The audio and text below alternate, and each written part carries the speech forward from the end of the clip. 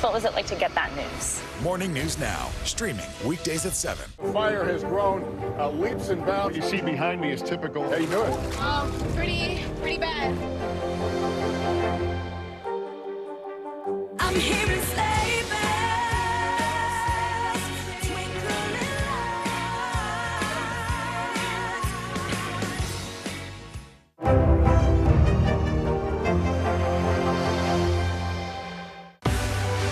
Now is raw. How hard is it to see it like this? Our house is no longer here, but we are here. Now is real. Let's break down what we know and then the big questions still outstanding. News for the generation of now is NBC News Now. Good morning, and thanks for joining us. I'm Joe Fryer. And I'm Savannah Sellers. We're going to get started with breaking news. The record number of migrant crossings. The latest developments in the war between Israel and Hamas. A closer look at the good news we got about the economy. If you do have points or you have miles, is now a good time to use them. A lot of people spend a lot of time sitting. 20 minutes of exercise might be able to help out. How does it feel to be an out college athlete? Freeing the first woman on a lunar mission. What was it like to get that news? Morning News Now, streaming weekdays at 7.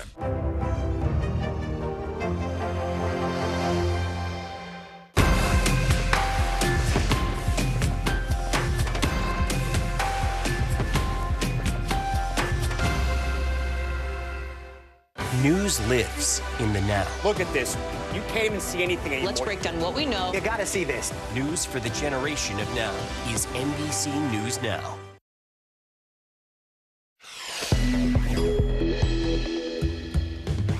Deadly tornadoes tear through the Tennessee Valley.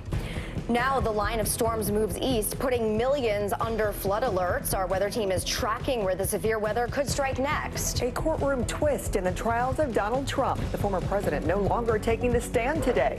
The move shifts the timeline for the civil fraud trial. Our team in D.C. joins us live with the latest. Backlash rising against the leaders of several prominent universities as the UPenn president steps down. See the fiery congressional hearing that sparked outrage and hear what students on campus have to say. Coffee chats are back on between Starbucks and its barista union. After 2 years and 360 unionized stores, the chain wants to brew up contract talks with the union. But will employees pick up the cup? And the holiday spectacular that was nearly called off. How this community came together to turn the lights back on.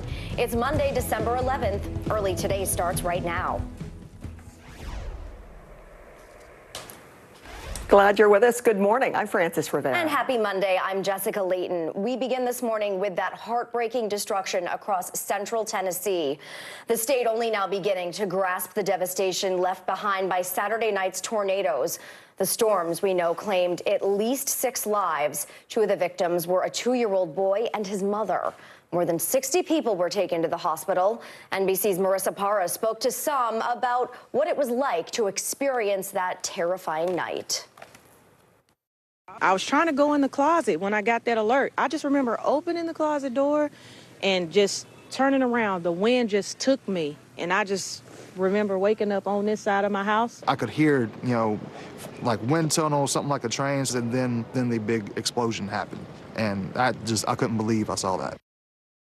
And there is another severe weather threat we're following this morning. Flood alerts stretching from the D.C. area all the way to Maine.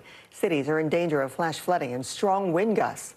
Let's get an update on the system now. NBC meteorologist Michelle Grossman is tracking it all for us. Michelle, good morning. Good morning, guys. Yeah, we are tracking some flooding rains this morning. It's windy. It's only going to get windier, especially in portions of New England as we go throughout the afternoon hours. So this is what it looks like right now on radar. You can see that this system is moving offshore. So we're going to see improving conditions as we go throughout the afternoon hours, even the later morning hours. This area of low pressure, though, is strengthening in portions of New England. So we're going to see some heavy wet snow, also some really heavy rain. We have the threat for excessive flooding there. But this morning, if you're out and about early, you see all those dark colors. That's where we're seeing that really heavy rain falling. So a lot of places from New England into the mid-Atlantic seeing that heavy rain falling. Also on the backside of the system, really cold air is working, and that's where we're seeing the snow, and that's where we're going to see heavy wet snow throughout portions of northern Maine. 43 million people impacted by flood alerts right now. We're looking at the green. That is a flood watch and also flood warnings. That means flooding is happening right now. We're going to continue to watch that. We're going to take a look at the week ahead in just a few minutes.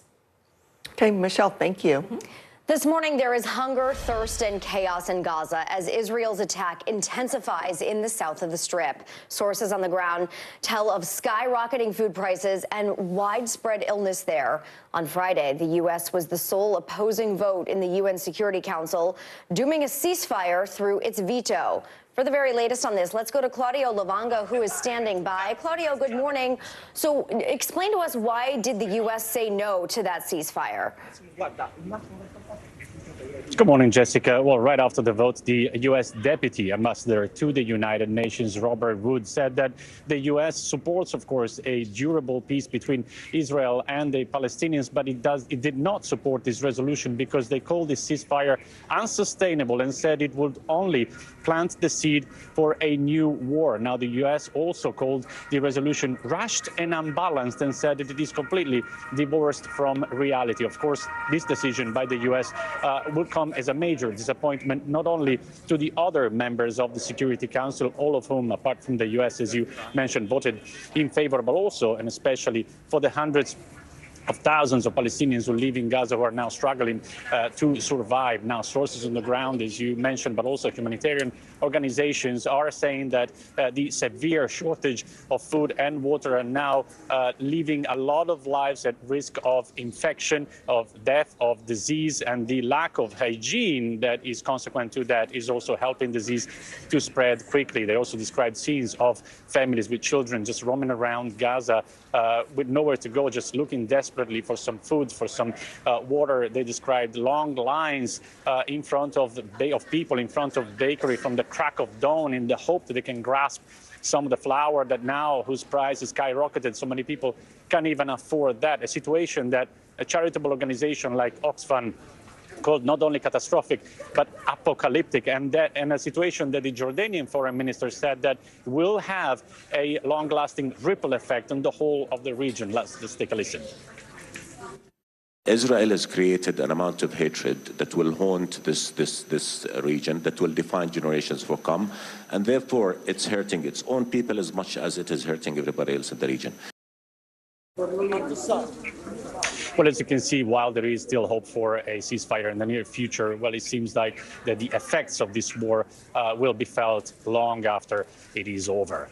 Jessica, Francis? Yeah, hard to imagine how that might get even worse. Claudio, thank you.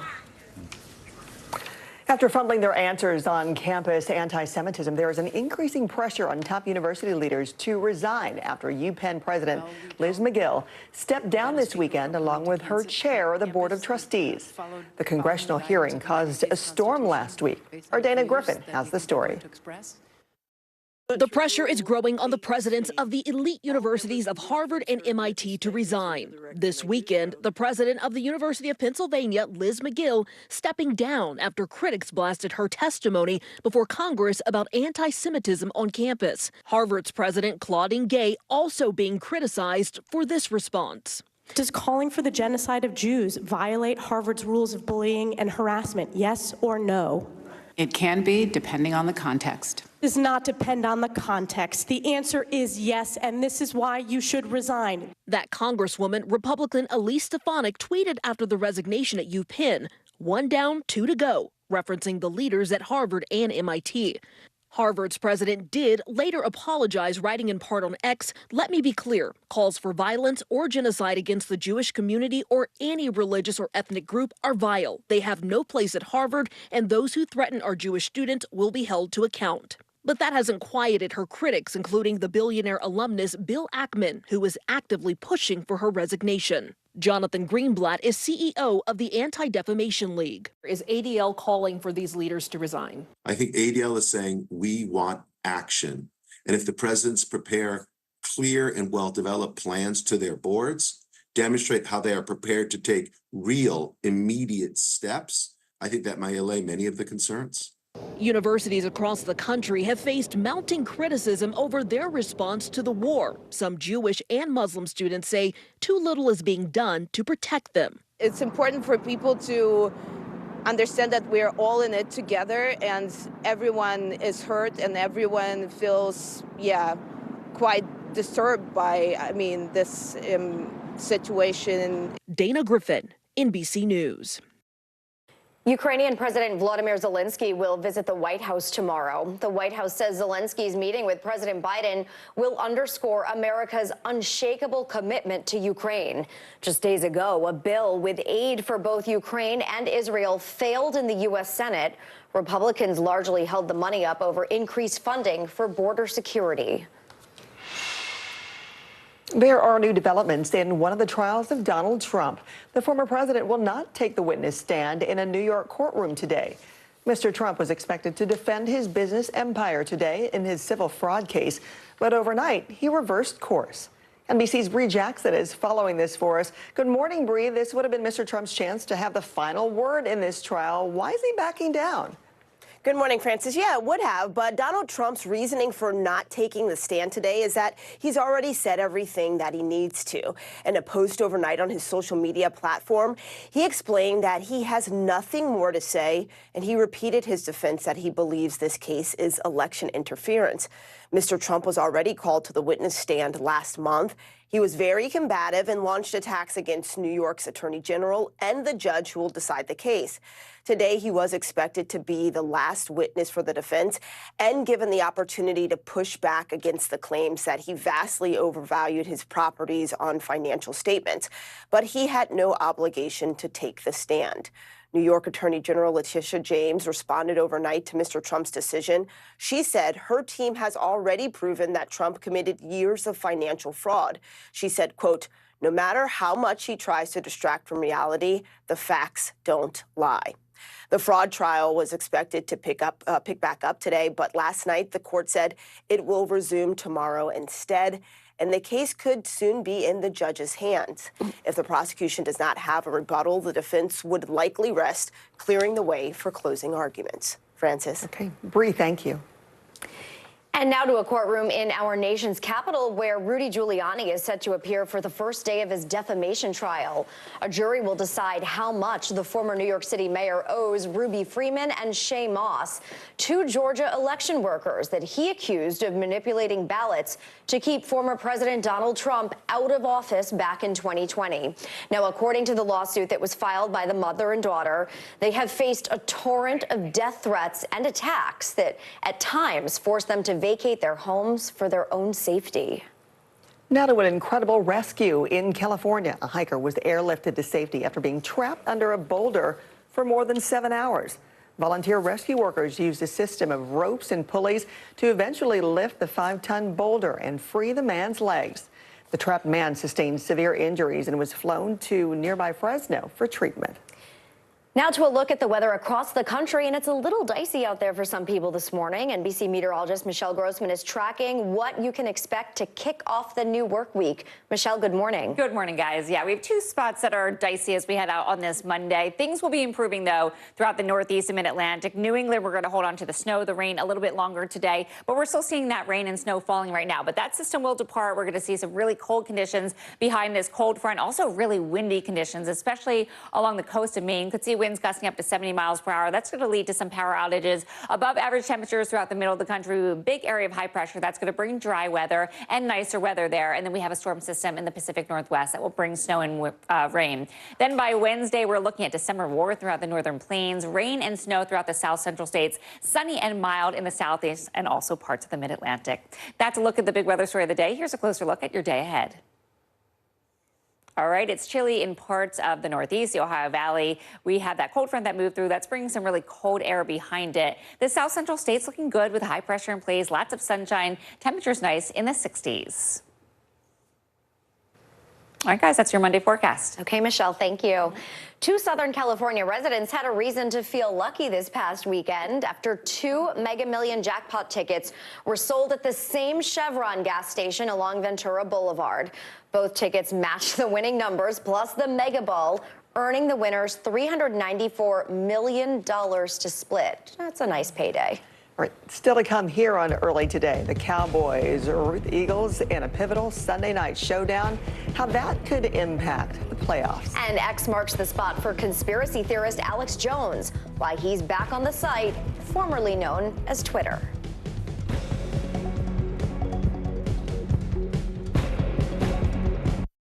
I'm hearing sleigh bells, twinkling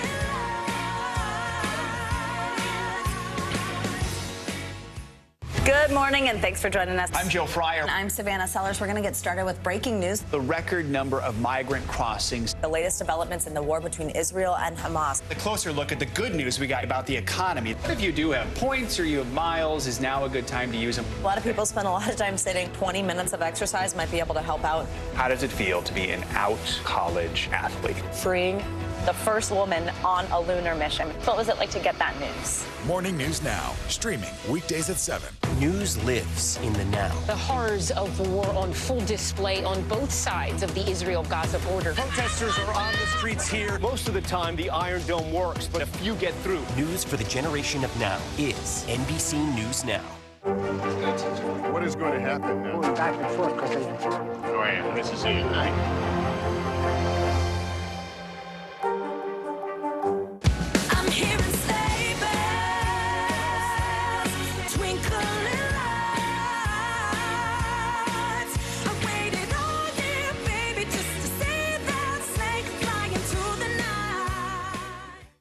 News for the generation of now is NBC News Now. Good morning. Thanks for joining us. I'm Joe Fryer. And I'm Savannah Sellers. The latest developments in the war between Israel and Hamas. If you do have points or you have miles, is now a good time to use them. The first woman on a lunar mission. What was it like to get that news? Morning News Now, streaming weekdays at 7. News lives in the now. The horrors of war on full display on both sides of the Israel-Gaza border. Protesters are on the streets here. Most of the time, the Iron Dome works, but a few get through. News for the generation of now is NBC News Now. Kristen Welker hosts Meet the Press every Sunday on NBC. Leading the news, police in Texas have arrested a suspect in the killing of a 16-year-old cheerleader earlier this week in the town of Edna. Elizabeth Medina went to Edna High School and wanted to become a nurse, her aunt says. She was discovered dead in the bathtub by her mother on Tuesday. The suspect, Rafael Romero, was booked for capital murder, a crime that carries the death penalty. A person of interest is in custody this morning in the murder of a Detroit synagogue leader. Samantha Wall's body was found outside her home back on October 21st. Police did not identify the new person of interest, and it's unclear if that person is currently in custody and if it's the same suspect previously arrested who was later released without charges or an explanation. Investigators have emphasized here that there is no evidence suggesting that the murder was an anti-Semitic hate crime. In a massive about-face, Elon Musk has restored the X account of conspiracy theorist Alex Jones. Over the weekend, Musk posted a poll asking if he should reinstate the InfoWars host, and 70% of respondents voted yes. In 2018, Jones and his InfoWars show were permanently banned from the platform, then known as Twitter, for violating hate speech and harassment policies. Still to come this morning on Early Today, the winner of the Shohei Ohtani sweepstakes. And the Chiefs are wishing they could begin again after a game-changing blunder. We break down Sunday's NFL action right after this. Coming on the air with breaking news. We are live tonight from Juarez, Mexico, reporting over the skies of Lahaina here in Florida. The time to evacuate has come and gone. You were seeing people just running for their lives? People running for their lives. We've seen this almost unbelievable power struggle. What does this mean for Ukraine? It's the battle off the field that's inspired the world. Every night, it's your news playlist. Top Story with Tom Yamas, streaming weeknights at 7 on NBC News Now. From inside Iran, from Israel, from Florida, from Lewiston, Maine. Part of our continued reporting. This is what a country in war looks like. Women, children. What is it like? Countless neighborhoods across the region that look just like this. Everybody good? Get to it for all this damage to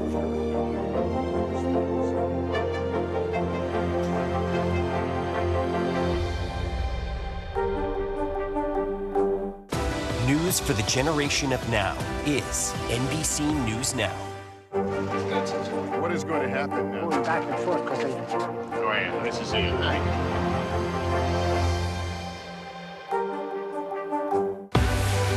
What's the message that you're trying to get out to young people? Know what is in the drug supply. We've got important news this hour about your money. Mental health, big picture, why is it so tough right now? News for the generation of now is NBC News Now. Nearly a dozen hours after the eye roared ashore.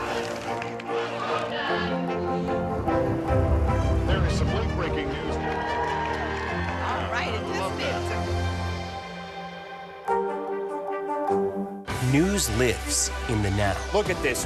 You can't even see anything anymore. Let's break down what we know. You gotta see this. News for the generation of now is NBC News Now.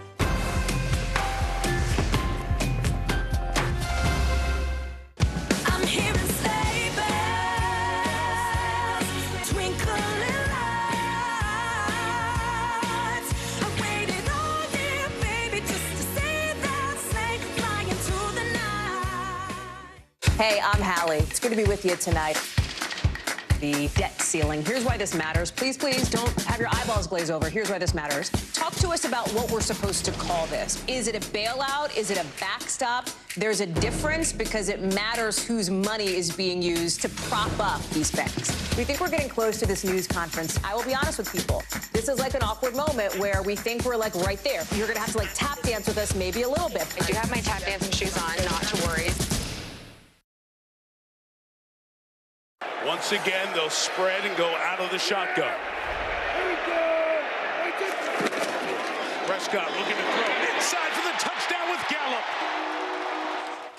From their very first drive on Sunday Night Football, the Dallas Cowboys put their foot on the gas and didn't let up. That pass from Dak Prescott to Michael Gallup capped off a 3-touchdown first half by the boys against the league-leading Philadelphia Eagles.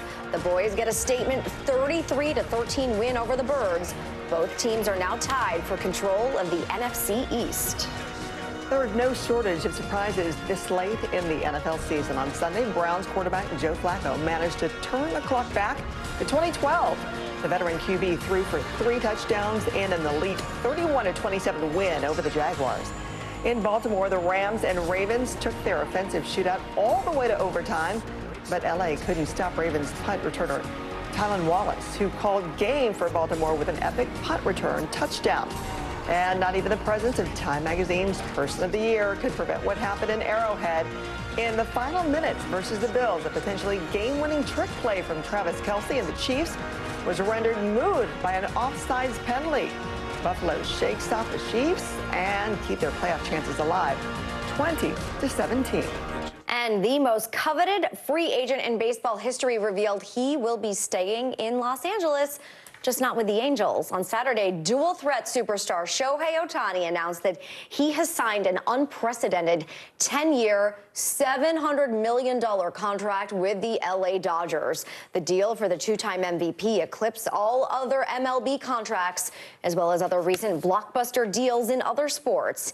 In an Instagram post, Ohtani said that his 6 years with the Angels will be, quote, etched in his heart forever. And his bank account, too, with those numbers. Oh, yeah. Coming up on Early Today, contract talks are brewing for Starbucks workers. And after a terrifying health scare over the summer, Ronnie is back.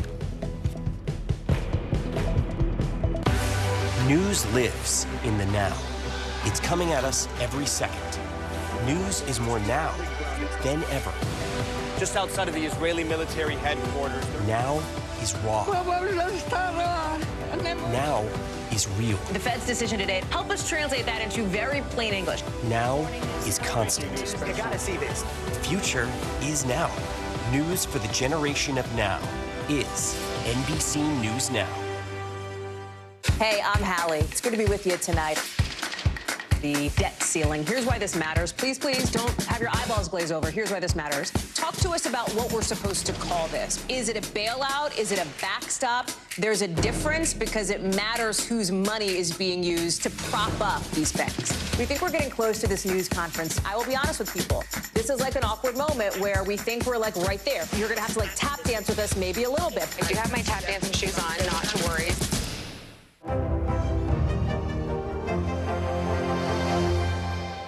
I'm hearing sleigh bells, twinkling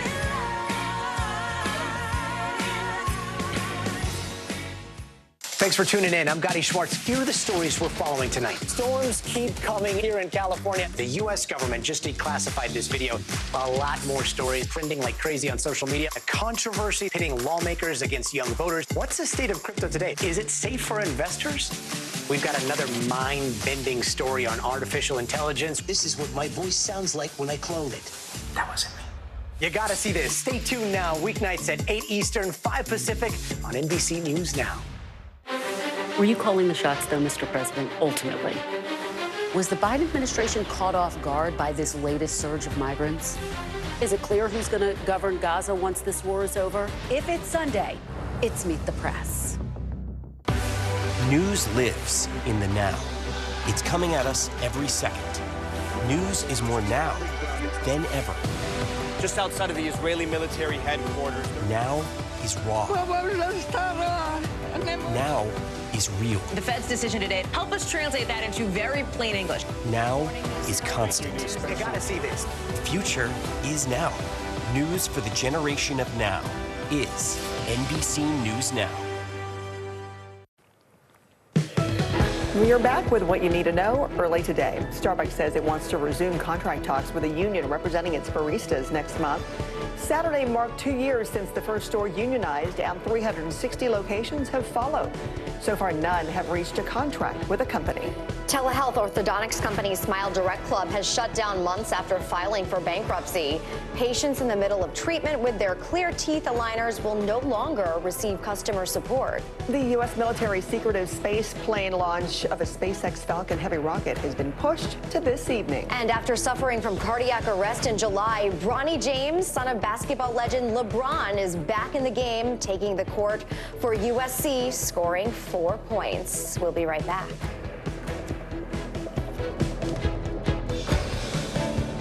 Good morning, and thanks for joining us. I'm Joe Fryer. And I'm Savannah Sellers. We're going to get started with breaking news. The record number of migrant crossings. The latest developments in the war between Israel and Hamas. A closer look at the good news we got about the economy. If you do have points or you have miles, is now a good time to use them. A lot of people spend a lot of time sitting. 20 minutes of exercise might be able to help out. How does it feel to be an out college athlete? Freeing.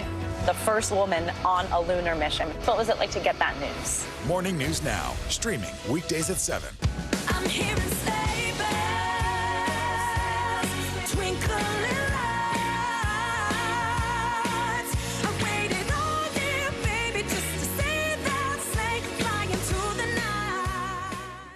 A dark prophecy foretold her death. Then, through fire, it came to pass, and the faithful mourned. But it wasn't the hand of God that lit that flame. Mortal Sin, a new podcast from Dateline. Listen now wherever you get your podcasts. Nearly a dozen hours after the eye roared ashore. There is some late breaking news. All right, it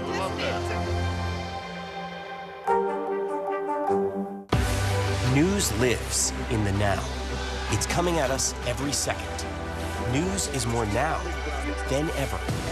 Just outside of the Israeli military headquarters. Now is raw.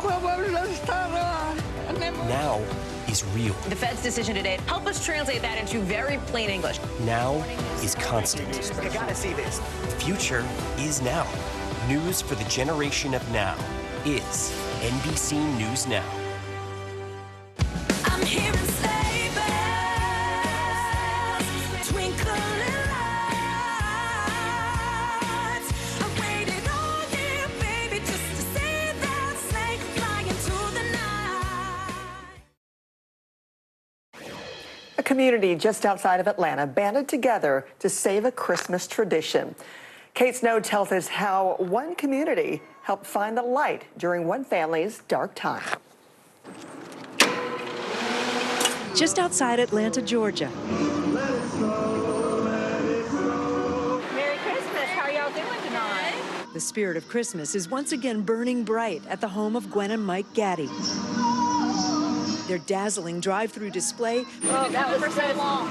Well, we're so glad you're back. bringing holiday joy to this community for 36 years. We actually start the first week in August. We try to add something every year. But this season's beloved tradition almost didn't happen.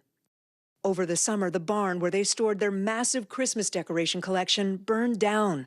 Decades of memories gone. I wonder what the feelings were as you're standing there watching your barn burn up. It was hard. He looked at me and he said, I don't think we can do it.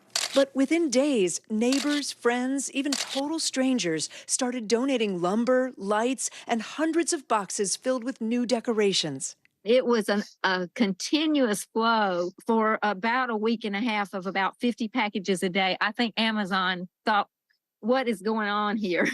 It was amazing how the people that have been coming to our display for 35 years, they stepped up and they said, we want this display to continue.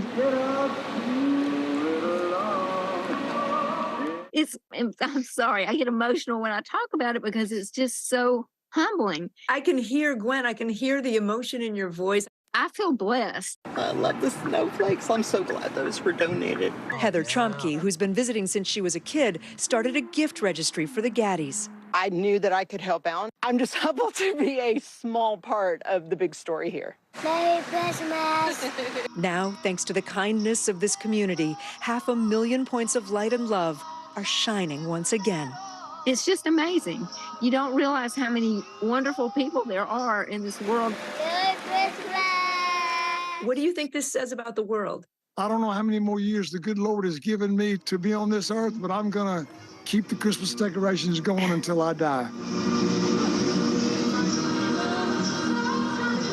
That is what the Christmas spirit is all about, and isn't that like the perfect theme for like a Hallmark Christmas movie? I mean, I think that I can see the script coming together right now. Yeah. Thanks for watching early today. I'm Jessica Layton. I'm Frances Rivera. Hope your Monday is starting off pretty good, nice and smooth. See you right back here tomorrow.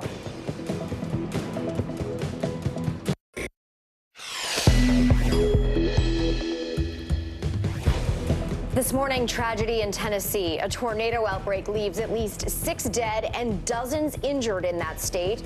NBC meteorologist Michelle Grossman is tracking the dangerous weather system as it now pummels the Northeast. A courtroom reversal. Former President Trump now saying he will not testify again in the civil fraud trial that threatens his business empire. An Ivy League firestorm. The growing pressure on leaders at some of the country's most prestigious universities after UPenn's president was forced out over her school's handling of anti-Semitism. Could the biggest purchase of the holiday shopping season be Macy's? We're live with a new report on a massive buyout offer for the retail giant. And a Sunday night stunner, the Cowboys taking down the Eagles in a statement win, how it could be shaking up the race for the playoffs.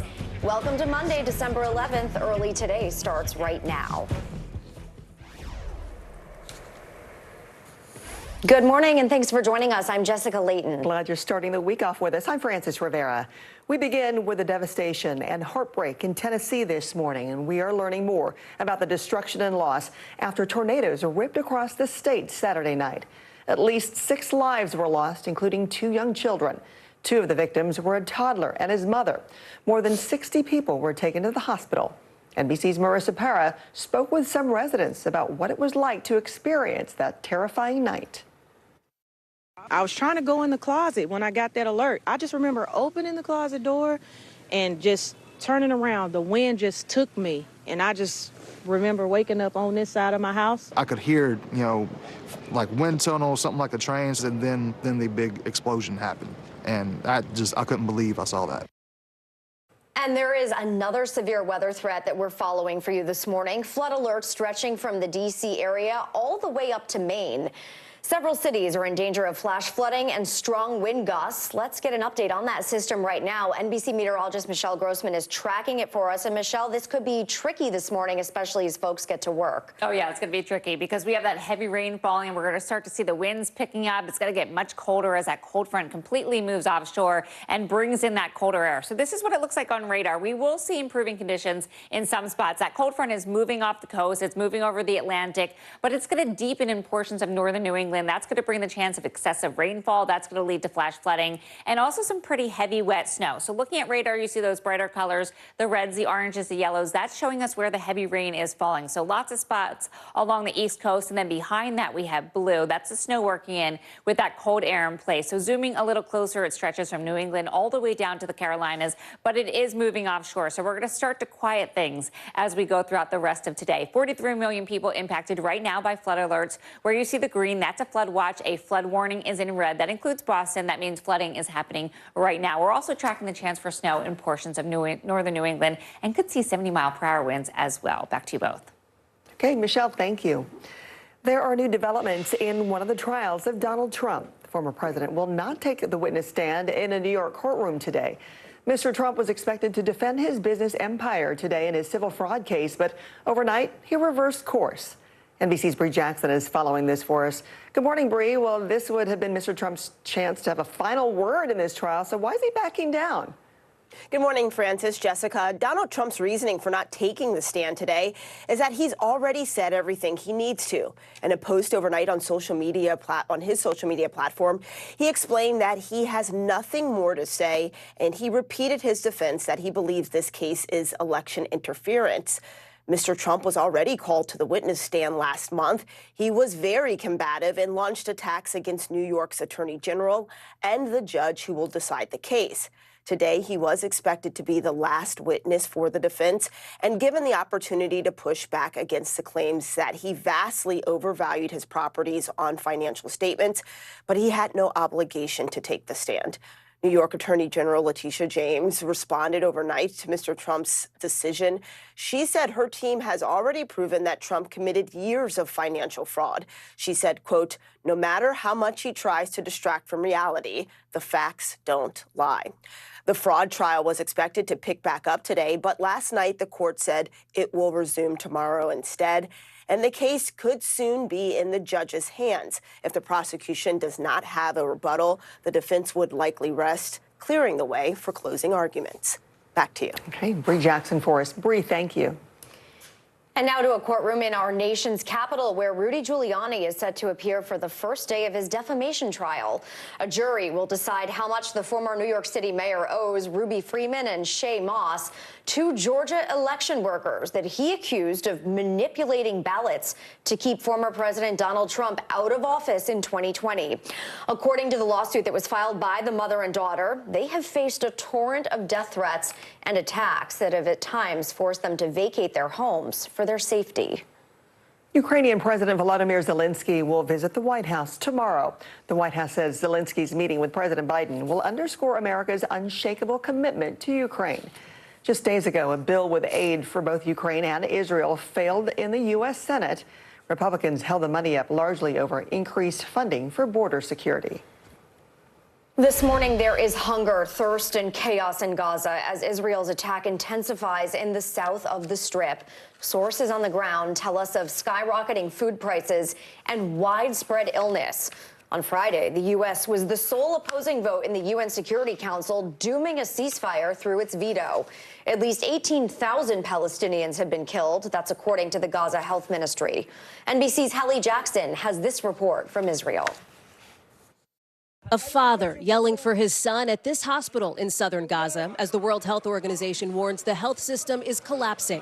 Fewer than half of Gazan hospitals are even partially functioning, they say. This woman tells our team everybody has the flu, diarrhea. There's no medical treatment. In central Gaza, hundreds of people line up waiting for food. The Jordanian foreign minister with a warning. Israel has created an amount of hatred that will haunt this region, that will define generations to come. Israel's military says it's taken over this key square in Gaza City, an Israeli flag there now, and a menorah, with strikes slamming the south. Secretary of State Tony Blinken defending the U.S. decision to resist UN calls for an immediate ceasefire. That would simply perpetuate the problem. The Israelis say 20 hostages have been killed in Gaza. More than 100 are believed to be held there, kidnapped from places like Kfar Aza. Members of that kibbutz gathering up the coast for Hanukkah. Here, we meet Avahai Bradich, a familiar face to the many who watched his vigil in Tel Aviv in a chair with the sign, "My family is in Gaza." Now, they're home. His wife and 3 children released 2 weeks ago. In the hospital at first, treatment for stomach infections, lice. The nights still dark for his 4-year-old. He can't really fall asleep. He doesn't want to, you know. I guess he's really afraid, to fall asleep. What he told us the other night was that he really wishes for the other hostages to return. Obviously, we all started crying. Then, a surprise. His sons, drawn to the camera lights, calling their dad to dinner. A reminder on a holiday celebrating a miracle. Every day I'm reliving a miracle. Some still exist. And I think back to what their life 2 weeks ago must have been like, and it's just incredible they're here. But you see, kids, life goes on. They just, they show us how things should be. And I've learned throughout this journey so many things. And I think that, my main conclusion is, the most important thing in life is life. Our thanks to Hallie for that report. After fumbling their answers to questions about campus anti-Semitism, there is increasing pressure on top university leaders to resign after UPenn President Liz McGill stepped down this weekend, along with her chair of the Board of Trustees. The congressional hearing caused a storm last week. In a contentious discussion about pro-Palestinian slogans, Republican Congresswoman Elise Stefanik asked Harvard President this directly. Congressman, it varies. Does calling for the genocide of Jews violate Harvard's rules of bullying and harassment, yes or no? It can be, depending on the context. It does not depend on the context. The answer is yes, and this is why you should resign. Claudine Gay did later apologize, writing in part on X, "Let me be clear. Calls for violence or genocide against the Jewish community or any religious or ethnic group are vile and have no place at Harvard." Firefighters are battling a fast-moving fire in Southern California this morning. That wildfire broke out over the weekend in Ventura County, that's just north of Los Angeles. It scorched nearly 3,000 acres, forcing nearby residents to evacuate. Fierce winds have made for a tough fight, but the fire is about halfway contained as of this morning. Now to the weather across the country. NBC meteorologist Michelle Grossman is tracking what you can expect as we kick off this new week. Hi, Michelle. Good morning. Hi there, guys. Great to see you. Well, we're wet on the East Coast. We're wet on parts of the West Coast and then kind of quiet in between, which is good news. We have high pressure in the middle of the country, lots of sunshine above average temperatures. On the West Coast, we're watching some showers moving into the Intermountain West, also some snow, so lower elevation rain, higher elevation snow. Departing storm system in the east, that's going to bring some really gusty winds in portions of northern New England. Some heavy wet snow there as well, and also the chance of some flooding rains, especially in parts of northern New England. Then as we go throughout Wednesday, we'll see rain and snow falling throughout the Four Corners, also the south central states seeing some rain. December warm throughout the northern plains and sunny and mild throughout the mid-Atlantic, the southeast, into portions of the Carolinas. So looking good there. Friday, we're going to look at warm sunshine, finally a drier start to the weekend in the northeast, and we're looking at Gulf showers in portions of the south central states into the Gulf. That's a look at the week ahead. Here's a look at your day ahead. All right, we're looking at temperatures in the 30s and 40s in the northeast. This is a cold air that's working behind the cold front that came through this weekend, that's working its way through right now, and also really nice in portions of the south central states. High pressure and controlled temperatures in the 60s. And that's your Monday forecast. Okay, Michelle, thank you. Early today is Back in 60 Seconds with the crucial showdown between the Eagles and the Cowboys. And in the market for the magic of Macy's, the multi-billion-dollar bid to buy out the iconic retailer. Next. A dark prophecy foretold her death. Then, through fire, it came to pass, and the faithful mourned. But it wasn't the hand of God that lit that flame. Mortal Sin, a new podcast from Dateline. Listen now wherever you get your podcasts. We're talking possibly 1 trillion galaxies. Yes. That is a number that is just so hard to compute. Whether it's the moon, whether it's Mars, it feels like we're on the cusp of something big. Were you calling the shots, though, Mr. President, ultimately? Was the Biden administration caught off guard by this latest surge of migrants? Is it clear who's going to govern Gaza once this war is over? If it's Sunday, it's Meet the Press. Good morning. Thanks for joining us. I'm Joe Fryer. And I'm Savannah Sellers. The latest developments in the war between Israel and Hamas. If you do have points or you have miles, is now a good time to use them. The first woman on a lunar mission. What was it like to get that news? Morning News Now, streaming weekdays at 7. This is what a country in war looks like. You came to get blood. So many stories of heroism and heartbreak emerging from here. Now is raw. How hard is it to see it like this? Our house is no longer here, but we are here. Now is real. Let's break down what we know and then the big questions still outstanding. News for the generation of now is NBC News Now.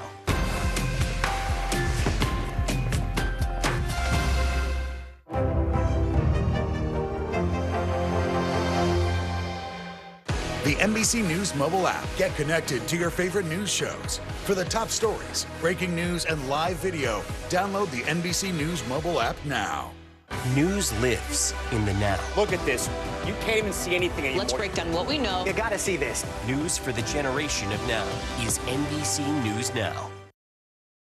Once again, they'll spread and go out of the shotgun. Prescott looking to throw inside for the touchdown with Gallup. From their very first drive on Sunday Night Football, the Dallas Cowboys put their foot on the gas, and they did not let up. That pass from Dak Prescott to Michael Gallup capped off a 3-touchdown first half by the boys against the league-leading Philadelphia Eagles. Outside of a scoop and score touchdown by rookie Jalen Carter, Philly had no answers for the Cowboys on either side of the ball, with the Dallas defense forcing 3 fumbles. The boys get a statement 33-13 win over the Birds. Both teams now tied for control of the NFC East.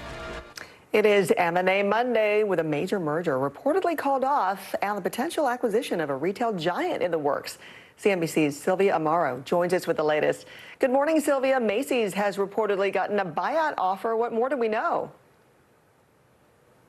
Very good morning, Francis. Indeed, a real estate investment firm and an asset manager have made an offer of $5.8 billion for Macy's. This offer comes at a time when the department store has seen sales dropping. It is facing higher competition from online shopping, and at the same time, some retailers would rather deal with consumers directly rather than via a department store. Macy's has declined to comment. But it's been an eventful weekend in the corporate world. We also heard from the U.S. health insurer Cigna, who is no longer seeking to buy the rival firm Humana. Both companies did not agree on a price, but the deal would have created a company worth about $140 billion, so a huge number there. But these negotiations, these conversations were happening at a time when we were seeing quite a lot of consolidation in the U.S. health space, so this might not be the end of the story, guys. Okay, and I'm sure you'll keep track of it to fill us in. Sylvia, thank you. Still to come on Early Today, the record-breaking return of an animation icon. We are breaking down the fresh faces at the weekend box office right after this. Still to come on the Channel 2 News. Well, the waters are certainly receding now. Still too close to call. Lester Holt reporting from the Ground Zero, as it's being referred to. It is, in fact, a taste of freedom. The Haitian people know a little something about resiliency. What's the biggest risk right now? Some of the troops who have been proud. I want to welcome you to the first presidential debate. In fact, we've been told we can't go any farther. You with some resilient folks. Let me get a hint.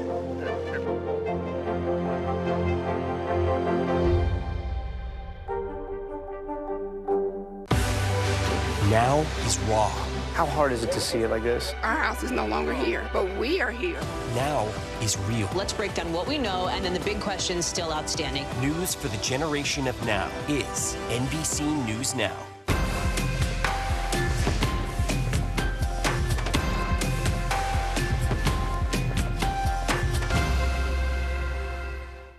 A dark prophecy foretold her death. Then, through fire, it came to pass, and the faithful mourned. But it wasn't the hand of God that lit that flame.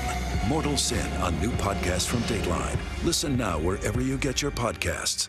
Fire has grown leaps and bounds. What you see behind me is typical. How you doing?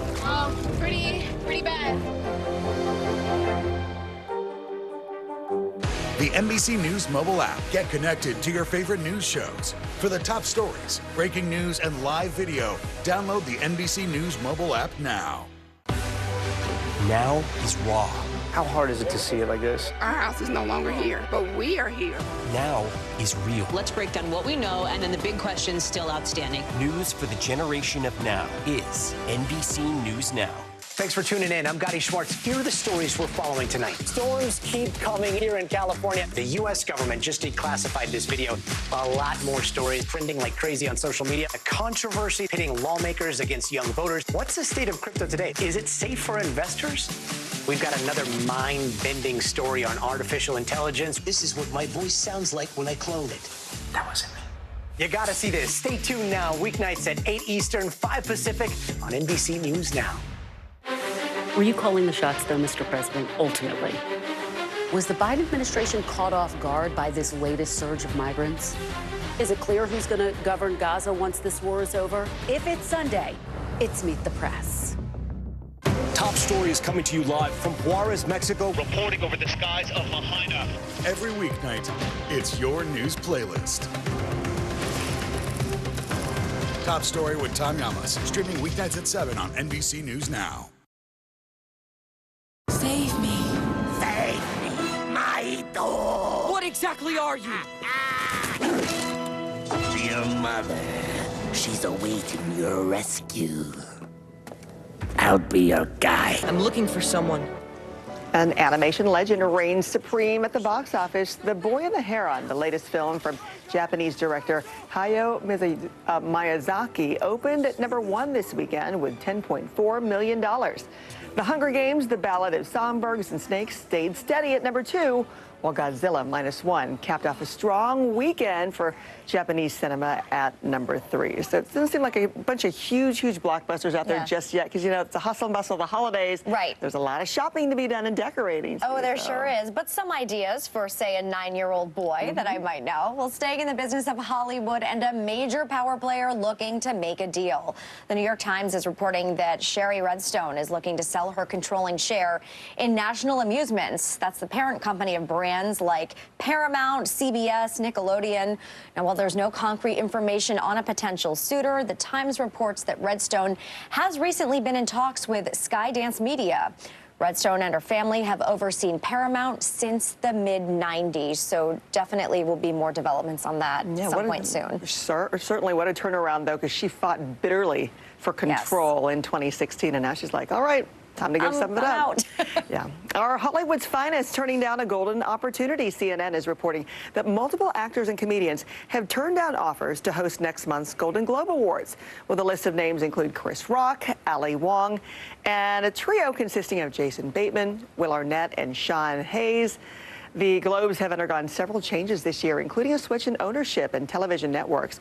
Nominations are set to be announced this morning. My vote is for Jason Bateman, Will Arnett, and Sean Hayes, because we all know that podcast of theirs is hysterical. So and when they take it on the road, even more funny to see that all in black and white streaming. All of the above, yeah. When we come back, some food for thought. A study reveals the negative effects of stress eating. Oh, boy. And later, the world's first groundbreaking gene editing treatment for sickle cell. Stick around.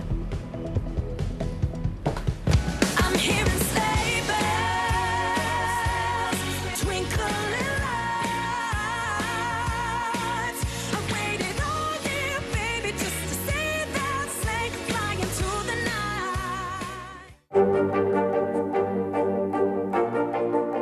night. This is what a country in war looks like. You came to get blood. So many stories of heroism and heartbreak emerging from here.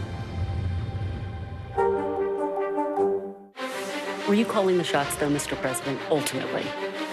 Was the Biden administration caught off guard by this latest surge of migrants? Is it clear who's going to govern Gaza once this war is over? If it's Sunday, it's Meet the Press.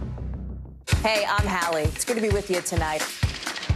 The debt ceiling. Here's why this matters. Please don't have your eyeballs glaze over. Here's why this matters. Talk to us about what we're supposed to call this. Is it a bailout? Is it a backstop? There's a difference because it matters whose money is being used to prop up these banks. We think we're getting close to this news conference. I will be honest with people. This is like an awkward moment where we think we're like right there. You're going to have to like tap dance with us maybe a little bit. I do have my tap dancing shoes on, not to worry. Still to come on the Channel 2 News. Well, the waters are certainly receding now. Still too close to call. Lester Holt reporting from Ground Zero, as it's being referred to. It is, in fact, a taste of freedom. The Haitian people know a little something about resiliency. What's the biggest risk right now? Some of the troops who have been proud. I want to welcome you to the first presidential debate. In fact, we've been told we can't go any farther. You with some resilient folks. Let me get a hint.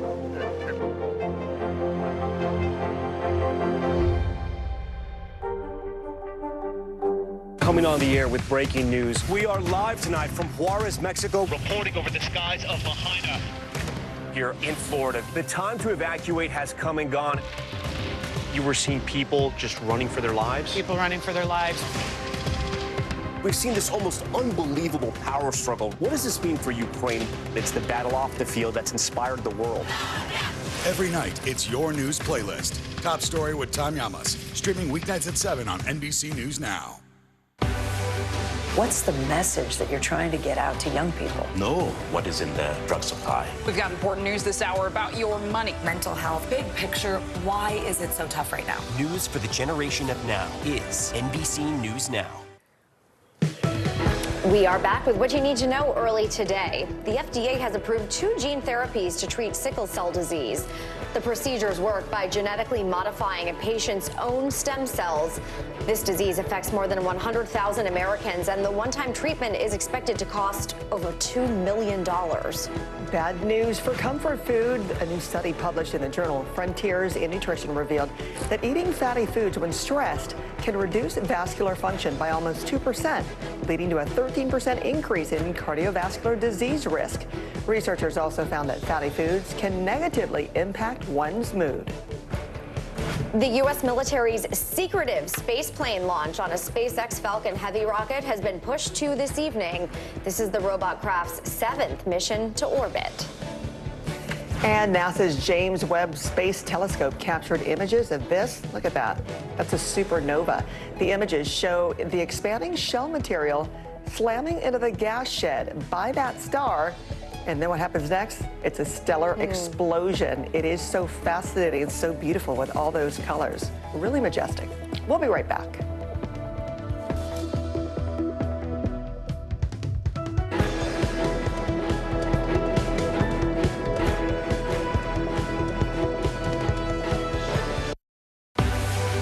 What's the message that you're trying to get out to young people? Know what is in the drug supply. We've got important news this hour about your money. Mental health, big picture, why is it so tough right now? News for the generation of now is NBC News Now. Nearly a dozen hours after the eye roared ashore. There is some late-breaking news. All right, it is I'm hearing sleigh bells, twinkling lights.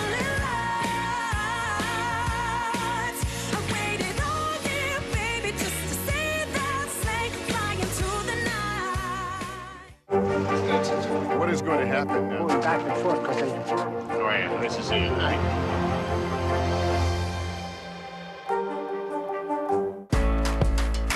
When I think about what the Today Show does, it's not just about the mornings, it's about your whole day.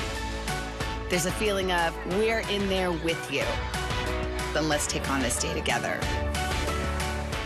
From inside Iran, from Israel, from Florida, from Lewiston, Maine. Part of our continued reporting. This is what a country at war looks like. Women, children. What is it like? Countless neighborhoods across the region that look just like this. Everybody good? What's the threat it took for all this damage to occur?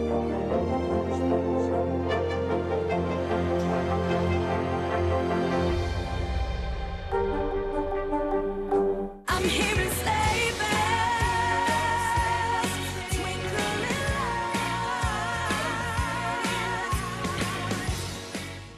lights. Kristen Welker hosts Meet the Press every Sunday on NBC.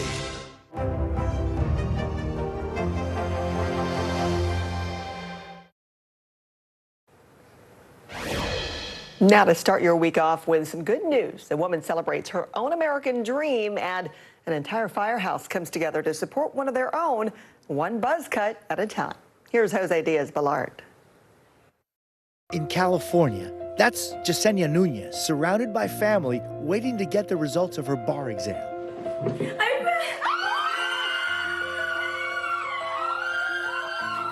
At last, the results they'd all prayed for.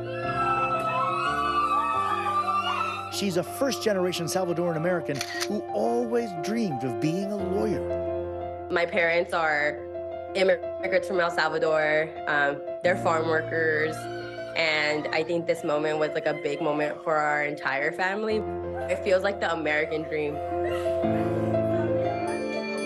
And in Connecticut, there was this sweet connection caught on camera between UPS driver Frank Sims and 2-year-old Owen May, who lives on Frank's delivery route. You're welcome. Oh, I Mom Lillian watched from the driveway as her toddler gave Frank a hug. Thank you. Hi, buddy. How you doing?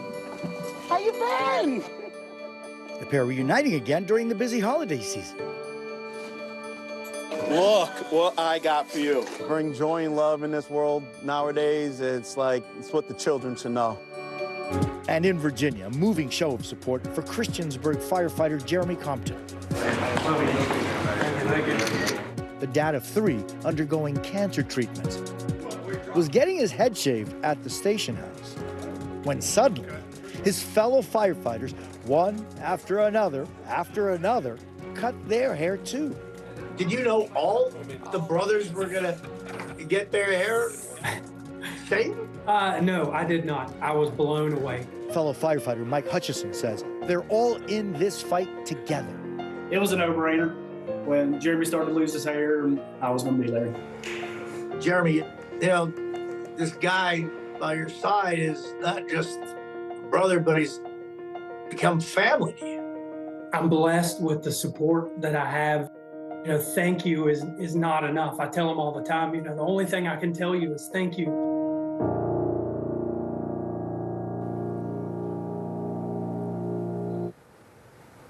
And our thanks to Jose for sharing those stories. The best part of Monday are getting little reminders of how kindness and just support for others just means so much. There is good news in the world. Thanks for watching Early Today. I'm Jessica Layton. And I'm Frances Rivera. Thanks for being with us. Have a great Monday.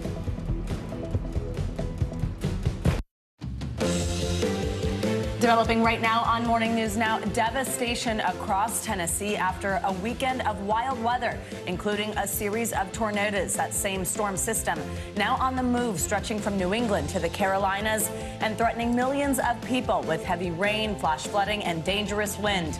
We are tracking it all before you head out the door. Also this morning, an 11th hour reversal from Donald Trump, the former president now saying he won't testify in his civil fraud trial today as he had planned.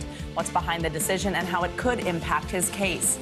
Plus, Israel's all-out assault on Gaza intensifying once again this morning. The Israeli military now warning civilians to flee the south, an area once believed to be safe. This, as UN officials warn, the humanitarian crisis has gone from bad to worse, with conditions deteriorating every day. We'll bring you the latest. And it's Showtime time in Los Angeles. That's right, MLB superstars going to the Dodgers on a historic $700 million deal. We'll break down the unprecedented agreement and how it could change the game for good. $700 million. Insane. It's incredible. It really is. Some of these athlete contracts are just really something else. They're amazing. We're going to delve into it a little more. There's some details in the contract that are interesting. Good morning. Good to have you with, besides the $700 million. I'm Joe Fryer. Good to have you with us on this Monday. And I'm Savannah Sellers. We're going to begin this morning with those devastating storms in Tennessee. At least 6 people were killed, including 2 children, after multiple tornadoes ripped through the state. More than 60 people were hurt in the storms, which tossed cars, down trees, and ripped apart homes. Take a look at this video. You can see the moment a twister caused an explosion, lighting up the night sky. Tennessee Governor Bill Lee toured the damage in hard-hit Madison, that's just outside of Nashville. Despite the destruction, he said that he is inspired by how the community is rallying together. I would say to the victims that there is hope, because the people around you that live in this community, that live in this state, they love you, they care about you. And while we cannot erase the pain and the difficulty and the heartbreak of what's happened to you, we can come alongside you. And that's what we implore Tennesseans to do, and we're watching it happen even today. So for me, there's great hope in that, watching Tennesseans be Tennesseans when some of their neighbors have had the worst days of their life. In the aftermath of the storm, survivors are sharing their stories, including one woman who says the tornado hit so fast she barely had time to react. Picked me up. I was trying to go in the closet when I got that alert. I just remember opening the closet door and just turning around. The wind just took me, and I just remember waking up on this side of my house looking for my home, and then I saw my children over there, and my husband was in the debris back there. I went back barefooted. I didn't have on any clothing, hardly, just a robe, and helped him up and across the street. So yeah, it's pretty quick. Now let's bring in meteorologist Michelle Grossman for a look at where that line of storms is now and the rest of your Morning News Now weather. Hey there, Michelle. Good morning. Hey there, guys. Great to see you. And it was a tough weekend. We had that strong cold front move through. We're still seeing impacts this morning, but things are improving and we're going to be much quieter over the next several hours. We're seeing this cold front on the move and it's moving quickly. So this is what it looks like on radar right now. We have some lake effect snow showers coming in. That's showing us that we have that cold air working behind this cold front. And we're going to see temperatures 20 degrees below what we saw yesterday in many spots and actually below average. In terms of the precipitation, we're still looking at very heavy rain in spots. Where you see those darker colors, the reds, the oranges, the yellows, that's where we're seeing the heaviest rain falling. But notice it's now to the northeast and also New England. On the backside of this, we're seeing some snow coming in. Even in the Philadelphia suburbs, we're seeing that snow falling because that cold air is making that changeover to snow. Now, in terms of alerts, we have a lot of them. We have winter weather alerts. We have winter weather advisories. The winter storm warning, that is in the pink, and that's where we're going to see heavy, wet snow in portions of upstate New York into New England. We could see nearly a foot of snow in portions of the highest elevations of Maine. That would be close to the Canadian border. We're also looking at flood warnings, flood watches. Where you see this red here, that is a flood warning. That means flooding is happening now or it's imminent. So including Boston, Hartford, just north of Portland into Bangor, telling us that we have a really tough commute for many of us as we start out this Monday morning. But again, by later on this afternoon, the evening commute looking so much better. We are expecting snow in portions of upstate New York, into parts of northern New England, and also along the Appalachians, we're going to see some snow as well. We have seen some snow already. In terms of the rainfall, excessive rainfall is likely in parts of northern New England, specifically into Maine, especially in the northern part of Maine. Where you see this darker blue here, that is a higher risk of seeing some flash flooding. So we're going to see 1 to 2 inches of rain per hour. That's a lot of rain in a short amount of time. On top of that, that's going to melt some snow. So that's why we're expecting some flooding. Here are some totals as we go throughout the rest of the day. Notice not a whole lot more rain expecting in most parts of New England. But once we get close to the northern parts of Maine, the coastal parts of Maine, we're looking at some heavy rain. So we could see 1 to 2 inches there, even 3 if we see some convective bands setting up. And then in addition to that, we're looking at really windy conditions. Winds are going to gust 60 to 70 miles per hour. That's going to cause some power outages. In addition to that, really cold air that's in place. On the backside of this, where we're seeing that cold air, we're looking at the snow falling in. Again, we could see up to a foot of snow. That would be in the higher elevations of Maine. But some spots where we see the winter weather advisory, we could see a few inches as well. Windy. It's going to be very, very windy as this storm continues to strengthen that area of low pressure in parts of northern Maine and northern New England. So we're going to see winds gusting up to 61 miles per hour in Nantucket. So along the Cape into Long Island, New England, even higher than that, right along the coastal parts of Maine, we could see winds gusting up to 70 miles per hour. Also could see an inundation of water. That's sort of where you see that wall of water going over dry land. So if you live along these coastal areas, you know where you are. You want to move those cars back, get them to dry land so we don't see any damage to the cars. This system will finally depart. It's departing quickly at this hour. We're going to see much quieter conditions as we go throughout the next couple of hours, especially into the afternoon, especially into the evening hours as well. So for the rest of the country, we're looking good, actually, above normal. In the middle of the country, from the Central Plains to the Southern Plains, temperatures in the 50s and 60s. It's a big area of high pressure. That's good news, and that's going to bring a pretty nice day. It's going to be chilly in the Northern Plains, but we're going to be dry there.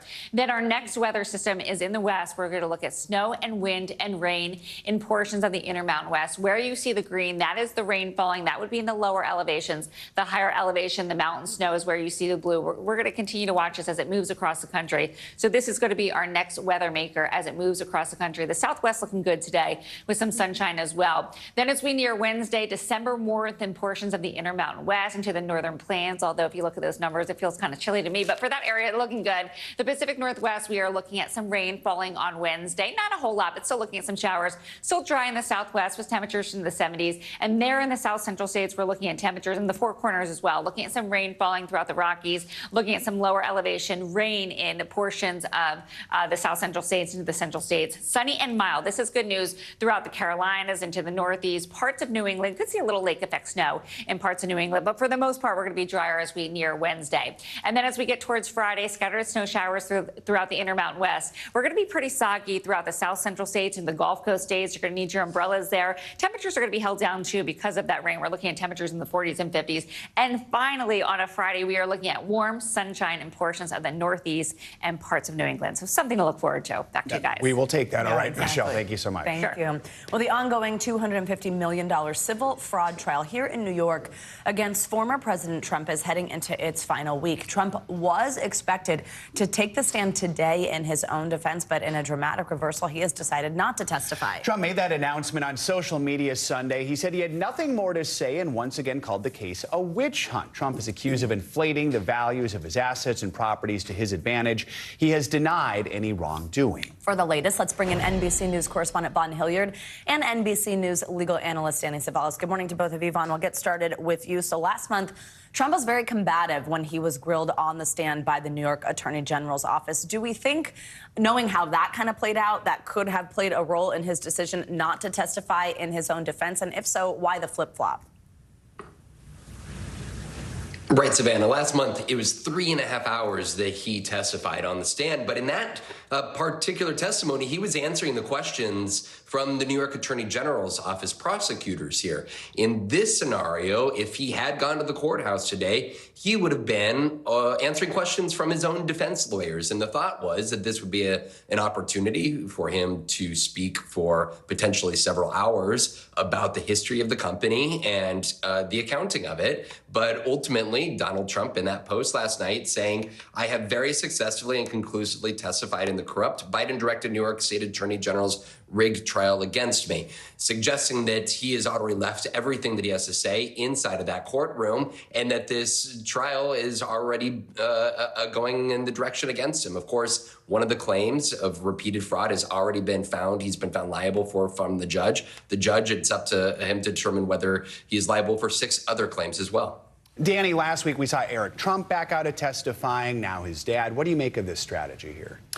When you're defending a case, you line up all your witnesses, you transport them there, you have them all ready to go, but you have to make snap decisions as the case nears its end. So I expect that the defense team got in a room and they said, okay, here's who we have left, including Trump. Do we need him? Did we get this piece in? Did we get this fact in? Do we need this piece of evidence? Because from there, especially if you're calling your client, you're engaging in a balancing test. What is the risk of putting him on the stand and what is the benefit? And if at this stage they conclude that, you know, we put him on the list just in case, but we've gotten everything in that we need, we don't need to put him on the stand. I do that all the time. I may have a list of a dozen more people I could call, but you know what? Go on home. We're not going to need you. And I wait till the very last minute to make that decision because you never want to be caught unprepared and unable to call witnesses if you need them. That is sort of that's the motivating incentive. It's terror. It's, geez, what if it's better to have it and not need it than need it and not have it when it comes to witnesses. So this may just be a decision at the end of the case. Hey, we thought we would call him. We don't need him. Danny, last week, one of the other people that we saw take the stand was this accounting professor that was hired by Trump's team. He said that the Attorney General's sort of calculations here, case about fraud, had no merit based on looking at things. Walk us through that. I mean, tell us both sides of this and then what it is that is indicating that to him. Probably the defense's most compelling witness. And I think what people are seeing is this is a great example of how a case can turn into battle of the experts. And I don't want to sound jaded, but no matter what the issue is, much as we think of science as this cold, unyielding study, you can find an expert in virtually any industry, any area, and then you can go find another expert and have them testify diametrically opposed to each other if you pay them enough. I'm not saying that they color their testimony, but these experts are expensive, and they're expensive for a reason. They can turn the tide of a case. Even if the defense in this case is not looking so good, if that expert was compelling enough, that can go a long way. Even if your case is overall not so strong, an expert that overpowers the government's expert can change the tide. Let's look ahead here, Vaughn. The trial resumes tomorrow. Closing arguments, so not expected to take place till a month from today, January 11th. What can we expect now in these final stages of the trial?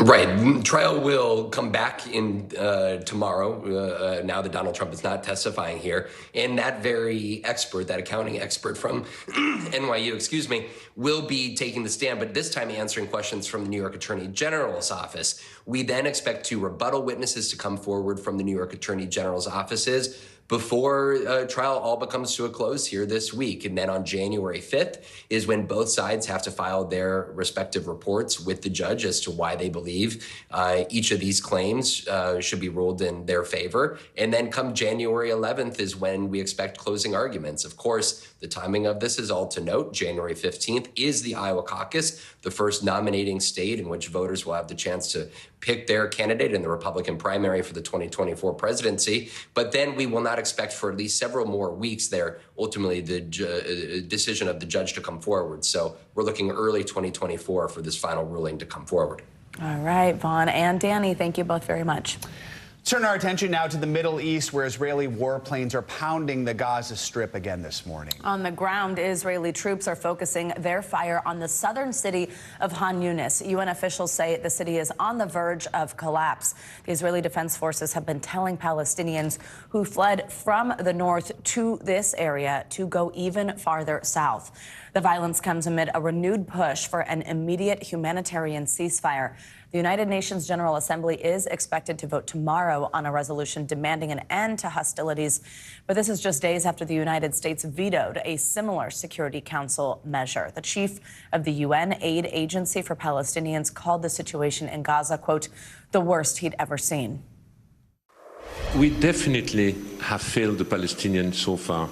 And the dehumanization dimension is a worrying trend, because this has made the unbearable bearable for the international community, has made the unbearable we see continuously on the news bearable again. NBC News correspondent Hala Grani joins us now from Tel Aviv. Hala, let's start with the fighting in Gaza. What are we seeing this morning? Well, we're seeing a deeper offensive by the Israeli military. You mentioned Khan Yunis. This is the largest city in the southern part of the Gaza Strip. And the IDF, the Israeli military, is asking Gaza residents to evacuate large parts of Khan Yunis. And many of our viewers will remember that that's where the Israeli military and the government told Gazans to evacuate to for safety. So they're being pushed into smaller and smaller enclaves, including Rafah, right near the Egyptian border. And we're seeing this infrastructure there, hospitals, a humanitarian network as well, under deep strain as the IDF continues to hit targets both in the south, hundreds every day, as well as in the north, the northern part of the Gaza Strip, where the Israeli military says it is fighting Hamas militants. So what is the latest, by the way, on the hostage situation? What are we hearing on efforts to try and rekindle that? Well, I've been in touch with my Qatari contacts. Of course, Qatar has been an important mediator in these hostage negotiations. They have close political ties with Hamas. They have been also a funder of Hamas over many years. And if I'm being completely honest with you, we're really not hearing much. There is not a lot of hope right now that these negotiations will be rekindled. And we're really at a stage where it seems as though the talks have broken down. Last week, Israel pulled its mediators from Doha in Qatar. And even though there appear to be some negotiations happening really through Qatar remotely, there isn't much hope that in the immediate future anything will come out of any talks.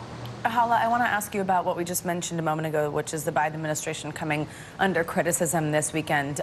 Two things here: vetoing a Security Council resolution on Friday that called for an immediate ceasefire, also approving a $106 million sale of emergency arms to Israel. How is Washington justifying these decisions, and is it concerned about appearing increasingly isolated on these issues on the world stage?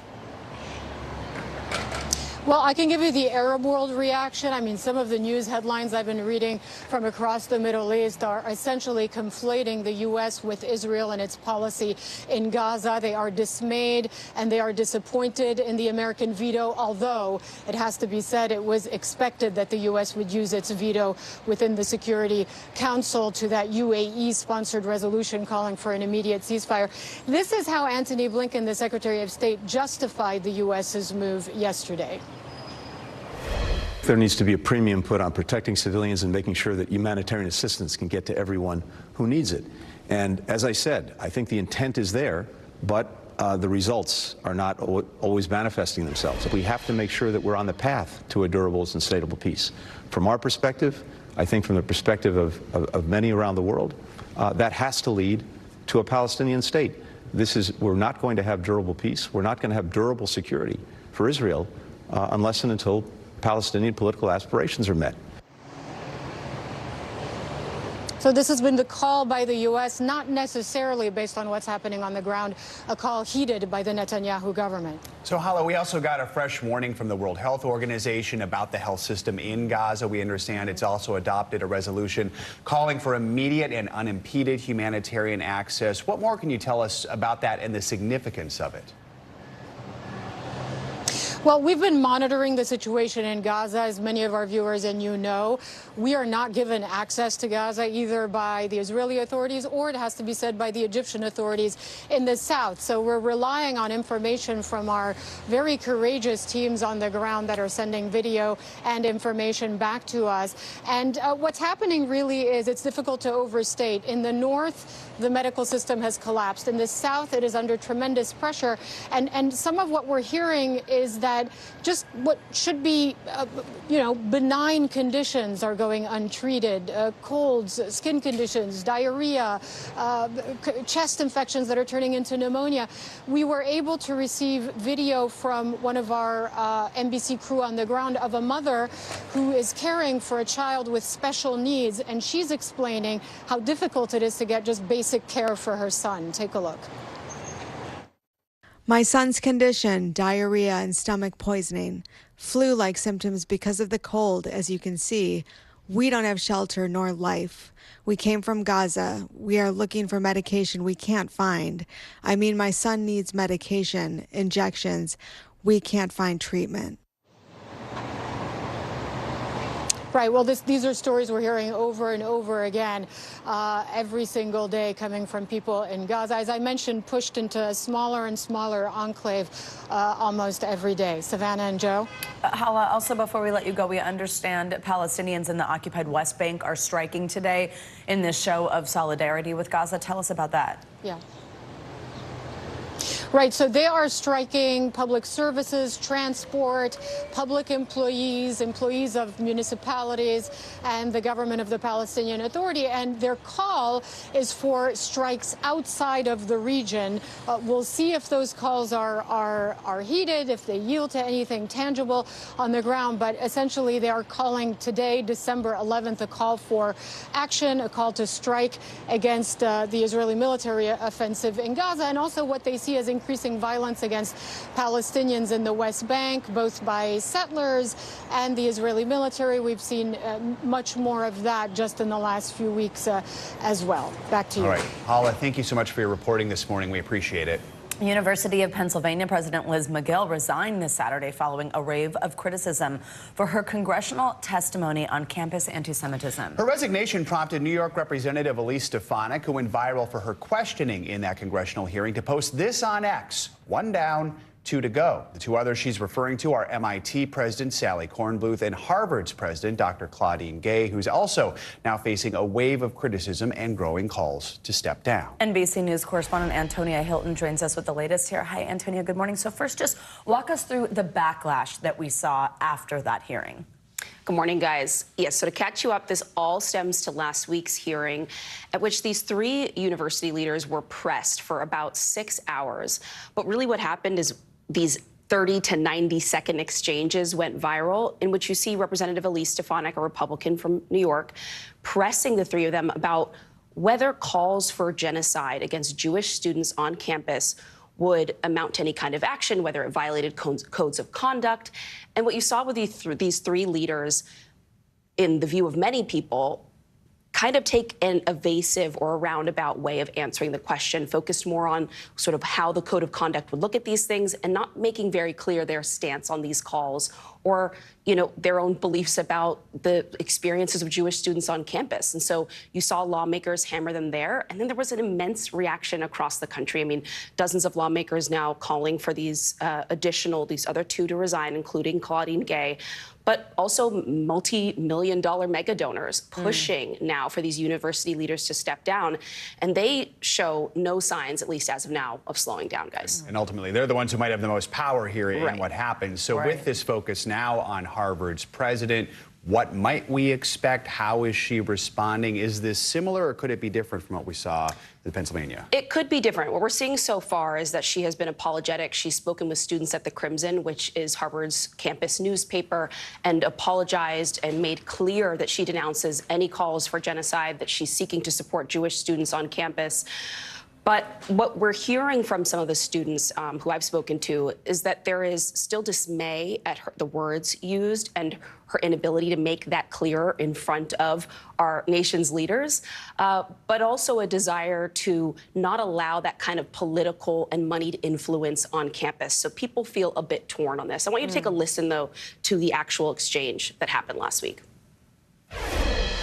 Anti-Semitic rhetoric, when it crosses into conduct that amounts to bullying, harassment, intimidation, that is actionable conduct, and we do take action.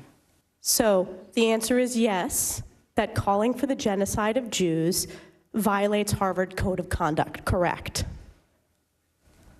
Again, it depends on the context. It does not depend on the context. The answer is yes, and this is why you should resign. So you can see there this sort of indirectness in which those exchanges went around and around, and they were pretty similar for the three university presidents. What we're seeing in the case of Claudine Gay is that hundreds of faculty are signing letters right now that are being delivered to the Harvard Corporation, the all-powerful governing body, resisting this outside influence and asking them to not take the step of having her resign. And so whether those faculty members, whether some of the students who have spoken up have any impact remains to be seen. But as of right now, we're not seeing signs that Claudine Gay is stepping down anytime soon. All right, Antonia Hilton, thank you very much for your reporting here, getting us up to speed. Much more to come here on Morning News Now. Later this hour, a TikTok takeover, the $1.5 billion deal that could expand the social media giant's online retail reach. Up first, though, after the break, ex-Trump lawyer Rudy Giuliani set to go to trial in a defamation lawsuit involving 2 Georgia election workers. We will break down the charges against him ahead of today's hearing. Stay with us.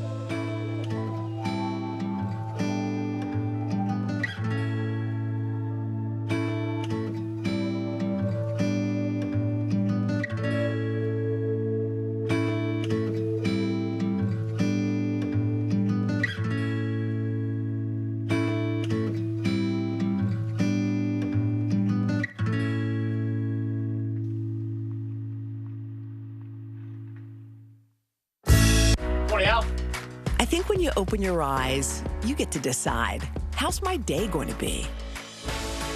We want to be a way to start your day, lighten your load, every single morning.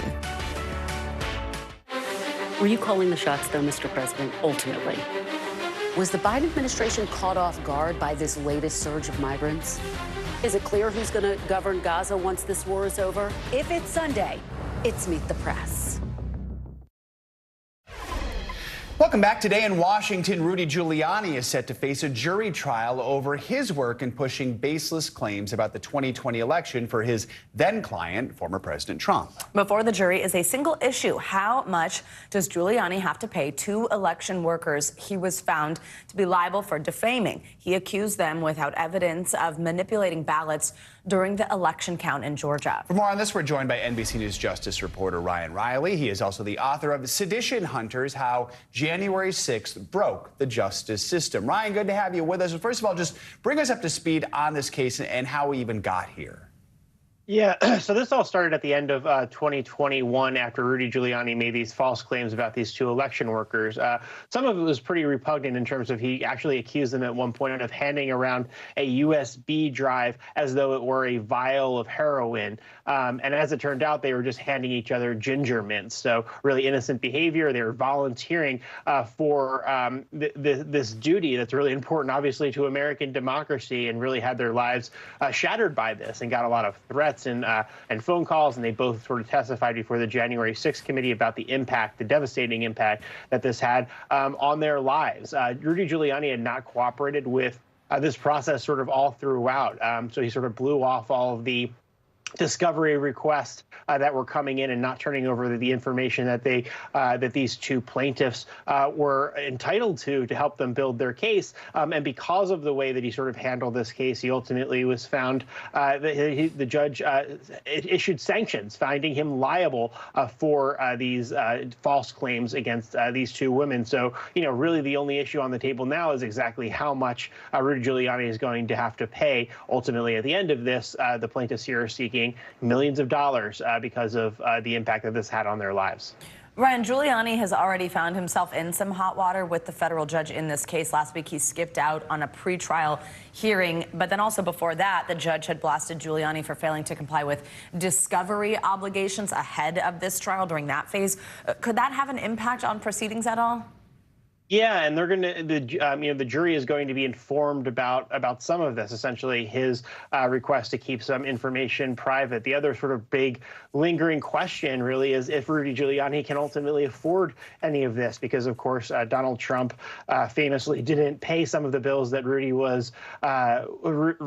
had written up in the aftermath of the January, or rather the aftermath of the 2020 election, and he's really in dire financial straits at this point. So, not a great start for him, I would say, with the blowing off the hearing last week, and given how this case is all played out. But he's sort of taken a very Trumpian tone about this case overall, with his spokesperson saying that, this is all sort of legal warfare against Rudy Giuliani, even though, Rudy himself in court papers admitted that he made these false claims about these election workers, which was part of this broader campaign to sort of undermine the 2020 election. And these are some of the two victims that really were a result of what he was doing in 2020.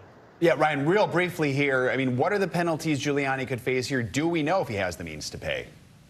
Yeah, it's in the millions, right? So they're looking for, in upwards of 10 million all the way up to upwards of $40 million in the end on this, and I think we're going to see some really dramatic testimony from these two, which could compel the jury to potentially go, pretty high on this ultimate consequence. All right, Ryan, thank you so much. Appreciate it.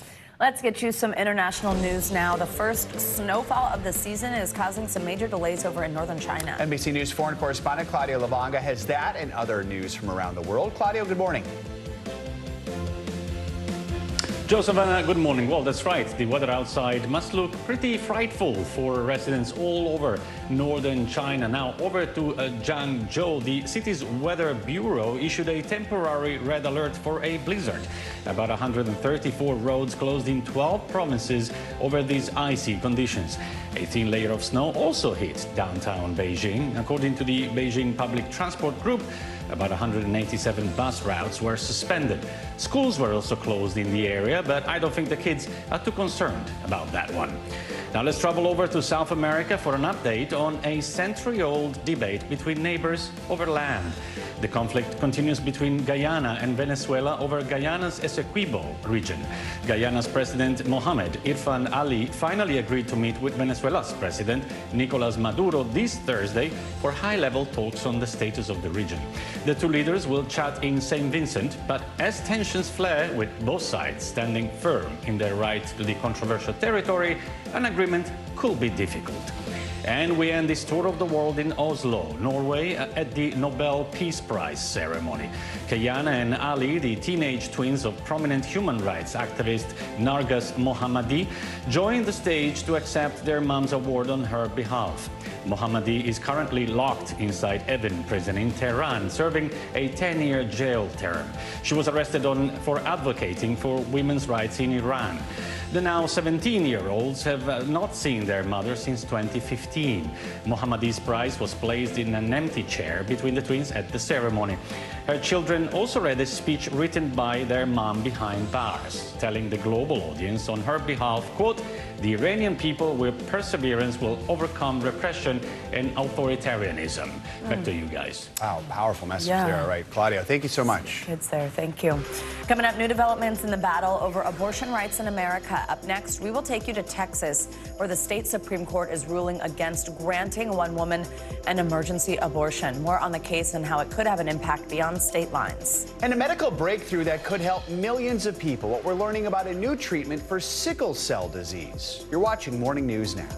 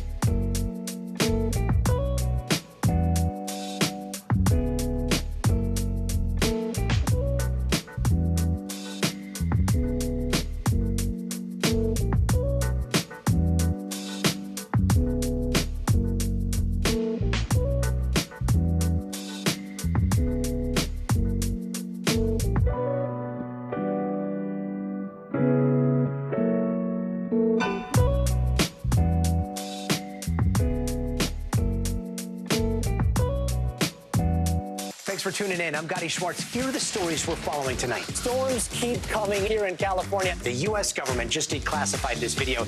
A lot more stories trending like crazy on social media. A controversy pitting lawmakers against young voters. What's the state of crypto today? Is it safe for investors? We've got another mind-bending story on artificial intelligence. This is what my voice sounds like when I clone it. That wasn't me. You gotta see this. Stay tuned now, weeknights at 8 Eastern, 5 Pacific on NBC News Now. We are back now with the latest on an abortion battle in the state of Texas. The state's Supreme Court is blocking a lower court ruling that would have allowed for a pregnant woman to get an emergency abortion. She says she needs to protect her own life. NBC News correspondent Liz Kreutz has the latest. A major legal battle over abortion rights unfolding in Texas, with the state Supreme Court stepping in to temporarily block a pregnant woman from obtaining an emergency abortion she's seeking after learning her fetus is non-viable. I am extremely disappointed, but not really surprised. Molly Duane is the attorney representing 31-year-old Kate Cox, the pregnant mother of two, suing the state, claiming she's being denied care because of Texas's 6-week abortion ban. Cox, who is 20 weeks pregnant, recently told NBC News that doctors said proceeding with her pregnancy could pose significant risk to her own health and her ability to have more children in the future. I was, shocked when I found out I would not be able to get the medical care that I need, here in my home state. On Thursday, a Texas judge ruled that Cox could terminate her pregnancy. State Supreme Court temporarily halted that ruling in response to an appeal from State Attorney General Ken Paxton. This legal battle now becoming one of the most high-profile abortion cases yet since the U.S. Supreme Court overturned Roe v.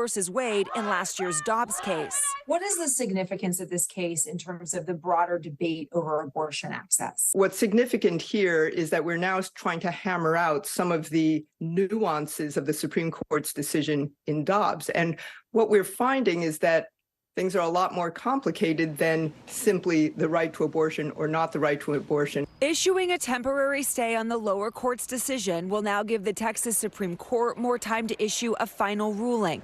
But Cox's attorney says meantime Cox's health is in limbo. For Kate, this is health care that every hour, every minute, certainly every day really counts. Again, that was Liz Kreutz reporting. Cox's attorney says she's already been to the emergency room 4 times due to complications from the pregnancy. A decision from the Texas Supreme Court could come at any time. There is new hope this morning for people diagnosed with sickle cell disease. The FDA has approved a groundbreaking new treatment that uses revolutionary gene editing technology. NBC News correspondent Rahima Ellis has the details. The medical breakthrough focuses attention on a long-overlooked genetic disorder affecting mostly African Americans, suffering from an excruciatingly painful disease, sickle cell. The treatment, called Casgevy, is the first FDA-approved medical use of the gene editing tool CRISPR, and the beginning of a new era in medicine using this technology. It modifies the DNA in a patient's own stem cells so they no longer produce sickle cells, which can cause health complications and can lead to an early death. Doctors call it transformative for nearly 100,000 people affected. I think it really will change the landscape of science for sickle cell disease. I think it's going to open a lot of doors for a lot of patients. It's already changed Lorraine Morning's life. The 29-year-old first-year law student at American University's Washington College of Law was one of 46 patients involved in the clinical trial. Diagnosed at birth with sickle cell, doctors told her mother she might not live beyond 11. For most of her life, she says, she suffered severe pain. It's consistent, it's sharp, and it's crippling. And that could be where, for example, on your body? I've had it in my knees, my arm, anywhere there's a joint. Now Lorraine runs and works out in the gym, things she always wanted to do but never could do before. It's changed your life. It's changed, yeah. You said it's given you life. It's given me life, yeah. Experts argue the cost puts it out of reach for many families. The price tag is $2.2 million, but it's likely insurance will cover at least some of it. Our thanks to Rahima for that report. As for treatment, well, it is one procedure. The entire process can take several months. Coming up, a major comeback for a 2000s favorite. When we come back, we're going to break down what's behind the sudden resurgence of Abercrombie & Fitch. And oh yes, Ohtani. MLB superstar Shohei Ohtani is heading up the 5 freeway for a $700 million deal with the Dodgers. More on the history-making contract and how it could change the league. This is Morning News Now.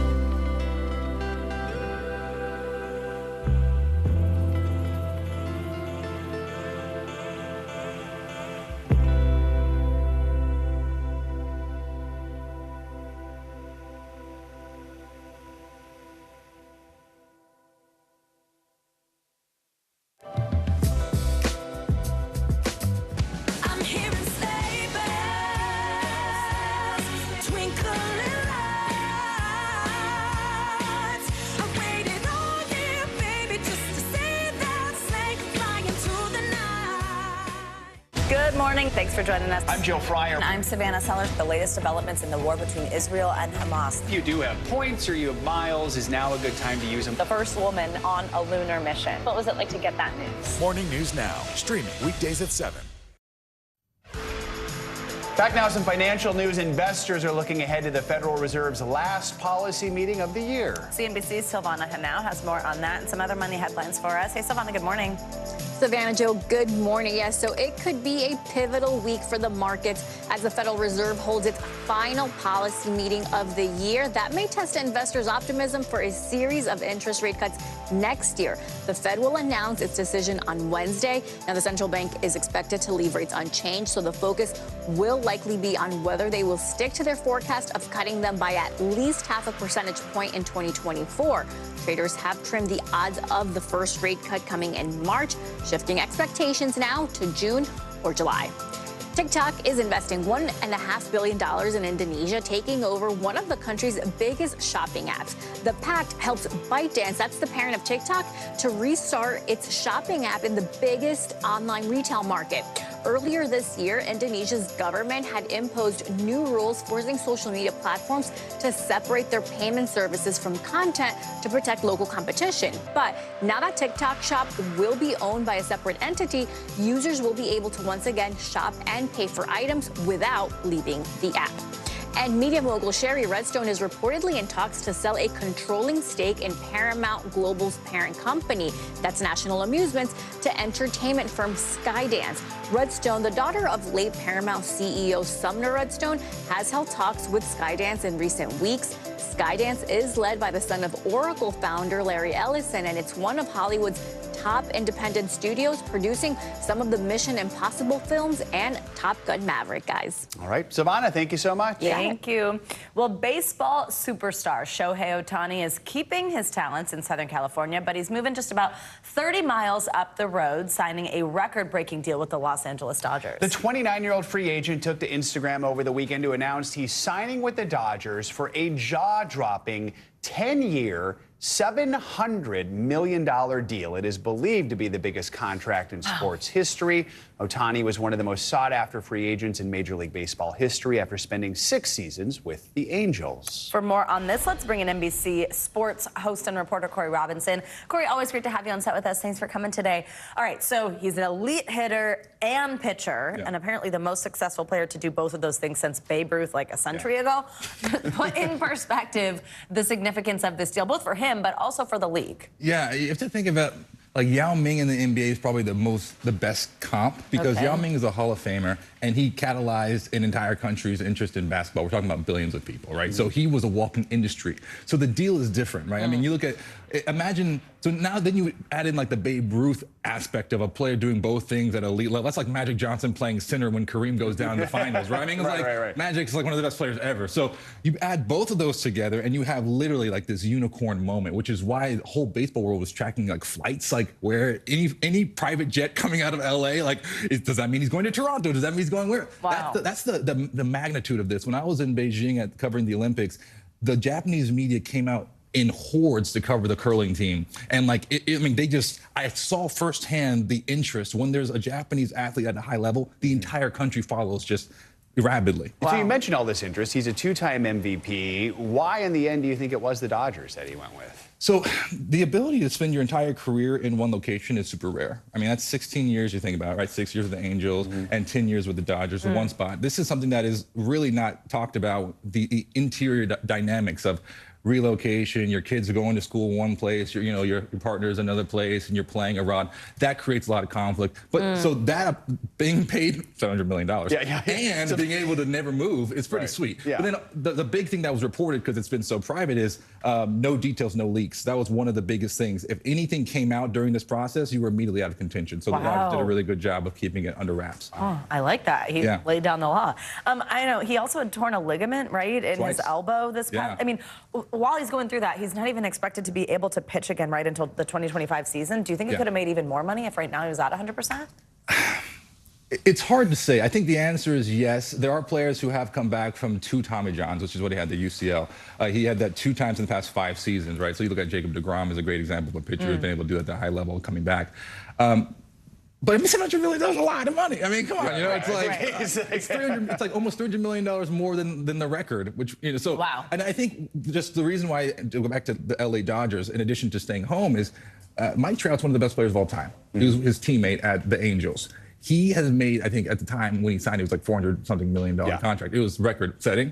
And they didn't make the playoffs, right? So I think he, as a person who understands how rare his talents are, I think he understands, like, I can go this Mike Trout route, which is make a ton of money, and in 6 years, someone's going to double my record contract, and we never make the playoffs. Or I go play with these guys, and the Dodgers have 3 players who finished in the top 3 in MVP voting. Yeah. On the same team, Mookie Betts, Freddie Freeman, and him, and he gets paid $70 million. Like, so to me, it's a no-brainer. We'll see. And we don't have time to talk about this, but he's deferring some of his salary in the hopes that the team will invest in other people, can sign those guys, and they actually can win. Yeah. So, all right, cool. Wow, that's cool. Yeah. Sports. Corey, thank you so much. Good to see you. All right, as you head out the door to finish up or perhaps start your holiday shopping, you might be surprised to see retailer Abercrombie & Fitch is making a comeback. The company's stock has been surging lately, even outpacing tech superstars like Apple and Tesla. NBC News senior business correspondent Christine Romans has a closer look at the resurging brand. They lined up and screamed, but the branded moose fell out of fashion. Now a surprising retail revival, out with the shirtless models, in with the trendy basics. I love the clothes. Abercrombie & Fitch making a comeback, both on social media and in stores. Sales in the third quarter up 20% compared to last year, bringing in more than $1 billion. And the stock on a tear. Abercrombie skyrocketing more than 220% year to date, doing way better than the broader market and its competitors. For Gen Z, it's the hot new brand. They have a lot of really good basics. I want it back in Canada. For everyone else, it's the hot new rebrand. Abercrombie & Fitch has come in and out of popularity for decades, and not just for its clothes. Take it all the way back to 1892, when it was founded as a sporting goods retailer, carrying what it called high-quality camping, fishing, and hunting gear, dressing notable people like Presidents William Taft and Teddy Roosevelt. Fast forward to the late 1970s, when the company filed for bankruptcy. Now Abercrombie & Fitch is broke and going out of business. Only for the store to gain popularity again a couple of decades later. Rolling out more stores, more product lines. In the 90s, new leadership meant new changes to casual luxury targeting teens. Abercrombie & Fitch made its debut on Wall Street yesterday. Military uniforms becoming all-American apparel. Guns hanging in stores replaced by these guns greeting shoppers. It was preppy meets sexy. Walk in the store and be hit with strong cologne, loud music, and a dark ambiance, perpetuating an unwelcoming environment for many. It was more intimidating almost, like you're like, I don't want to walk into there. It attracted a certain type of customer, and if you weren't that, you didn't really get helped, to be honest. And becoming a breeding ground for scandals. The company settled federal and class action lawsuits in 2003 after employees claimed the store refused to hire them on the basis of race, and lost a 2015 U.S. Supreme Court case where a teen faced discrimination for wearing a headscarf. Now allegations surfacing against former CEO Michael Jeffries, accused of sex abuse and trafficking. His attorney telling NBC News he would not comment on reports about his personal life. But the store still thriving despite its scandalous past. I think they've done an excellent job of resetting that reputation and leaving that in the past while acknowledging that, the brand was clearly making some massive errors in judgment at that time. The company shifting to trendy styles, more inclusive sizing, trying on a welcoming atmosphere. For somebody who doesn't have the best body or is not a model body, it's cool to see not to see that all the time. The store's a lot brighter, it's happier. Business intelligence company Morning Consult saying Abercrombie's brand favorability with Gen Z adults up nearly 8% in just a few months this year. But will the pendulum swing in its favor for years to come? If Abercrombie can stay ahead of the trends with Gen Z while also connecting with older shoppers, bringing the millennials back into their stores, that's going to be really critical to see ongoing growth. All right, thanks to Christine Romans for that report. Well, when we come back, we are taking you to the newest hotspot for teens. Probably not where you'd think. After the break, why more and more young people are heading to the library. This is Morning News Now.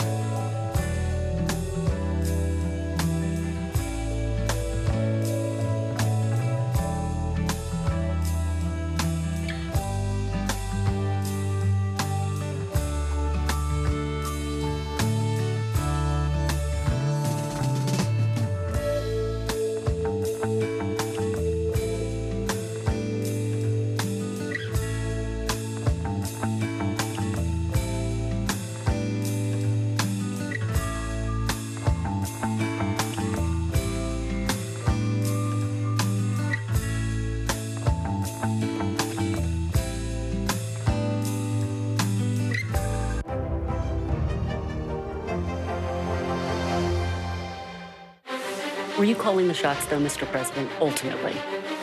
Was the Biden administration caught off guard by this latest surge of migrants? Is it clear who's going to govern Gaza once this war is over? If it's Sunday, it's Meet the Press. What is going to happen now? Going back and forth because they... Go ahead. This is it, right?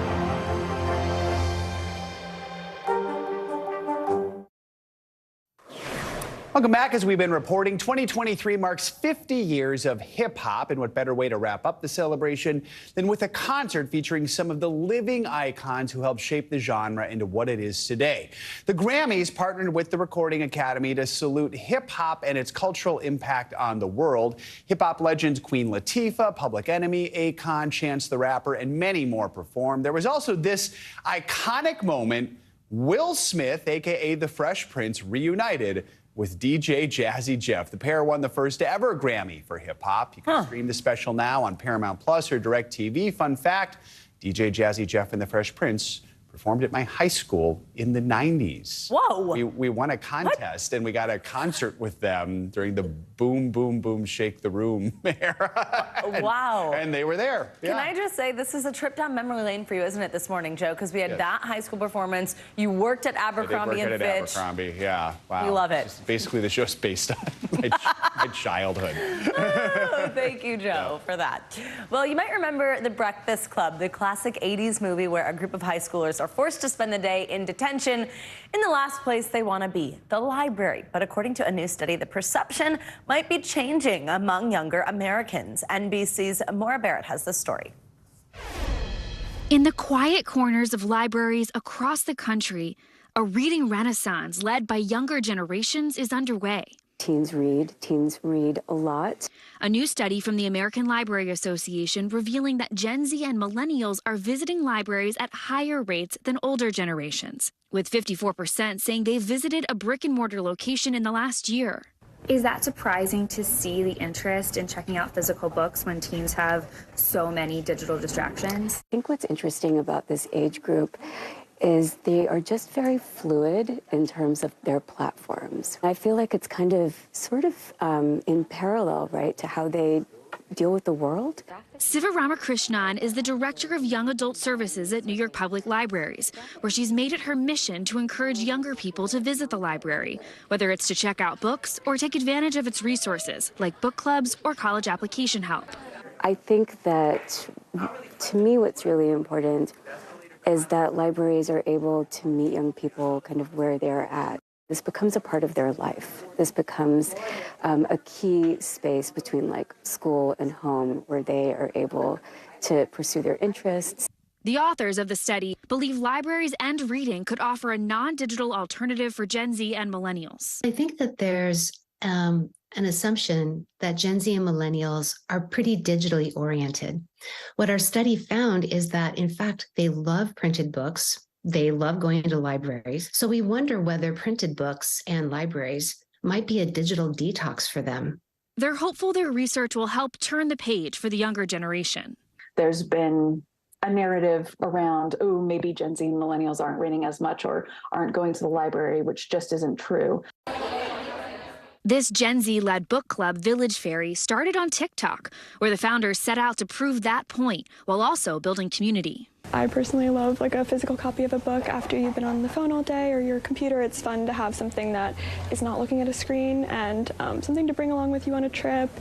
New to New York, Ellie McCoy and Isabella Harrison started their club in search of friends that shared their love of reading. Can be really daunting moving here. I think having like a solid group of friends around you can just change your experience completely. And so that's kind of been, I don't know, the most important and like our North Star in all of this. A new chapter of friendship, all thanks to sharing a physical book. Isn't that fun? Our thanks to Maura Bear for that story. That's going to do it for this hour of Morning News Now. But the news continues right now.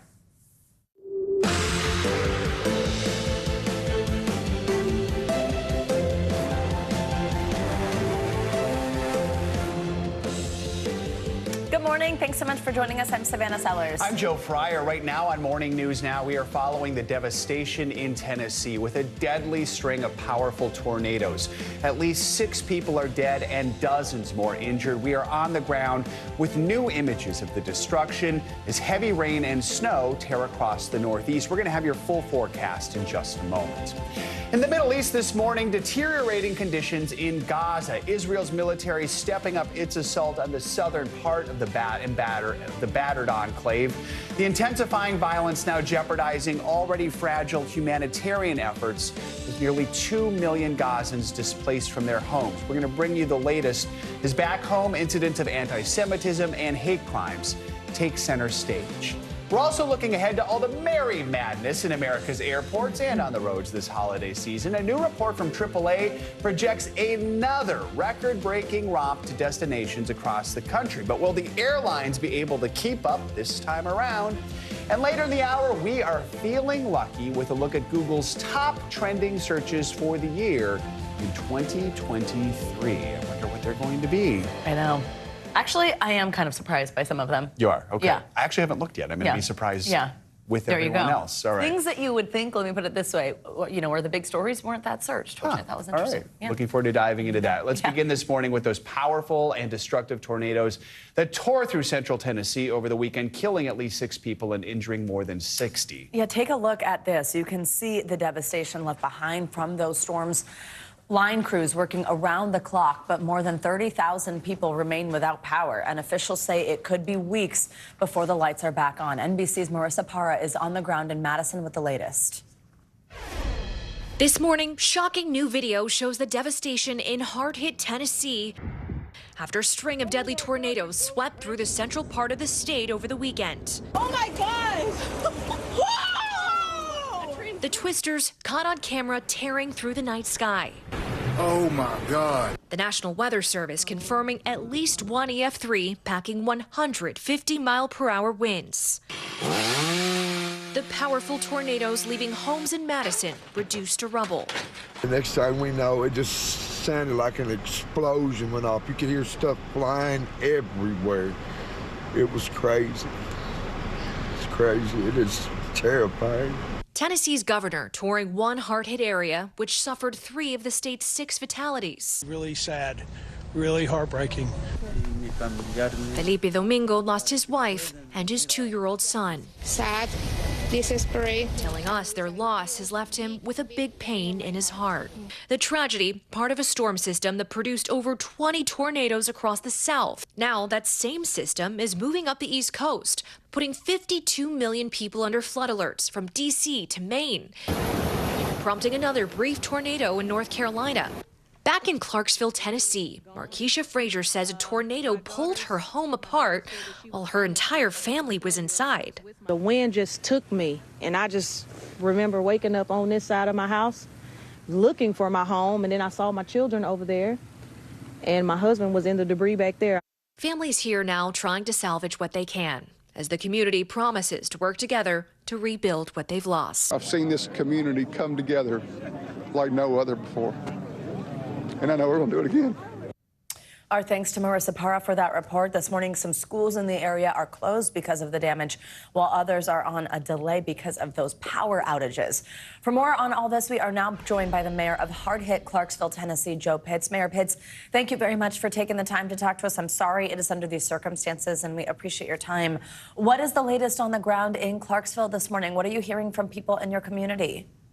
Well, good morning, and thank you for letting us tell our story. It's a cold morning this morning, but it's another opportunity for our city to rally around those hardest hit. But we still have about 10,000 people without power. We have about 300 people or families that are displaced and their homes are a total loss.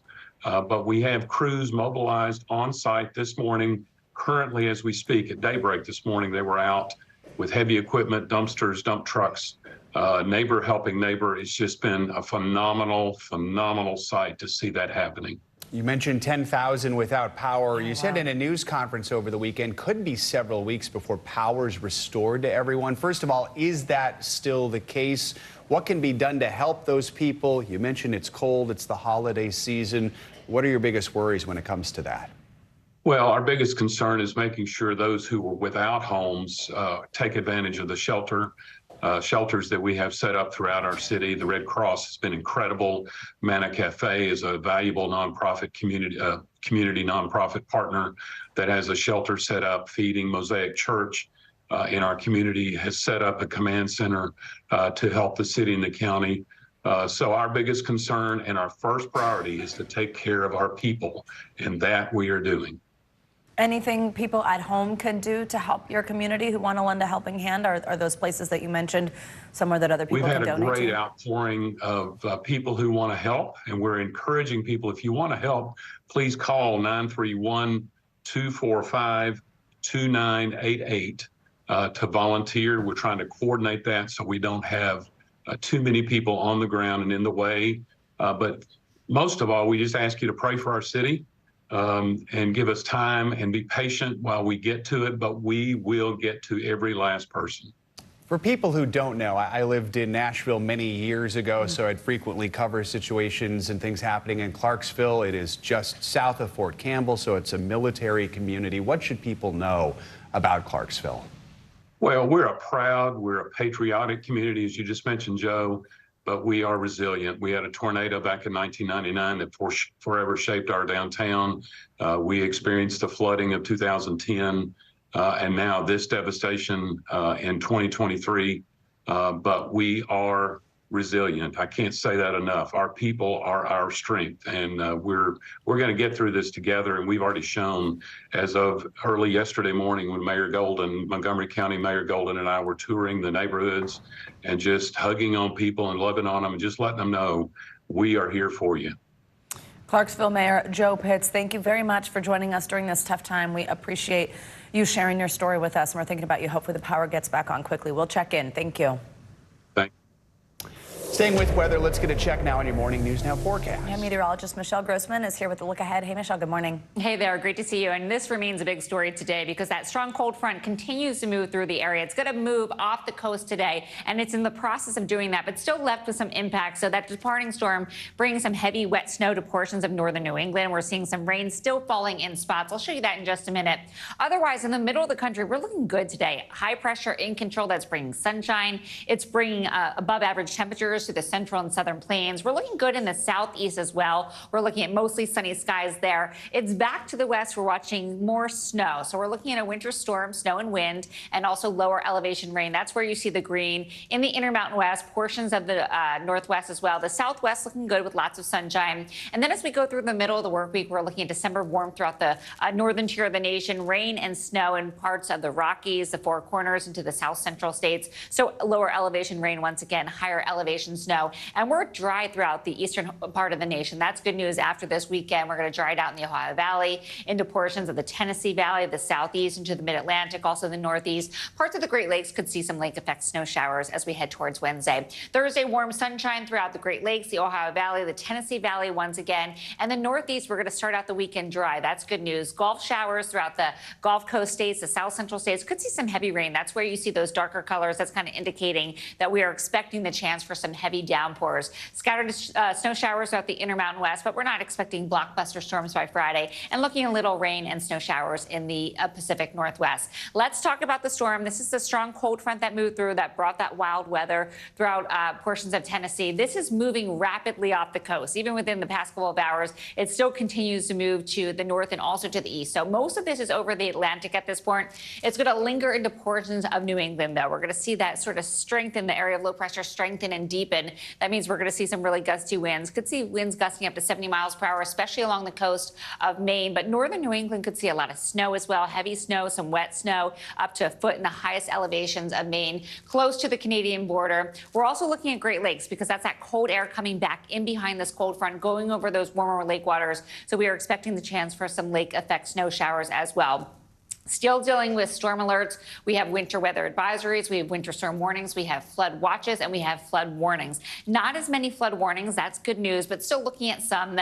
That's where you see the red, and that's showing us where flooding is happening right now. So be careful as you head out and about on this Monday morning. 27 million people impacted. These numbers are going to improve as we go throughout the next couple of hours, especially into the afternoon and evening hours. Could see some flash flooding as well. Could see rain anywhere from 1 to 2 inches per hour in portions of Maine, and that's why we're expecting the chance of flash flooding in addition to some snow melt. So not a lot of rain left over, but still where you see this yellow in parts of Maine, downwind of Maine, and also the coastal portions, we're looking at some heavier rain there. Also looking at the chance for some snow into upstate New York, New England, and also the Appalachians. Windy. It's going to be really windy. This is going to bring some power lines down, some trees down. So we are expecting some power outages, and it's cold, as that's a bad combo. Winds gusting up to 61 miles per hour in Nantucket. Some spots could see up to 70 miles per hour. This is what it looks like. That storm is off. It's going to be departing as we go throughout the rest of today into the evening hours. We have some leftover snow in the upstate New York area, also New England. Now let's talk about some warm weather, because we were talking about the cold air back behind this cold front. If you go further back to the west, we're looking at some above average temperatures, which is nice because this is going to move east. We're looking at temperatures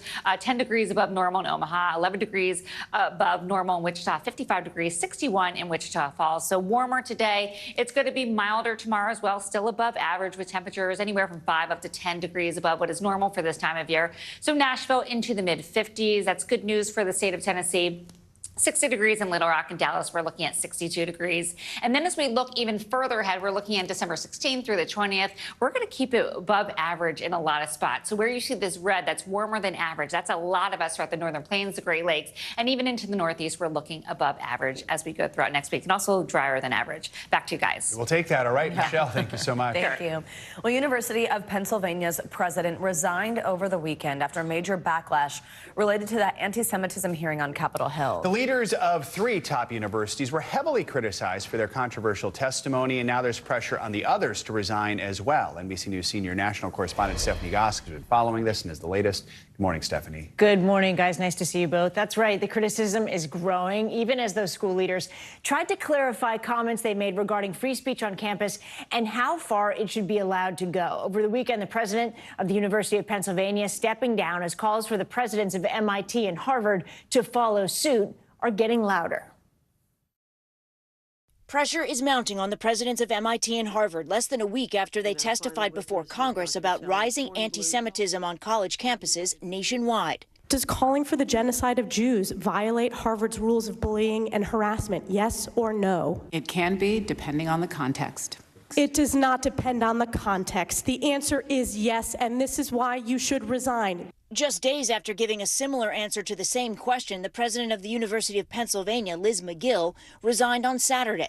Republican Elise Stefanik, who questioned the 3 university leaders, posting 1 down, 2 to go. The answers reeked of anti-Semitism. Harvard's president has tried to clarify, writing, calls for violence or genocide against the Jewish community or any religious or ethnic group are vile. They have no place at Harvard. According to the Harvard Crimson, more than 500 faculty members at the school have signed a letter asking Harvard's governing body not to remove President Gay. It comes as communities across the country cope with rising tensions as the war in the Middle East continues. And now an arrest in a case that gained nationwide attention back in October, when Samantha Wool, a well-known rabbi in Detroit, was found stabbed to death outside her home. This morning, Detroit police confirming a person of interest is in custody. Police have said there's no evidence that the killing was a hate crime, but anti-Semitic threats have been on the rise since the war began. In California, a couple speaking out after an attack this weekend that police are calling a hate crime. I decided that we cannot just let it go. Both in their 70s, the couple say they were walking to synagogue when a man ran up behind them. All of a sudden, I saw the guy hitting my husband with the belt and screaming,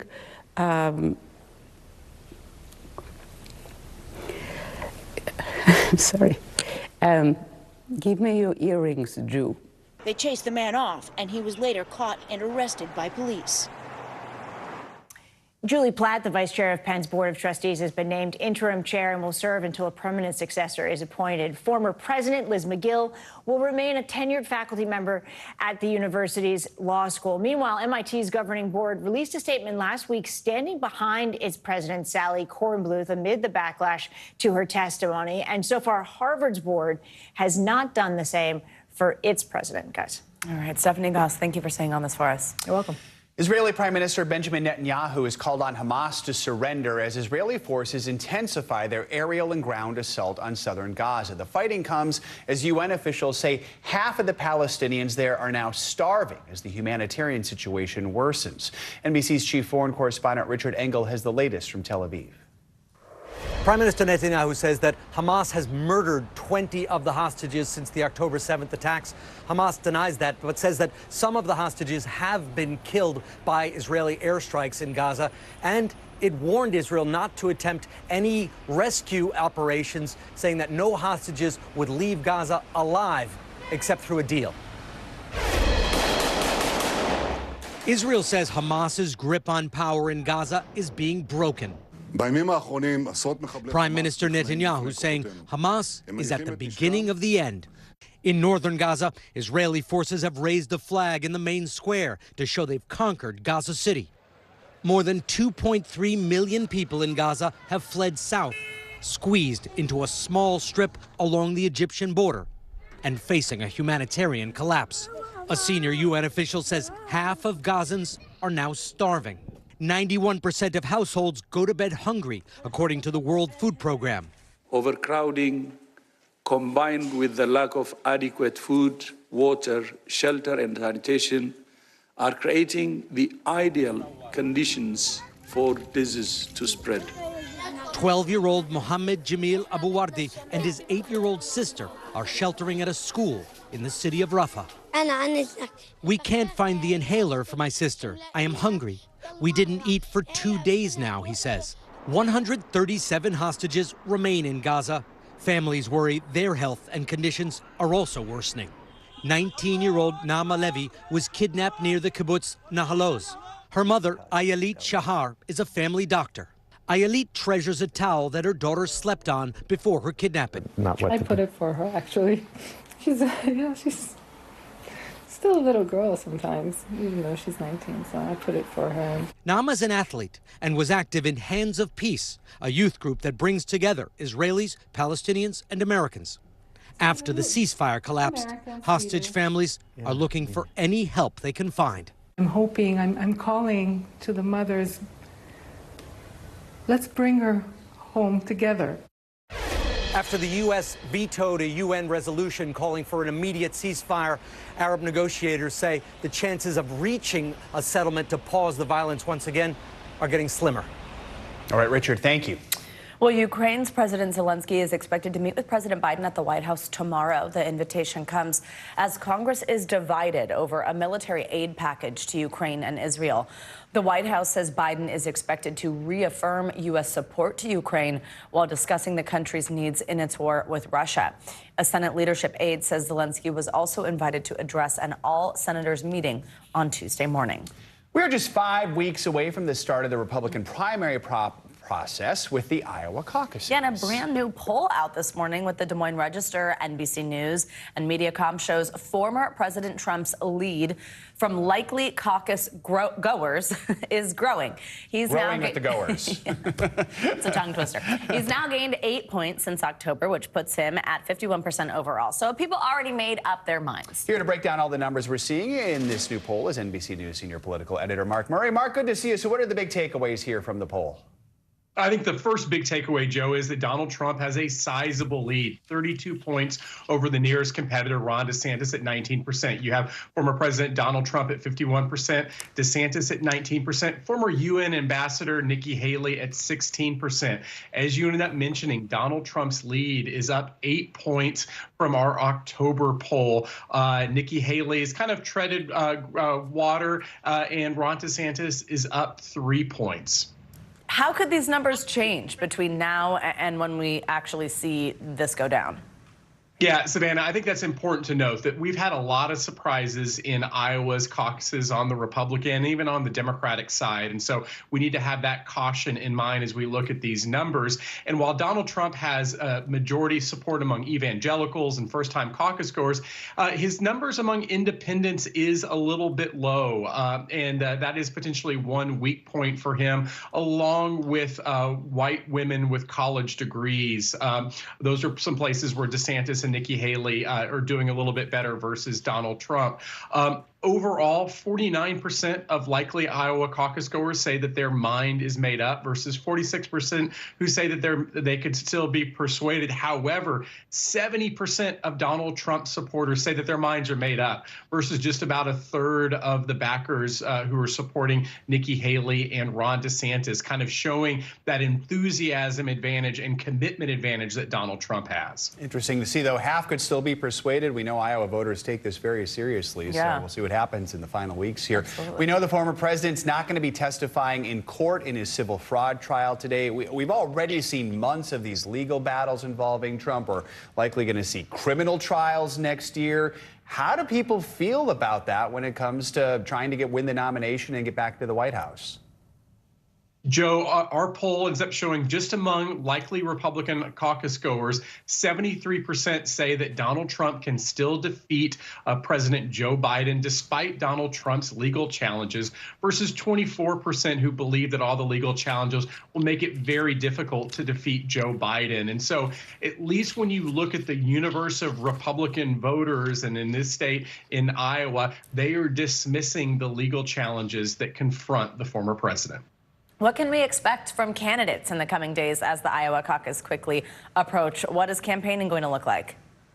It's going to be fast and furious, Savannah, and it's important to note that with 5 weeks to go, this is when the candidates usually start cranking up the level of activity. Of course, it dies down a little bit during the Christmas holidays and as we get into New Year's, but the caucuses are on January 15th, and already our poll that comes after a furious amount of campaigning, as well as Ron DeSantis picking up endorsements like from current Iowa Governor Kim Reynolds. So there's going to be a lot of activity, and I guarantee you a lot more poll numbers. No kidding. All right, Mark, thank you so much. Appreciate it. Thank you. There's much more to come on this hour of Morning News Now. After the break, the merry madness of holiday travel could be one for the record books this season. We'll bring you an eye-opening new report from AAA on just how many Americans are getting their sleighs ready for action. I got my sleigh ready. All right.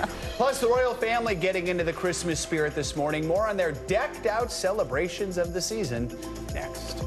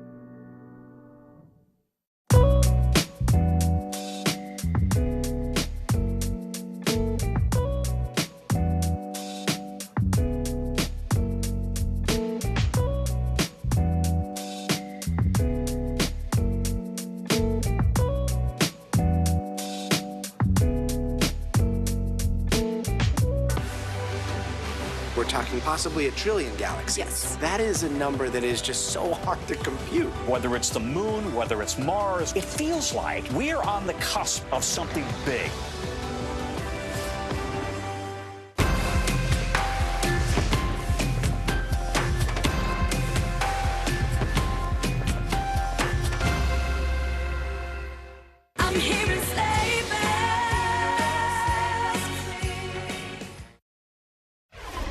Welcome back. With Christmas 2 weeks away, there is a warning for holiday travelers. A new report from AAA is projecting record high air travel this Christmas and New Year's. Oh yeah, the roads will be jam-packed too. NBC News correspondent Sam Brock joins us from Miami with everything you need to know about this year's holiday travel season. Sam, good morning.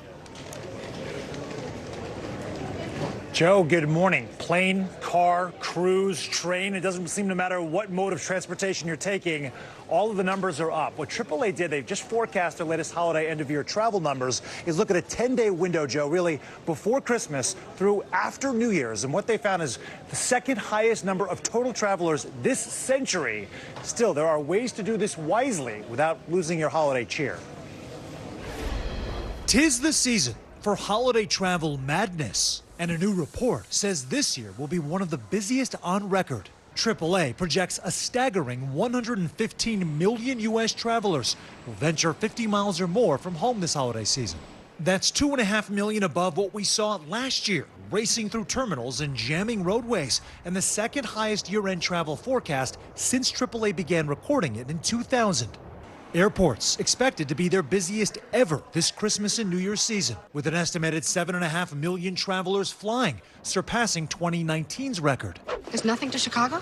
There's nothing to Chicago, New York, Nashville, you name it. Everything's gone. But forget Home Alone level hysteria. The travel booking app Hopper says even with surging volumes, airlines are prepared. Airlines have done a lot of work to rebuild their fleets and get prepared for the busy holiday week. So heading into the holidays, airlines are prepared and ready for potential delays and cancellations. Some customers feeling sticker shock from the cost of a trip home. From Austin to New York, it's almost $1,000 to fly home for Christmas, which is crazy. But one piece of holiday cheer. AAA says average plane ticket prices are actually slightly lower than last year. So what can you do to navigate the crowds? The busiest days to fly are Thursday the 21st and Friday the 22nd, so leave extra time on those days. Take the earliest flights out if possible, as they're usually the least likely to be delayed.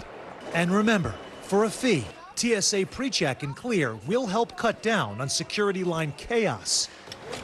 Gas prices also down, just in time for that trip to Grandma's house. But if you're planning on hitting the road this holiday season, drivers could see travel times up to 20% longer this year, with Saturday, December 23rd and Thursday, December 28th expected to be the most congested days to drive. And back to the skies now for a second. The busiest airports in the country, according to Hopper, are Atlanta, Dallas, and Denver. Hopper also saying the best time to book your trips for 2024 is the beginning of January. It might be, guys, the best deals that you see year-round. So if you want to come and spend your summer with me here in Florida, it is lovely this time of year. Now is the time to book, really, the next couple of weeks. Look forward to that. Sam is basically a postcard for Florida there. All right. Yeah, Thank you, really. Sam. Appreciate it. Well, new this morning, a U.S. Air Force F-16 fighter jet has crashed off the coast of South Korea. NBC News foreign correspondent Claudio Lavanga has that and other world headlines. Claudio, good morning. Joe Savannah, good morning. That's right. Military officials confirmed that a U.S. Air Force pilot ejected from his F-16 fighter jet right before it plunged into the sea off the coast of South Korea. Now, in a statement, the U.S. 848th Fighter Wing said the pilot was rescued by the South Korean Maritime Forces and is awake and in stable conditions. Officials said the aircraft experienced an unspecified emergency after taking off from the Kusan Air Base in South Korea. The cause of the emergency is still under investigation. Let's now go to the South China Sea, where the Chinese Coast Guard is accused of using water cannons against Philippine vessels, as well as ramming into them. The incident happened while the Philippine vessels were on supply mission to the second Thomas Shoal, a territory disputed by several countries, including China. In a statement on Sunday, the U.S. State Department condemned those maneuvers as reckless and demanded the Chinese Coast Guard to desist from its dangerous and destabilizing conduct in the South China Sea. And let's end this tour of the world in Nigeria, where the most stylish dogs in West Africa put up quite a show. The dogs were dressed in traditional outfits to celebrate Nigeria's heritage, and many matched the owner's clothes. I guess they took the saying, like owner, like dog, a little too far, guys. Back to you. I think it's cute. I'm all in on it. All right, Claudia, thank you so much. Thank you. Well, let's head to Britain now, where the royal family is getting in the festive spirit. We are getting some Christmas cards, sneak peeks, and Prince William and Kate were spotted with their children at a carol service. NBC News foreign correspondent Molly Hunter joins us from London to get us in the Christmas spirit. Hey, Molly, good morning. Hey guys, good morning. That's right. Everyone's getting into it. 'Tis the season, and no one does Christmas like this country. We saw the whole Wales family out and about over the weekend, including little Prince Louis, who stole the show. Take a look. This morning, the royal family is counting down to Christmas. Will and Kate and their 3 children attending the Together at Christmas carol service at Westminster Abbey. The Princess of Wales, stunning in winter whites, hosting the service Friday night. And it was the first time for their youngest, 5-year-old Prince Louis, the fourth in line to the throne, nearly always the center of attention, eye to eye with a nutcracker and blowing out his sister Charlotte's candle. William and Kate's kids also posting Christmas cards to children around the country. The theme this year, Children and Families, a nod to Kate's early education work.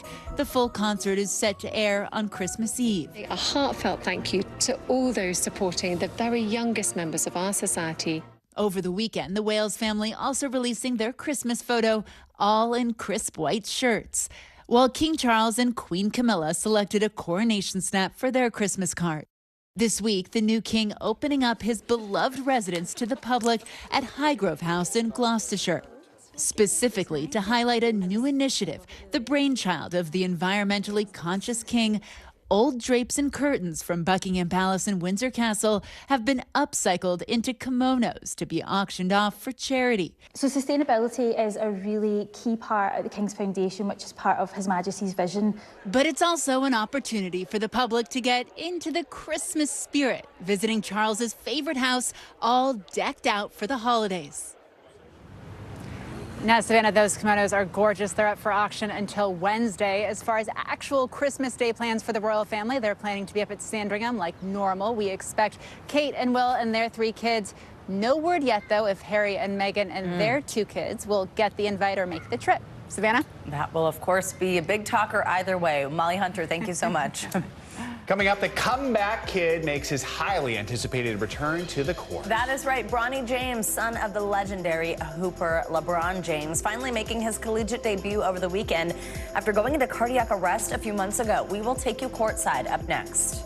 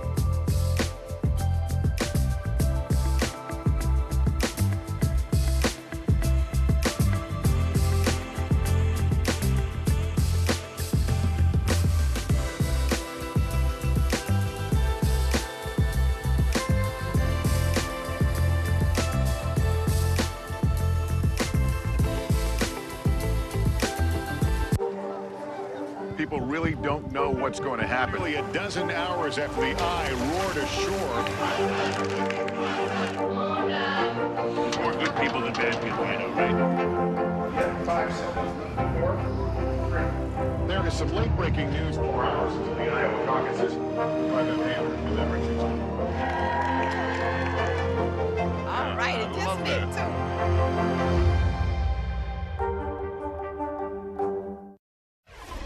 We're back with a little college basketball and the return of LeBron James' oldest son, Bronny. The USC freshman played for the first time since collapsing from cardiac arrest this last summer. NBC News contributing correspondent Kaylee Hartung is in L.A. with the story. Hey there, Joe and Savannah. No matter when it happened, Bronny James taking to the court was going to be one of the most highly anticipated debuts in college basketball history. But given the circumstances, this was even more meaningful. Following months of recovery after suffering that sudden cardiac arrest in July, the basketball protege had the sold-out crowd, including his proud dad, on their feet. Call him the comeback kid. 19-year-old Bronny James on the court Sunday in his very first game for the USC Trojans, making plays reminiscent of his famous father. The crowd in a frenzy as LeBron James took video and cheered on his son's remarkable return after his terrifying collapse back in July. Get ambulance here now. The freshman rushed to the hospital during a team workout after suffering sudden cardiac arrest, the leading cause of death for student athletes. Bronny was diagnosed with a significant but treatable congenital heart defect and underwent surgery this summer, according to a family spokesperson. His future playing basketball uncertain as he began the rehab process. He set out the first 8 games of the season, but after doctors cleared Bronny to play at the end of November, he returned to full contact practice last week. We prayed as a family. You know, we had great doctors along the way the whole time telling us that, you know, they believe things will, you know, work out for us in our favor. LeBron rushing to be at his son's game in Los Angeles the day after winning the NBA's first ever in-season tournament MVP in Las Vegas. It's going to be a hell of a weekend for me. The 4-time NBA champ, writing on Instagram after the game, "Can't even tell y'all how emotional today was for me. All I can say is, Bronny, you're simply incredible. You've already won the ultimate goal, championship, and that's life." I just want to say I'm thankful for everything. Nike Basketball celebrating Bronny with this photo, posting, "Nothing stops a future king." And LeBron has said he's dedicating this season of basketball, his 21st, to Bronny. And guys, because this was Bronny's first game since his cardiac incident, he came off the bench and only played part of the game. His coach says it will take a few games for Bronny to get back into the groove. But after what he's been through, everyone is celebrating his return and his health. No kidding. All right, Kaylee, thank you. Thank you. Well, turning now to some shocking news from tennis legend and ESPN announcer Chris Everett. The 68-year-old Hall of Famer has revealed over the weekend that she has ovarian cancer. It has returned. Here's NBC News correspondent Liz Kreutz. Hey there, Everett was first diagnosed with ovarian cancer 2 years ago. It was just earlier this year she announced she was in remission. Now, with her cancer returning, Everett is opening up publicly again about her journey, hoping to remind others the importance of remaining vigilant about your health. This morning, tennis icon Chris Everett is opening up about a new health battle. The 68-year-old revealing her cancer is back less than a year after remission. Writing in a statement, "While this is a diagnosis I never wanted to hear, I once again feel fortunate that it was caught early." Based on a PET CT scan, Everett says she underwent another surgery where doctors found cancer cells in the same pelvic region as before. She says all cells have been removed and she's now begun another round of chemotherapy. Ovarian cancer is an insidious and it's a very sneaky cancer. In December 2021, Everett was first diagnosed with stage 1 ovarian cancer, the same cancer that took her beloved sister Jeannie in 2020. Following her death, new genetic testing showed Jeannie had a BRCA1 mutation known to cause breast and ovarian cancer, vital information that Everett says helped save her own life. I got tested the next day and the blood work took like 10 days, but when I was positive, I knew there was no choice to be made. When tests showed she was positive for the same mutation, Everett decided to get a preventative hysterectomy. Through the surgery, she learned she had cancer in one of her fallopian tubes. While her tumor was found early, Everett still had to undergo 6 grueling rounds of chemotherapy. The 18-time Grand Slam singles champion was open about letting others in on her personal journey. In tennis, you can control the situation a lot better. And this type of thing, you can't control it. Thousands and thousands of people have cancer. I'm just like everybody else. In January, more than 2 years after her diagnosis, the proud mother of 3 shared the good news that she was finally cancer-free. Writing in an ESPN op-ed, there's a 90% chance that the ovarian cancer will never come back. Everett's story, a beacon of hope for so many, including her once greatest rival on the court, Martina Navratilova, who announced earlier this year that she was diagnosed with throat cancer and a recurrence of breast cancer. In June, she revealed she was officially cancer-free. Chris Everett and I went through the same thing, essentially, emotionally. Navratilova opened up to Savannah and Hoda about her close bond with Everett and how they helped each other through tough times. What did it mean to have her in your court, so to speak? We've just been so intertwined. It's amazing how much our paths have been on a similar path. I was there for her when Chris went through it, and then she was there for me. When I was really feeling at my lowest, there was Chris, either a text or a call. In a post on social media yesterday, Everett thanking Navratilova for dropping off some food, adding, "We're in this together." Through it all, Everett has been a fierce advocate for all women, using her platform to empower others to get tested. This morning, the tennis world and beyond once again rallying around Everett and her fighting spirit. And Everett, who works for ESPN as a tennis analyst, will sit out next month's Australian Open, but she says she'll be ready for the rest of the Grand Slam season. So not slowing down and continuing to use her health story as a way to help and inspire others. Back to you. All right, Liz, thank you so much. Coming up, Google is looking back on 2023 with its annual Year in Search list. So what and who were the biggest news makers? We are crunching the numbers next on Morning News Now.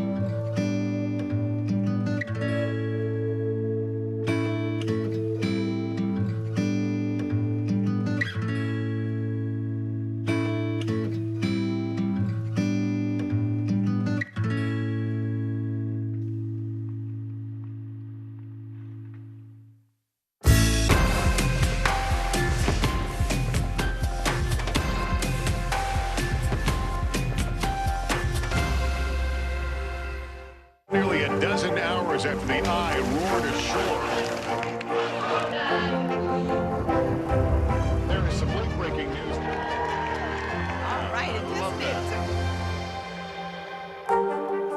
We're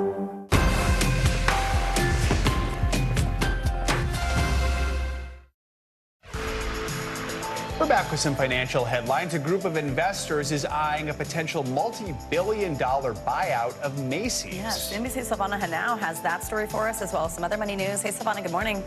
Savannah, Joe, good morning to you. That's right. So a group of investors has reportedly made an offer to take Macy's private for nearly $6 billion. Ark House Management and Brigade Capital are offering to buy the rest of the department store chain they don't already own. Macy's recently reported strong quarterly profits, but it's been under pressure from competitors for years, especially online rivals, which has taken a bite out of its market value. Cigna has reportedly dropped its pursuit of a tie-up with Humana after shareholders balked at a deal that would have created a roughly $140 billion health insurance giant. Sources say the companies couldn't come to an agreement on price and other terms. Cigna will instead shift focus to smaller acquisitions and buy back more of its stock from investors. And Apple has shut down third-party apps that enabled Android devices to use the iMessage service to communicate with iPhone users. Apple says it blocked techniques that exploit fake credentials in order to gain access to iMessage, posing a risk to security and privacy. The move comes after Beeper Mini, that's an app that enables iMessage on Android devices, stopped working.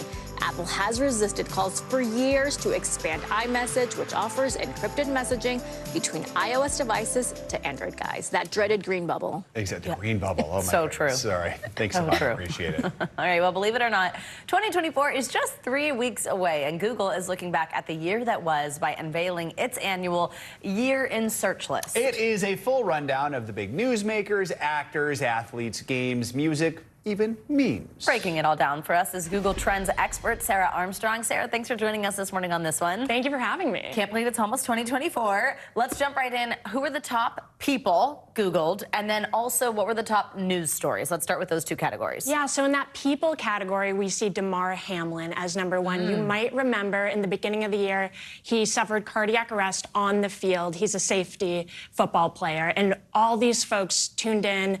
Millions of people watched him collapse on the field. So we saw a lot of searches. Is he okay? Is he getting better? And he made a full recovery. Which is great to see, yeah. What were some of the big stories then? Yeah, in this news category, we often see developing stories trending because people want to see the latest searches there. And so Israel-Gaza conflict is the top story there. We also saw a lot of search interest in the Titanic submarine, which really captured the nation's attention this year. That was a huge thing as people were waiting to see what was going on with the search. All right, so people obviously use Google a lot because they want something explained to them that they don't maybe understand or they need a little help with. What were some of the top searches when it comes to that? Yeah, we see a lot of these kind of scary shows, thriller TV here, where there's lots of twists and turns and people want to know more. Oh, and you're like, what was that? Exactly. The Menu is the top one. I still haven't seen it. It's a little scary. Oh, that movie. Yeah, that movie. That was a confusing movie. Did you see it? I think I Googled that. Did you? Like, explain the Menu ending. Right, exactly. We see lots of endings explained. Yeah. We also see some news stories here. So Title 42 makes the list. And then we also see, again, Israel-Gaza. All right. So you weren't alone with the Menu there. Yeah, I know. Just, you haven't seen, neither of you have seen it? I haven't seen it yet. I haven't seen it. I'm too scared. It's scary. I don't like it. So there's a burger at the end. That's all I'll say. That makes it really confusing. You're like, what is going on? Memes. What memes made the cut this year? Okay, I think I'm chronically online, but some of these were new to me. Yeah, I didn't know not the top one. Have you seen the Kevin James meme? Yes. Yeah, that is so good. Okay, so he's kind of smirking. He's looking like this, and so people had a lot of fun with that one. Yeah. Okay. So there it is. Oh, good. We have it. Yeah. So you'd be like me when fill in the blank. Got You're it. like making that kind of. Yeah, that's actually, I don't know if I can make that expression. So it's good. It's good we have him to do that for me. What were some of the other meme ones?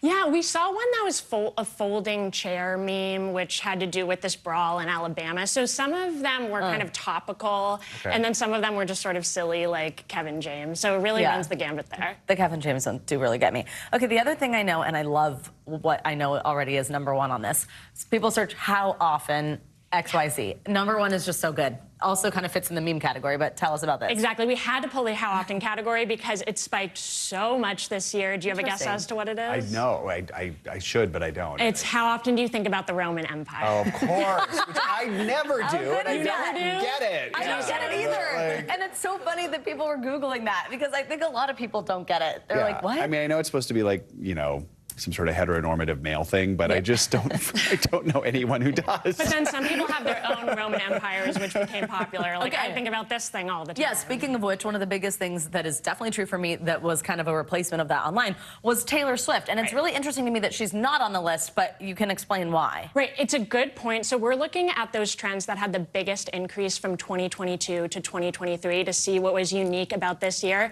But Taylor Swift is in the trends because she hit an all-time high this year. She also hit an all-time high last year, so she just keeps getting more and more popular, I guess. It's so true. What stands out to you, just if you review this year? What was sort of the thing that made you go, huh, how about that? I mean, I think the variety of trends is really interesting. I love seeing how people come to Google to get a deeper interest in some of the news stories and really understand the why behind it. But then also pop culture. I love looking at the movie category. We see Barbie at the top, followed by Oppenheimer. So some of those big cultural events really make the list. Yeah. Speaking of Travis Kelce, he made his way onto the list. Yeah. A lot of people didn't know who that was. A cultural event for a lot of us. He's number 3 on our people list. That's pretty amazing. So when we say who put who on the map, I don't know. I know. Well, there you go. That might prove it. There we go. Sarah Armstrong, thank you very much. That was fun, and happy almost New Year. Thank you so much. Coming up, some breaking news out of Hollywood this morning. Yeah, Golden Globe nominations just dropped. We will tell you which movies are getting the most noms, which have missed out. Stick around. That's next.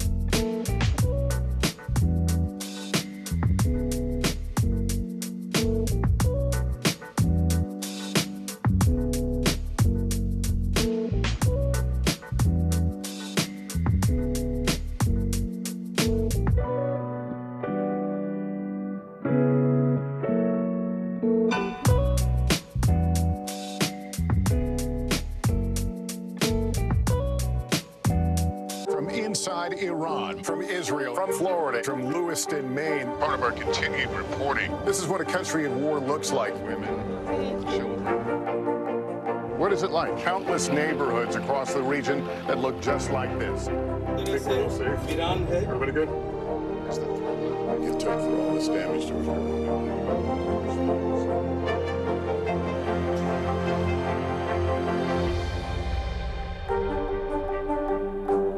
Stay on top of breaking news and the biggest stories of the day with NBC News Daily. Thank you so much for joining us. I'm Morgan Radford. I'm Vicki Wynn. I'm Kate Snow. And I'm Zinklea Samwat. Get in-depth reporting from across the country. We have breaking news out of the White House and around the world. Questions about the rebellion inside Russia. And ways you can take care of your health. What are symptoms that people should be on the lookout for? And your wallet. Some really great last-minute deals if you have flexibility. NBC News Daily. Weekdays from 12 to 4 p.m. Eastern on NBC News Now.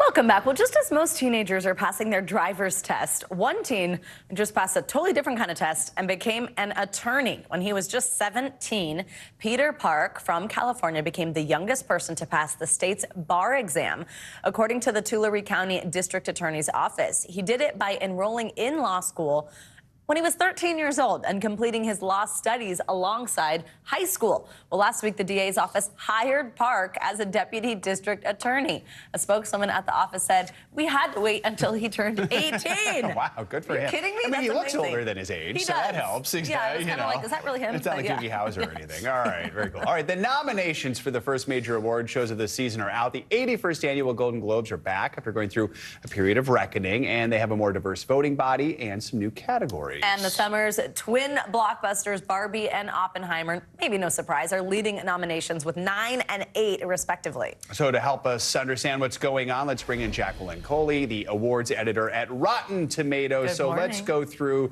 the big movie categories. Barbenheimer, of course, is expected.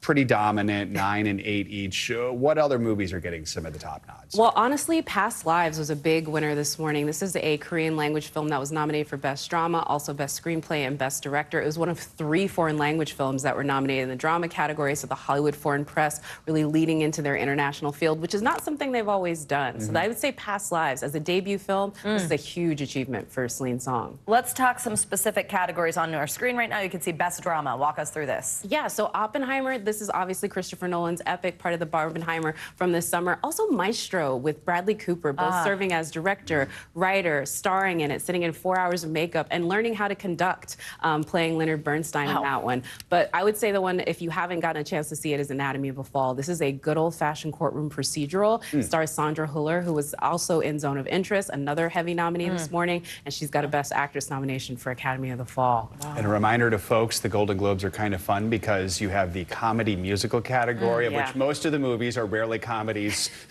or musicals. But this time this year? But this time we have both. We do have some, like, I would say there's questionable comedies. Matt Damon is back. December. Yeah, May, December. Questionable camp, but Air. Matt Damon last time was in controversy when he was nominated for The Martian. People saying that one was a comedy. Same thing this time with Air. But that was actually a surprising nomination here because it beat out an actual musical with The Color Purple. That was sort of the surprising one that was left off this morning. But Poor Things is a comedy. It also won the top prize at Venice. I think in this category, that is definitely going to be the one to beat.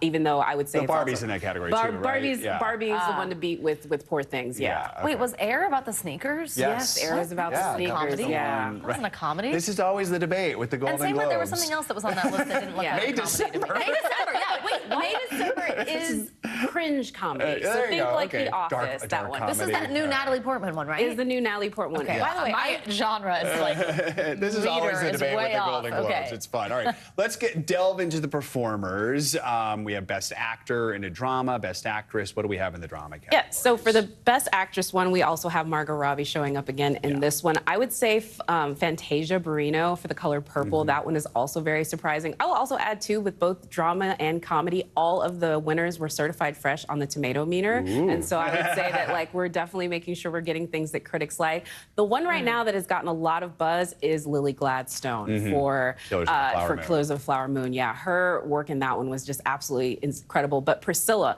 another certified fresh one. This, of course, tells the story of Elvis and Priscilla through the eyes of Priscilla Presley. The Elvis estate was a little bit wary about them making it, but today she wakes up a Golden Globe nominee. So Elvis was the big winner last year in acting. Maybe it'll be Priscilla this year. Maybe it will. Interesting. Yeah. Wow. And then wait, so do we have our Best Actor also? Do we have those ones? Who do we have for Best Actor? Best Actor in a Comedy, we have Timothée Chalamet. We also, well, this is in the drama category, so we'll talk about these ones. Rustin, this is Coleman Domingo, who also is in Color Purple, plays Bayard Rustin. Produced by the Obamas, another certified fresh winner on that one. And the fact that it was nominated was not really a surprise, but I would say Barry Keoghan for Saltburn. That is actually one of the lower scored films that have been sort of on our list this time around. It's kind of controversial. People don't know what to think of it, but he wakes up with a really hard-fought Golden Globe nomination. He was an Oscar nominee last year, too. Yeah, so, very much so with the Banshees of Inisherin. All right. And we also have comedy actors. I'm being told we could pull those up right now as well. Let's see. Here we go. Yes, this is the one with Timothée Cage. Chalamet. Dream Scenario. Folks have not seen this one. This is one of those weird A24 films, but he is so great in it. If you've seen the latter half of Nicolas Cage's career, this definitely falls into that one. But Beau is Not Afraid. Joaquin Phoenix, that's the big surprise this morning, as he has a film that was really divisive with critics. This is one only 62%, one of the lowest rated films to sort of be nominated this morning, but the Golden Globes really liked it. It is an out there performance, I will tell you. This is by Ari Aster. disaster. If anybody knows anything about Midsommar and Hereditary, you'll get in. This is probably his most outlandish feature film. More than those? More than those, yeah. So the Golden Globes decided to reward We it. have to remember, we got 30 seconds here. Television, of course, is also part of the Golden Globes. What are biggest headlines from television? I think the biggest headline, 1923 taking a nomination. That's the Harrison Ford, Helen Mirren. That one is a huge one for that one. I would also say on the limited series, the fact that we got Jury Duty. This was a nonfiction mix. This one, I loved Ronald. I mean, I think it's one of the most interesting concepts we've ever seen in a television show. Oh, also, it's so good. The Last of Us. This was the big drama series of last year. That one was certified fresh at 96%. It's only second to Succession. Succession could sort of sweep if it manages to win again this year, as it's been winning every year previously. Seems like a good chance, All And right. Taylor Swift nominated. Oh, yeah, we got Taylor Swift. Congrats to Taylor. New category. In a new category. Jacqueline Coley, thank you so much. That'll do it for this hour of Morning News Now. But the news continues right now.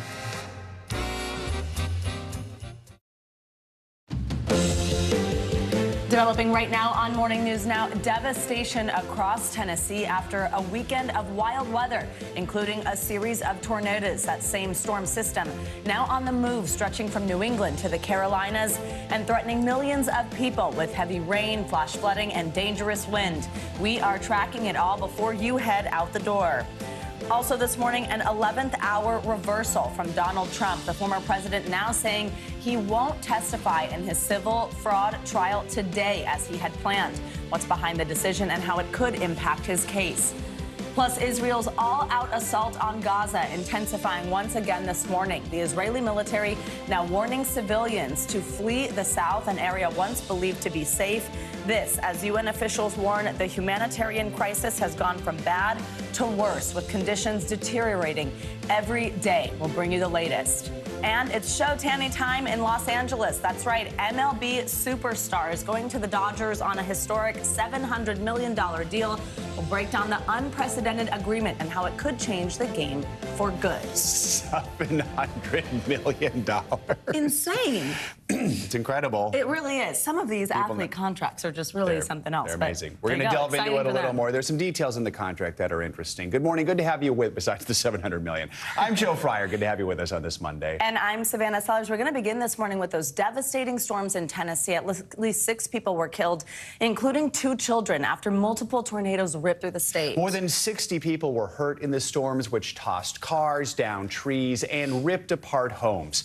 Take a look at this video. You can see the moment a twister caused an explosion, lighting up the night sky. Tennessee Governor Bill Lee toured the damage in hard-hit Madison, that's just outside of Nashville. Despite the destruction, he said that he is inspired by how the community is rallying together. I would say to the victims that there is hope, because the people around you that live in this community, that live in this state, they love you, they care about you. And while we cannot erase the pain and the difficulty and the heartbreak of what's happened to you, we can come alongside you. And that's what we implore Tennesseans to do, and we're watching it happen even today. So for me, there's great hope in that, watching Tennesseans be Tennesseans when some of their neighbors have had the worst days of their life. In the aftermath of the storm, survivors are sharing their stories, including one woman who says the tornado hit so fast she barely had time to react. Picked me up. I was trying to go in the closet when I got that alert. I just remember opening the closet door and just turning around. The wind just took me, and I just remember waking up on this side of my house looking for my home, and then I saw my children over there, and my husband was in the debris back there. I went back barefooted. I didn't have on any clothing, hardly, just a robe, and helped him up and across the street. So yeah, it's pretty quick. Now let's bring in meteorologist Michelle Grossman for a look at where that line of storms is now and the rest of your Morning News Now weather. Hey there, Michelle. Good morning. Hey there, guys. Great to see you. And it was a tough weekend. We had that strong cold front move through. We're still seeing impacts this morning, but things are improving, and we're going to be much quieter over the next several hours. We're seeing this cold front on the move, and it's moving quickly. So this is what it looks like on radar right now. We have some lake effect snow showers coming in. That's showing us that we have that cold air working behind this cold front. And we're going to see temperatures 20 degrees below what we saw yesterday in many spots, and actually below average. In terms of the precipitation, precipitation, we're still looking at very heavy rain in spots. Where you see those darker colors, the reds, the oranges, the yellows, that's where we're seeing the heaviest rain falling. But notice it's now to the northeast and also New England. On the backside of this, we're seeing some snow coming in. Even in the Philadelphia suburbs, we're seeing that snow falling because that cold air is making that changeover to snow. Now, in terms of alerts, we have a lot of them. We have winter weather alerts. We have winter weather advisories. The winter storm warning, that is in the pink, and that's where we're going to see heavy, wet snow in portions of upstate New York into New England. We could see nearly a foot of snow in portions of the highest elevations of Maine. That would be close to the Canadian border. We're also looking at flood warnings, flood watches. Where you see this red here, that is a flood warning. That means flooding is happening now or it's imminent. So including Boston, Hartford, just north of Portland into Bangor, telling us that we have a really tough commute for many of us as we start out this Monday morning. But again, by later on this afternoon, the evening commute looking so much better. We are expecting snow in portions of upstate New York, into parts of northern New England, and also along the Appalachians, we're going to see some snow as well. We have seen some snow already. In terms of the rainfall, excessive rainfall is likely in parts of northern New England, specifically into Maine, especially in the northern part of Maine. Where you see this darker blue here, that is a higher risk of seeing some flash flooding. So we're going to see 1 to 2 inches of rain per hour. That's a lot of rain in a short amount of time. On top of that, that's going to melt some snow. So that's why we're expecting some flooding. Here are some totals as we go throughout the rest of the day. Notice not a whole lot more rain expecting in most parts of New England. But once we get close to the northern parts of Maine, the coastal parts of Maine, we're looking at some heavy rain. So we could see 1 to 2 inches there, even 3 if we see some convective bands setting up. And then in addition to that, we're looking at really windy conditions. Winds are going to gust 60 to 70 miles per hour. That's going to cause some power outages in addition to that really cold air that's in place. On the backside of this, where we're seeing that cold air, we're looking at the snow falling in. Again, we could see up to a foot of snow. That would be in the higher elevations of Maine. But some spots where we see the winter weather advisory, we could see a few inches as well. Windy, it's going to be very, very windy as this storm continues to strengthen that area of low pressure in parts of northern Maine and northern New England. So we're going to see winds gusting up to 61 miles per hour in Nantucket. So along the Cape into Long Island, New England, even higher than that, right along the coastal parts of Maine, we could see winds gusting up to 70 miles per hour. Also could see inundation of water. That's sort of where you see that wall of water going over dry land. So if you live along these coastal areas, you know where you are. You want to move those cars back, get them to dry land so we don't see any damage to the cars. This system will finally depart. It's departing quickly at this hour. We're going to see much quieter conditions as we go throughout the next couple of hours, especially into the afternoon, especially into the evening hours as well. So for the rest of the country, we're looking good, actually, above normal. In the middle of the country, from the central plains to the southern plains, temperatures in the 50s and 60s. It's a big area of high pressure. That's good news, and that's going to bring a pretty nice day. It's going to be chilly in the northern plains, but we're going to be dry there. Then our next weather system is in the west. We're going to look at snow and wind and rain in portions of the Intermountain West. Where you see the green, that is the rain falling. That would be in the lower elevations. The higher elevation, the mountain snow, is where you see the blue. We're going to continue to watch this as it moves across the country. So this is going to be our next weather maker as it moves across the country. The Southwest looking good today with some sunshine as well. Then as we near Wednesday, December warmth in portions of the Intermountain West into the northern plains. Although if you look at those numbers, it feels kind of chilly to me. But for that area, looking good. The Pacific Northwest, we are looking at some rain falling on Wednesday. Not a whole lot, but still looking at some showers. Still dry in the Southwest with temperatures in the 70s. And there in the South Central states, we're looking at temperatures in the Four Corners as well. Looking at some rain falling throughout the Rockies. Looking at some lower elevation rain in portions of the South Central states into the Central states. Sunny and mild. This is good news throughout the Carolinas into the Northeast. Parts of New England could see a little lake effect snow in parts of New England, but for the most part, we're going to be drier as we near Wednesday. And then as we get towards Friday, scattered snow showers throughout the Intermountain West. We're going to be pretty soggy throughout the South Central states and the Gulf Coast states. You're going to need your umbrellas there. Temperatures are going to be held down too because of that rain. We're looking at temperatures in the 40s and 50s. And finally, on a Friday, we are looking at warm sunshine in portions of the Northeast and parts of New England. So something to look forward to. Back to you guys. We will take that. Yeah, all right, exactly. Michelle, thank you so much. Thank you. Well, the ongoing $250 million civil fraud trial here in New York against former President Trump is heading into its final week. Trump was expected to take the stand today in his own defense, but in a dramatic reversal, he has decided not to testify. Trump made that announcement on social media Sunday. He said he had nothing more to say and once again called the case a witch hunt. Trump is accused of inflating the values of his assets and properties to his advantage. He has denied any wrongdoing. For the latest, let's bring in in NBC News correspondent Vaughn Hilliard and NBC News legal analyst Danny Savalas. Good morning to both of you. Vaughn, we'll get started with you. So last month, Trump was very combative when he was grilled on the stand by the New York Attorney General's office. Do we think, knowing how that kind of played out, that could have played a role in his decision not to testify in his own defense? And if so, why the flip-flop? Right, Savannah. Last month, it was 3.5 hours that he testified on the stand. But in that particular testimony, he was answering the questions from the New York Attorney General's office prosecutors here. In this scenario, if he had gone to the courthouse today, he would have been answering questions from his own defense lawyers. And the thought was that this would be an opportunity for him to speak for potentially several hours about the history of the company and the accounting of it. But ultimately, Donald Trump in that post last night saying, I have very successfully and conclusively testified in the corrupt Biden-directed New York State Attorney General's rigged trial against me, suggesting that he has already left everything that he has to say inside of that courtroom and that this trial is already going in the direction against him. Of course, one of the claims of repeated fraud has already been found. He's been found liable for from the judge. The judge, it's up to him to determine whether he is liable for 6 other claims as well. Danny, last week we saw Eric Trump back out of testifying, now his dad. What do you make of this strategy here? When you're defending a case, you line up all your witnesses, you transport them there, you have them all ready to go, but you have to make snap decisions as the case nears its end. So I expect that the defense team got in a room and they said, okay, here's who we have left, including Trump. Do we need him? Did we get this piece in? Did we get this fact in? Do we need this piece of evidence? Because from there, especially if you're calling your client, you're engaging in a balancing test. What is the risk of putting him on the stand and what is the benefit? And if at this stage they conclude that, you know, we put him on the list just in case, but we've gotten everything in that we need, we don't need to put him on the stand. I do that all the time. I may have a list of a dozen more people I could call, but you know what? Go on home. We're not going to need you. And I wait till the very last minute to make that decision because you never want to be caught unprepared and unable to call witnesses if you need them. That is sort of that's the motivating incentive. It's terror. It's, geez, what if it's better to have it and not need it than need it and not have it when it comes to witnesses. So this may just be a decision at the end of the case. Hey, we thought we would call them. We don't need them.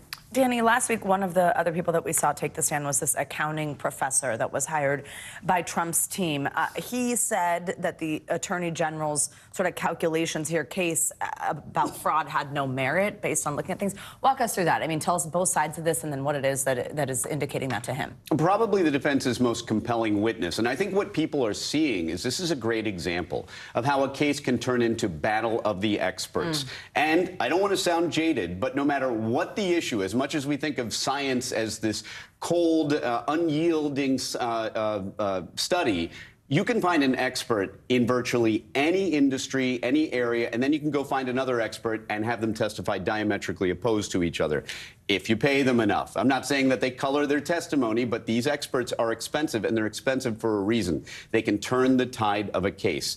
Even if the defense in this case is not looking so good, if that expert was compelling enough, that can go a long way. Even if your case is overall not so strong, an expert that overpowers the government's expert can change the tide. Let's look ahead here, Vaughn. The trial resumes tomorrow. Closing arguments, so not expected to take place till a month from today, January 11th. What can we expect now in these final stages of the trial?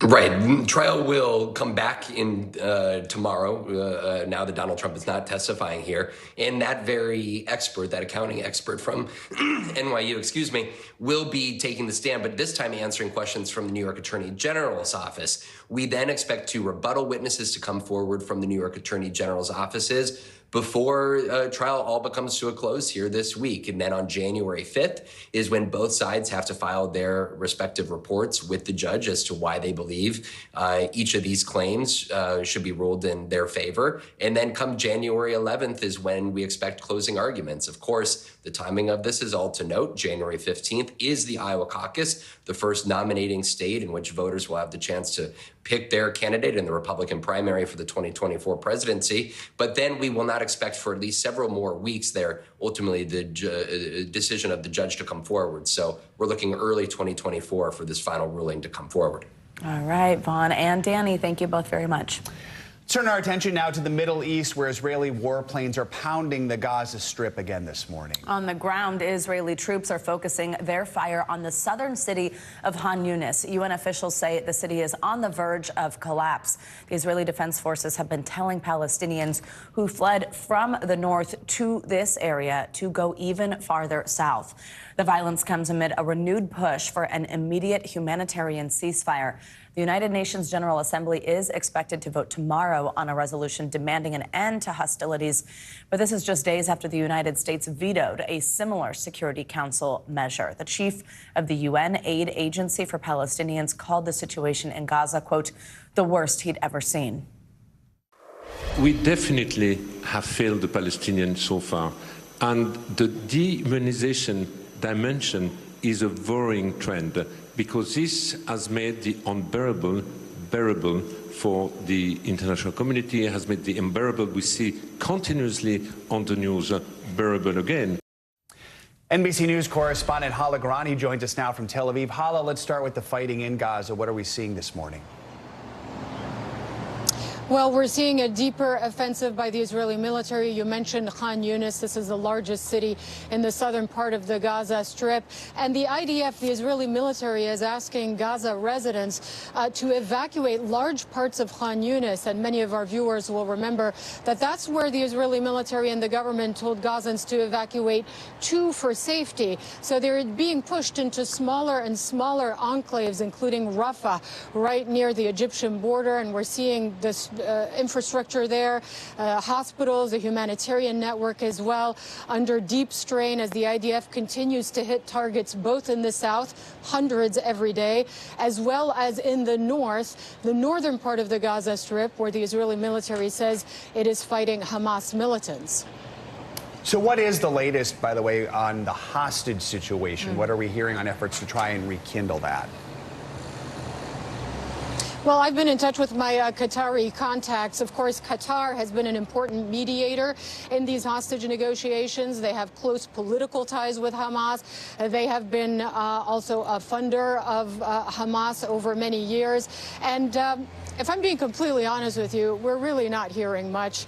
There is not a lot of hope right now that these negotiations will be rekindled. And we're really at a stage where it seems as though the talks have broken down. Last week, Israel pulled its mediators from Doha in Qatar. And even though there appear to be some negotiations happening really through Qatar remotely, there isn't much hope that in the immediate future anything will come out of any talks. Hala, I want to ask you about what we just mentioned a moment ago, which is the Biden administration coming under criticism this weekend. Two things here: vetoing a Security Council resolution on Friday that called for an immediate ceasefire, also approving a $106 million sale of emergency arms to Israel. How is Washington justifying these decisions, and is it concerned about appearing increasingly isolated on these issues on the world stage? Well, I can give you the Arab world reaction. I mean, some of the news headlines I've been reading from across the Middle East are essentially conflating the U.S. with Israel and its policy in Gaza. They are dismayed and they are disappointed in the American veto, although it has to be said it was expected that the U.S. would use its veto within the Security Council to that UAE-sponsored resolution calling for an immediate ceasefire. This is how Antony Blinken, the Secretary of State, justified the U.S.'s move yesterday. There needs to be a premium put on protecting civilians and making sure that humanitarian assistance can get to everyone who needs it. And as I said, I think the intent is there, but the results are not always manifesting themselves. We have to make sure that we're on the path to a durable and sustainable peace. From our perspective, I think from the perspective of many around the world, that has to lead to a Palestinian state. We're not going to have durable peace. We're not going to have durable security for Israel unless and until Palestinian political aspirations are met. So this has been the call by the U.S., not necessarily based on what's happening on the ground, a call heeded by the Netanyahu government. So, Hala, we also got a fresh warning from the World Health Organization about the health system in Gaza. We understand it's also adopted a resolution calling for immediate and unimpeded humanitarian access. What more can you tell us about that and the significance of it? Well, we've been monitoring the situation in Gaza, as many of our viewers and you know.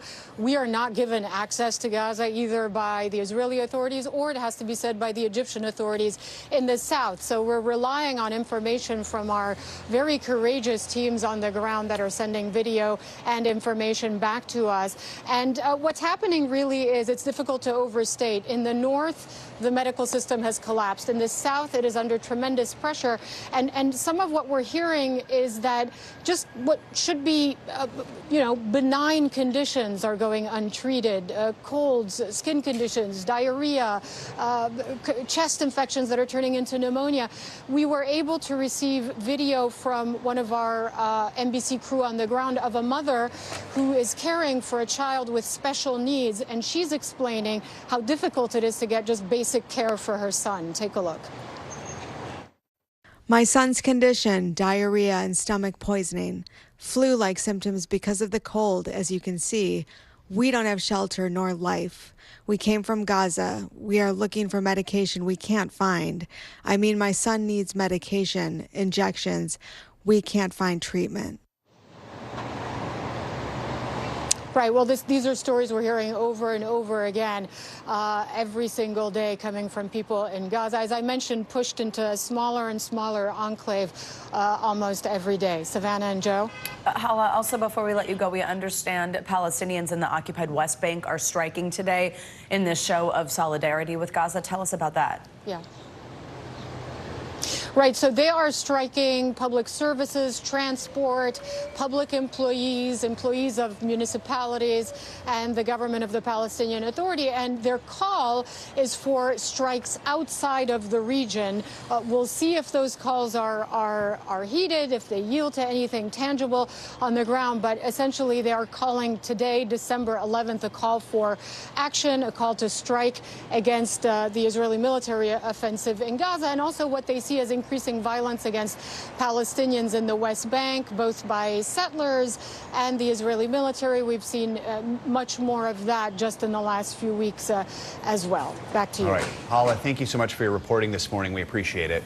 University of Pennsylvania President Liz McGill resigned this Saturday following a rave of criticism for her congressional testimony on campus anti-Semitism. Her resignation prompted New York Representative Elise Stefanik, who went viral for her questioning in that congressional hearing, to post this on X: 1 down, 2 to go. The two others she's referring to are MIT President Sally Kornbluth and Harvard's President Dr. Claudine Gay, who's also now facing a wave of criticism and growing calls to step down. NBC News correspondent Antonia Hilton joins us with the latest here. Hi, Antonia. Good morning. So first, just walk us through the backlash that we saw after that hearing. Good morning, guys. Yes, so to catch you up, this all stems to last week's hearing, at which these three university leaders were pressed for about 6 hours. But really what happened is these 30 to 90-second exchanges went viral, in which you see Representative Elise Stefanik, a Republican from New York, pressing the three of them about whether calls for genocide against Jewish students on campus would amount to any kind of action, whether it violated codes of conduct.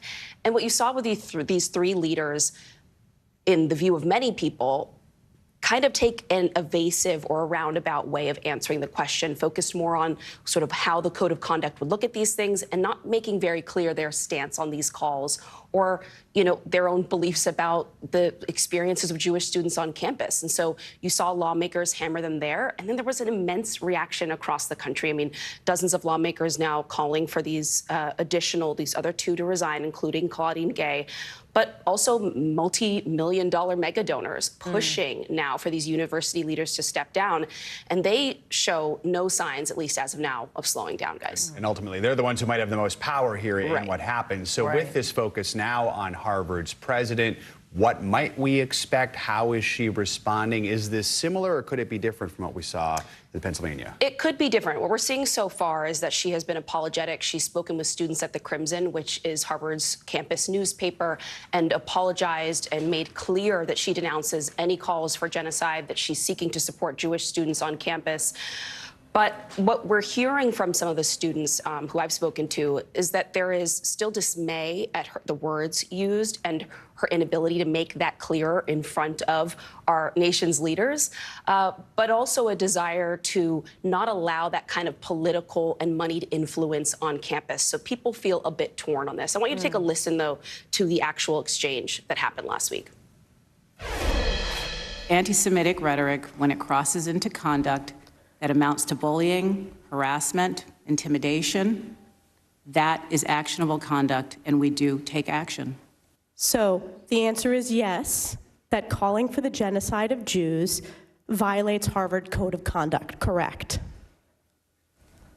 Again, it depends on the context. It does not depend on the context. The answer is yes, and this is why you should resign.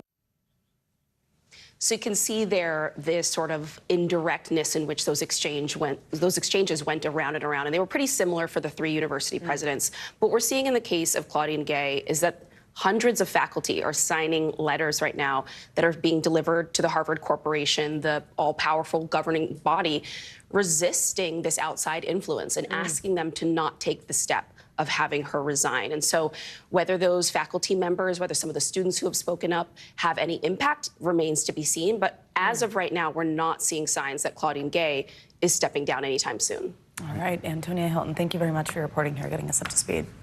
Much more to come here on Morning News Now. Later this hour, a TikTok takeover, the $1.5 billion deal that could expand the social media giant's online retail reach. Up first, though, after the break, ex-Trump lawyer Rudy Giuliani set to go to trial in a defamation lawsuit involving 2 Georgia election workers. We will break down the charges against him ahead of today's hearing. Stay with us.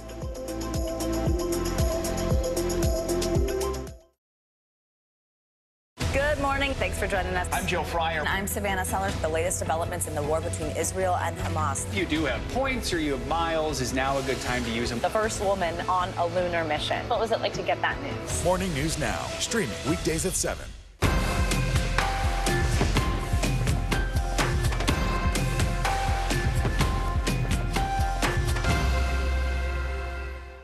Good morning. Thanks for joining us. I'm Joe Fryer. And I'm Savannah Sellers. The latest developments in the war between Israel and Hamas. If you do have points or you have miles, is now a good time to use them. The first woman on a lunar mission. What was it like to get that news? Morning News Now, streaming weekdays at 7. When I think about what the Today Show does, it's not just about the mornings, it's about your whole day. There's a feeling of we're in there with you. Then let's take on this day together. What is going to happen now? Going back and forth because they... Go ahead. This is it, right? Stay on top of breaking news and the biggest stories of the day with NBC News Daily. Thank you so much for joining us. I'm Morgan Radford. I'm Vicki Wynn. I'm Kate Snow. And I'm Zinclair Samwat. Get in-depth reporting from across the country. We have breaking news out of the White House and around the world. Questions about the rebellion inside Russia. And ways you can take care of your health. What are symptoms that people should be on the lookout for? And your wallet. Some really great last-minute deals if you have flexibility. NBC News Daily, weekdays from 12 to 4 p.m. Eastern on NBC News Now. Top story is coming to you live from Juarez, Mexico. Reporting over the skies of Lahaina. Every weeknight, it's your news playlist. Top story with Tom Llamas, streaming weeknights at 7 on NBC News Now. People really don't know what's going to happen. Nearly a dozen hours after the eye roared ashore.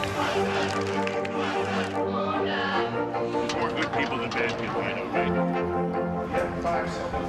4, 3. There is some late-breaking news 4 hours into the Iowa caucuses by the Hammond with everything. All right, it just did too. I'm hearing sleigh bells, twinkling lights.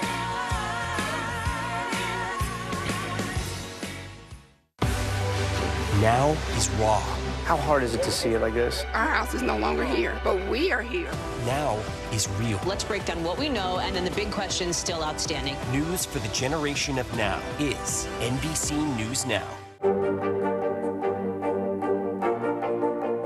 This is what a country country at war looks like. You came to get blood. It's not an incoming shell. So many stories of heroism and heartbreak emerging from here.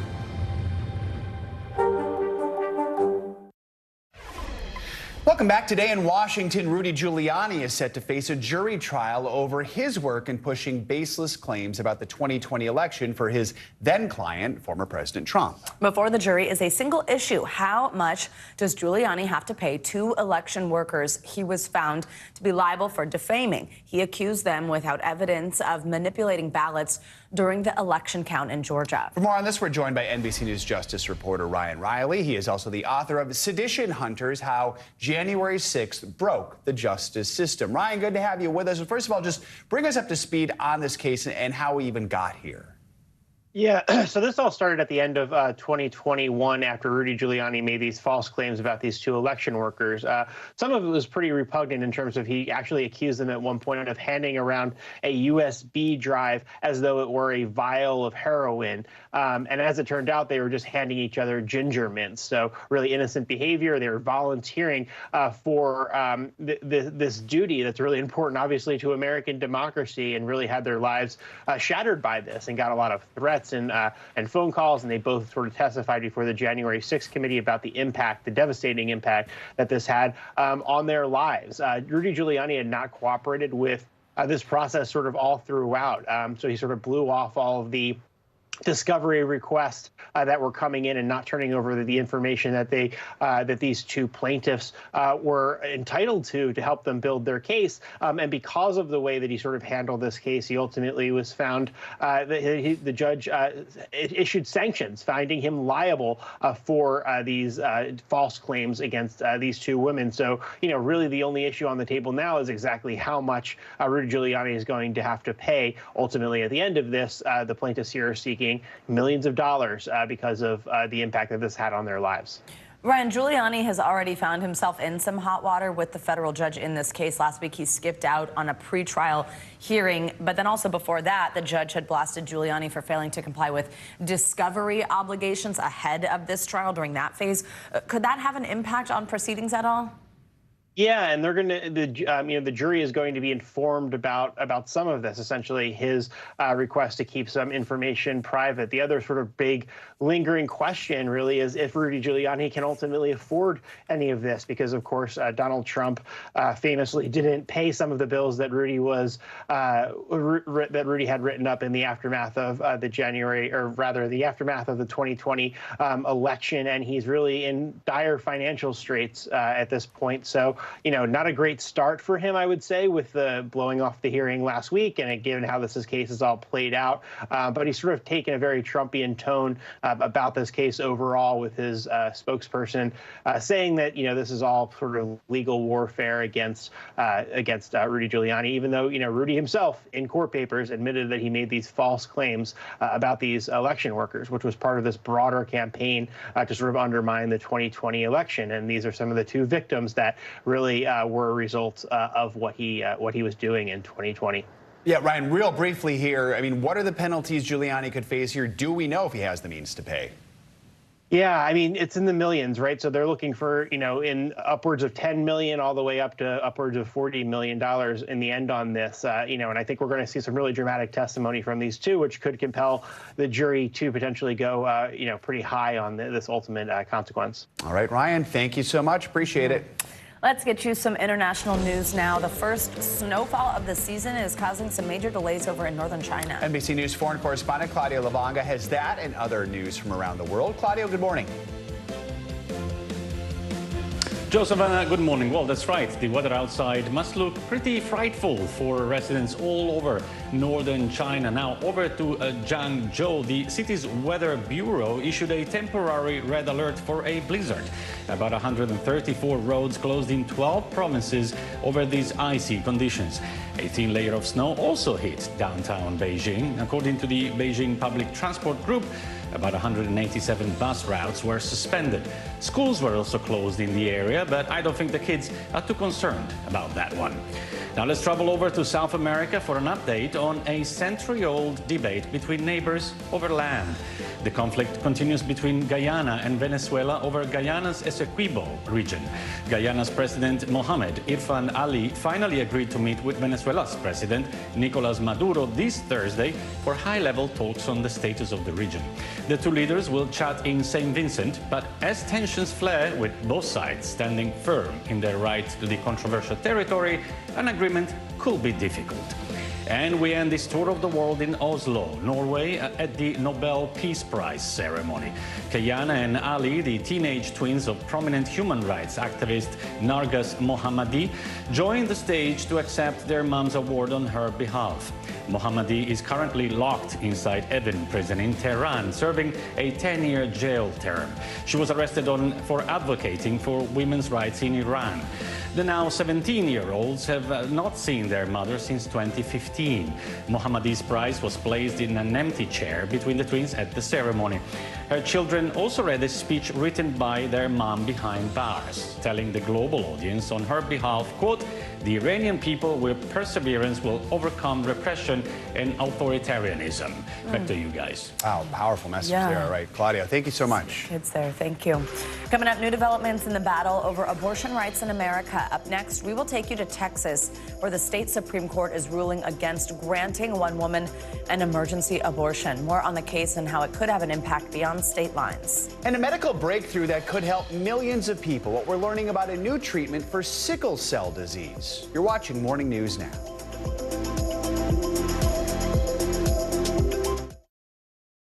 I'm hearing sleigh bells twinkling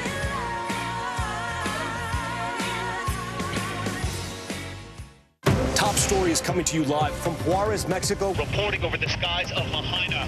Every weeknight, it's your news playlist. Top Story with Tom Llamas, streaming weeknights at 7 on NBC News Now. The NBC News mobile app. Get connected to your favorite news shows. For the top stories, breaking news, and live video, download the NBC News mobile app now. Thanks for tuning in. I'm Gotti Schwartz. Here are the stories we're following tonight. Storms keep coming here in California. The U.S. government just declassified this video. A lot more stories trending like crazy on social media. A controversy pitting lawmakers against young voters. What's the state of crypto today? Is it safe for investors? We've got another mind-bending story on artificial intelligence. This is what my voice sounds like when I clone it. That wasn't me. You gotta see this. Stay tuned now. Weeknights at 8 Eastern, 5 Pacific on NBC News Now. News lives in the now. Look at this. You can't even see anything anymore. Let's break down what we know. You gotta see this. News for the generation of now is NBC News Now. From inside Iran, from Israel, from Florida, from Lewiston, Maine. Part of our continued reporting. This is what a country at war looks like. Women, old children. What is it like? Countless neighborhoods across the region that look just like this. Everybody good? I get took for all this damage to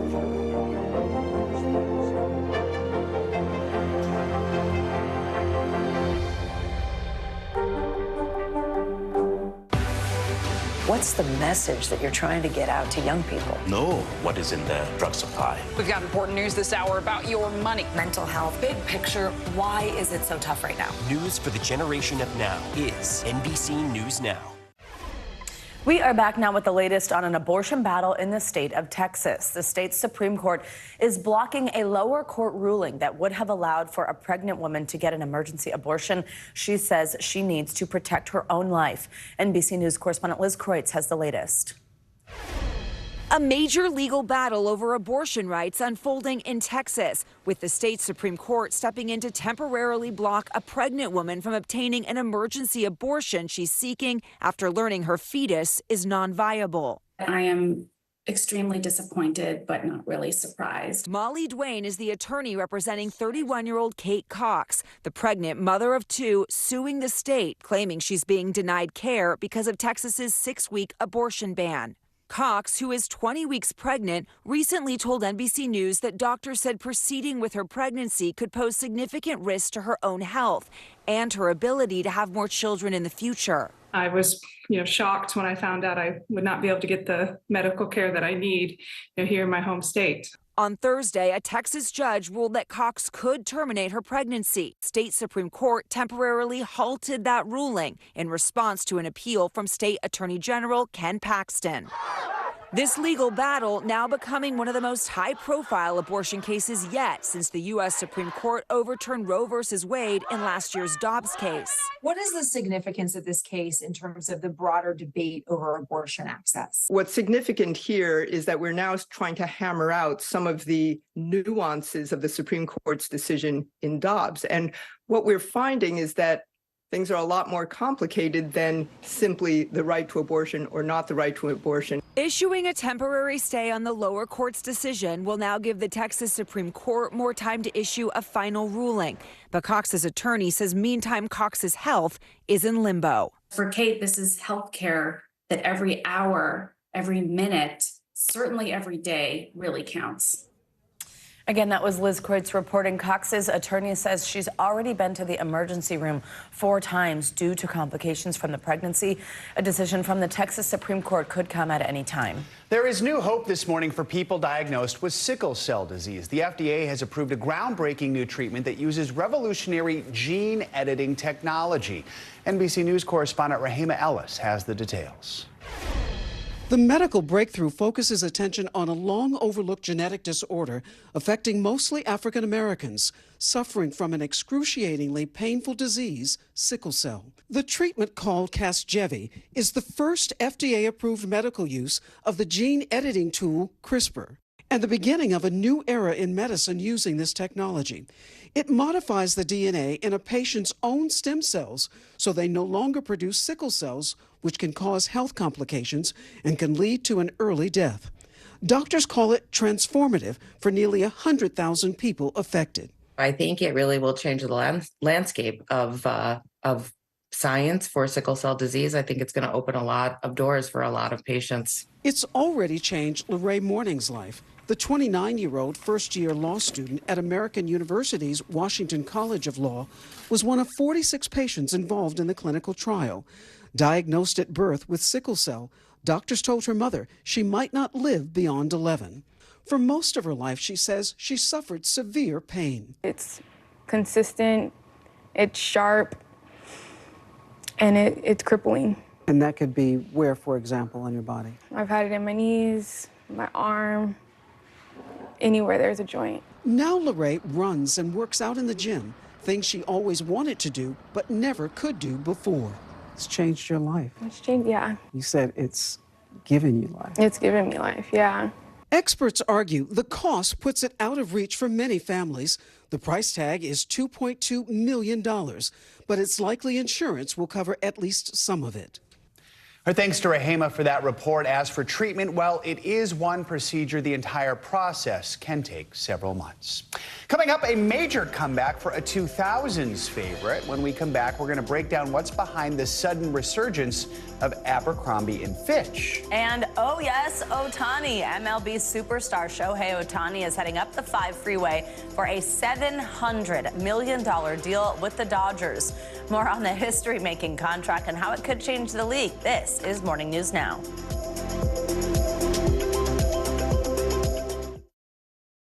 Good morning, and thanks for joining us. I'm Joe Fryer. And I'm Savannah Sellers. We're going to get started with breaking news. The record number of migrant crossings. The latest developments in the war between Israel and Hamas. A closer look at the good news we got about the economy. If you do have points or you have miles, is now a good time to use them. A lot of people spend a lot of time sitting. 20 minutes of exercise might be able to help out. How does it feel to be an out college athlete? Freeing the first woman on a lunar mission. What was it like to get that news? Morning News Now, streaming weekdays at 7. Fire has grown leaps and bounds. What you see behind me is typical. How you doing? Pretty bad.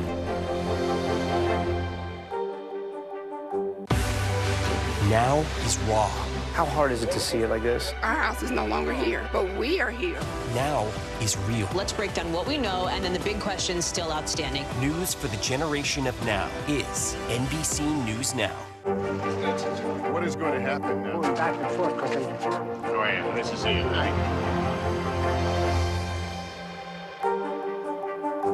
Thanks for tuning in. I'm Gotti Schwartz. Here are the stories we're following tonight. Storms keep coming here in California. The U.S. government just declassified this video.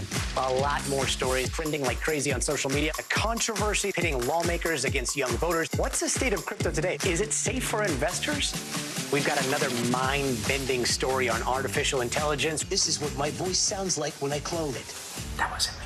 You gotta see this. Stay tuned now. Weeknights at 8 Eastern, 5 Pacific on NBC News Now. Were you calling the shots, though, Mr. President, ultimately? Was the Biden administration caught off guard by this latest surge of migrants? Is it clear who's going to govern Gaza once this war is over? If it's Sunday, it's Meet the Press. What is going to happen now? Going back and forth because Go ahead. This is it, right? The NBC News mobile app. Get connected to your favorite news shows. For the top stories, breaking news, and live video, download the NBC News mobile app now. Coming on the air with breaking news. We are live tonight from Juarez, Mexico. Reporting over the skies of Lahaina. Here in Florida. The time to evacuate has come and gone. You were seeing people just running for their lives? People running for their lives. We've seen this almost unbelievable power struggle. What does this mean for Ukraine? It's the battle off the field that's inspired the world. Every night, it's your news playlist. Top Story with Tom Llamas. Streaming weeknights at 7 on NBC News Now. We're talking possibly 1 trillion galaxies. Yes. That is a number that is just so hard to compute. Whether it's the moon, whether it's Mars, it feels like we're on the cusp of something big.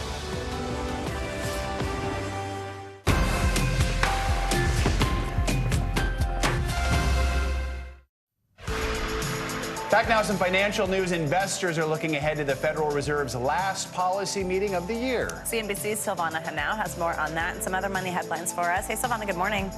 Savannah, Joe, good morning. Yes, so it could be a pivotal week for the markets as the Federal Reserve holds its final policy meeting of the year. That may test investors' optimism for a series of interest rate cuts next year. The Fed will announce its decision on Wednesday. Now, the central bank is expected to leave rates unchanged, so the focus will likely be on whether they will stick to their forecast of cutting them by at least 0.5 percentage point in 2024.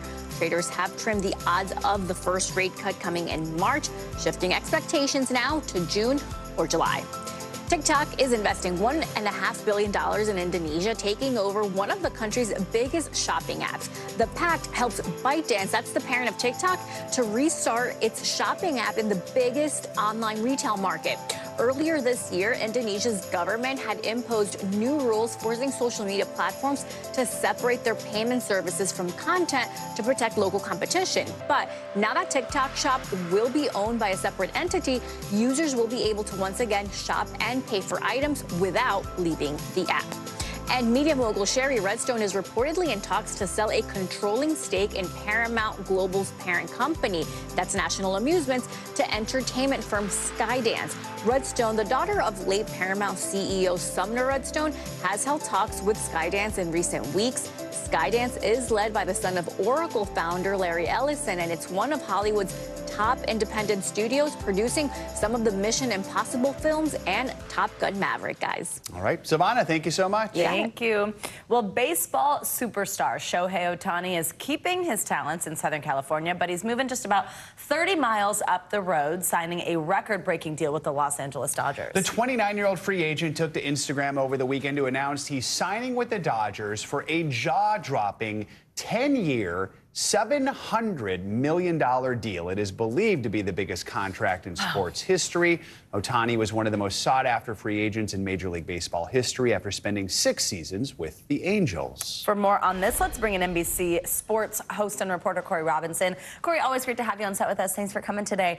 All right, so he's an elite hitter and pitcher, and apparently the most successful player to do both of those things since Babe Ruth like a century ago.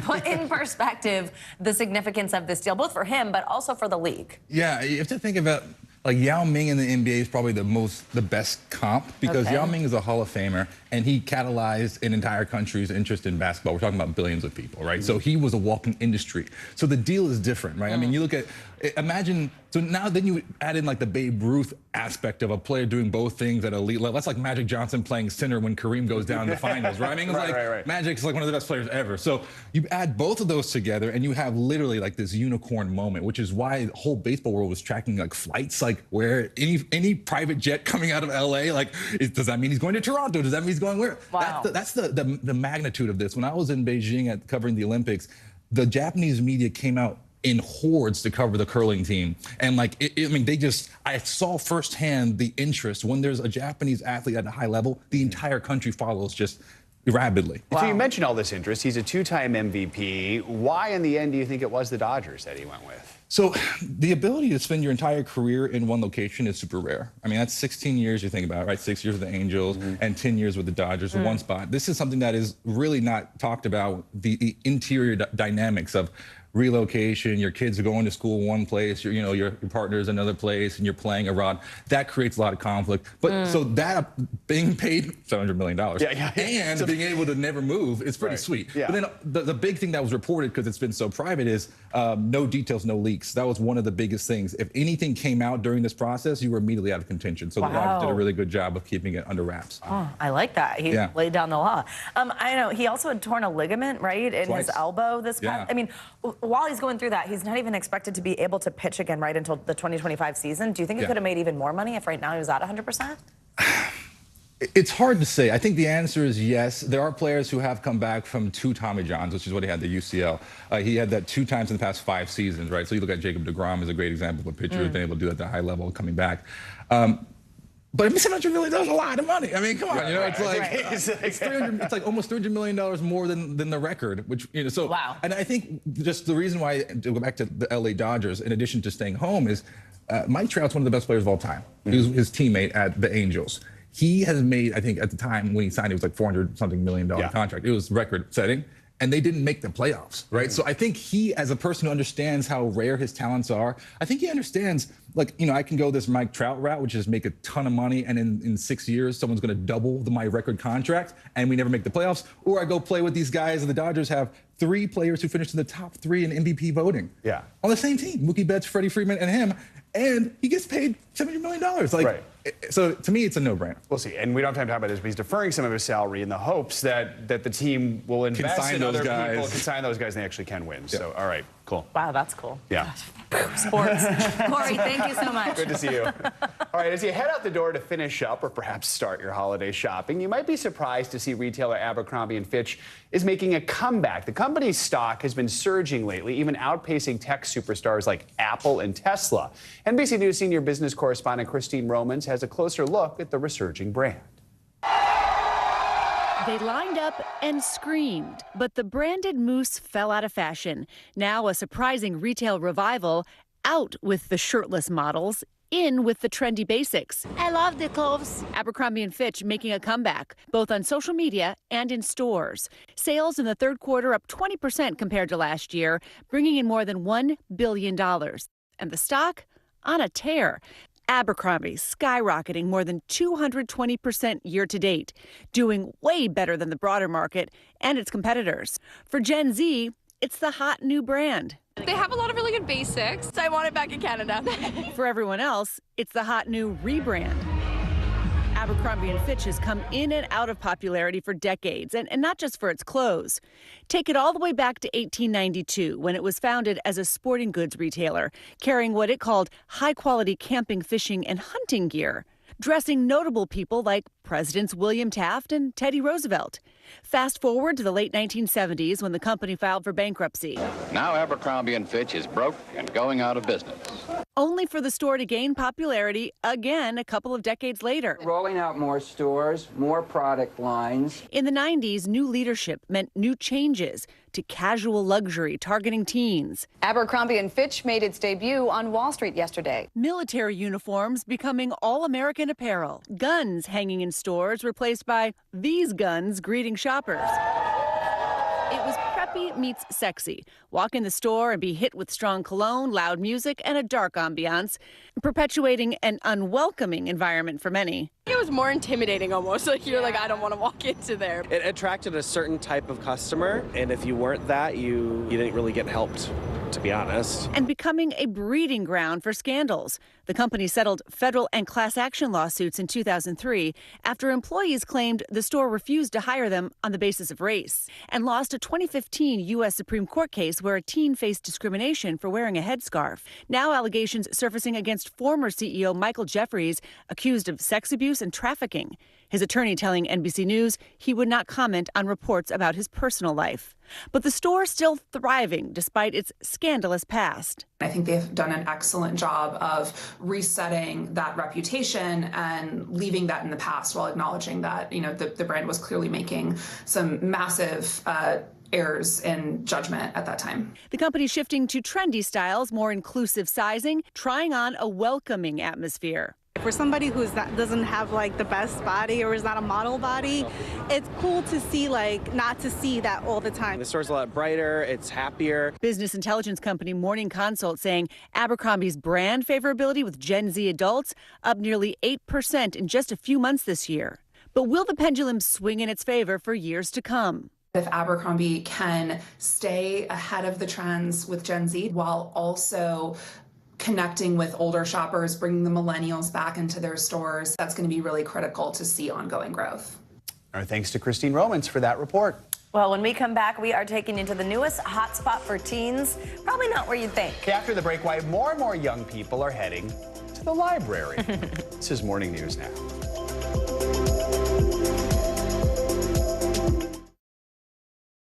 Good morning, and thanks for joining us. I'm Joe Fryer. And I'm Savannah Sellers. We're going to get started with breaking news. The record number of migrant crossings. The latest developments in the war between Israel and Hamas. A closer look at the good news we got about the economy. If you do have points or you have miles, is now a good time to use them. A lot of people spend a lot of time sitting. 20 minutes of exercise might be able to help out. How does it feel to be an out college athlete? Freeing.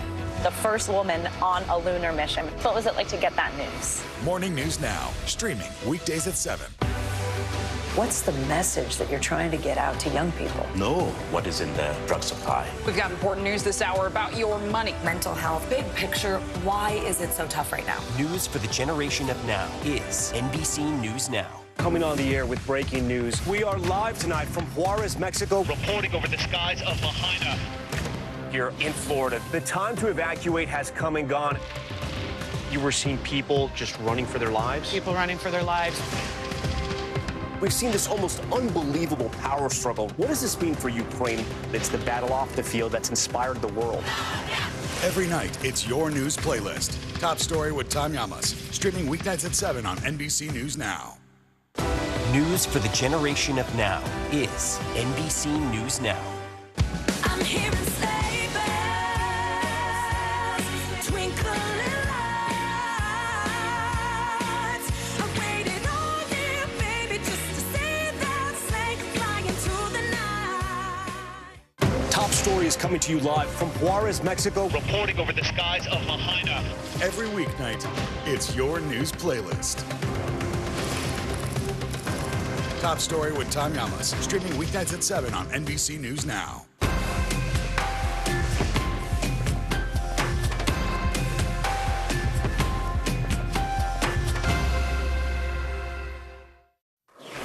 Welcome back. As we've been reporting, 2023 marks 50 years of hip-hop, and what better way to wrap up the celebration than with a concert featuring some of the living icons who helped shape the genre into what it is today. The Grammys partnered with the Recording Academy to salute hip-hop and its cultural impact on the world. Hip-hop legends Queen Latifah, Public Enemy, Akon, Chance the Rapper, and many more performed. There was also this iconic moment: Will Smith, a.k.a. the Fresh Prince, reunited with DJ Jazzy Jeff. The pair won the first ever Grammy for hip-hop. You can stream the special now on Paramount Plus or DirecTV. Fun fact, DJ Jazzy Jeff and the Fresh Prince performed at my high school in the 90s. Whoa. We won a contest, and we got a concert with them during the Boom, Boom, Boom, Shake the Room era. Wow. And they were there. Can I just say, this is a trip down memory lane for you, isn't it, this morning, Joe? Because we had that high school performance. You worked at Abercrombie and Fitch. Abercrombie, yeah. Wow. You love it. Basically, the show's based on my childhood. Thank you, Joe, for that. Well, you might remember The Breakfast Club, the classic 80s movie where a group of high schoolers are forced to spend the day in detention in the last place they want to be, the library. But according to a new study, the perception might be changing among younger Americans. NBC's Maura Barrett has this story. In the quiet corners of libraries across the country, a reading renaissance led by younger generations is underway. Teens read a lot. A new study from the American Library Association revealing that Gen Z and millennials are visiting libraries at higher rates than older generations, with 54% saying they've visited a brick-and-mortar location in the last year. Is that surprising to see the interest in checking out physical books when teens have so many digital distractions? I think what's interesting about this age group is they are just very fluid in terms of their platforms. I feel like it's kind of sort of in parallel, right, to how they deal with the world. Siva Ramakrishnan is the director of Young Adult Services at New York Public Libraries, where she's made it her mission to encourage younger people to visit the library, whether it's to check out books or take advantage of its resources, like book clubs or college application help.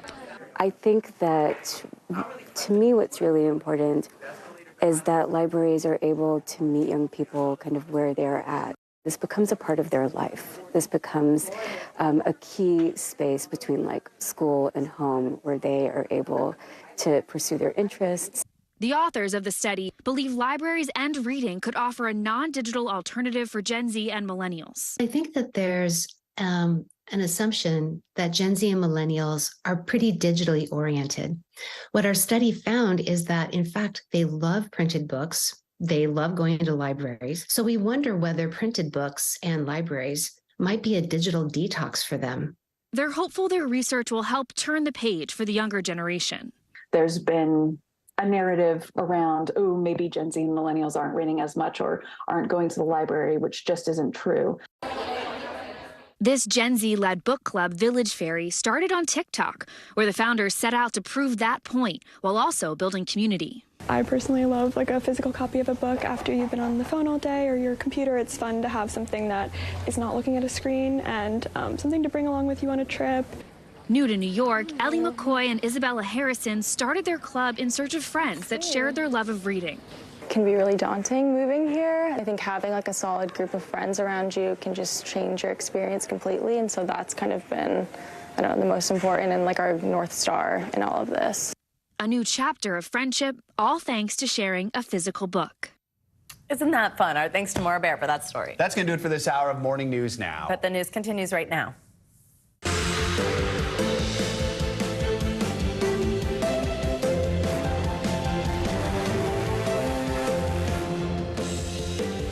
Good morning. Thanks so much for joining us. I'm Savannah Sellers. I'm Joe Fryer. Right now on Morning News Now, we are following devastation in Tennessee with a deadly string of powerful tornadoes. At least 6 people are dead, dozens more injured. We're on the ground with new images of the destruction as heavy rain and snow tear across the Northeast. We're going to have your full forecast in just a moment. In the Middle East this morning, deteriorating conditions in Gaza. Israel's military stepping up its assault on the southern part of the battered enclave. The intensifying violence now jeopardizing already fragile humanitarian efforts, with nearly 2 million Gazans displaced from their homes. We'll bring you the latest as back home incidents of anti-Semitism and hate crimes take center stage. We're also looking ahead to all the merry madness in America's airports and on the roads this holiday season. A new report from AAA projects another record-breaking romp to destinations across the country. But will the airlines be able to keep up this time around? And later in the hour, we are feeling lucky with a look at Google's top trending searches for the year 2023. Actually, I am kind of surprised by some of them. You are? Okay. Yeah. I actually haven't looked yet. I'm going to be surprised. Yeah. With there everyone you go. else. All right. Things that you would think, let me put it this way, you know, where the big stories weren't that searched, which I thought was interesting. All right. Yeah. Looking forward to diving into that. Let's begin this morning with those powerful and destructive tornadoes that tore through central Tennessee over the weekend, killing at least 6 people and injuring more than 60. Yeah, take a look at this. You can see the devastation left behind from those storms. Line crews working around the clock, but more than 30,000 people remain without power, and officials say it could be weeks before the lights are back on. NBC's Marissa Parra is on the ground in Madison with the latest. This morning, shocking new video shows the devastation in hard-hit Tennessee after a string of deadly tornadoes swept through the central part of the state over the weekend. Oh my God! The twisters caught on camera tearing through the night sky. Oh my God. The National Weather Service confirming at least one EF3 packing 150-mile-per-hour winds. The powerful tornadoes leaving homes in Madison reduced to rubble. The next time we know, it just sounded like an explosion went off. You could hear stuff flying everywhere. It was crazy. It's crazy. It is terrifying. Tennessee's governor touring one hard-hit area, which suffered 3 of the state's 6 fatalities. Really sad, really heartbreaking. Felipe Domingo lost his wife and his 2-year-old son. Sad, desperate. Telling us their loss has left him with a big pain in his heart. The tragedy, part of a storm system that produced over 20 tornadoes across the South. Now that same system is moving up the East Coast, putting 52 million people under flood alerts from D.C. to Maine, prompting another brief tornado in North Carolina. Back in Clarksville, Tennessee, Markeisha Frazier says a tornado pulled her home apart while her entire family was inside. The wind just took me, and I just remember waking up on this side of my house, looking for my home, and then I saw my children over there, and my husband was in the debris back there. Families here now trying to salvage what they can, as the community promises to work together to rebuild what they've lost. I've seen this community come together like no other before. And I know we're going to do it again. Our thanks to Marissa Parra for that report. This morning, some schools in the area are closed because of the damage, while others are on a delay because of those power outages. For more on all this, we are now joined by the mayor of hard-hit Clarksville, Tennessee, Joe Pitts. Mayor Pitts, thank you very much for taking the time to talk to us. I'm sorry it is under these circumstances, and we appreciate your time. What is the latest on the ground in Clarksville this morning? What are you hearing from people in your community? Well, good morning, and thank you for letting us tell our story. It's a cold morning this morning, but it's another opportunity for our city to rally around those hardest hit. But we still have about 10,000 people without power. We have about 300 people or families that are displaced and their homes are a total loss. But we have crews mobilized on site this morning. Currently, as we speak, at daybreak this morning, they were out with heavy equipment, dumpsters, dump trucks, neighbor helping neighbor. It's just been a phenomenal sight to see that happening. You mentioned 10,000 without power. You said in a news conference over the weekend, could be several weeks before power is restored to everyone. First of all, is that still the case? What can be done to help those people? You mentioned it's cold, it's the holiday season. What are your biggest worries when it comes to that? Well, our biggest concern is making sure those who were without homes take advantage of the shelters that we have set up throughout our city. The Red Cross has been incredible. Manna Cafe is a valuable nonprofit community nonprofit partner that has a shelter set up. Feeding Mosaic Church in our community has set up a command center to help the city and the county. So our biggest concern and our first priority is to take care of our people, and that we are doing.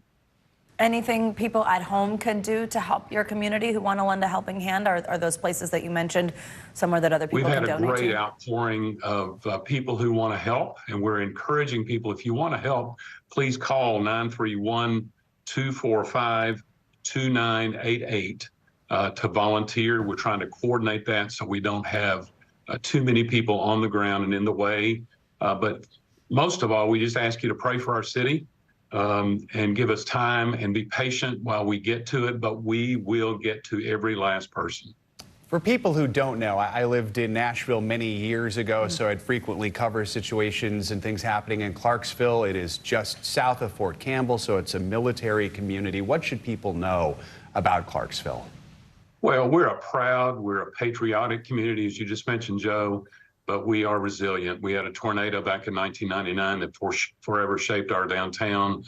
We experienced the flooding of 2010, and now this devastation in 2023. But we are resilient. I can't say that enough. Our people are our strength, and we're going to get through this together. And we've already shown, as of early yesterday morning, when Montgomery County Mayor Golden and I were touring the neighborhoods and just hugging on people and loving on them and just letting them know we are here for you. Clarksville Mayor Joe Pitts, thank you very much for joining us during this tough time. We appreciate you sharing your story with us, and we're thinking about you. Hopefully the power gets back on quickly. We'll check in. Thank you. Staying with weather, let's get a check now on your Morning News Now forecast. Yeah, meteorologist Michelle Grossman is here with the look ahead. Hey, Michelle, good morning. Hey there, great to see you. And this remains a big story today because that strong cold front continues to move through the area. It's going to move off the coast today, and it's in the process of doing that, but still left with some impact. So that departing storm brings some heavy, wet snow to portions of northern New England. We're seeing some rain still falling in spots. I'll show you that in just a minute. Otherwise, in the middle of the country, we're looking good today. High pressure in control. That's bringing sunshine. It's bringing above average temperatures to the central and southern plains. We're looking good in the southeast as well. We're looking at mostly sunny skies there. It's back to the west. We're watching more snow. So we're looking at a winter storm, snow and wind, and also lower elevation rain. That's where you see the green. In the Intermountain West, portions of the northwest as well. The southwest looking good with lots of sunshine. And then as we go through the middle of the work week, we're looking at December warm throughout the northern tier of the nation, rain and snow in parts of the Rockies, the Four Corners, into the south central states. So lower elevation rain once again, higher elevation snow. And we're dry throughout the eastern part of the nation. That's good news. After this weekend, we're going to dry it out in the Ohio Valley, into portions of the Tennessee Valley, the southeast, into the mid-Atlantic, also the northeast. Parts of the Great Lakes could see some lake effect snow showers as we head towards Wednesday. Thursday, warm sunshine throughout the Great Lakes, the Ohio Valley, the Tennessee Valley once again. And the northeast, we're going to start out the weekend dry. That's good news. Gulf showers throughout the Gulf Coast states, the south central states. Could see some heavy rain. That's where you see those darker colors. That's kind of indicating that we are expecting the chance for some heavy downpours. Scattered snow showers throughout the Intermountain West, but we're not expecting blockbuster storms by Friday. And looking at little rain and snow showers in the Pacific Northwest. Let's talk about the storm. This is the strong cold front that moved through that brought that wild weather throughout portions of Tennessee. This is moving rapidly off the coast. Even within the past couple of hours, it still continues to move to the north and also to the east. So most of this is over the Atlantic at this point. It's going to linger into portions of New England, though. We're going to see that sort of strengthen, the area of low pressure strengthen and deepen. That means we're going to see some really gusty winds. Could see winds gusting up to 70 miles per hour, especially along the coast of Maine. But northern New England could see a lot of snow as well, heavy snow, some wet snow, up to a foot in the highest elevations of Maine, close to the Canadian border. We're also looking at Great Lakes because that's that cold air coming back in behind this cold front, going over those warmer lake waters. So we are expecting the chance for some lake effect snow showers as well. Still dealing with storm alerts. We have winter weather advisories. We have winter storm warnings. We have flood watches and we have flood warnings. Not as many flood warnings. That's good news, but still looking at some.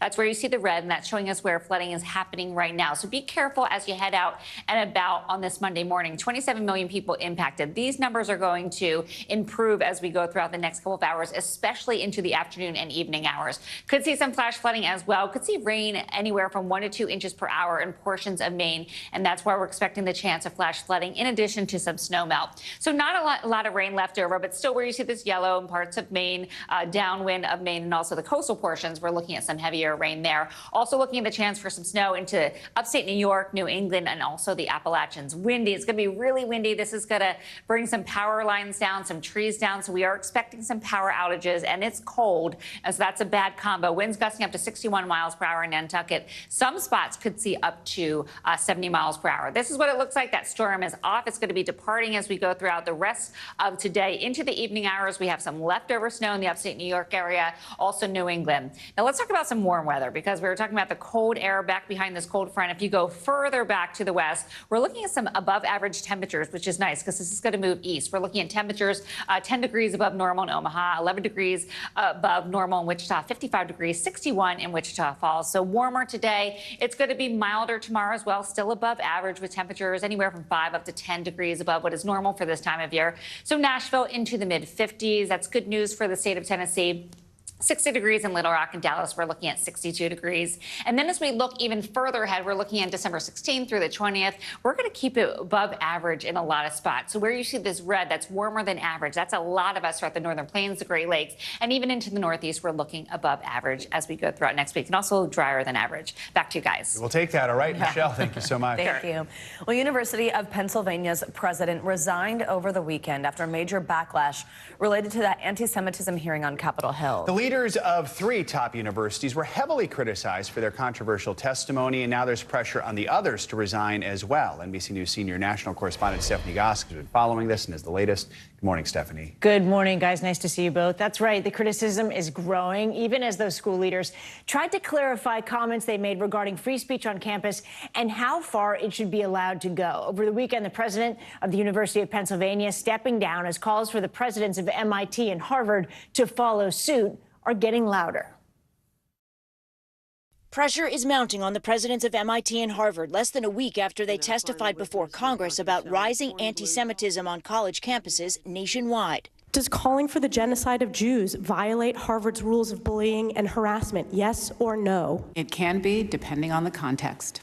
It does not depend on the context. The answer is yes, and this is why you should resign. Just days after giving a similar answer to the same question, the president of the University of Pennsylvania, Liz McGill, resigned on Saturday.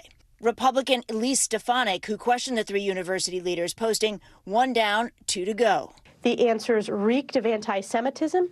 Harvard's president has tried to clarify, writing, calls for violence or genocide against the Jewish community or any religious or ethnic group are vile. They have no place at Harvard. According to the Harvard Crimson, more than 500 faculty members at the school have signed a letter asking Harvard's governing body not to remove President Gay. It comes as communities across the country cope with rising tensions as the war in the Middle East continues. And now an arrest in a case that gained nationwide attention back in October, when Samantha Wool, a well-known rabbi in Detroit, was found stabbed to death outside her home. This morning, Detroit police confirming a person of interest is in custody. Police have said there's no evidence that the killing was a hate crime, but anti-Semitic threats have been on the rise since the war began. In California, a couple speaking out after an attack this weekend that police are calling a hate crime. I decided that we cannot just let it go. Both in their 70s, the couple say they were walking to synagogue when a man ran up behind them. All of a sudden, I saw the guy hitting my husband with the belt and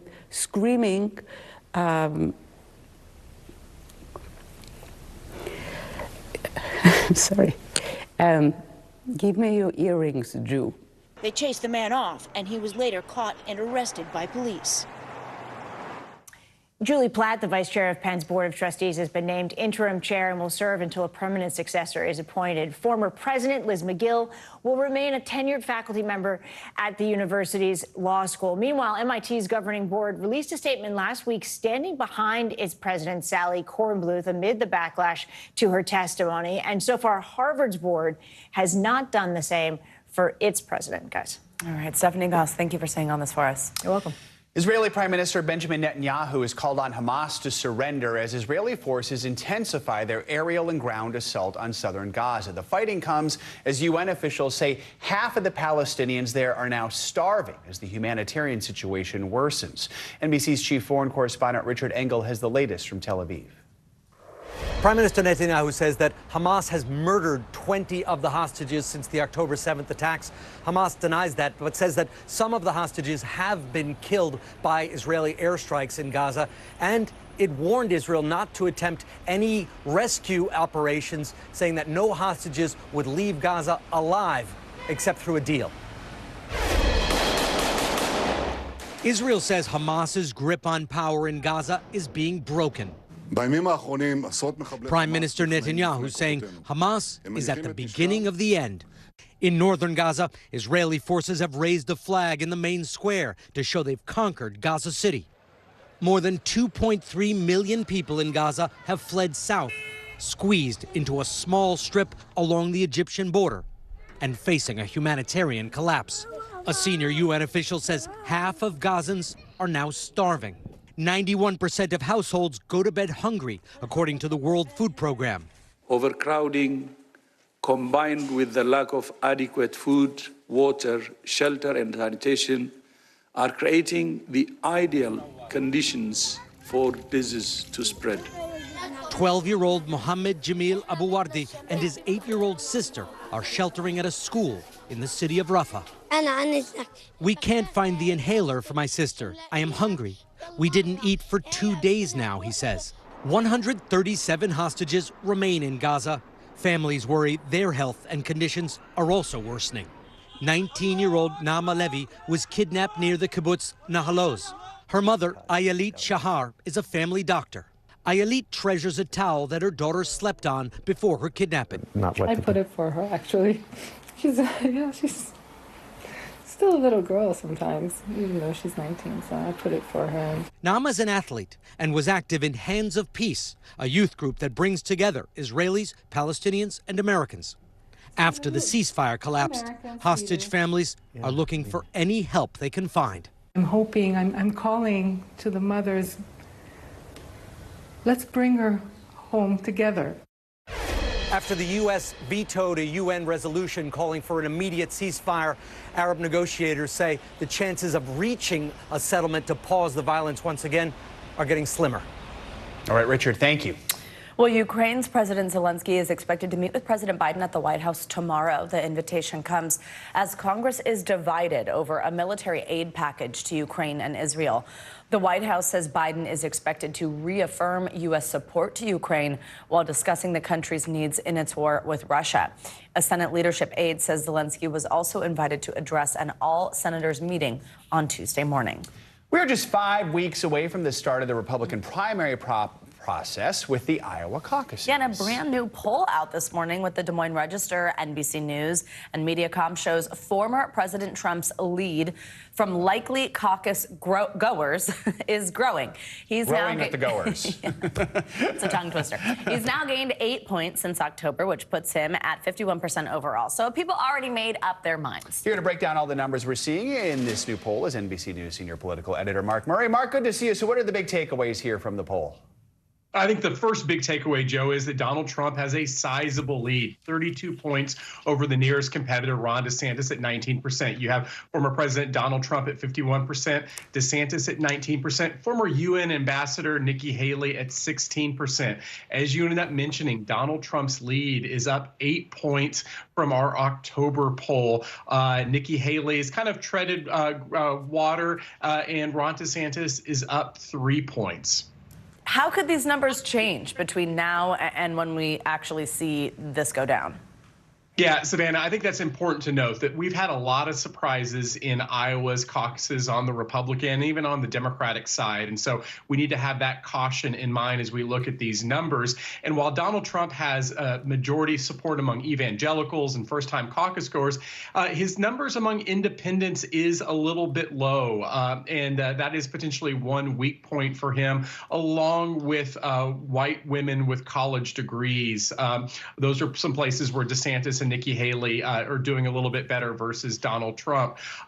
Overall, 49% of likely Iowa caucus goers say that their mind is made up versus 46% who say that they could still be persuaded. However, 70% of Donald Trump supporters say that their minds are made up versus just about a third of the backers who are supporting Nikki Haley and Ron DeSantis, kind of showing that enthusiasm advantage and commitment advantage that Donald Trump has. Interesting to see, though. Half could still be persuaded. We know Iowa voters take this very seriously, so we'll see what happens in the final weeks here. Absolutely. We know the former president's not going to be testifying in court in his civil fraud trial today. We've already seen months of these legal battles involving Trump. We're likely going to see criminal trials next year. How do people feel about that when it comes to trying to win the nomination and get back to the White House? Joe, our poll ends up showing just among likely Republican caucus goers, 73% say that Donald Trump can still defeat President Joe Biden despite Donald Trump's legal challenges versus 24% who believe that all the legal challenges will make it very difficult to defeat Joe Biden. And so at least when you look at the universe of Republican voters, and in this state in Iowa, they are dismissing the legal challenges that confront the former president. What can we expect from candidates in the coming days as the Iowa caucus quickly approach? What is campaigning going to look like?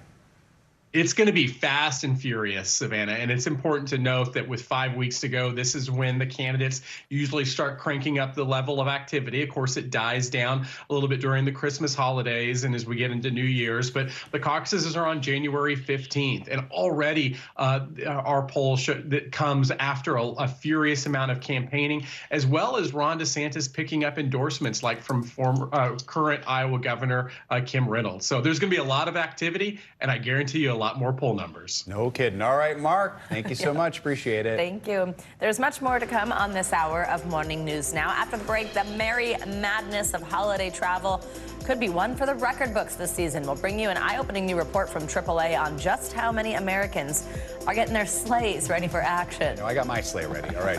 Plus, the royal family getting into the Christmas spirit this morning. More on their decked-out celebrations of the season next.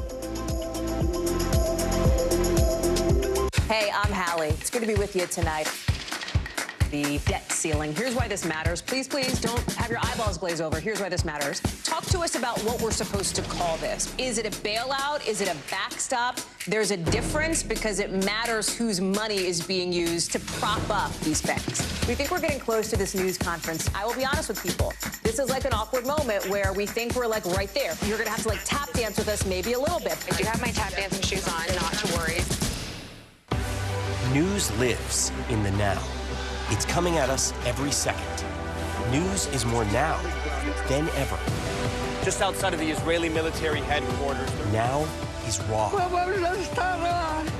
Now is real. The Fed's decision today, help us translate that into very plain English. Now is constant. You gotta see this. The future is now. News for the generation of now is NBC News Now. I'm hearing sleigh bells.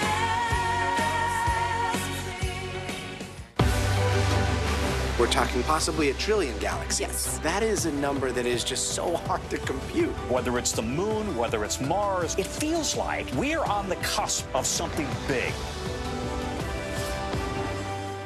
Hey, I'm Hallie. It's good to be with you tonight. The debt ceiling. Here's why this matters. Please, please don't have your eyeballs glaze over. Here's why this matters. Talk to us about what we're supposed to call this. Is it a bailout? Is it a backstop? There's a difference because it matters whose money is being used to prop up these banks. We think we're getting close to this news conference. I will be honest with people. This is like an awkward moment where we think we're like right there. You're going to have to like tap dance with us maybe a little bit. I do have my tap dancing shoes on, not to worry. Coming on the air with breaking news. We are live tonight from Juarez, Mexico, Reporting over the skies of Lahaina. here in Florida. The time to evacuate has come and gone. You were seeing people just running for their lives? People running for their lives. We've seen this almost unbelievable power struggle. What does this mean for Ukraine? It's the battle off the field that's inspired the world. Every night, it's your news playlist. Top Story with Tom Llamas. Streaming weeknights at 7 on NBC News Now. News for the generation of now is NBC News Now. This is what a country in war looks like. You came to get blood. So many stories of heroism and heartbreak emerging from here.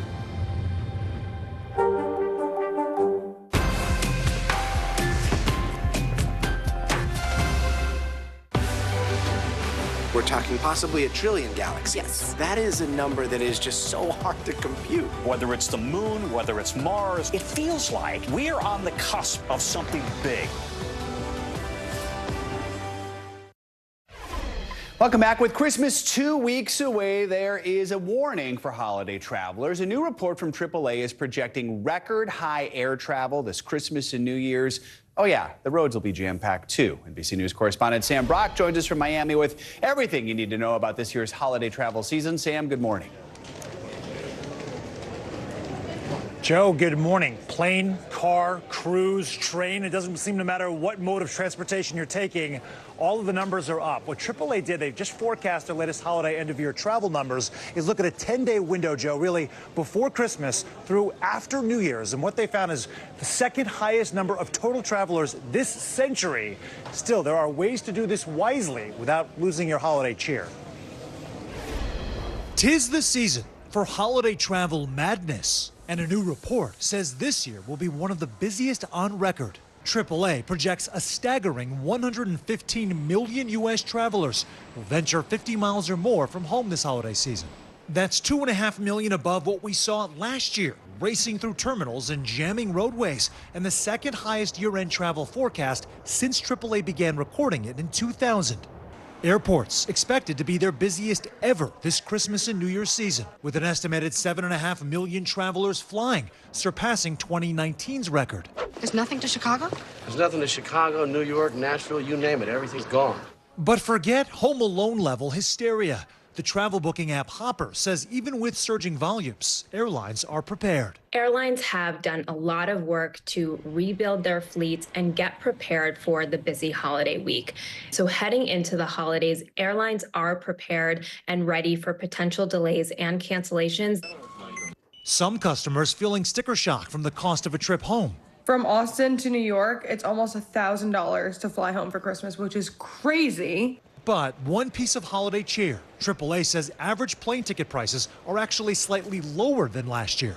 So what can you do to navigate the crowds? The busiest days to fly are Thursday the 21st and Friday the 22nd, so leave extra time on those days. Take the earliest flights out if possible, as they're usually the least likely to be delayed. And remember, for a fee, TSA PreCheck and Clear will help cut down on security line chaos. Gas prices also down, just in time for that trip to Grandma's house. But if you're planning on hitting the road this holiday season, drivers could see travel times up to 20% longer this year, with Saturday, December 23rd and Thursday, December 28th expected to be the most congested days to drive. And back to the skies now for a second. The busiest airports in the country, according to Hopper, are Atlanta, Dallas, and Denver. Hopper also saying the best time to book your trips for 2024 is the beginning of January. It might be, guys, the best deals that you see year-round. So if you want to come and spend your summer with me here in Florida, it is lovely this time of year. Now is the time to book, really, the next couple of weeks. Look forward to that. Sam is basically a postcard for Florida there. All right. Yeah, Thank you, really. Sam. Appreciate it. Well, new this morning, a U.S. Air Force F-16 fighter jet has crashed off the coast of South Korea. NBC News foreign correspondent Claudio Lavanga has that and other world headlines. Claudio, good morning. Joe Savannah, good morning. That's right. Military officials confirmed that a U.S. Air Force pilot ejected from his F-16 fighter jet right before it plunged into the sea off the coast of South Korea. Now, in a statement, the U.S. 848 fighter wing said the pilot was rescued by the South Korean Maritime Forces and is awake and in stable conditions. Officials said the aircraft experienced an unspecified emergency after taking off from the Kusan air base in South Korea. The cause of the emergency is still under investigation. Let's now go to the South China Sea, where the Chinese Coast Guard is accused of using water cannons against Philippine vessels, as well as ramming into them. The incident happened while the Philippine vessels were on supply mission to the second Thomas Shoal, a territory disputed by several countries, including China. In a statement on Sunday, the U.S. State Department condemned those maneuvers as reckless and demanded the Chinese Coast Guard to desist from its dangerous and destabilizing conduct in the South China Sea. And let's end this tour of the world in Nigeria, where the most stylish dogs in West Africa put up quite a show. The dogs were dressed in traditional outfits to celebrate Nigeria's heritage, and many matched the owner's clothes. I guess they took the saying, like owner, like dog, a little too far, guys. Back to you. I think it's cute. I'm all in on it. All right, Claudio, thank you so much. Thank you. Well, let's head to Britain now, where the royal family is getting in the festive spirit. We are getting some Christmas cards, sneak peeks, and Prince William and Kate were spotted with their children at a carol service. NBC News foreign correspondent Molly Hunter joins us from London to get us in the Christmas spirit. Hey, Molly, good morning. Hey guys, good morning. That's right. Everyone's getting into it. 'Tis the season, and no one does Christmas like this country. We saw the whole Wales family out and about over the weekend, including little Prince Louis, who stole the show. Take a look. This morning, the royal family is counting down to Christmas. Will and Kate and their 3 children attending the Together at Christmas carol service at Westminster Abbey. The Princess of Wales stunning in winter whites, hosting the service Friday night. And it was the first time for their youngest, 5-year-old Prince Louis, the fourth in line to the throne, nearly always the center of attention, eye to eye with a nutcracker and blowing out his sister Charlotte's candle. William and Kate's kids also posting Christmas cards to children around the country. The theme this year, Children and Families, a nod to Kate's early education work. The full concert is set to air on Christmas Eve. A heartfelt thank you to all those supporting the very youngest members of our society. Over the weekend, the Wales family also releasing their Christmas photo, all in crisp white shirts, while King Charles and Queen Camilla selected a coronation snap for their Christmas card. This week, the new king opening up his beloved residence to the public at Highgrove House in Gloucestershire, specifically to highlight a new initiative, the brainchild of the environmentally conscious king. Old drapes and curtains from Buckingham Palace and Windsor Castle have been upcycled into kimonos to be auctioned off for charity. So sustainability is a really key part of the King's Foundation, which is part of His Majesty's vision. But it's also an opportunity for the public to get into the Christmas spirit, visiting Charles's favorite house, all decked out for the holidays. Now, Savannah, those kimonos are gorgeous. They're up for auction until Wednesday. As far as actual Christmas Day plans for the royal family, they're planning to be up at Sandringham like normal. We expect Kate and Will and their 3 kids. No word yet, though, if Harry and Meghan and their 2 kids will get the invite or make the trip. Savannah? That will, of course, be a big talker either way. Molly Hunter, thank you so much. Coming up, the comeback kid makes his highly anticipated return to the court. That is right. Bronny James, son of the legendary hooper LeBron James, finally making his collegiate debut over the weekend after going into cardiac arrest a few months ago. We will take you courtside up next.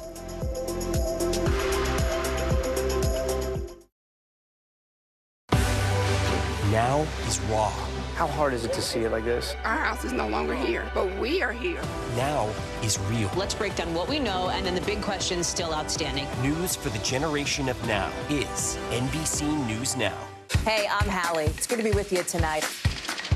The debt ceiling. Here's why this matters. Please, please don't have your eyeballs glaze over. Here's why this matters. Talk to us about what we're supposed to call this. Is it a bailout? Is it a backstop? There's a difference because it matters whose money is being used to prop up these banks. We think we're getting close to this news conference. I will be honest with people. This is like an awkward moment where we think we're like right there. You're going to have to like tap dance with us maybe a little bit. I do have my tap dancing shoes on, not to worry.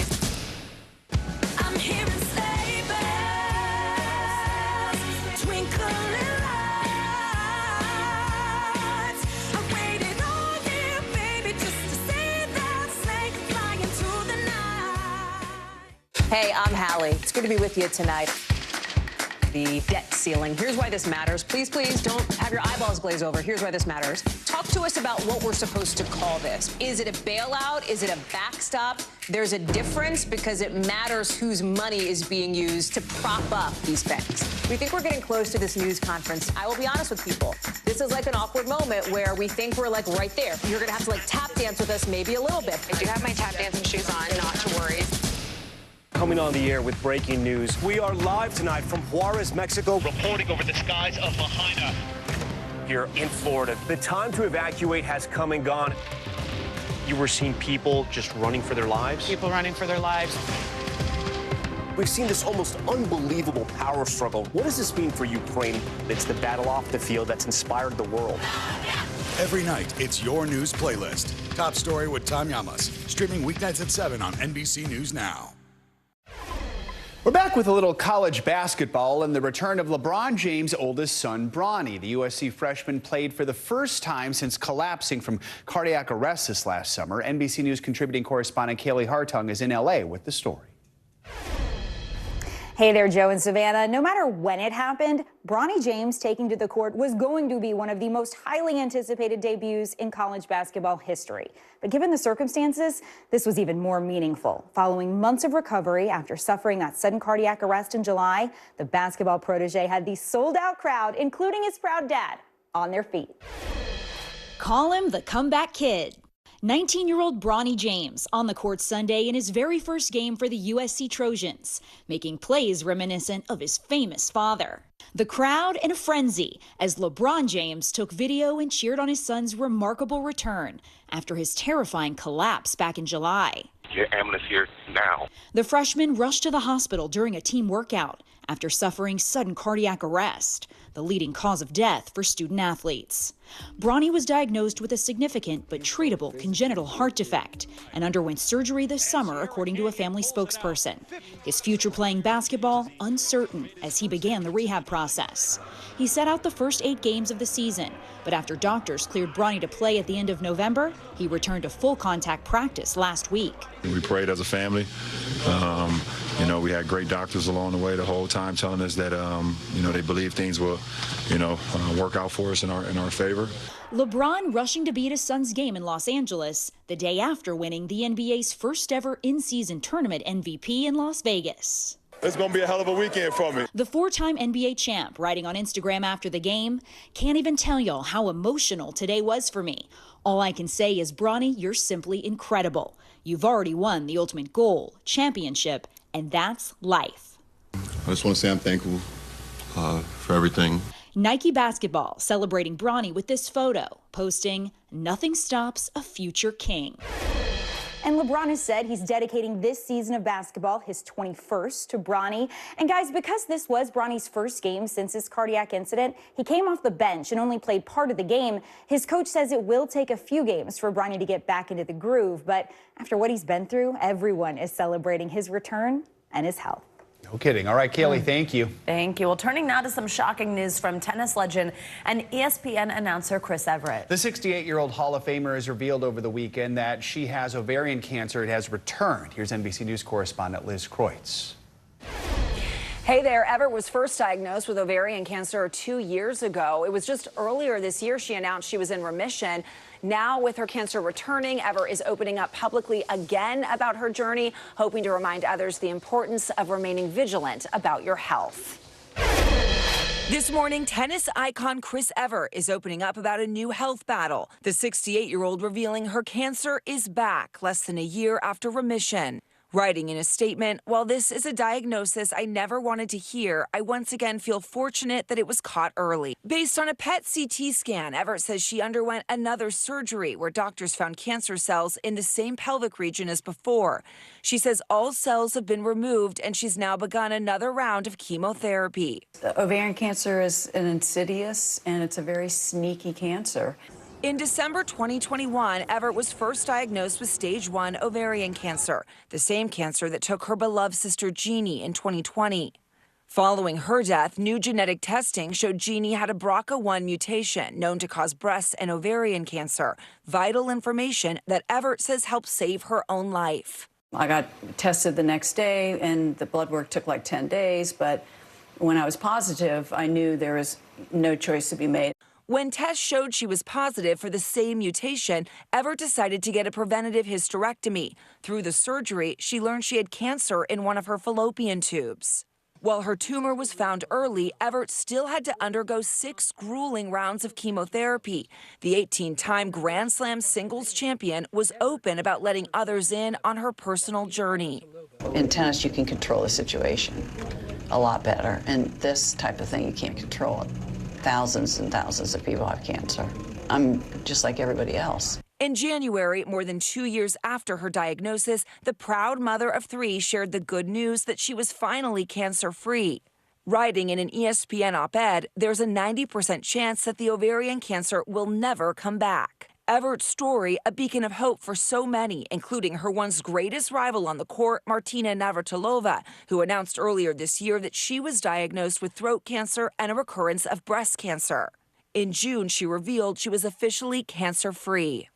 Chris Everett and I went through the same thing, essentially, emotionally. Navratilova opened up to Savannah and Hoda about her close bond with Everett and how they helped each other through tough times.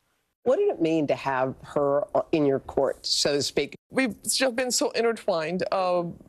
It's amazing how much our paths have been on a similar path. I was there for her when Chris went through it, and then she was there for me. When I was really feeling at my lowest, there was Chris, either a text or a call. In a post on social media yesterday, Everett thanking Navratilova for dropping off some food, adding, "We're in this together." Through it all, Everett has been a fierce advocate for all women, using her platform to empower others to get tested.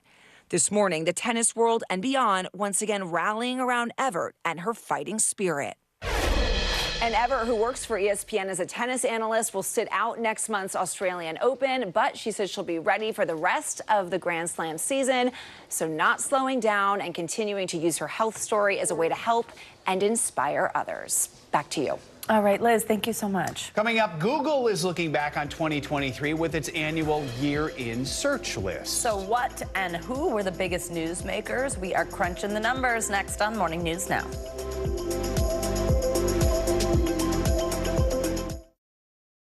Coming on the air with breaking news. We are live tonight from Juarez, Mexico, reporting over the skies of Lahaina here in Florida. The time to evacuate has come and gone. You were seeing people just running for their lives? People running for their lives. We've seen this almost unbelievable power struggle. What does this mean for Ukraine? It's the battle off the field that's inspired the world. Every night, it's your news playlist. Top Story with Tom Llamas. Streaming weeknights at 7 on NBC News Now. The NBC News mobile app. Get connected to your favorite news shows. For the top stories, breaking news, and live video, download the NBC News mobile app now. What is going to happen now? Going back and forth because they... Oh, yeah, this is it, right? Kristen Welker hosts Meet the Press every Sunday on NBC. News lives in the now. Look at this. You can't even see anything anymore. Let's break down what we know. You gotta see this. News for the generation of now is NBC News Now. When I think about what the Today Show does, it's not just about the mornings, it's about your whole day. There's a feeling of we're in there with you. Then let's take on this day together. Kristen Welker hosts Meet the Press every Sunday on NBC. News lives in the now. Israel tonight declaring war against Hamas following the brutal surprise attack within its own borders. Now is raw. We are in the West Bank city of Ramallah. Protesters are on the streets here to denounce Israel. Now is real. Most of the time, the Iron Dome works, but there are rare occasions that a few get through, like here in Ashkelon. News for the generation of now is NBC News Now, streaming free everywhere. Were you calling the shots, though, Mr. President, ultimately? Was the Biden administration caught off guard by this latest surge of migrants?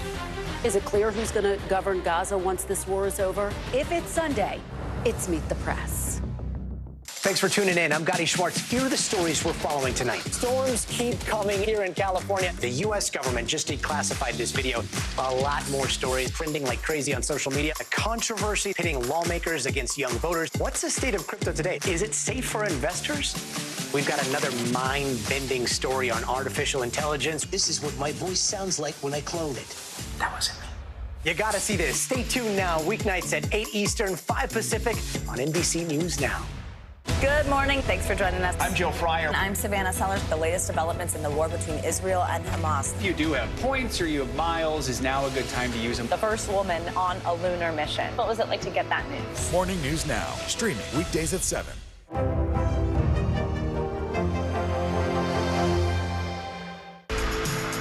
We're back with some financial headlines. A group of investors is eyeing a potential multi-billion-dollar buyout of Macy's. Yes, NBC's Savannah Hanau has that story for us, as well as some other money news. Hey, Savannah, good morning. Savannah, Joe, good morning to you. That's right. So a group of investors has reportedly made an offer to take Macy's private for nearly $6 billion.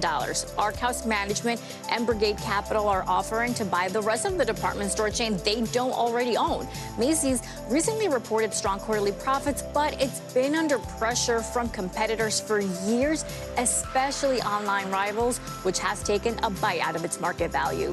Cigna has reportedly dropped its pursuit of a tie-up with Humana after shareholders balked at a deal that would have created a roughly $140 billion health insurance giant. Sources say the companies couldn't come to an agreement on price and other terms. Cigna will instead shift focus to smaller acquisitions and buy back more of its stock from investors. And Apple has shut down third-party apps that enabled Android devices to use the iMessage service to communicate with iPhone users. Apple says it blocked techniques that exploit fake credentials in order to gain access to iMessage, posing a risk to security and privacy. The move comes after Beeper Mini, that's an app that enables iMessage on Android devices, stopped working. Apple has resisted calls for years to expand iMessage, which offers encrypted messaging between iOS devices to Android guys. That dreaded green bubble. Exactly, green bubble. Oh my So goodness. true. Sorry. Thanks a So lot. true. Appreciate it. All right, well, believe it or not, 2024 is just 3 weeks away, and Google is looking back at the year that was by unveiling its annual Year in Search list. It is a full rundown of the big newsmakers, actors, athletes, games, music, even memes. Breaking it all down for us is Google Trends expert Sarah Armstrong. Sarah, thanks for joining us this morning on this one. Thank you for having me. Can't believe it's almost 2024. Let's jump right in. Who are the top people Googled? And then also, what were the top news stories? Let's start with those two categories. Yeah, so in that people category, we see Damar Hamlin as number one. You might remember in the beginning of the year, he suffered cardiac arrest on the field. He's a safety football player. And all these folks tuned in. Millions of people watched him collapse on the field. So we saw a lot of searches. Is he okay? Is he getting better? And he made a full recovery. Which is great to see, yeah. What were some of the big stories then? Yeah, in this news category, we often see developing stories trending because people want to see the latest searches there. And so Israel-Gaza conflict is the top story there. We also saw a lot of search interest in the Titanic submarine, which really captured the nation's attention this year. That was a huge thing as people were waiting to see what was going on with the search. All right, so people obviously use Google a lot because they want something explained to them that they don't maybe understand or they need a little help with. What were some of the top searches when it comes to that? Yeah, we see a lot of these kind of scary shows, thriller TV here, where there's lots of twists and turns and people want to know more. Oh, and you're like, what was that? Exactly. The Menu is the top one. I still haven't seen it. It's a little scary. Oh, that movie. Yeah, Oh. that movie. That was a confusing movie. Did you see it? I think I Googled that. Did you? Like, explain the Menu ending. Right, exactly. We see lots of endings explained. Yeah. We also see some news stories here. So Title 42 makes the list. And then we also see, again, Israel-Gaza. All right, so you weren't alone with the Menu there. Yeah, I know. Just, you haven't seen, neither of you seen it? I haven't seen it yet. I haven't seen it. I'm too scared. It's scary. I don't like it. So there's a burger at the end. That's all I'll say. That makes it really confusing. You're like, what is going on? Memes. What memes made the cut this year? Okay, I think I'm chronically online, but some of these were new to me. Yeah, I didn't know what some not of these the top one. Have you seen the Kevin James meme? Yes. Yeah, that is so good. Okay, so he's kind of smirking. He's looking like this, and so people had a lot of fun with that one. Yeah. Okay. There it is. Oh, good. We have it. Yeah, so you'd be like me when, fill in the blank. Got You're it. like making that kind of. Yeah, that's I don't know if I can make that expression. No, it's good. It's good we have him to do that for me. What were some of the other meme ones? Yeah, we saw one that was a folding chair meme, which had to do with this brawl in Alabama. So some of them were kind of topical, and then some of them were just sort of silly, like Kevin James. So it really runs the gambit there. The Kevin James ones do really get me. Okay, the other thing I know, and I love what I know already is number one on this, is people search how often XYZ. Number one is just so good. Also kind of fits in the meme category, but tell us about this. Exactly. We had to pull the how often category because it spiked so much this year. Do you have a guess as to what it is? I know. I should, but I don't. It's how often do you think about the Roman Empire? Oh, of course. Which I never do. And I You never don't do? get it. I don't get it either. And it's so funny that people were Googling that because I think a lot of people don't get it. They're like, what? I mean, I know it's supposed to be like, some sort of heteronormative male thing, but I just don't. I don't know anyone who does. But then some people have their own Roman empires, which became popular. Like I think about this thing all the time. Yeah, speaking of which, one of the biggest things that is definitely true for me that was kind of a replacement of that online was Taylor Swift. And it's really interesting to me that she's not on the list, but you can explain why. Right, it's a good point. So we're looking at those trends that had the biggest increase from 2022 to 2023 to see what was unique about this year. But Taylor Swift is in the trends because she hit an all-time high this year. She also hit an all-time high last year, so she just keeps getting more and more popular, I guess. It's so true. What stands out to you just if you review this year? What was sort of the thing that made you go, huh, how about that? I mean, I think the variety of trends is really interesting. I love seeing how people come to Google to get a deeper interest in some of the news stories and really understand the why behind it. But then also pop culture. I love looking at the movie category. We see Barbie at the top, followed by Oppenheimer. So some of those big cultural events really make the list. Yeah. Speaking of Travis Kelce, he made his way onto the list. Yeah. A lot of people didn't know who that was. A cultural event for a lot of us. Absolutely. He's number 3 on our people list. That's pretty amazing. So when we say who put who on the map, yeah, I don't know. I know. Well, there you go. That might prove it. There we go. Sarah Armstrong, thank you very much. That was fun, and happy almost New Year. Thank you so much. Coming up, some breaking news out of Hollywood this morning. Yeah, Golden Globe nominations just dropped. We will tell you which movies are getting the most noms, which have missed out. Stick around. That's next.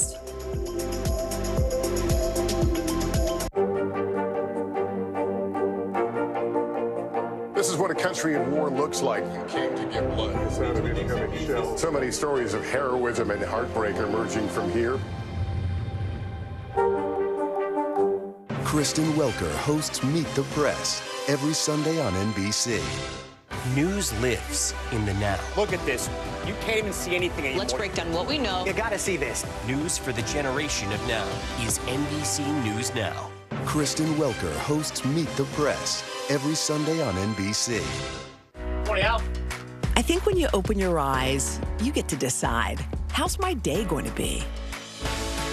We want to be a way to start your day, lighten your load, every single morning. Thanks for tuning in. I'm Gotti Schwartz. Here are the stories we're following tonight. Storms keep coming here in California. The U.S. government just declassified this video. A lot more stories trending like crazy on social media. A controversy pitting lawmakers against young voters. What's the state of crypto today? Is it safe for investors? We've got another mind-bending story on artificial intelligence. This is what my voice sounds like when I clone it. That wasn't me. You gotta see this. Stay tuned now. Weeknights at 8 Eastern, 5 Pacific on NBC News Now. Were you calling the shots, though, Mr. President, ultimately? Was the Biden administration caught off guard by this latest surge of migrants? Is it clear who's going to govern Gaza once this war is over? If it's Sunday, it's Meet the Press.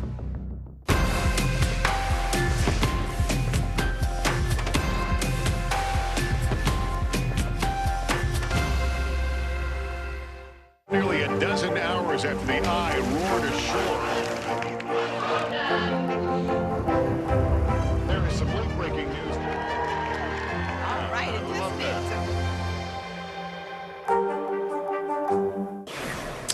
Welcome back. Well, just as most teenagers are passing their driver's test, one teen just passed a totally different kind of test and became an attorney. When he was just 17, Peter Park from California became the youngest person to pass the state's bar exam, according to the Tulare County District Attorney's Office. He did it by enrolling in law school when he was 13 years old and completing his law studies alongside high school. Well, last week, the DA's office hired Park as a deputy district attorney. A spokeswoman at the office said, "We had to wait until he turned 18. Wow, good for him. Are you kidding me? I mean, That's he looks amazing. older than his age, He so that does. helps. Yeah, I was kind of like, is that really him? It's not But like yeah. Doogie Howser or anything. All right, very cool. All right, the nominations for the first major award shows of the season are out. The 81st annual Golden Globes are back after going through a period of reckoning, and they have a more diverse voting body and some new categories. And the summer's twin blockbusters, Barbie and Oppenheimer, maybe no surprise, are leading nominations with 9 and 8, respectively. So to help us understand what's going on, let's bring in Jacqueline Coley, the awards editor at Rotten Tomatoes. Good morning. Let's go through the big movie categories. Barbenheimer, of course, is expected.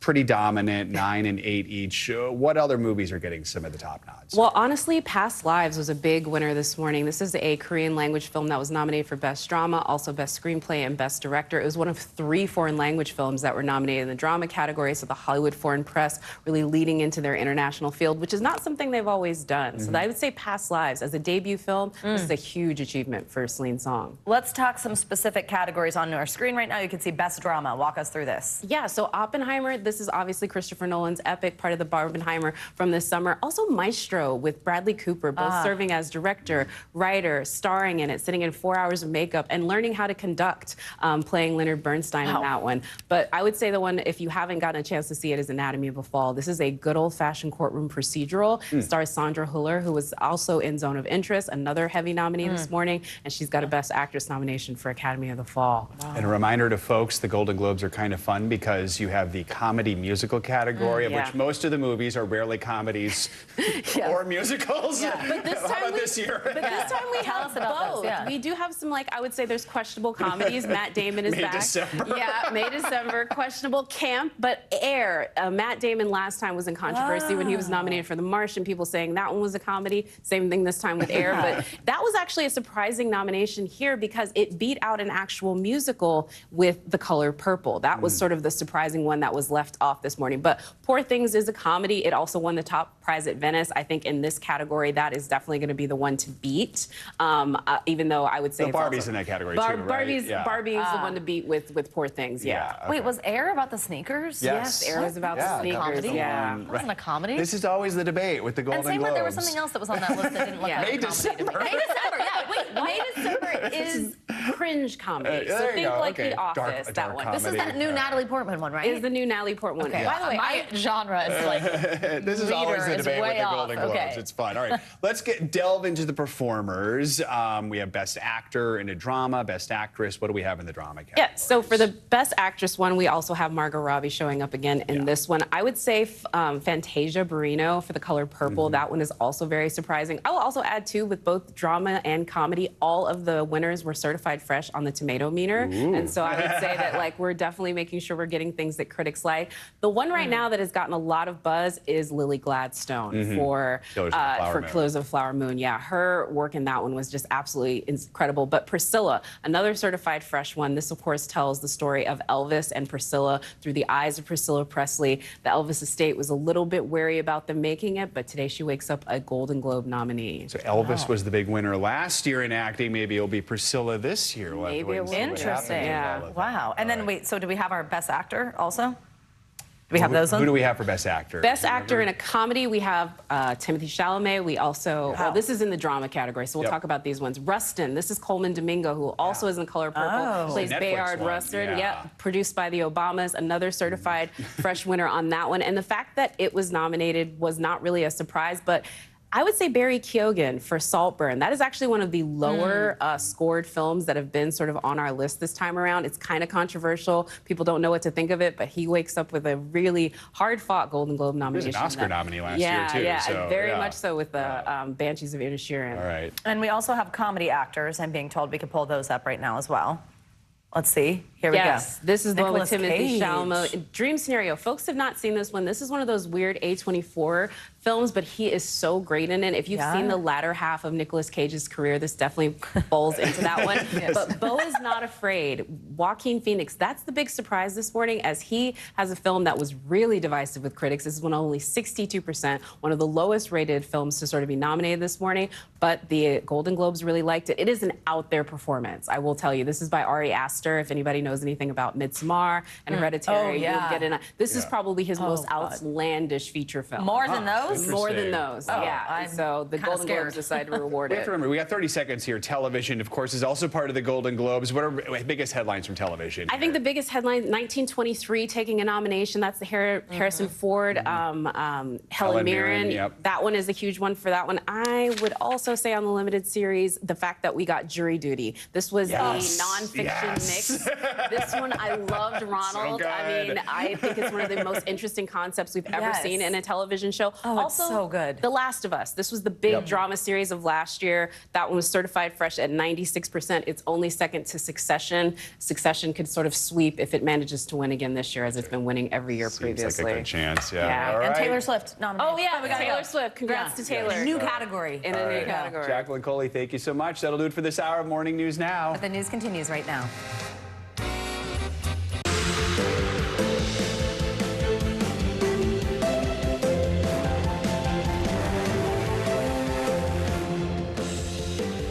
Good morning. Thanks so much for joining us. I'm Savannah Sellers. I'm Joe Fryer. Right now on Morning News Now, we are following devastation in Tennessee with a deadly string of powerful tornadoes. At least 6 people are dead.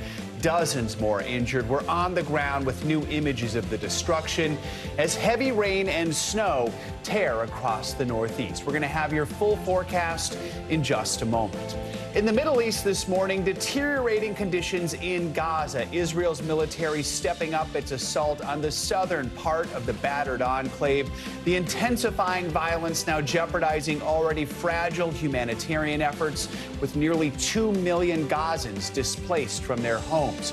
We'll bring you the latest as back home incidents of anti-Semitism and hate crimes take center stage. We're also looking ahead to all the merry madness in America's airports and on the roads this holiday season. A new report from AAA projects another record-breaking romp to destinations across the country. But will the airlines be able to keep up this time around? And later in the hour, we are feeling lucky with a look at Google's top trending searches for the year 2023. Actually, I am kind of surprised by some of them. You are? Okay. Yeah. I actually haven't looked yet. I'm going to be surprised.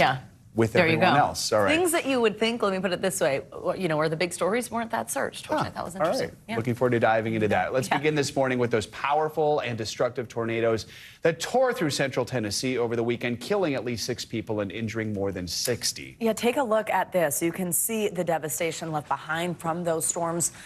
Line crews working around the clock, but more than 30,000 people remain without power, and officials say it could be weeks before the lights are back on. NBC's Marissa Parra is on the ground in Madison with the latest. This morning, shocking new video shows the devastation in hard-hit Tennessee after a string of deadly tornadoes swept through the central part of the state over the weekend. Oh my God! The twisters caught on camera tearing through the night sky. Oh my God. The National Weather Service confirming at least one EF3 packing 150-mile-per-hour winds. The powerful tornadoes leaving homes in Madison reduced to rubble. The next thing we know, it just sounded like an explosion went off. You could hear stuff flying everywhere. It was crazy. It's crazy. It is terrifying. Tennessee's governor touring one hard-hit area, which suffered 3 of the state's 6 fatalities. Really sad, really heartbreaking. Felipe Domingo lost his wife and his 2-year-old son. Sad, desperate. Telling us their loss has left him with a big pain in his heart. The tragedy, part of a storm system that produced over 20 tornadoes across the South. Now that same system is moving up the East Coast, putting 52 million people under flood alerts from D.C. to Maine, prompting another brief tornado in North Carolina. Back in Clarksville, Tennessee, Markeisha Frazier says a tornado pulled her home apart while her entire family was inside. The wind just took me, and I just remember waking up on this side of my house, looking for my home, and then I saw my children over there, and my husband was in the debris back there. Families here now trying to salvage what they can, as the community promises to work together to rebuild what they've lost. I've seen this community come together like no other before. And I know we're going to do it again. Our thanks to Marissa Parra for that report. This morning, some schools in the area are closed because of the damage, while others are on a delay because of those power outages. For more on all this, we are now joined by the mayor of hard-hit Clarksville, Tennessee, Joe Pitts. Mayor Pitts, thank you very much for taking the time to talk to us. I'm sorry it is under these circumstances, and we appreciate your time. What is the latest on the ground in Clarksville this morning? What are you hearing from people in your community? Well, good morning, and thank you for letting us tell our story. It's a cold morning this morning, but it's another opportunity for our city to rally around those hardest hit. But we still have about 10,000 people without power. We have about 300 people or families that are displaced and their homes are a total loss. But we have crews mobilized on site this morning. Currently, as we speak, at daybreak this morning, they were out with heavy equipment, dumpsters, dump trucks, neighbor helping neighbor. It's just been a phenomenal sight to see that happening. You mentioned 10,000 without power. You said in a news conference over the weekend, could be several weeks before power is restored to everyone. First of all, is that still the case? What can be done to help those people? You mentioned it's cold, it's the holiday season. What are your biggest worries when it comes to that? Well, our biggest concern is making sure those who were without homes take advantage of the shelters that we have set up throughout our city. The Red Cross has been incredible. Manna Cafe is a valuable nonprofit community nonprofit partner that has a shelter set up. Feeding Mosaic Church in our community has set up a command center to help the city and the county. So our biggest concern and our first priority is to take care of our people, and that we are doing.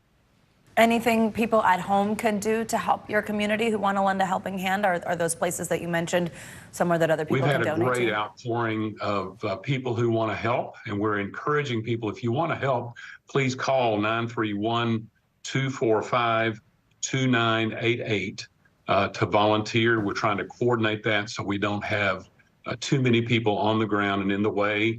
But most of all, we just ask you to pray for our city. And give us time and be patient while we get to it, but we will get to every last person.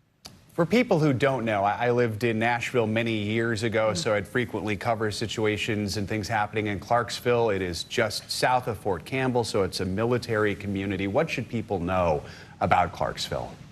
Well, we're a patriotic community, as you just mentioned, Joe.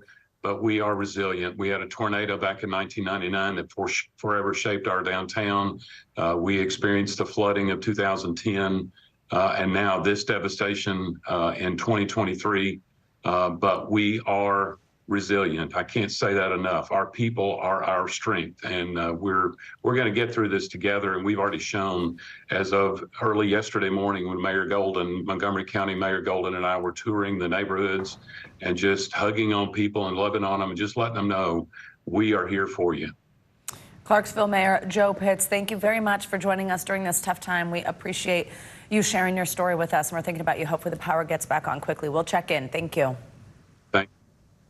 Staying with weather, let's get a check now on your Morning News Now forecast. Yeah, meteorologist Michelle Grossman is here with the look ahead. Hey, Michelle, good morning. Hey there, great to see you. And this remains a big story today because that strong cold front continues to move through the area. It's going to move off the coast today, and it's in the process of doing that, but still left with some impact. So that departing storm brings some heavy, wet snow to portions of northern New England. We're seeing some rain still falling in spots. I'll show you that in just a minute.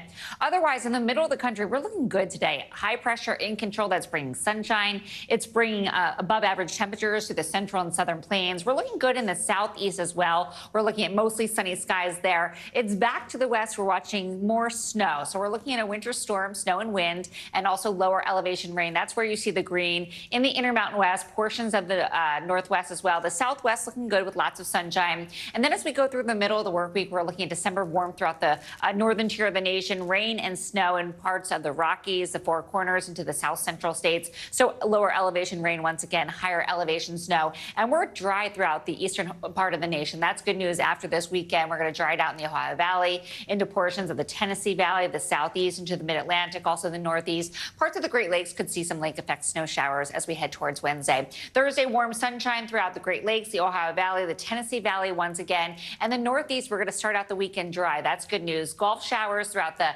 Gulf Coast states, the south central states. Could see some heavy rain. That's where you see those darker colors. That's kind of indicating that we are expecting the chance for some heavy downpours. Scattered snow showers throughout the Intermountain West, but we're not expecting blockbuster storms by Friday, and looking a little rain and snow showers in the Pacific Northwest. Let's talk about the storm. This is the strong cold front that moved through that brought that wild weather throughout portions of Tennessee. This is moving rapidly off the coast. Even within the past couple of hours, it still continues to move to the north and also to the east. So most of this is over the Atlantic at this point.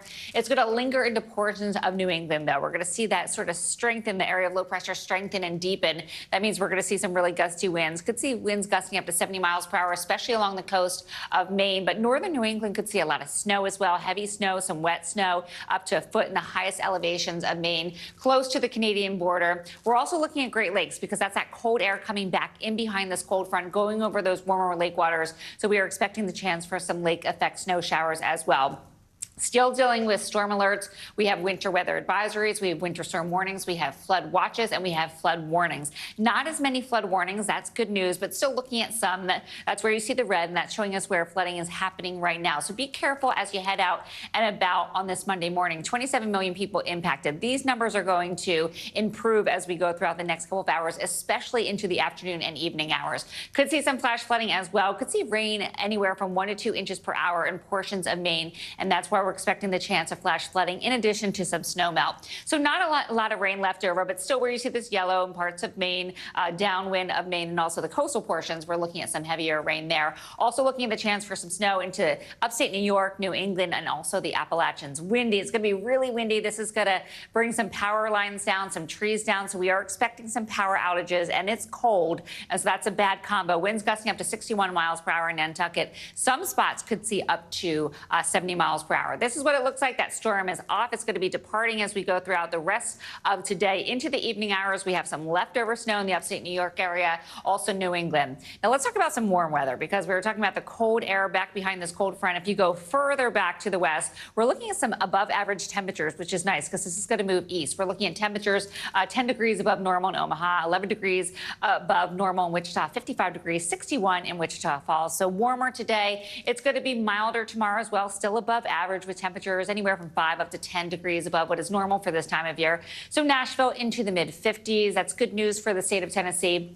60 degrees in Little Rock and Dallas. We're looking at 62 degrees. And then as we look even further ahead, we're looking at December 16th through the 20th. We're going to keep it above average in a lot of spots. So where you see this red, that's warmer than average. That's a lot of us throughout the Northern Plains, the Great Lakes, and even into the Northeast, we're looking above average as we go throughout next week, and also drier than average. Back to you guys. We'll take that. All right, Michelle, thank you so much. Thank you. Well, University of Pennsylvania's president resigned over the weekend after a major backlash related to that anti-Semitism hearing on Capitol Hill. The leaders of 3 top universities were heavily criticized for their controversial testimony, and now there's pressure on the others to resign as well. NBC News senior national correspondent Stephanie Gosk has been following this and is the latest. Good morning, Stephanie. Good morning, guys. Nice to see you both. That's right. The criticism is growing, even as those school leaders tried to clarify comments they made regarding free speech on campus and how far it should be allowed to go. Over the weekend, the president of the University of Pennsylvania stepping down as calls for the presidents of MIT and Harvard to follow suit are getting louder. Pressure is mounting on the presidents of MIT and Harvard less than a week after they testified before Congress about rising anti-Semitism on college campuses nationwide. Does calling for the genocide of Jews violate Harvard's rules of bullying and harassment? Yes or no? It can be, depending on the context.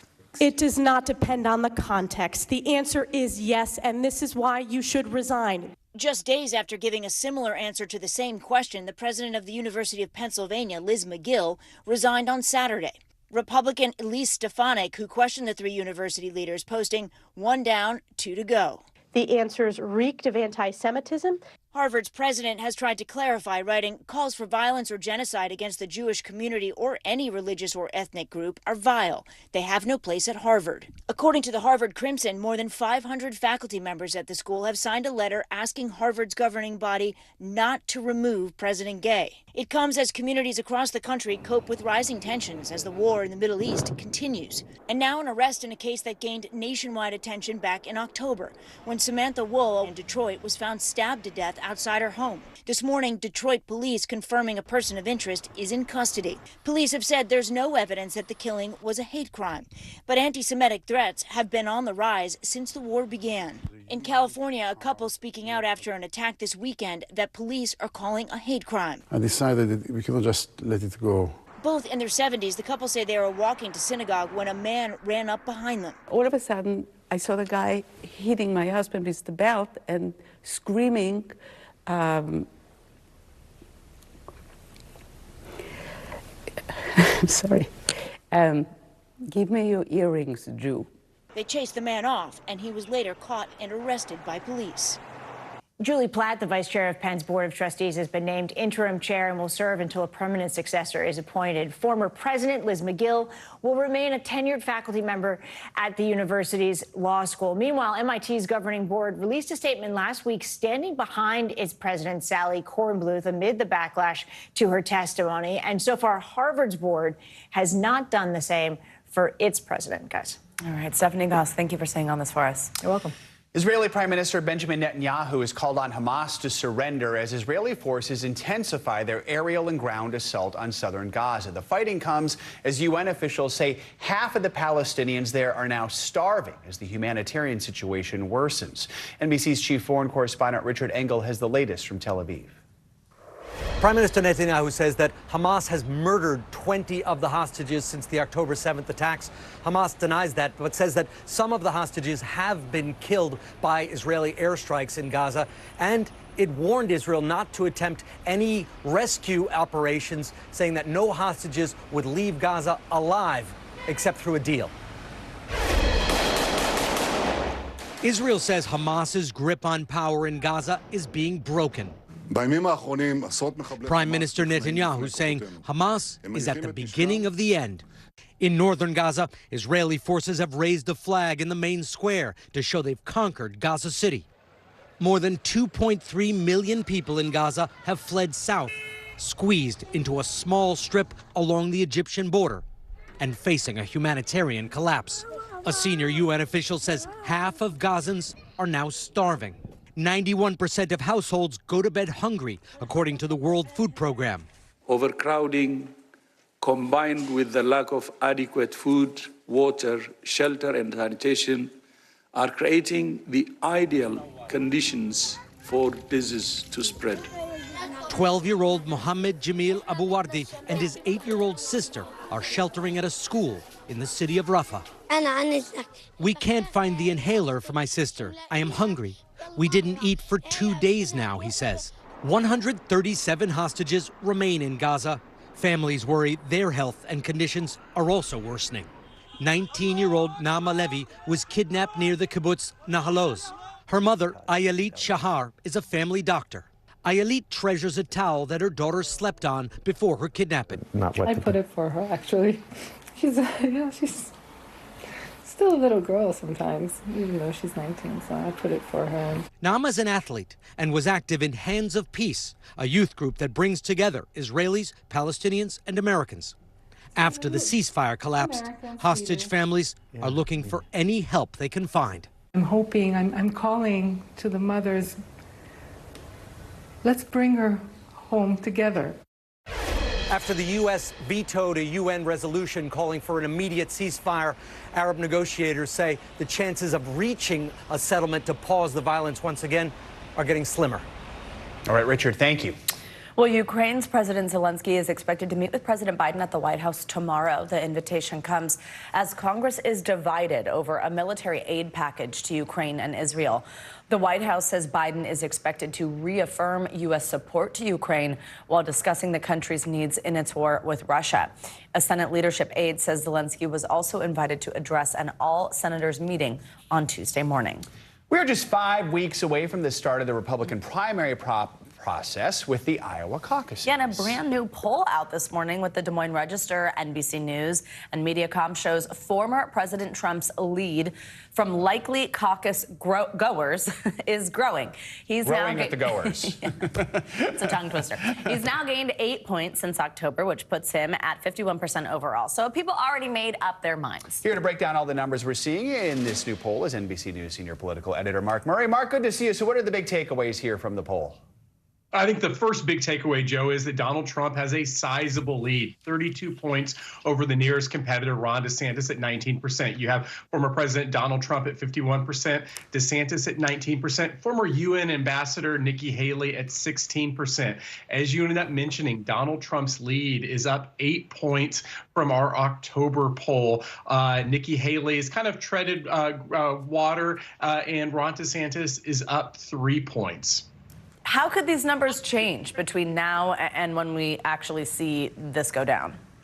Yeah, Savannah, I think that's important to note that we've had a lot of surprises in Iowa's caucuses on the Republican and even on the Democratic side. And so we need to have that caution in mind as we look at these numbers. And while Donald Trump has majority support among evangelicals and first-time caucus goers, his numbers among independents is a little bit low.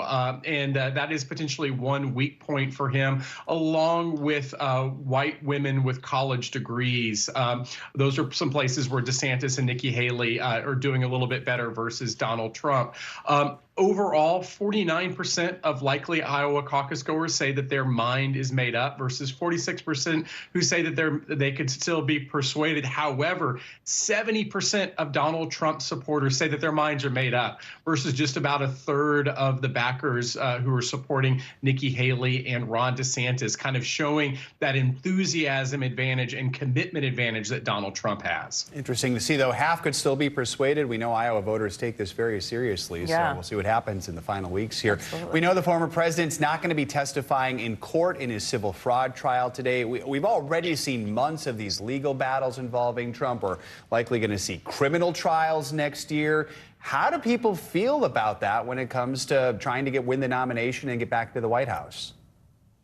Joe, our poll ends up showing just among likely Republican caucus goers, 73% say that Donald Trump can still defeat President Joe Biden despite Donald Trump's legal challenges versus 24% who believe that all the legal challenges will make it very difficult to defeat Joe Biden. And so at least when you look at the universe of Republican voters, and in this state in Iowa, they are dismissing the legal challenges that confront the former president.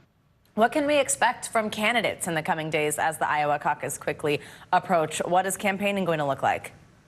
It's going to be fast and furious, Savannah, and it's important to note that with 5 weeks to go, this is when the candidates usually start cranking up the level of activity. Of course, it dies down a little bit during the Christmas holidays and as we get into New Year's, but the caucuses are on January 15th, and already our poll that comes after a furious amount of campaigning, as well as Ron DeSantis picking up endorsements like from current Iowa Governor Kim Reynolds. So there's going to be a lot of activity, and I guarantee you a lot more poll numbers. No kidding. All right, Mark, thank you so much. Appreciate it. Thank you. There's much more to come on this hour of Morning News Now. After the break, the merry madness of holiday travel could be one for the record books this season. We'll bring you an eye-opening new report from AAA on just how many Americans are getting their sleighs ready for action. I got my sleigh ready. All right. Plus, the royal family getting into the Christmas spirit this morning. More on their decked-out celebrations of the season next. News for the generation of now is NBC News Now. Good morning. Thanks for joining us. I'm Joe Fryer. I'm Savannah Sellers. The latest developments in the war between Israel and Hamas. If you do have points or you have miles, is now a good time to use them. The first woman on a lunar mission. What was it like to get that news? Morning News Now, streaming weekdays at 7. When I think about what the Today Show does, it's not just about the mornings, it's about your whole day. There's a feeling of we're in there with you. Then let's take on this day together. Kristen Welker hosts Meet the Press every Sunday on NBC. Now is Raw. How hard is it to see it like this? Our house is no longer here, but we are here. Now is Real. Let's break down what we know and then the big questions still outstanding. News for the generation of now is NBC News Now. What is going to happen now? Going back and forth because they... Oh, yeah, nice to see you tonight.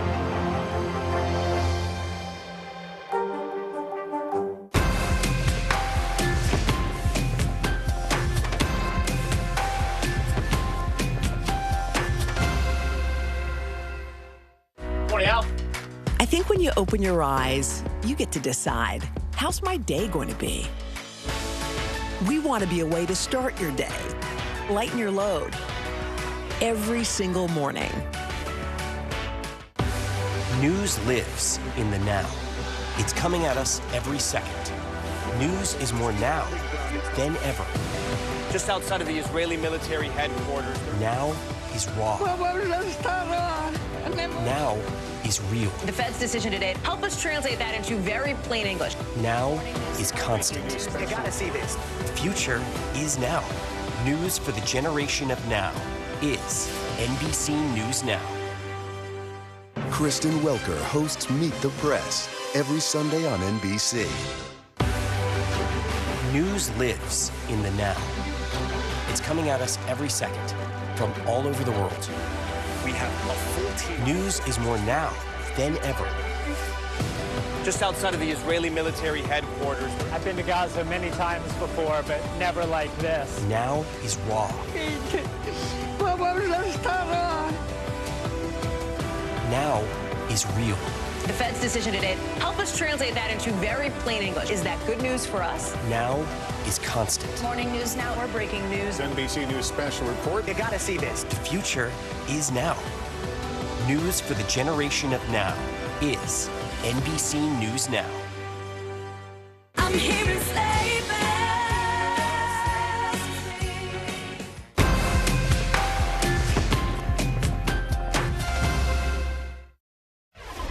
Welcome back. With Christmas 2 weeks away, there is a warning for holiday travelers. A new report from AAA is projecting record high air travel this Christmas and New Year's. Oh yeah, the roads will be jam-packed too. NBC News correspondent Sam Brock joins us from Miami with everything you need to know about this year's holiday travel season. Sam, good morning. Joe, good morning. Plane, car, cruise, train, it doesn't seem to matter what mode of transportation you're taking, all of the numbers are up. What AAA did, they've just forecast their latest holiday end-of-year travel numbers, is look at a 10-day window, Joe, really before Christmas through after New Year's. And what they found is the second highest number of total travelers this century. Still, there are ways to do this wisely without losing your holiday cheer. 'Tis the season for holiday travel madness. And a new report says this year will be one of the busiest on record. AAA projects a staggering 115 million U.S. travelers will venture 50 miles or more from home this holiday season. That's 2.5 million above what we saw last year, racing through terminals and jamming roadways, and the second highest year-end travel forecast since AAA began recording it in 2000. Airports expected to be their busiest ever this Christmas and New Year's season, with an estimated 7.5 million travelers flying, surpassing 2019's record. There's nothing to Chicago?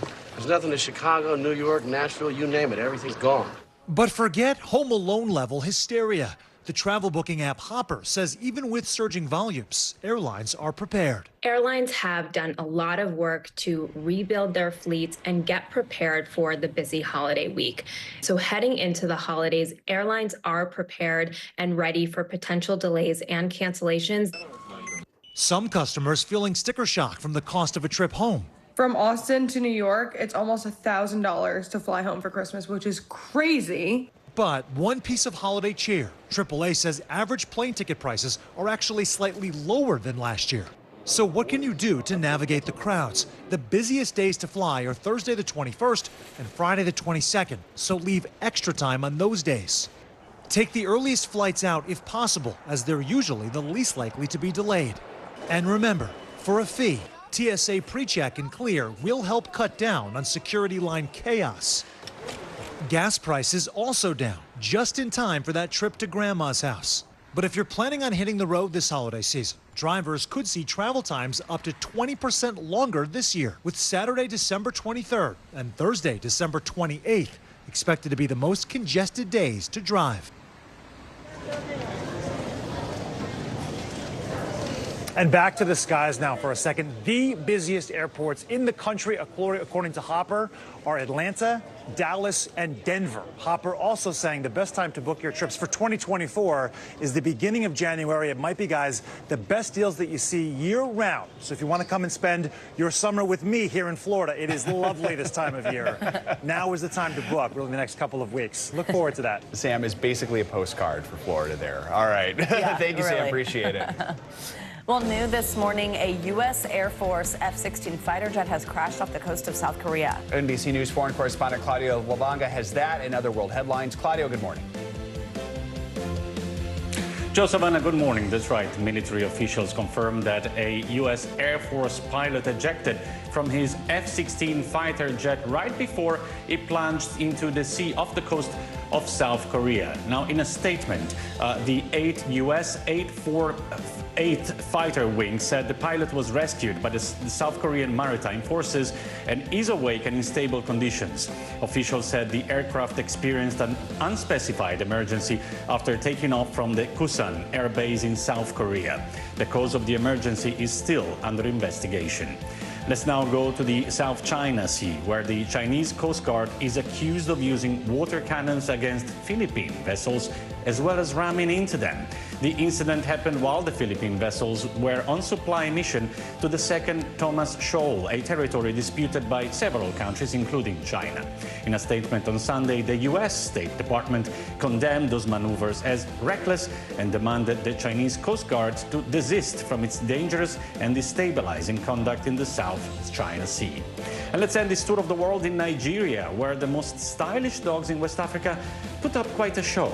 The dogs were dressed in traditional outfits to celebrate Nigeria's heritage, and many matched the owner's clothes. I guess they took the saying, like owner, like dog, a little too far, guys. Back to you. I think it's cute. I'm all in on it. All right, Claudia, thank you so much. Thank you. Well, let's head to Britain now, where the royal family is getting in the festive spirit. We are getting some Christmas cards, sneak peeks, and Prince William and Kate were spotted with their children at a carol service. NBC News foreign correspondent Molly Hunter joins us from London to get us in the Christmas spirit. Hey, Molly, good morning. Hey guys, good morning. That's right. Everyone's getting into it. 'Tis the season, and no one does Christmas like this country. We saw the whole Wales family out and about over the weekend, including little Prince Louis, who stole the show. Take a look. This morning, the royal family is counting down to Christmas. Will and Kate and their 3 children attending the Together at Christmas carol service at Westminster Abbey. The Princess of Wales, stunning in winter whites, hosting the service Friday night. And it was the first time for their youngest, 5-year-old Prince Louis, the 4th in line to the throne, nearly always the center of attention, eye to eye with a nutcracker and blowing out his sister Charlotte's candle. William and Kate's kids also posting Christmas cards to children around the country. The theme this year, Children and Families, a nod to Kate's early education work. The full concert is set to air on Christmas Eve. A heartfelt thank you to all those supporting the very youngest members of our society. Over the weekend, the Wales family also releasing their Christmas photo, all in crisp white shirts, while King Charles and Queen Camilla selected a coronation snap for their Christmas card. This week, the new king opening up his beloved residence to the public at Highgrove House in Gloucestershire, specifically to highlight a new initiative, the brainchild of the environmentally conscious king. Old drapes and curtains from Buckingham Palace and Windsor Castle have been upcycled into kimonos to be auctioned off for charity. So sustainability is a really key part of the King's Foundation, which is part of His Majesty's vision. But it's also an opportunity for the public to get into the Christmas spirit, visiting Charles's favorite house, all decked out for the holidays. Now, Savannah, those kimonos are gorgeous. They're up for auction until Wednesday. As far as actual Christmas Day plans for the royal family, they're planning to be up at Sandringham like normal. We expect Kate and Will and their 3 kids. No word yet, though, if Harry and Meghan and their 2 kids will get the invite or make the trip. Savannah? That will, of course, be a big talker either way. Molly Hunter, thank you so much. Coming up, the comeback kid makes his highly anticipated return to the court. That is right. Bronny James, son of the legendary hooper LeBron James, finally making his collegiate debut over the weekend after going into cardiac arrest a few months ago. We will take you courtside up next.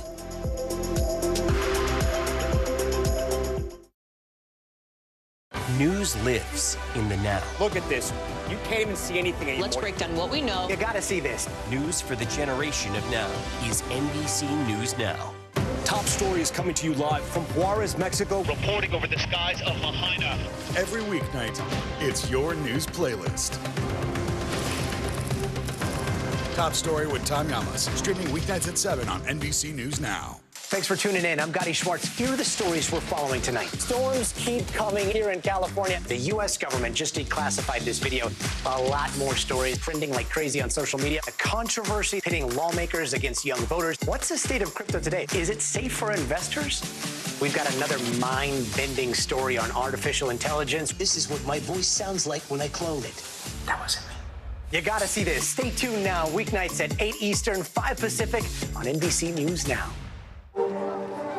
People really don't know what's going to happen. Nearly a dozen hours after the eye roared ashore.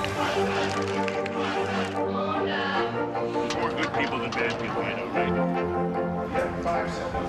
4, 3. There is some late-breaking news. 4 hours into the Iowa caucuses by the Hampton with everything. All right, it just fit too.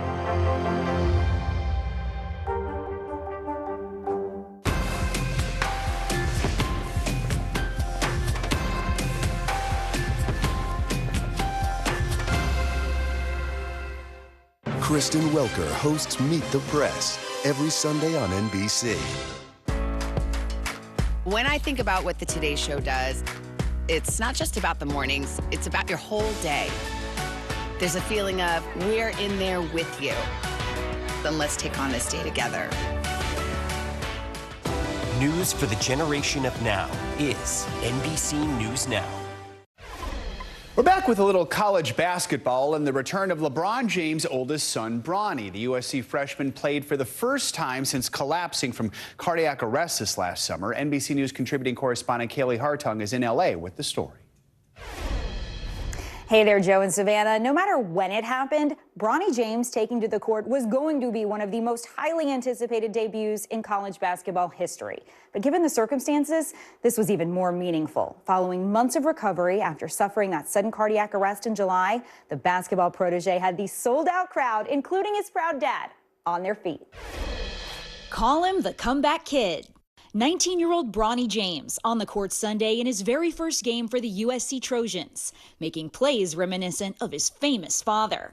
The crowd in a frenzy as LeBron James took video and cheered on his son's remarkable return after his terrifying collapse back in July. Get ambulance here now. The freshman rushed to the hospital during a team workout after suffering sudden cardiac arrest, the leading cause of death for student athletes.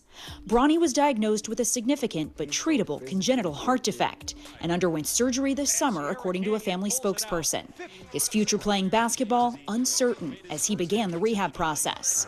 He set out the first 8 games of the season, but after doctors cleared Bronny to play at the end of November, he returned to full contact practice last week. We prayed as a family. You know, we had great doctors along the way the whole time telling us that, you know, they believe things will, you know, work out for us in our favor. LeBron rushing to be at his son's game in Los Angeles the day after winning the NBA's first ever in-season tournament MVP in Las Vegas. It's going to be a hell of a weekend for me. The 4-time NBA champ, writing on Instagram after the game, "Can't even tell y'all how emotional today was for me. All I can say is, Bronny, you're simply incredible. You've already won the ultimate goal, championship, and that's life." I just want to say I'm thankful for everything. Nike Basketball celebrating Bronny with this photo, posting, "Nothing stops a future king." And LeBron has said he's dedicating this season of basketball, his 21st, to Bronny. And guys, because this was Bronny's first game since his cardiac incident, he came off the bench and only played part of the game. His coach says it will take a few games for Bronny to get back into the groove. But after what he's been through, everyone is celebrating his return and his health. No kidding. All right, Kaylee, thank you. Thank you. Well, turning now to some shocking news from tennis legend and ESPN announcer Chris Everett. The 68-year-old Hall of Famer has revealed over the weekend that she has ovarian cancer. It has returned. Here's NBC News correspondent Liz Kreutz. Hey there, Everett was first diagnosed with ovarian cancer 2 years ago. It was just earlier this year she announced she was in remission.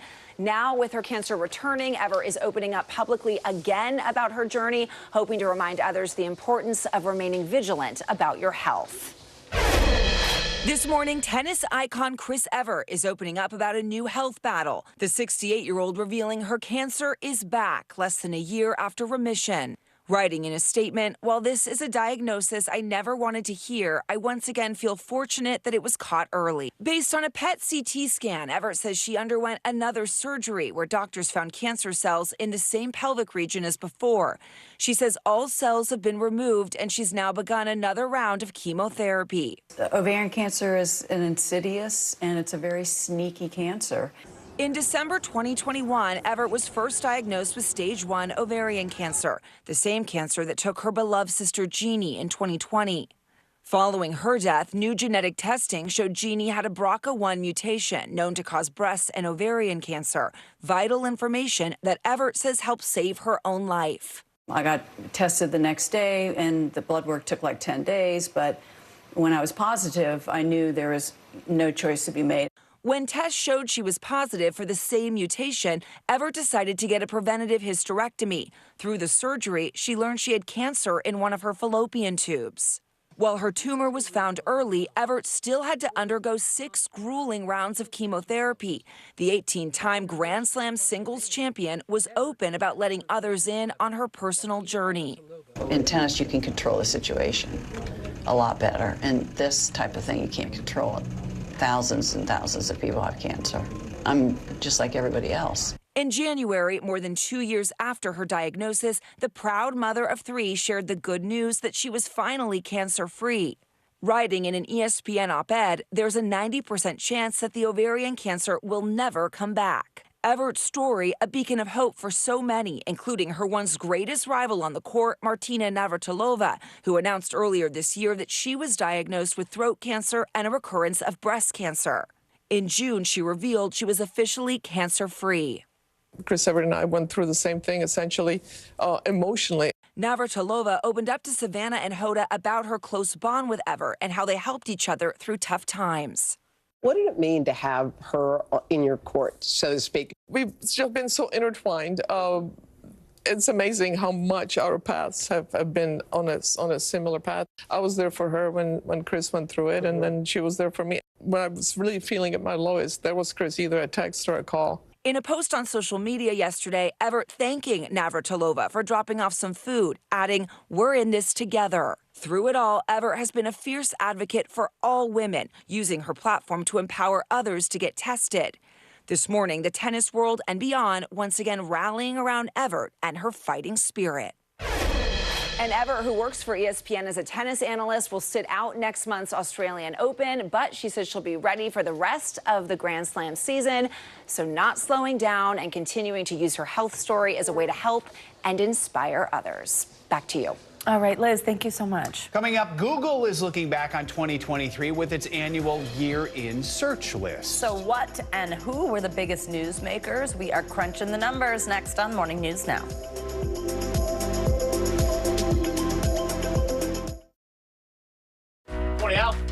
I think when you open your eyes, you get to decide, how's my day going to be? We want to be a way to start your day, lighten your load, every single morning.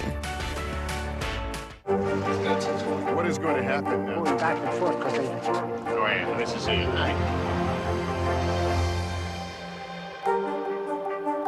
Kristen Welker hosts Meet the Press every Sunday on NBC. People really don't know what's going to happen. Nearly a dozen hours after the eye roared ashore. More good people than bad people, you know, right? 5 seconds. 4, 3. There is some late-breaking news 4 hours into the Iowa caucuses by the All right, it just me too.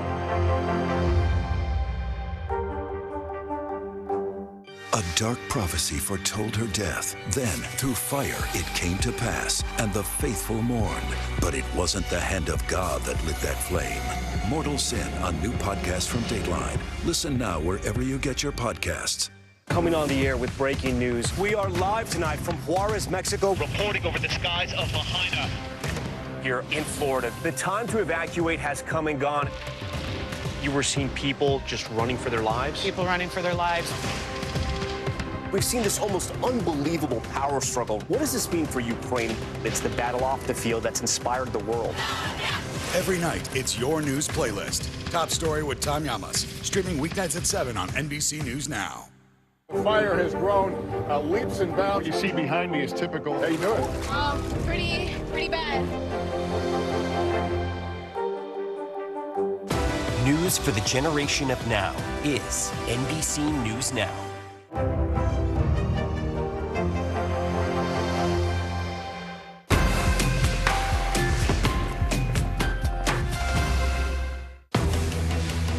News lives in the now. Israel tonight declaring war against Hamas following the brutal surprise attack within its own borders. Now is raw. We are in the West Bank city of Ramallah. Protesters are on the streets here to denounce Israel now is real. Most of the time, the Iron Dome works, but there are rare occasions that a few get through, like here in Ashkelon. News for the generation of now is NBC News Now, streaming free everywhere. Good morning. Thanks for joining us. I'm Joe Fryer. And I'm Savannah Sellers. The latest developments in the war between Israel and Hamas. If you do have points or you have miles, is now a good time to use them. The first woman on a lunar mission. What was it like to get that news? Morning News Now, streaming weekdays at 7.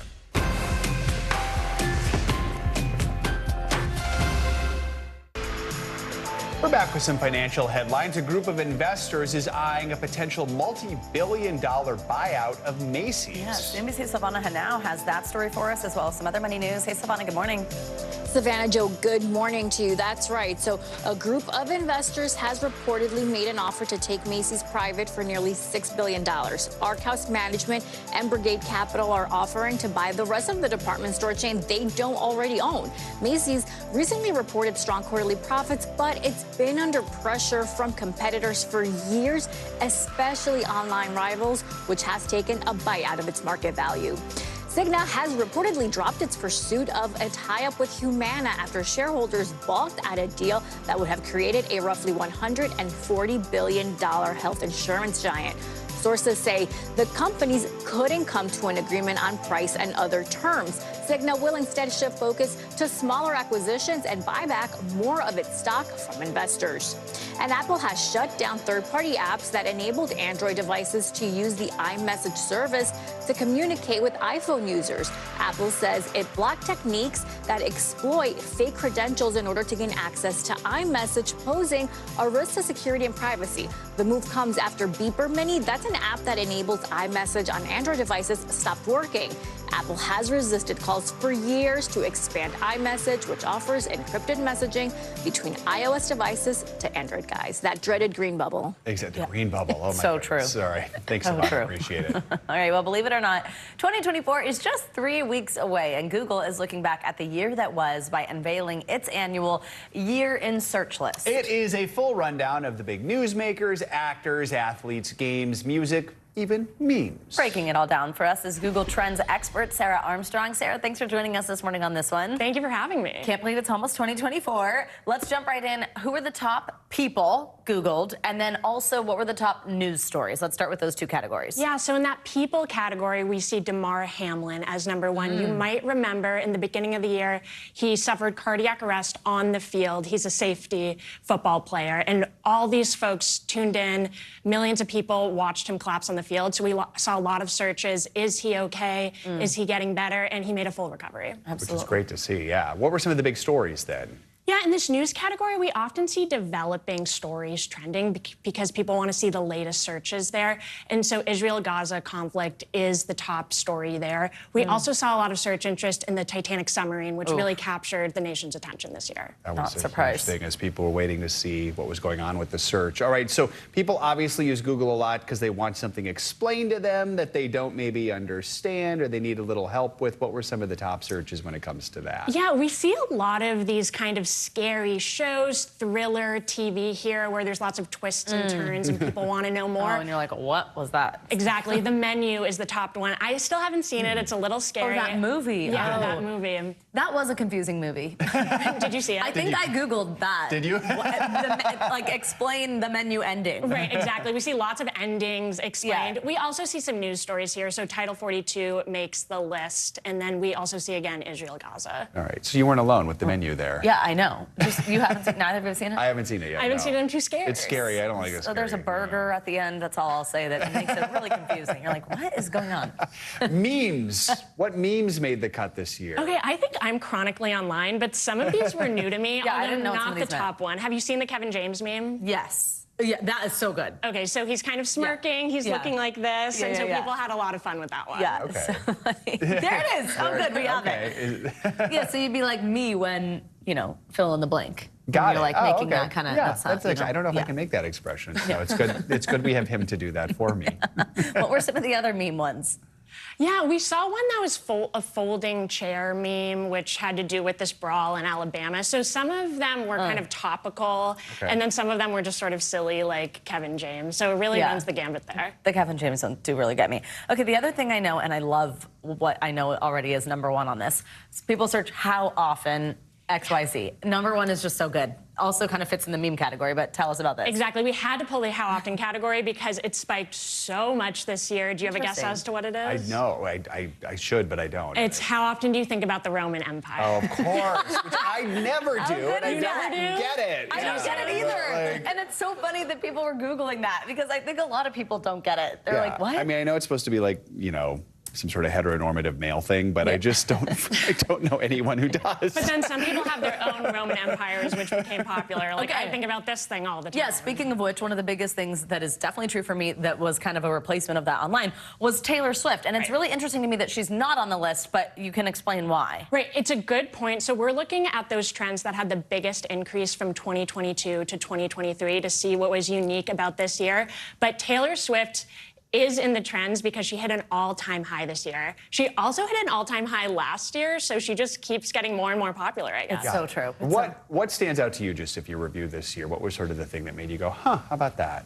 I mean, I think the variety of trends is really interesting. I love seeing how people come to Google to get a deeper interest in some of the news stories and really understand the why behind it. But then also pop culture. I love looking at the movie category. We see Barbie at the top, followed by Oppenheimer. So some of those big cultural events really make the list. Yeah. Speaking of Travis Kelce, he made his way onto the list. Yeah. A lot of people didn't know who that was. A cultural event for a lot of us. Absolutely. He's #3 on our people list. That's pretty amazing. So when we say who put who on the map, I don't know. I know. Well, there you go. That might prove it. There we go. Sarah Armstrong, thank you very much. That was fun, and happy almost New Year. Thank you so much. Coming up, some breaking news out of Hollywood this morning. Yeah, Golden Globe nominations just dropped. We will tell you which movies are getting the most noms, which have missed out. Stick around. That's next.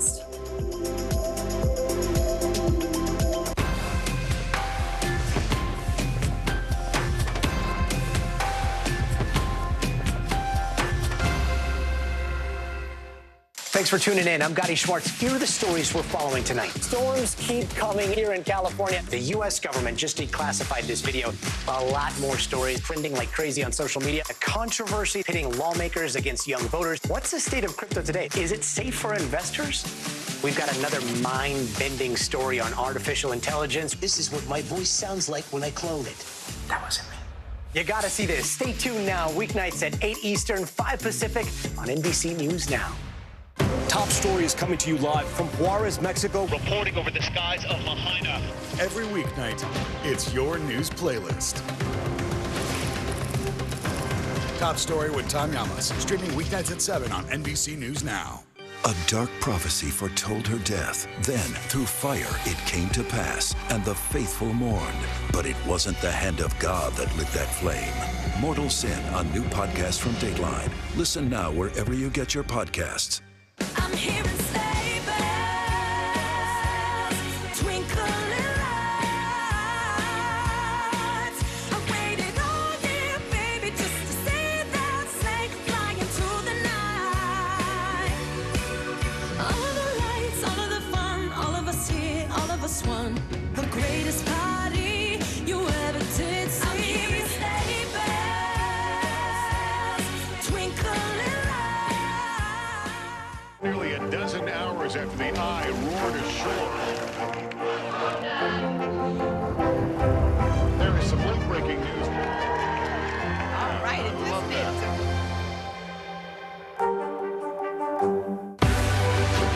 News lives in the now. It's coming at us every second from all over the world. We have a full team. News is more now than ever. Just outside of the Israeli military headquarters. I've been to Gaza many times before, but never like this. Now is raw.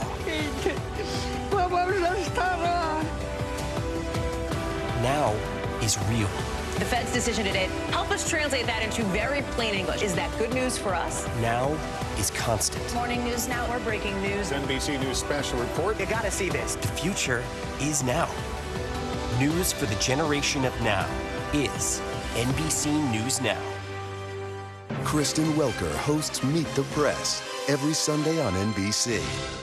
A dark prophecy foretold her death. Then, through fire, it came to pass, and the faithful mourned. But it wasn't the hand of God that lit that flame.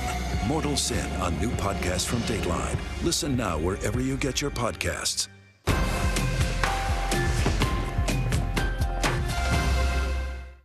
News for the generation of now is NBC News Now.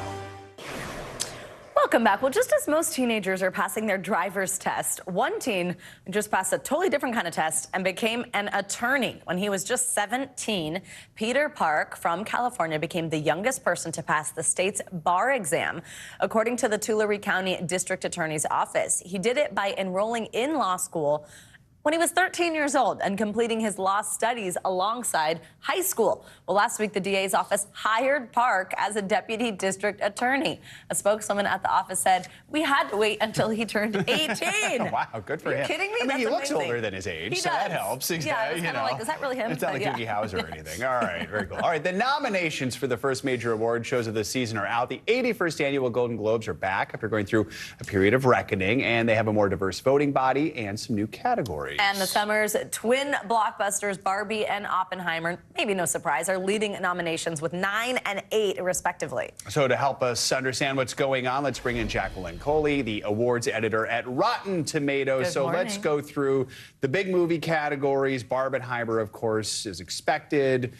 Pretty dominant, 9 and 8 each. What other movies are getting some of the top nods? Well, honestly, Past Lives was a big winner this morning. This is a Korean language film that was nominated for Best Drama, also Best Screenplay and Best Director. It was one of 3 foreign language films that were nominated in the drama category, so the Hollywood Foreign Press really leading into their international field, which is not something they've always done. So I would say Past Lives, as a debut film, this is a huge achievement for Celine Song. Let's talk some specific categories on our screen right now. You can see Best Drama. Walk us through this. Yeah, so Oppenheimer, this is obviously Christopher Nolan's epic, part of the Barbenheimer from this summer. Also Maestro with Bradley Cooper, both serving as director, writer, starring in it, sitting in 4 hours of makeup and learning how to conduct, playing Leonard Bernstein in that one. But I would say the one, if you haven't gotten a chance to see it, is Anatomy of a Fall. This is a good old-fashioned courtroom procedural. Stars Sandra Hüller, who was also in Zone of Interest, another heavy nominee this morning, and she's got a Best Actress nomination for Academy of the Fall. And a reminder to folks, the Golden Globes are kind of fun because you have the comedy musical category, of which most of the movies are rarely comedies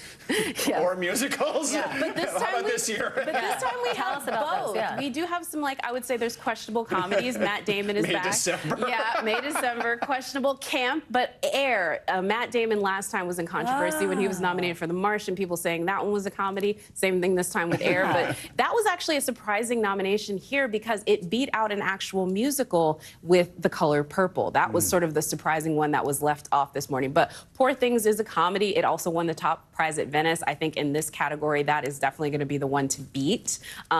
Even though I would say Barbie's in that category too, right? Barbie is the one to beat with Poor Things. Yeah. Wait, was Air about the sneakers? Yes, Air was about the sneakers. Comedy? Yeah. It wasn't a comedy? This is always the debate with the Golden And same Globes. with, there was something else that was on that list that didn't look like May, a comedy December. to me. May, December, yeah. Wait, May, December is cringe comedy. There So you think go. like Okay. The Office, Dark that one. This is that new Natalie Portman one, right? Is the new Natalie Portman one. Okay. By the way, my genre is like this is always the reader is debate with way the off. Golden Globes. Okay. It's fun. All right, let's delve into the performers.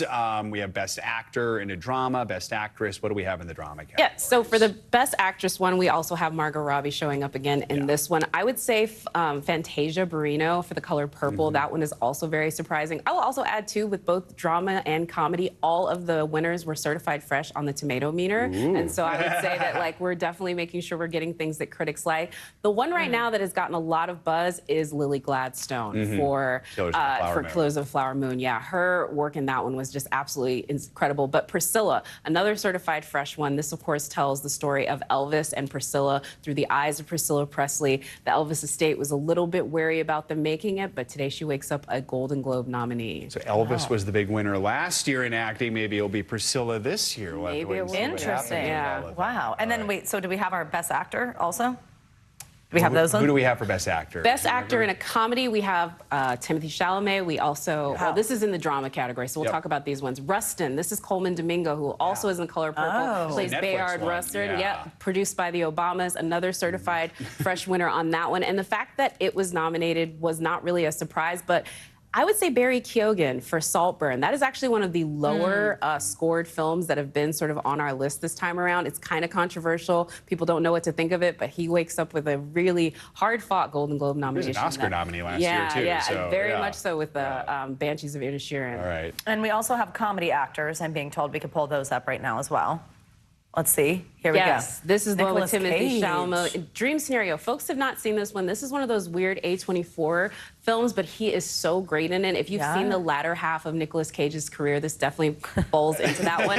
But Beau is Not Afraid. Joaquin Phoenix, that's the big surprise this morning, as he has a film that was really divisive with critics. This is one only 62%, one of the lowest rated films to sort of be nominated this morning, but the Golden Globes really liked it. It is an out there performance, I will tell you. This is by Ari Aster. If anybody knows anything about Midsommar and Hereditary, you'll get in. This is probably his most outlandish feature film. More than those? More than those, yeah. So the Golden Globes decided to reward We it. have to remember, we got 30 seconds here. Television, of course, is also part of the Golden Globes. What are biggest headlines from television? I think the biggest headline, 1923 taking a nomination. That's the Harrison Ford, Helen Mirren. That one is a huge one for that one. I would also say on the limited series, the fact that we got Jury Duty. This was a nonfiction mix.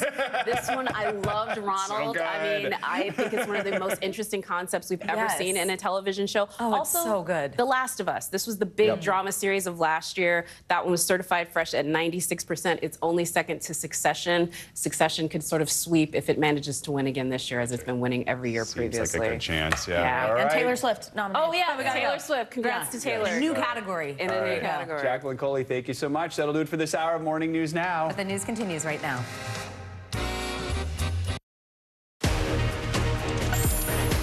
Hi, everyone. Good Monday. We're so glad you're starting the week with us. I'm Vicki Wynn. That's right. Thanks for joining us. I'm Morgan Radford, and NBC News Daily starts right now.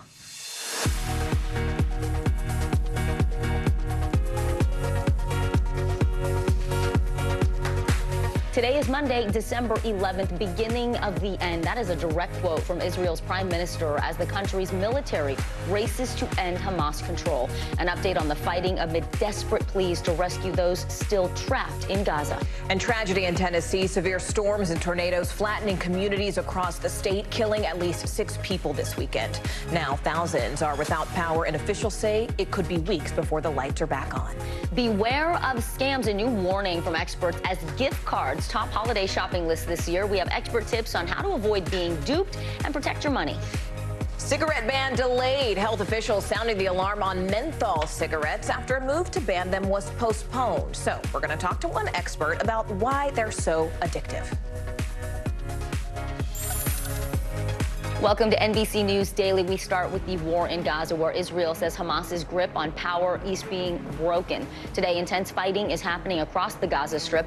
Israeli soldiers and Hamas fighters are engaging in close quarters combat in the dense areas of Khan Yunis, Gaza City, and the Jabalia refugee camp.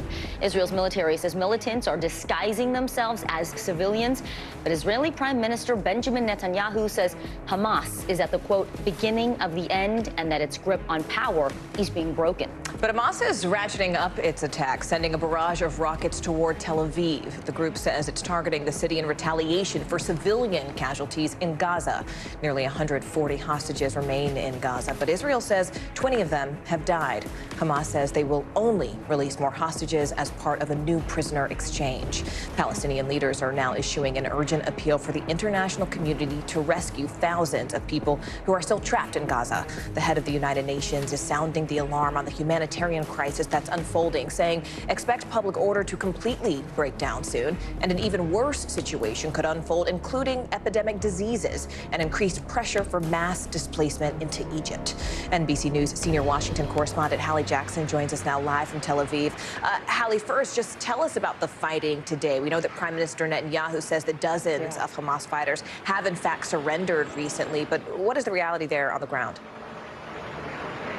Yeah, hey, Morgan and Vicky, it's good to be with you. The fighting continues. That has been the storyline for so many days here in this region here with, of course, those strikes occurring in Gaza now, both in the north and in the south, a location that Israel had previously told civilians to evacuate to. You look at the reality of this, right? You see Prime Minister Benjamin Netanyahu talk repeatedly now, and we've heard this from IDF briefings as well, that more Hamas fighters are surrendering, they say, are turning themselves in to Israeli troops. The question is, of course, is that is not verifiable for independent media, right? Is that actually happening? How much is that a part of what's occurring on the battlefield here? We do know that Israel has made some gains inside Gaza, flying its flag, for example, over a key square inside Gaza City. There's even a menorah now there, too, as, of course, it is Hanukkah here, and people in Israel are celebrating to the degree that they can what has now become a bittersweet holiday. So the reality is the hostages remain, of course, in Gaza, held by Hamas. You have a humanitarian crisis that is getting so much worse by the day. And the question, can anything shift the dynamics here? We are hearing now from the Qataris, who have played, as you well know, such a critical role in some of these truce negotiations previously. But the foreign minister there says the willingness from both sides seem to have waned as far as talks at the table to try to get some of these hostages out and to try to broker some kind of a temporary ceasefire so that aid that is so desperately needed in Gaza can get in. Hallie, tell us more about the rising concerns over the conditions inside Gaza that continue to deteriorate. Israel's military is saying that Hamas is preventing people from getting aid by, quote, forcefully diverting supplies, basically stealing those supplies for their own fighters. Can we confirm any of that?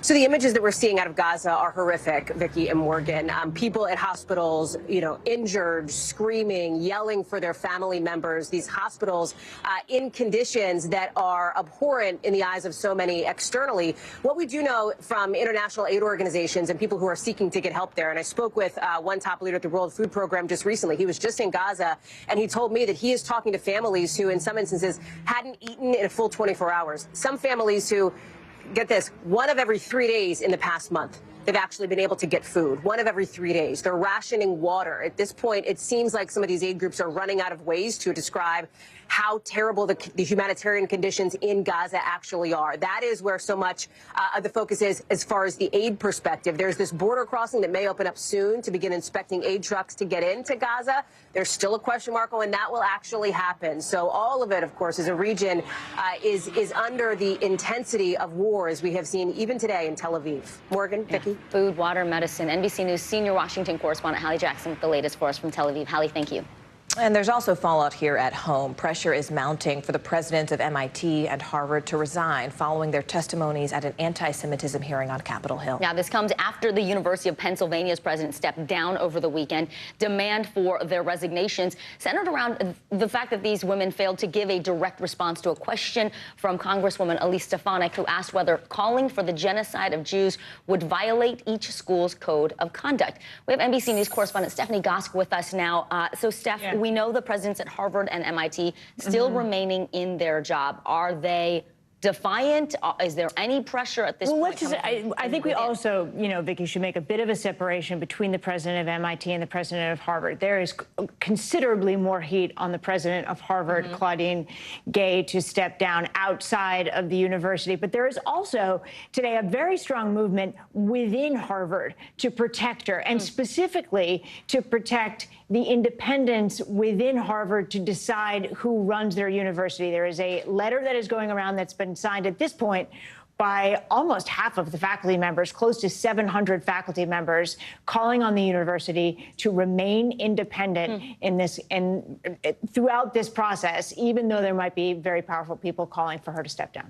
It's interesting because, Steph, we've seen that letter circulate, and something that letter had really was at the heart of this tension we're seeing now across the campus. They said in that letter that they wanted to urge their university to resist political pressures that are at odds with Harvard's commitment to academic freedom. So we're seeing this, in this moment in our world, this tension between what is free speech and what is hate speech. This is what the faculty is saying. What are the students saying?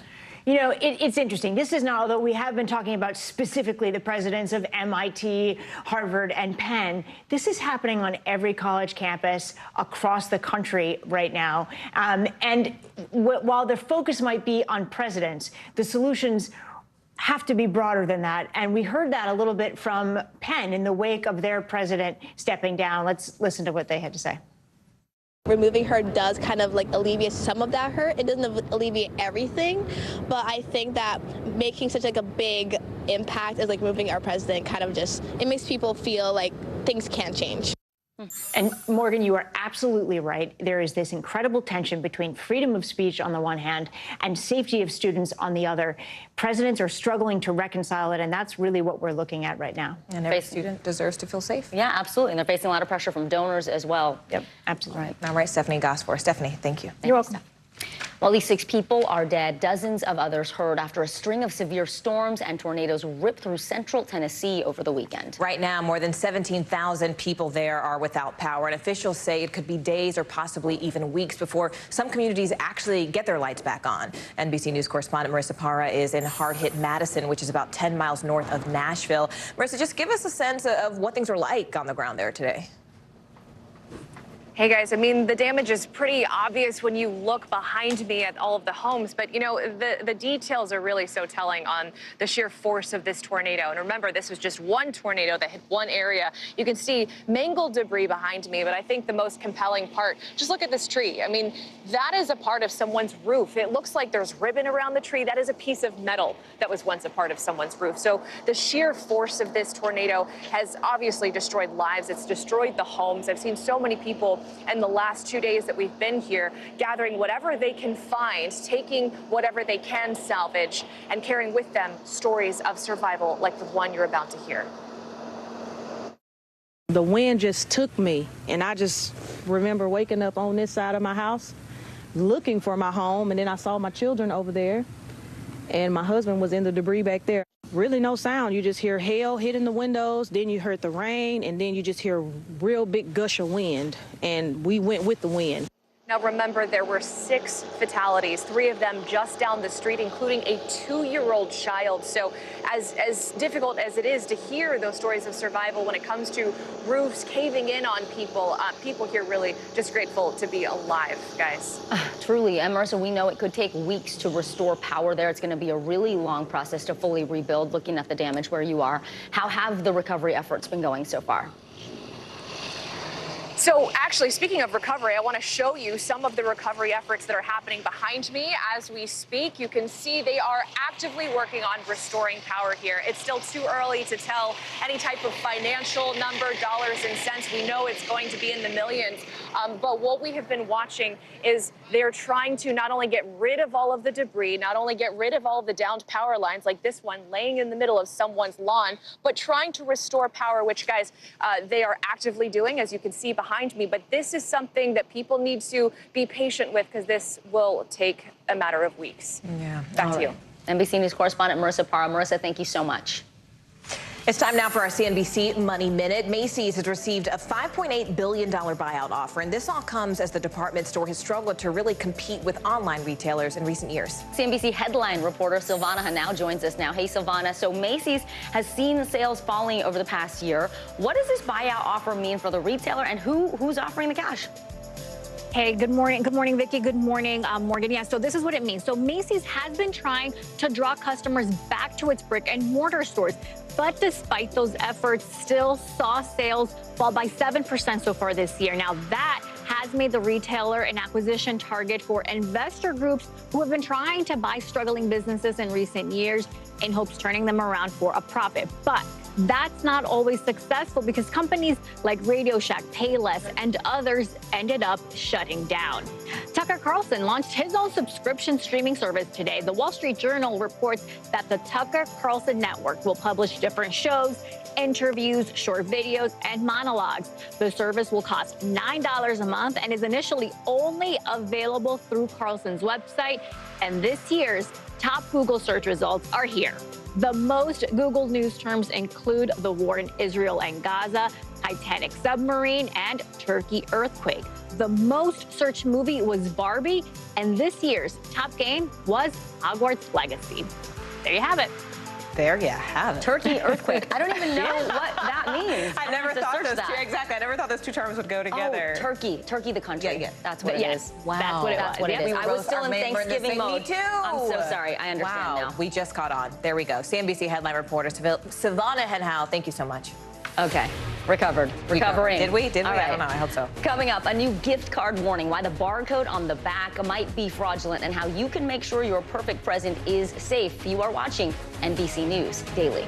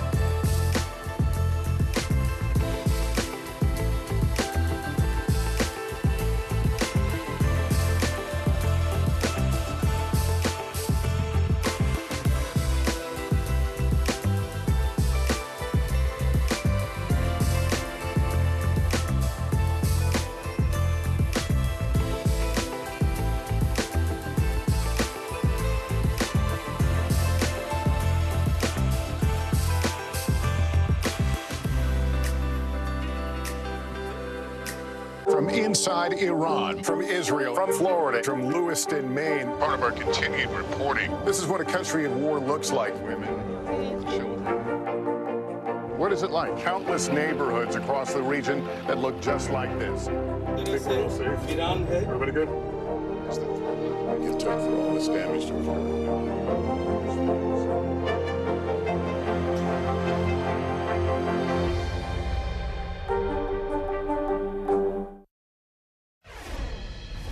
Gift cards are one of the hottest gifts this holiday season. According to TransUnion, nearly 1 in 3 people plan to give them as a gift. But experts do warn, keep an eye out for scams. Check the barcodes. If they have stickers covering them, well, it could be fraud. Also, make sure you check the packaging to really ensure the card has not been tampered with. Luckily, Vicki is here with more tips to help us protect our money this gift-giving season. Vicki, tell us more. We know the Better Business Bureau says that gift card fraud is actually up 50% from last year. Yeah, it's wild, Morgan, because they're such an easy target for scammers. So you talked about the physical gift card and really being careful to inspect it. Great advice. Also, I want you to be careful about the websites where you are going to buy gift cards. Sometimes there are steeply discounted offers. That should be a red flag to you, because really what they're trying to do is just get you to put in your credit card information. You'll never get that discounted gift card. And also, there are these websites that scammers set up. They look really slick for you to check your balance. Really what they're doing is stealing your gift card information once you enter it. So just always go directly to the vendor, the retailer, or call the 800 number on that gift card to check the balance. All right, Vicki, what about those sites that we can trust? We know which ones they are? Yes, this is really important. There actually are legitimate places you can get a gift card for a discount. So we talked with smart shopping expert Trey Bod. She says giftcardgranny.com, that is one of her favorites. They have up to 20% off a Kohl's gift card, Home Depot, Staples, meaning if you want a $100 gift card, you only have to pay $80 for it. That's a great deal. Card Cash is another one. They have all sorts of retailers, more than 550, including places like Best Buy and Sephora, really popular. And then one of the biggest is Raise.com. They have deals with more than 1,000 different different merchants, online and brick and mortar. These are reputable sites where you can get a discounted gift card. And what about any special gift card deals that we should know about, Vicki? Yeah, so right now, Amazon is actually doing its 15 days of gift cards. Really interesting. They've got all kinds of things on there, from Panera to Fandango. Foot Locker also offering gift cards where you buy the gift, give it, and then you get a little bonus promotional credit that you can use towards your own future Amazon purchases. A little something for you, a little something for me. Fracture.me, it is a photo gifting website. This could be really cute for the grandparents this year, Morgan. Little Anita, some photos. If you go right to the gift card, it's automatically 40% off. You put in $50, you'll only have to pay $30. Barnes & Noble until December 15th. If you buy $100 worth of gift cards, you get a $10 bonus. Very interesting. You know, it's interesting, Vicki, sometimes giving a gift card can feel a little bit less personal than giving the actual gift itself. Is there a way to sort of personalize it or make it a little bit more thoughtful? That is a great question. Trey Bodge also recommends perfectgift.com. So what they do is they let you put a photo on the gift card, send it with a personalized message. And new this year, they have these robotic scribes, Morgan. So they make it look like it's a handwritten note that accompanies the gift card. So that is the option. And I will just say there are so many gift cards that go unused every year, sitting in people's drawers. Just make sure your recipient knows that they're getting one and encourage them to use it quickly so that it doesn't go to waste. Really important tips for us as people round out their gift shopping. Vicki, thank you. We appreciate it. Well, over Thanksgiving, we saw a record number of travelers hit the roads and the sky. And now they're getting ready to do it all over again for Christmas and, of course, New Year. So this year is expected to be one of the busiest ever. AAA is projecting that 115 million Americans plan to travel 50 miles or more from home this holiday season. That's 2.5 million more than last year. Airlines are getting ready for the rush. Airlines have done a lot of work to rebuild their fleets and get prepared for the busy holiday week. So heading into the holidays, airlines are prepared and ready for potential delays and cancellations. So if you are flying, travel experts advise taking an early flight and really taking advantage of TSA PreCheck or even Clear. And if you're driving, to avoid the roads on December 23rd and 28th, they are expected to be the most congested. All right, later this hour, the emotional moment surrounding Bronny James' return to the court after his cardiac arrest last summer. You are watching NBC News Daily.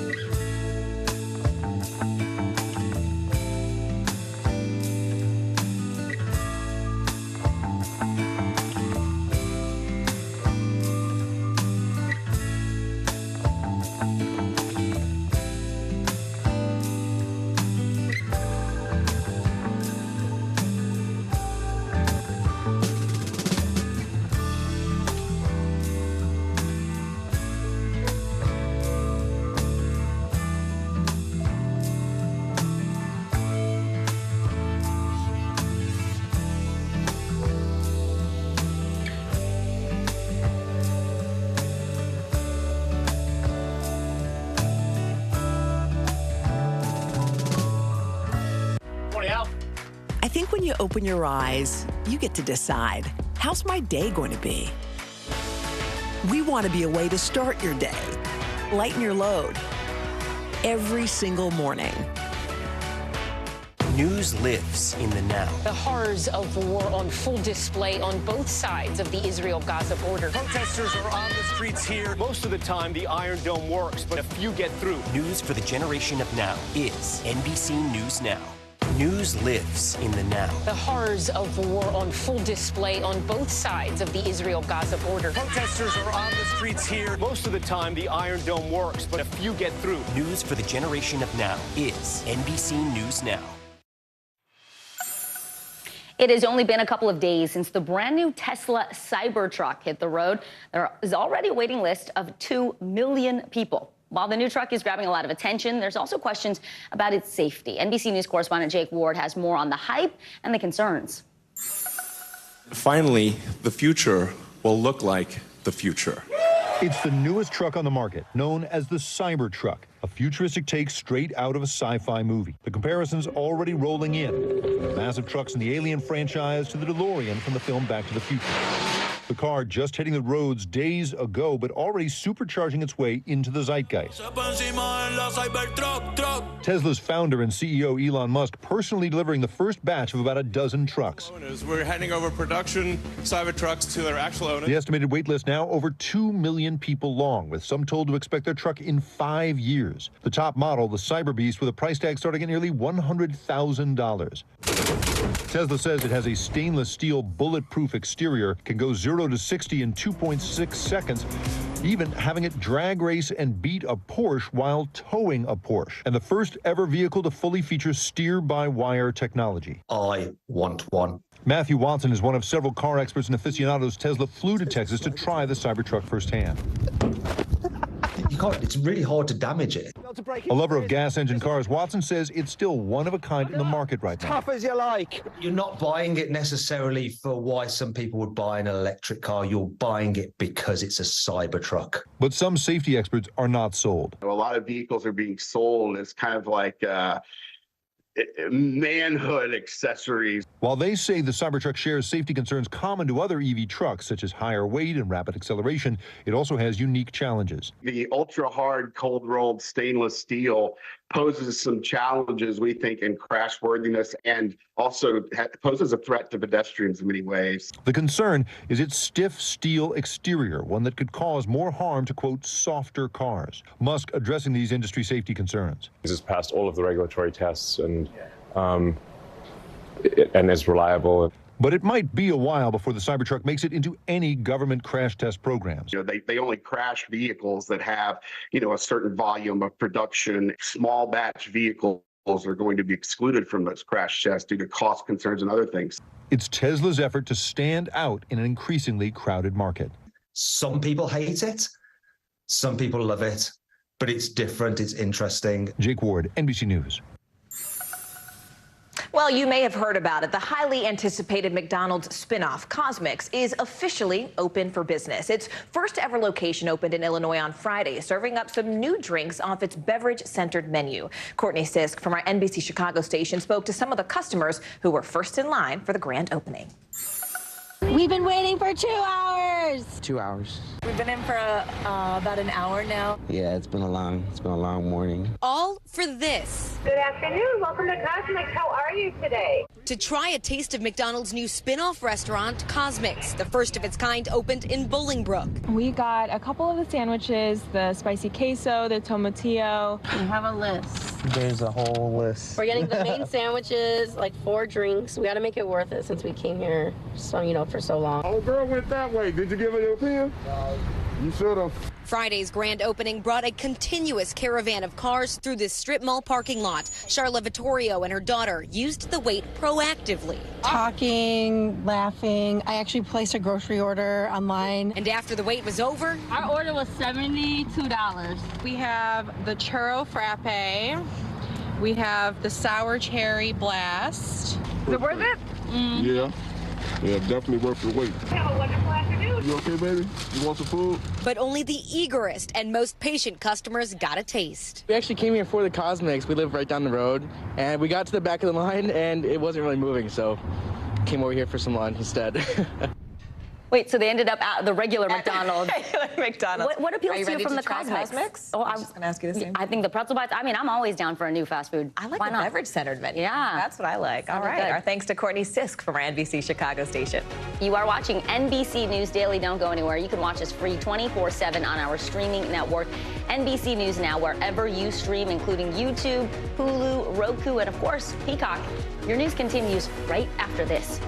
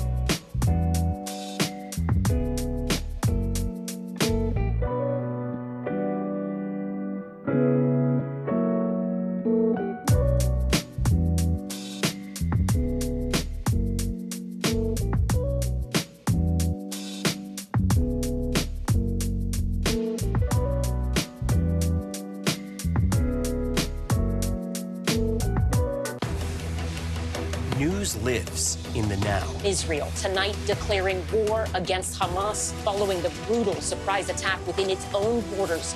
Now is raw. We are in the West Bank city of Ramallah. Protesters are on the streets here to denounce Israel. Now is real. Most of the time, the Iron Dome works, but there are rare occasions that a few get through, like here in Ashkelon. News for the generation of now is NBC News Now, streaming free everywhere.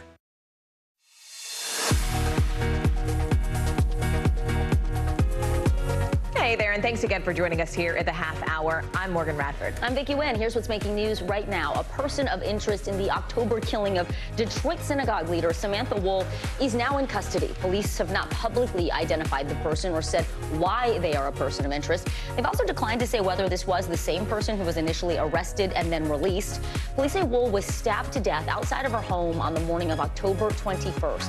Police say they have no information suggesting her killing was a hate crime.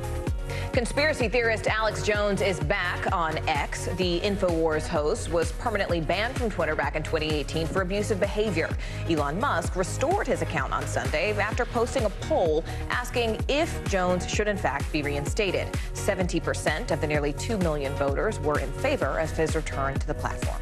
And Donald Trump says he will not be testifying in his New York civil fraud trial.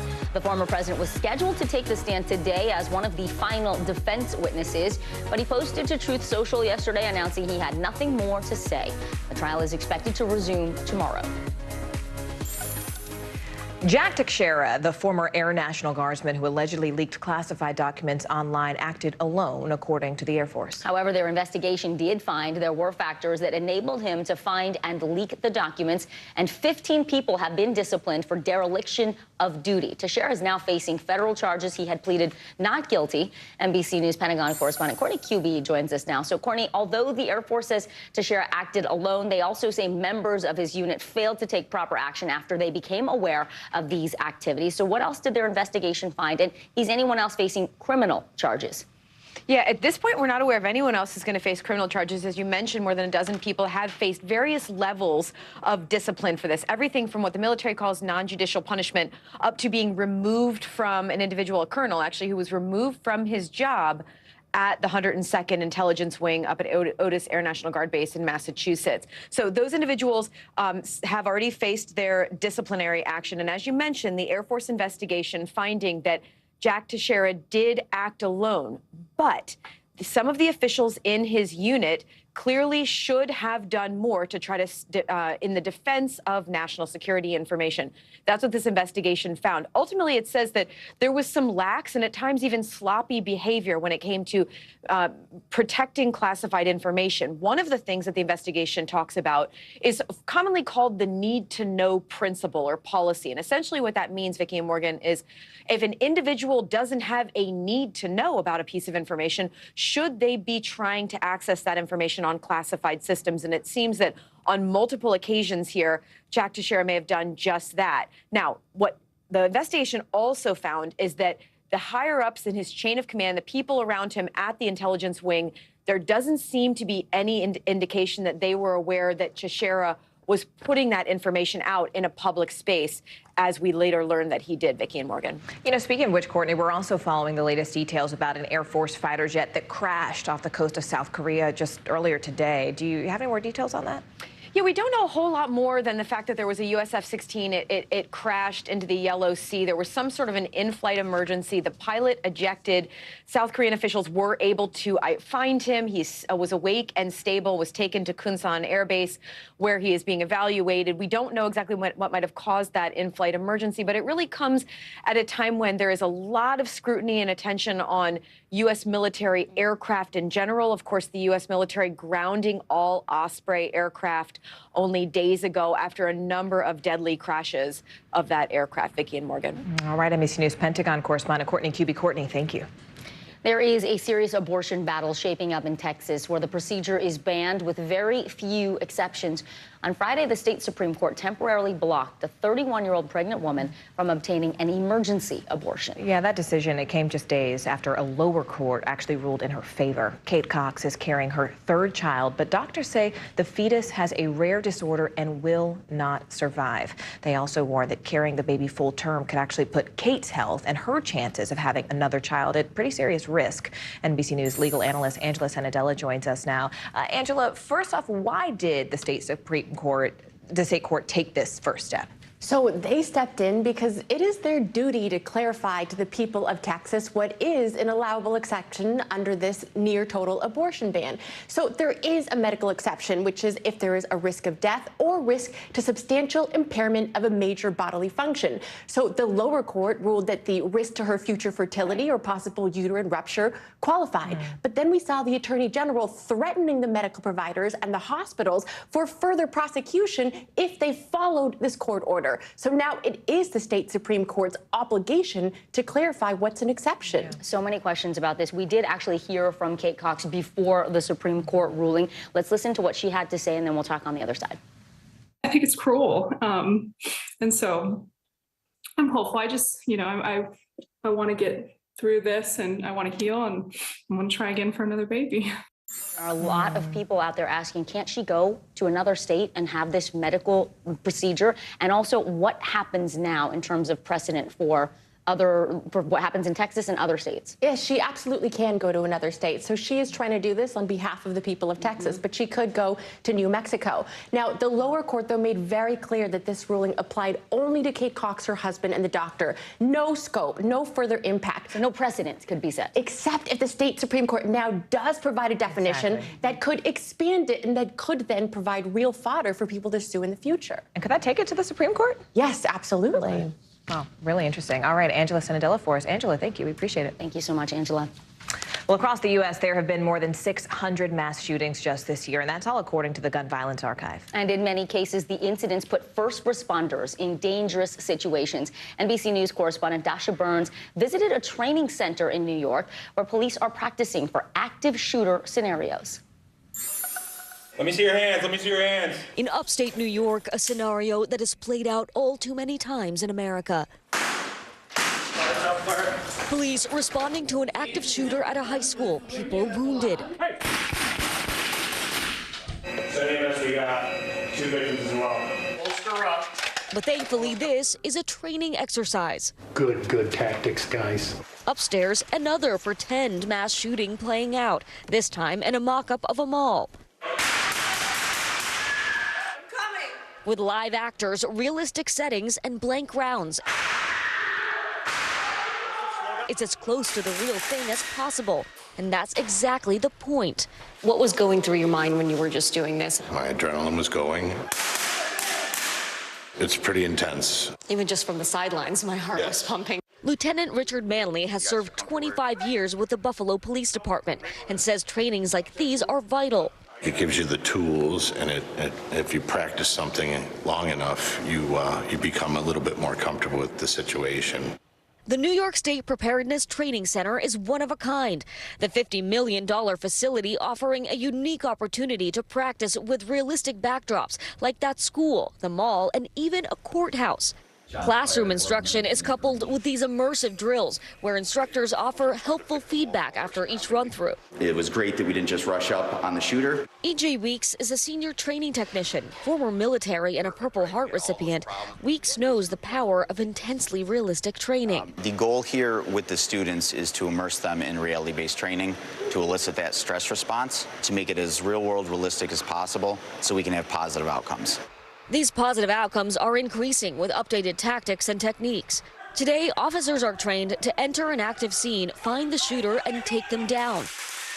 So help can quickly follow, minimizing further loss of life. Commissioner Jackie Bray says it's a massive tactical shift since the Columbine shooting in 1999, where victims were left to bleed out while officers waited for reinforcements. What happened is that they secured the perimeter. Secure the perimeter, wait for the SWAT team. That's not good enough. And so what we now train law enforcement officers to do is if you're first on the scene, you go right to the shooter. You stop the killing so that the people coming behind you can stop the dying. That is a huge change over the last 24 years. Was there resistance to that change? Yeah, absolutely. Many years ago, officers said, this is what SWAT does. But over time, police officers have accepted that this is a part of their job and a part of the risk that they are signing up for. Back in the mall, officers run through the exercise again. How does this make you feel about your ability to execute if you do end up in one of those scenarios? We're tested here, although it's a training scenario, we are tested. In the event that I do have to respond to something like that, I'm going to be able to default to my training and respond appropriately. Dasha Burns, NBC News. Well, it was an emotional moment when USC freshman basketball player Bronny James came off the bench and made his debut this weekend. That's right. The oldest son of LeBron James played in a game yesterday for the first time since collapsing from cardiac arrest last summer. And as NBC News contributing correspondent Kaylee Hartung reports, there were plenty of people, including his famous father, there to watch the moment. Hey there, no matter when it happened, Bronny James taking to the court was going to be one of the most highly anticipated debuts in college basketball history. But given the circumstances, this was even more meaningful. Following months of recovery after suffering that sudden cardiac arrest in July, the basketball protege had the sold-out crowd, including his proud dad, on their feet. Call him the comeback kid. 19-year-old Bronny James on the court Sunday in his very first game for the USC Trojans, making plays reminiscent of his famous father. The crowd in a frenzy as LeBron James took video and cheered on his son's remarkable return after his terrifying collapse back in July. Get ambulance here now. The freshman rushed to the hospital during a team workout after suffering sudden cardiac arrest, the leading cause of death for student athletes. Bronny was diagnosed with a significant but treatable congenital heart defect and underwent surgery this summer, according to a family spokesperson. His future playing basketball uncertain as he began the rehab process. He set out the first 8 games of the season, but after doctors cleared Bronny to play at the end of November, he returned to full contact practice last week. We prayed as a family. You know, we had great doctors along the way the whole time telling us that, you know, they believe things will, you know, work out for us in our favor. LeBron rushing to be at his son's game in Los Angeles the day after winning the NBA's first ever in-season tournament MVP in Las Vegas. It's going to be a hell of a weekend for me. The four-time NBA champ, writing on Instagram after the game, "Can't even tell y'all how emotional today was for me. All I can say is, Bronny, you're simply incredible. You've already won the ultimate goal, championship, and that's life." I just want to say I'm thankful for everything. Nike Basketball celebrating Bronny with this photo, posting, "Nothing stops a future king." LeBron has said he is dedicating this season of basketball, his 21st, to Bronny. And because this was Bronny's first game since his cardiac incident, he came off the bench and only played part of the game. His coach says it will take a few games for Bronny to get back into the groove. But after what he has been through, everyone is celebrating his return and his health. Back to you. And coming up next, the Biden administration is now delaying a ban on menthol cigarettes. How that decision is outraging some public health officials and why these products can be so dangerous. More NBC News Daily right after this.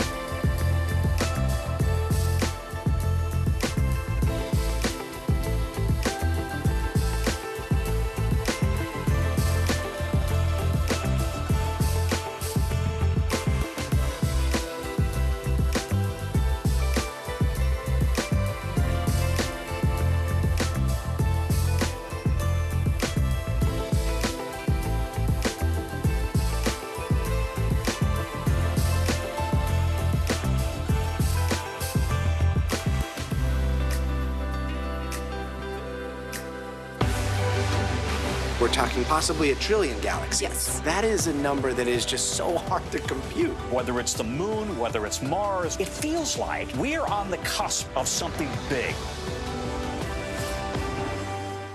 Top Story is coming to you live from Juarez, Mexico. Reporting over the skies of Lahaina. Every weeknight, it's your news playlist. Top Story with Tom Llamas, streaming weeknights at 7 on NBC News Now.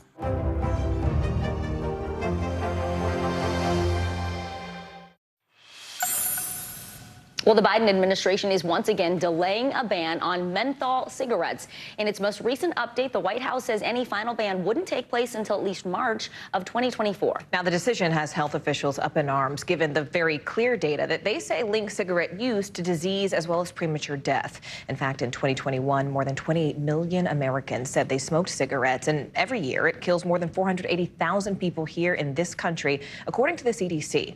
Here now is founder and CEO of Advancing Health Equity and NBC News medical contributor, Dr. Uche Blackstock. Dr. Blackstock, first off, thank you for joining us. What is it that makes these menthol cigarettes so unique? Right. What makes them unique is that menthol, even though it's a naturally occurring substance, it actually makes inhaling a cigarette, that smoke, it makes it smoother, it makes it taste better. And actually there is an aspect of the chemical that makes it more addictive as well. So people just enjoy the experience of smoking menthol cigarettes more than other types of cigarettes, and it's harder for them to stop. So you've got this addictive component, it's enjoyable, and then you couple it with nicotine, which is one of the most addictive substances. Exactly. Kind of talk to us about the various ingredients, chemicals that are found in all cigarettes. Yeah, I think people knew what was in cigarettes. I don't know if as many people would smoke them, but there is ammonia that's in cleaning products. There is arsenic that's found in, rodenticides, I think, medication,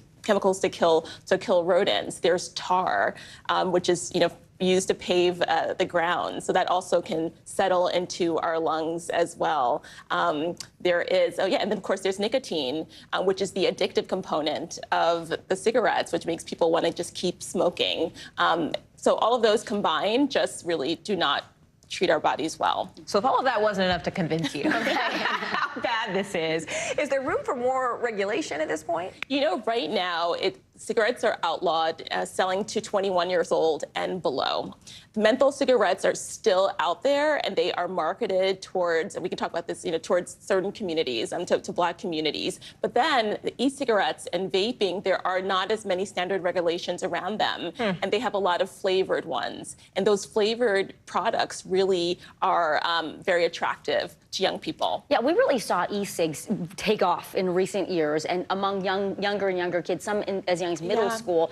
What is the appeal? Are they any safer than cigarettes? Right, so that's the whole thing. So the initial data was that e-cigarettes, vaping was a harm reduction, that it did not cause as much dangerous effects on the body as cigarettes. That's what they thought. But we're just getting more and more data that's showing that they may be as harmful as cigarettes. So there's growing data. There are new products. We're learning more and more about them. But if you have kids starting to use these products when they're really, really young, and you think about that cumulative effect of these ingredients, we don't know what their impact is going to be. It could potentially also be as damaging long-term as cigarettes. If we can, I want to go back to something you mentioned just a moment ago. You mentioned that these cigarettes are marketed differently to different communities. Do they also affect different communities? So not necessarily affect, but we definitely find that of menthol smokers, more than 80% of them are Black Americans. Yeah.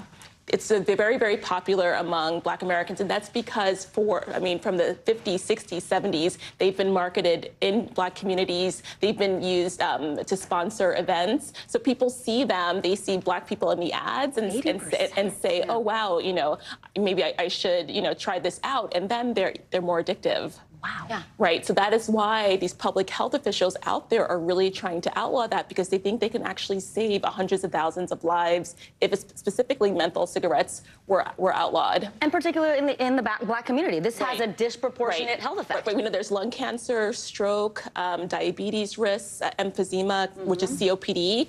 So all of these diabetes, just all of these very serious health risks that we know disproportionately impact Black communities already. All right, NBC News medical contributor Dr. Uche Blackstock, thank you so much for your time. Thanks, Dr. Blackstock. And you are watching NBC News Daily.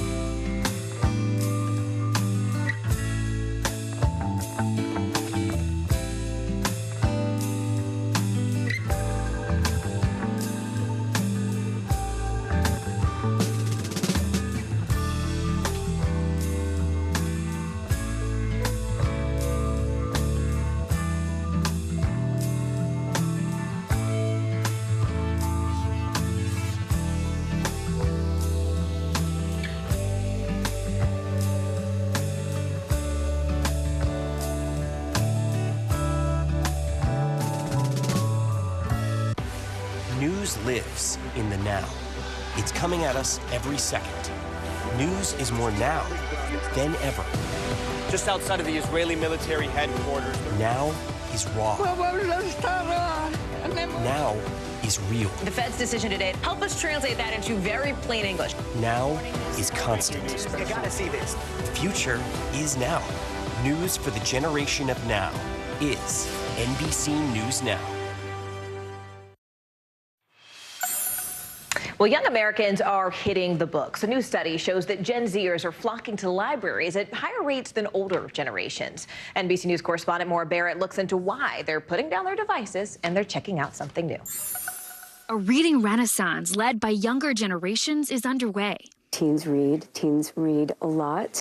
A new study from the American Library Association revealing that Gen Z and millennials are visiting libraries at higher rates than older generations, with 54% saying they visited a brick-and-mortar location in the last year.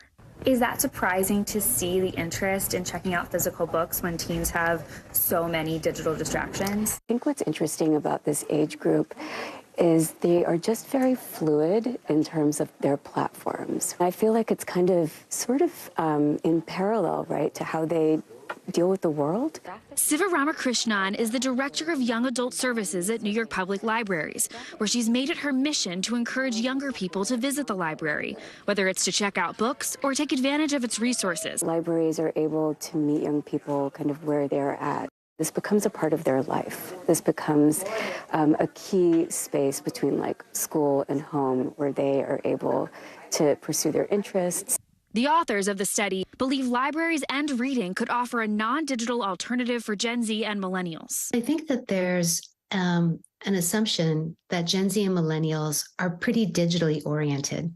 What our study found is that, in fact, they love printed books. They love going to libraries. So we wonder whether printed books and libraries might be a digital detox for them. There's been a narrative around, oh, maybe Gen Z and millennials aren't reading as much or aren't going to the library, which just isn't true. This Gen Z-led book club, Village Fairy, started on TikTok, where the founders set out to prove that point while also building community. I personally love like a physical copy of a book after you've been on the phone all day or your computer. It's fun to have something that is not looking at a screen. New to New York, Ellie McCoy and Isabella Harrison started their club in search of friends that shared their love of reading. It can be really daunting moving here. I think having like a solid group of friends around you can just change your experience completely. And so that's kind of been, I don't know, the most important and like our North Star in all of this. A new chapter of friendship, all thanks to sharing a physical book. Maura Barrett, NBC News. Well, a Las Vegas teacher is getting national support for a holiday wish list program designed to help at-risk youth. In a video that has now gone viral, you may have seen it, she took to social media asking for help to fulfill her students' wishes. Brett Forrest from our NBC affiliate KSNV shows us the overwhelming response from strangers. Okay, I'm going to try to get through this without getting emotional. It all started with a TikTok video. Desert Pines high school teacher Sherry Guy, or Ms. Guy, putting out an emotional plea to her followers. There's no way even all the teachers, if we all picked one student, we couldn't cover everything. She teaches in the school's Jaguar Academy, a program for at-risk youth. But it's not just her students she's trying to help. I'm humbled by it. I'm humbled because, yeah, I do get emotional when I talk about my kids, and I'm trying not to right now. A wish list for high school students who aren't asking for much. One of the kids asked for a grocery store gift card because he wants to help his mom with groceries. Slippers. I would like some black slippers to protect my feet from the cold. And the very first wish is what kick-started Ms. Guy's determination. A student said, I just wish all the wishes would be granted. They didn't ask for anything. These are high school kids who often get overlooked. The call was out, and her followers answered. Strangers across the country helping fill the student wish list. So many packages arriving, she had to take over 6 trips to the post office just to get them all. I had to make 2 trips the other day. It was crazy. And her apartment now completely filled with packages. Gifts hoping to brighten a teenager's day. It's never ending. Now she has to organize everything and make sure the right gifts get to the right student. Down there, I don't know, wherever you... Kind of heavy. Okay. Seeing people come together for these kids, I know what it's going to do for their mindset. I know what it's going to do for their potential. And I know what it's going to do for every teacher everywhere. Man, this got me when I saw it on social media. It got me again. Yeah. Just restores your faith in people and social media for good. Our thanks to Brett Forrest for that story. I'm Morgan Radford. I'm Vicki Wynn. You are watching NBC News Daily.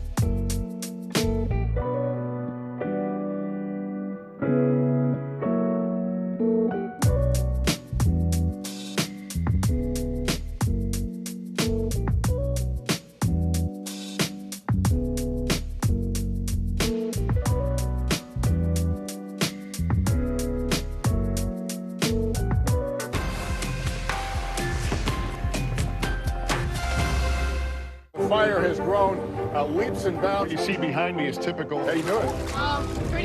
Pretty bad. Good morning. Thanks for joining us. I'm Joe Fryer. And I'm Savannah Sellers. The latest developments in the war between Israel and Hamas. If you do have points or you have miles, is now a good time to use them. The first woman on a lunar mission. What was it like to get that news? Morning News Now, streaming weekdays at 7. Hi, everyone, and thank you so much for joining us this Monday. I'm Morgan Radford. I'm Vicki Wynn. NBC News Daily starts right now.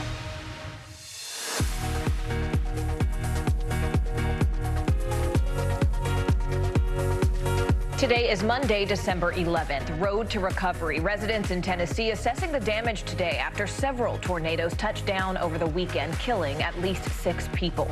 The race to restore power as that storm pushes north.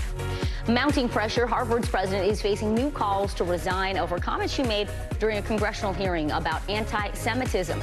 It comes just days after the University of Pennsylvania president stepped down. How students and school officials are reacting.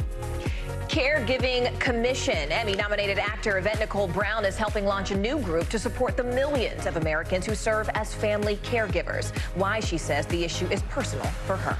Retail returns. How one company is working to make it faster and more convenient for you to send stuff back as online shoppers kick it into high gear ahead of the holidays. Thanks so much for joining us here, and welcome to NBC News Daily, where we start with cleanup and recovery efforts in central Tennessee after a series of powerful storms and tornadoes. Officials there say at least 6 people have died, more than 60 others hurt. It all started Saturday night, the severe weather leaving a devastating trail of destruction. Cars and trucks flipped over, trees ripped out of the ground, many homes and buildings completely leveled. It just sounded like an explosion went off. You could hear stuff flying everywhere. It was crazy. And it was almost like being in a, I don't know, I can explain, like a vacuum cleaner. Things spinning around. It literally felt like the whole house was shaking, like the foundation, and we could hear all the trees just snapping. Many communities are just starting to assess the damage. As of this hour, more than 17,000 people are without power. Officials say it could be days or maybe even weeks before some get their lights back on. NBC News correspondent Blaine Alexander joins us now on the phone. She's in Clarksville, Tennessee, where 3 people were killed. Blaine, you just talked with a family who says they were close and they escaped this tornado. What did they tell you? Well, you know, they had an unbelievable story. That's what they said. Basically, that they were inside the home. 2 daughters and an infant son were upstairs watching TV. Their father happened to be outside, and you can kind of see images of what's left of their home. He told me that had they not gotten their children out, he actually threw them in a car and tried to outrun the tornado in their SUV. Miraculously, they were able to make it out. I spoke with him and his wife as they came back and looked at what's left of their house and thought they really escaped the worst that could happen. Take a look. I was just glad that he reacted the way he did. I'm glad that he got my kids out of the house and our kids out of the house and ran out. My story would have been completely different if it wasn't for him. If he wouldn't have been outside and seen the storm coming, it would have been completely different. And guys, right now, just to give you a sense of what I'm seeing as I'm driving through Middle Tennessee right now, I mean, there are roads blocked everywhere you turn. There are down power lines. There are trees that are still blocking some roads and trying to be cut off. And you can turn your head in either direction and almost see a tale of 2 cities. On one side, you can see homes that are just unrecognizable, just splintered by the tornado and its massive destructive winds.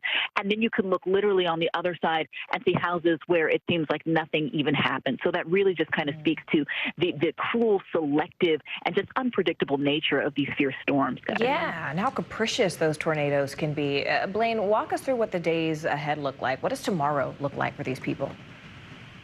Well, you know, it's almost kind of like there is a disaster within a disaster, because on top of the fact that so many people are dealing with being displaced, there were some 600 structures that were impacted by this, from minor damage to being just totally destroyed. On top of so many people being displaced and so close to the holidays, I might add, there are many people, as you mentioned, who do not have power.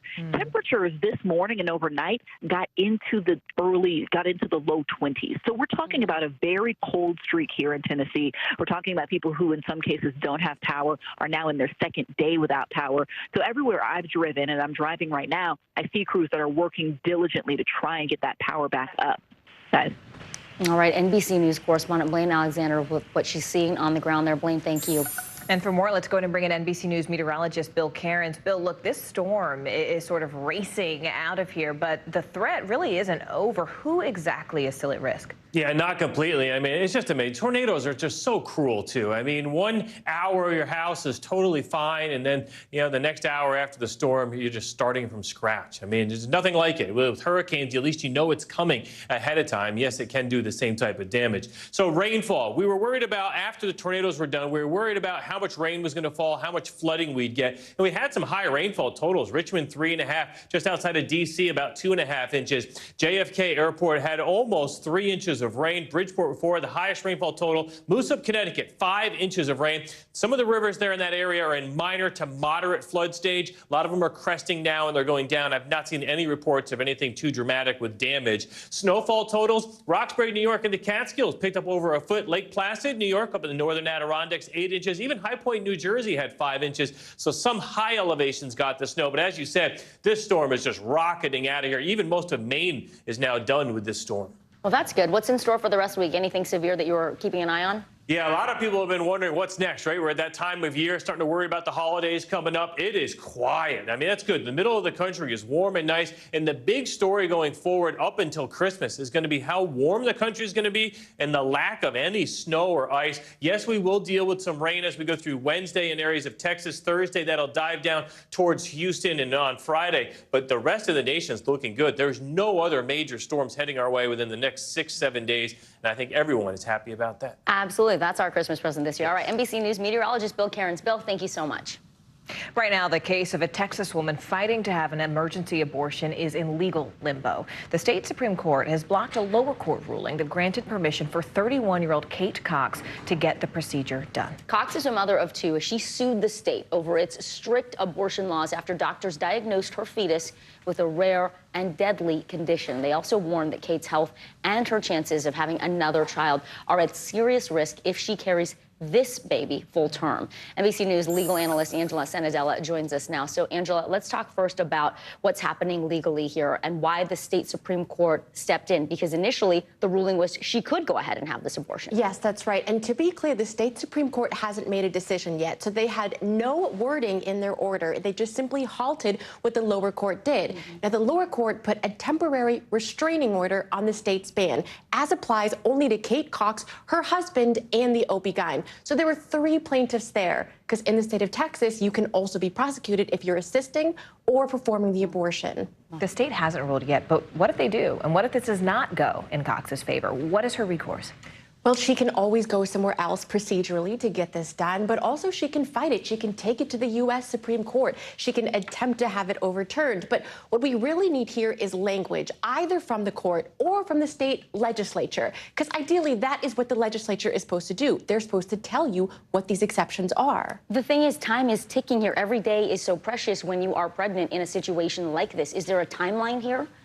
No, but I believe that is why the state Supreme Court did step in over the weekend, which they do unusually, and we hope there will be a decision soon to provide clarity. If not, she does have other states she can go to. Okay. All right, Angela Sanadella for us there. Angela, thank you. We appreciate it. Thank you so much, Angela.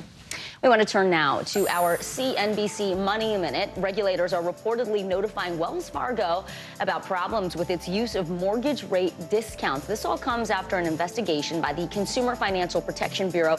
Well, they found Black and female borrowers received fewer pricing exceptions than the bank's other customers. CNBC technology correspondent Steve Kovac joins us now. Steve, what exactly did the Bureau accuse Wells Fargo of doing in that official notice that it sent the bank?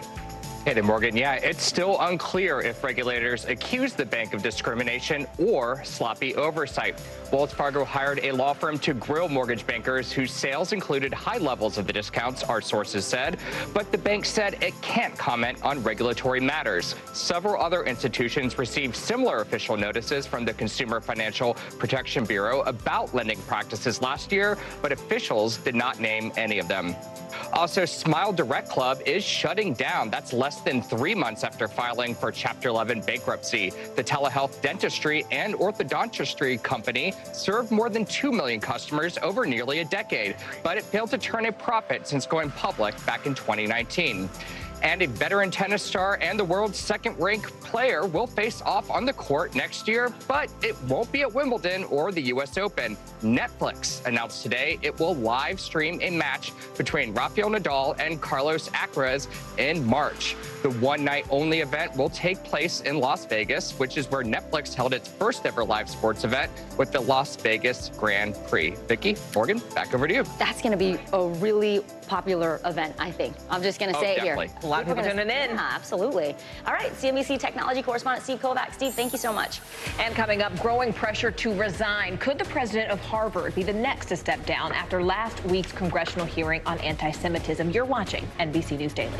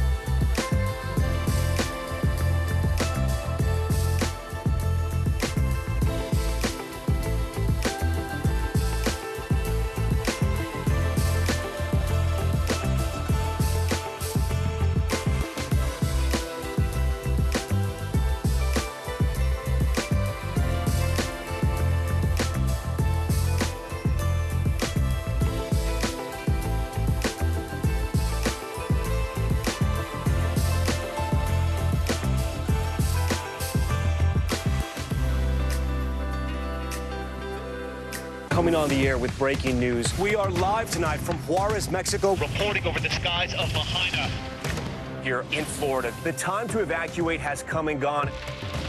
You were seeing people just running for their lives? People running for their lives. We've seen this almost unbelievable power struggle. What does this mean for Ukraine? It's the battle off the field that's inspired the world. Every night, it's your news playlist. Top Story with Tom Llamas. Streaming weeknights at 7 on NBC News Now. Pressure is ramping up on the presidents of MIT and Harvard. More people calling for their resignations after they testified at an anti-Semitism hearing on Capitol Hill last week. Now, all of this comes after the University of Pennsylvania's president stepped down just over the weekend. And at that hearing, each president failed to give a direct answer when asked if calling for the genocide of Jews violates their school's code of conduct. So, NBC News correspondent Valerie Castro joins us now. Valerie, look, there's obviously been growing pressure, especially on the president of Harvard, Dr. Claudine Gay, to resign at this point. Where does that stand in terms of external and internal pressure? Right, so let's talk about faculty at Harvard. Over the weekend, a letter began circulating, and at this point, more than 600 members of the faculty have signed this letter, and it is calling on the university to, quote, resist political pressures that are at odds with Harvard's commitment to academic freedom. In other words, they're asking that President Claudine Gay not be removed from her role. Now, the Harvard Corporation, that's the governing body that could decide her fate, they were given this letter, but it remains to be seen if they will comment on the letter, on her possible resignation or calling for her ouster. They should be meeting sometime today, so we could potentially hear something from that governing body later today. So that's Harvard. What about MIT?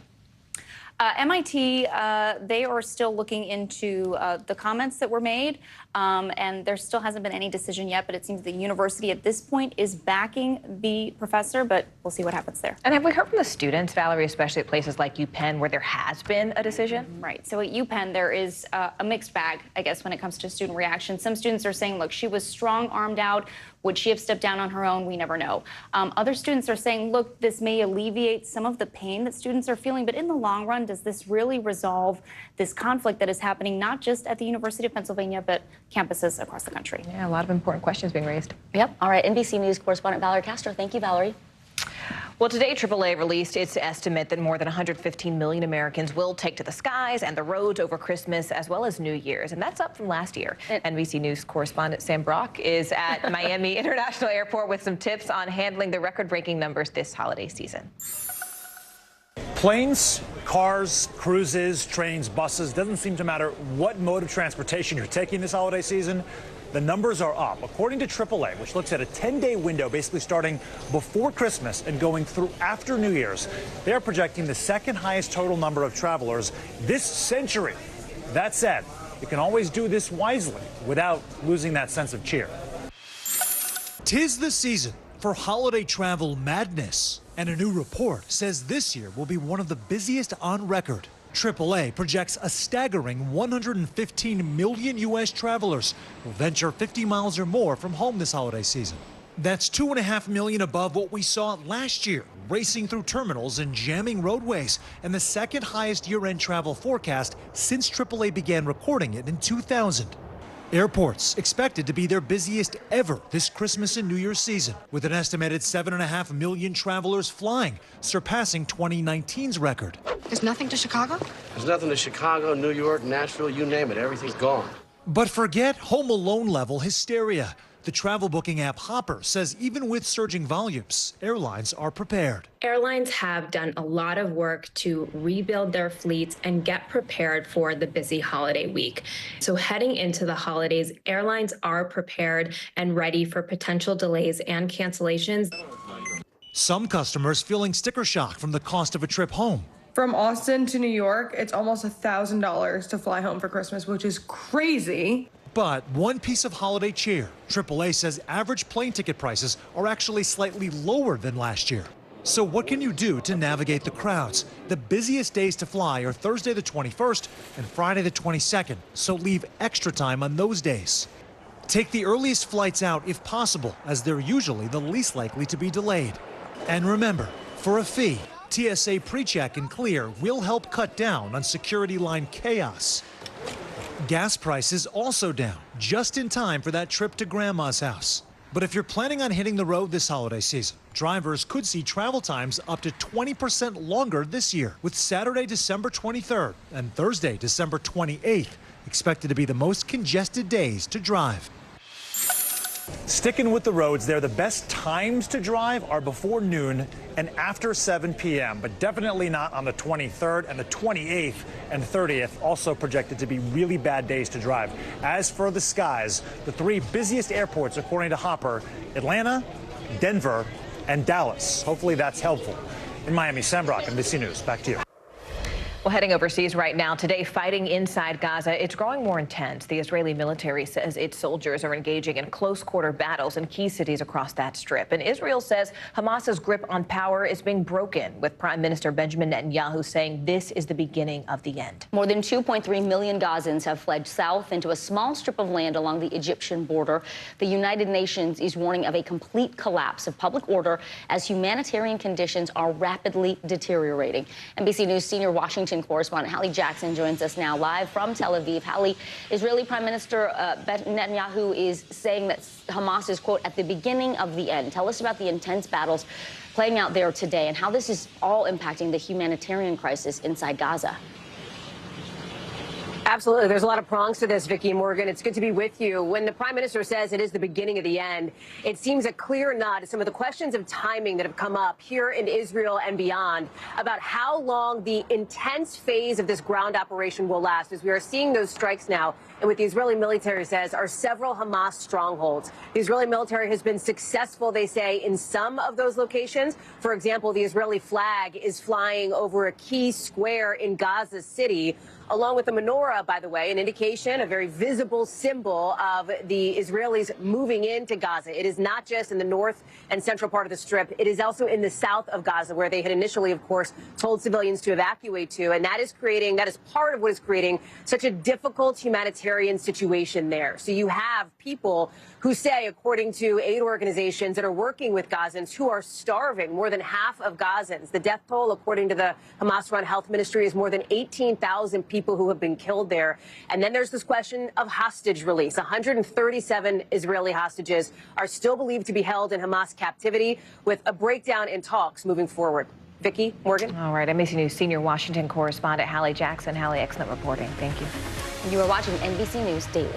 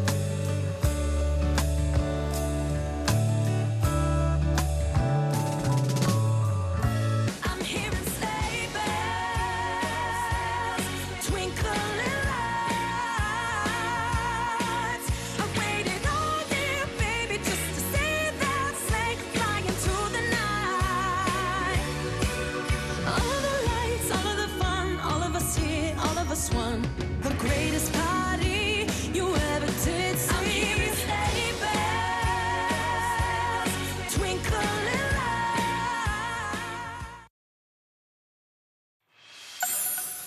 It has only been a couple of days since the brand new Tesla Cybertruck hit the road. There is already a waiting list of 2 million people. While the new truck is grabbing a lot of attention, there's also questions about its safety. NBC News correspondent Jake Ward has more on the hype and the concerns. Finally, the future will look like the future.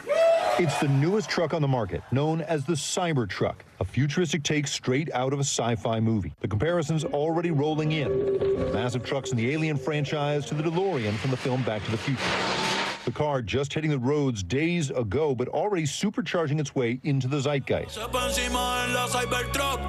Tesla's founder and CEO Elon Musk personally delivering the first batch of about a dozen trucks. We're handing over production Cybertrucks to their actual owners. The estimated wait list now over 2 million people long, with some told to expect their truck in 5 years. The top model, the Cyberbeast, with a price tag starting at nearly $100,000. Tesla says it has a stainless steel bulletproof exterior, can go 0 to 60 in 2.6 seconds, even having it drag race and beat a Porsche while towing a Porsche. And the first ever vehicle to fully feature steer-by-wire technology. I want one. Matthew Watson is one of several car experts and aficionados Tesla flew to Texas to try the Cybertruck firsthand. You can't, it's really hard to damage it. A lover of gas engine cars, Watson says it's still one of a kind in the market right now. Tough as you like. You're not buying it necessarily for why some people would buy an electric car. You're buying it because it's a Cybertruck. But some safety experts are not sold. A lot of vehicles are being sold as kind of like manhood accessories. While they say the Cybertruck shares safety concerns common to other EV trucks, such as higher weight and rapid acceleration, it also has unique challenges. The ultra-hard, cold-rolled stainless steel poses some challenges, we think, in crashworthiness, and also poses a threat to pedestrians in many ways. The concern is its stiff steel exterior, one that could cause more harm to, quote, softer cars. Musk addressing these industry safety concerns. This has passed all of the regulatory tests and is reliable. But it might be a while before the Cybertruck makes it into any government crash test programs. You know, they only crash vehicles that have, a certain volume of production. Small batch vehicles are going to be excluded from those crash tests due to cost concerns and other things. It's Tesla's effort to stand out in an increasingly crowded market. Some people hate it. Some people love it. But it's different. It's interesting. Jake Ward, NBC News. Well, you may have heard about it. The highly anticipated McDonald's spinoff, Cosmix, is officially open for business. Its first ever location opened in Illinois on Friday, serving up some new drinks off its beverage-centered menu. Courtney Sisk from our NBC Chicago station spoke to some of the customers who were first in line for the grand opening. We've been waiting for 2 hours. 2 hours. We've been in for about an hour now. Yeah, it's been a long morning. All for this. Good afternoon. Welcome to Cosmix. How are you today? To try a taste of McDonald's new spin-off restaurant, Cosmix, the first of its kind, opened in Bolingbrook. We got a couple of the sandwiches, the spicy queso, the tomatillo. You have a list. There's a whole list. We're getting the main sandwiches, like 4 drinks. We got to make it worth it since we came here, for so long. Oh, girl went that way. Did you give her your pen? You should have. Friday's grand opening brought a continuous caravan of cars through this strip mall parking lot. Charla Vittorio and her daughter used the wait proactively. Talking, laughing. I actually placed a grocery order online. And after the wait was over, our order was $72. We have the churro frappe. We have the sour cherry blast. Is it worth it? Yeah. Yeah, definitely worth the wait. Have a wonderful afternoon. You okay, baby? You want some food? But only the eagerest and most patient customers got a taste. We actually came here for the Cosmix. We live right down the road, and we got to the back of the line, and it wasn't really moving, so came over here for some lunch instead. Wait, so they ended up at the regular McDonald's. McDonald's. What appeals to you from the Cosmix? Cosmix? Oh, I was just going to ask you the same. I think the pretzel bites. I mean, I'm always down for a new fast food. I like the beverage-centered menu. Yeah. That's what I like. All right. Good. Our thanks to Courtney Sisk from our NBC Chicago station. You are watching NBC News Daily. Don't go anywhere. You can watch us free 24/7 on our streaming network, NBC News Now, wherever you stream, including YouTube, Hulu, Roku, and, of course, Peacock. Your news continues right after this.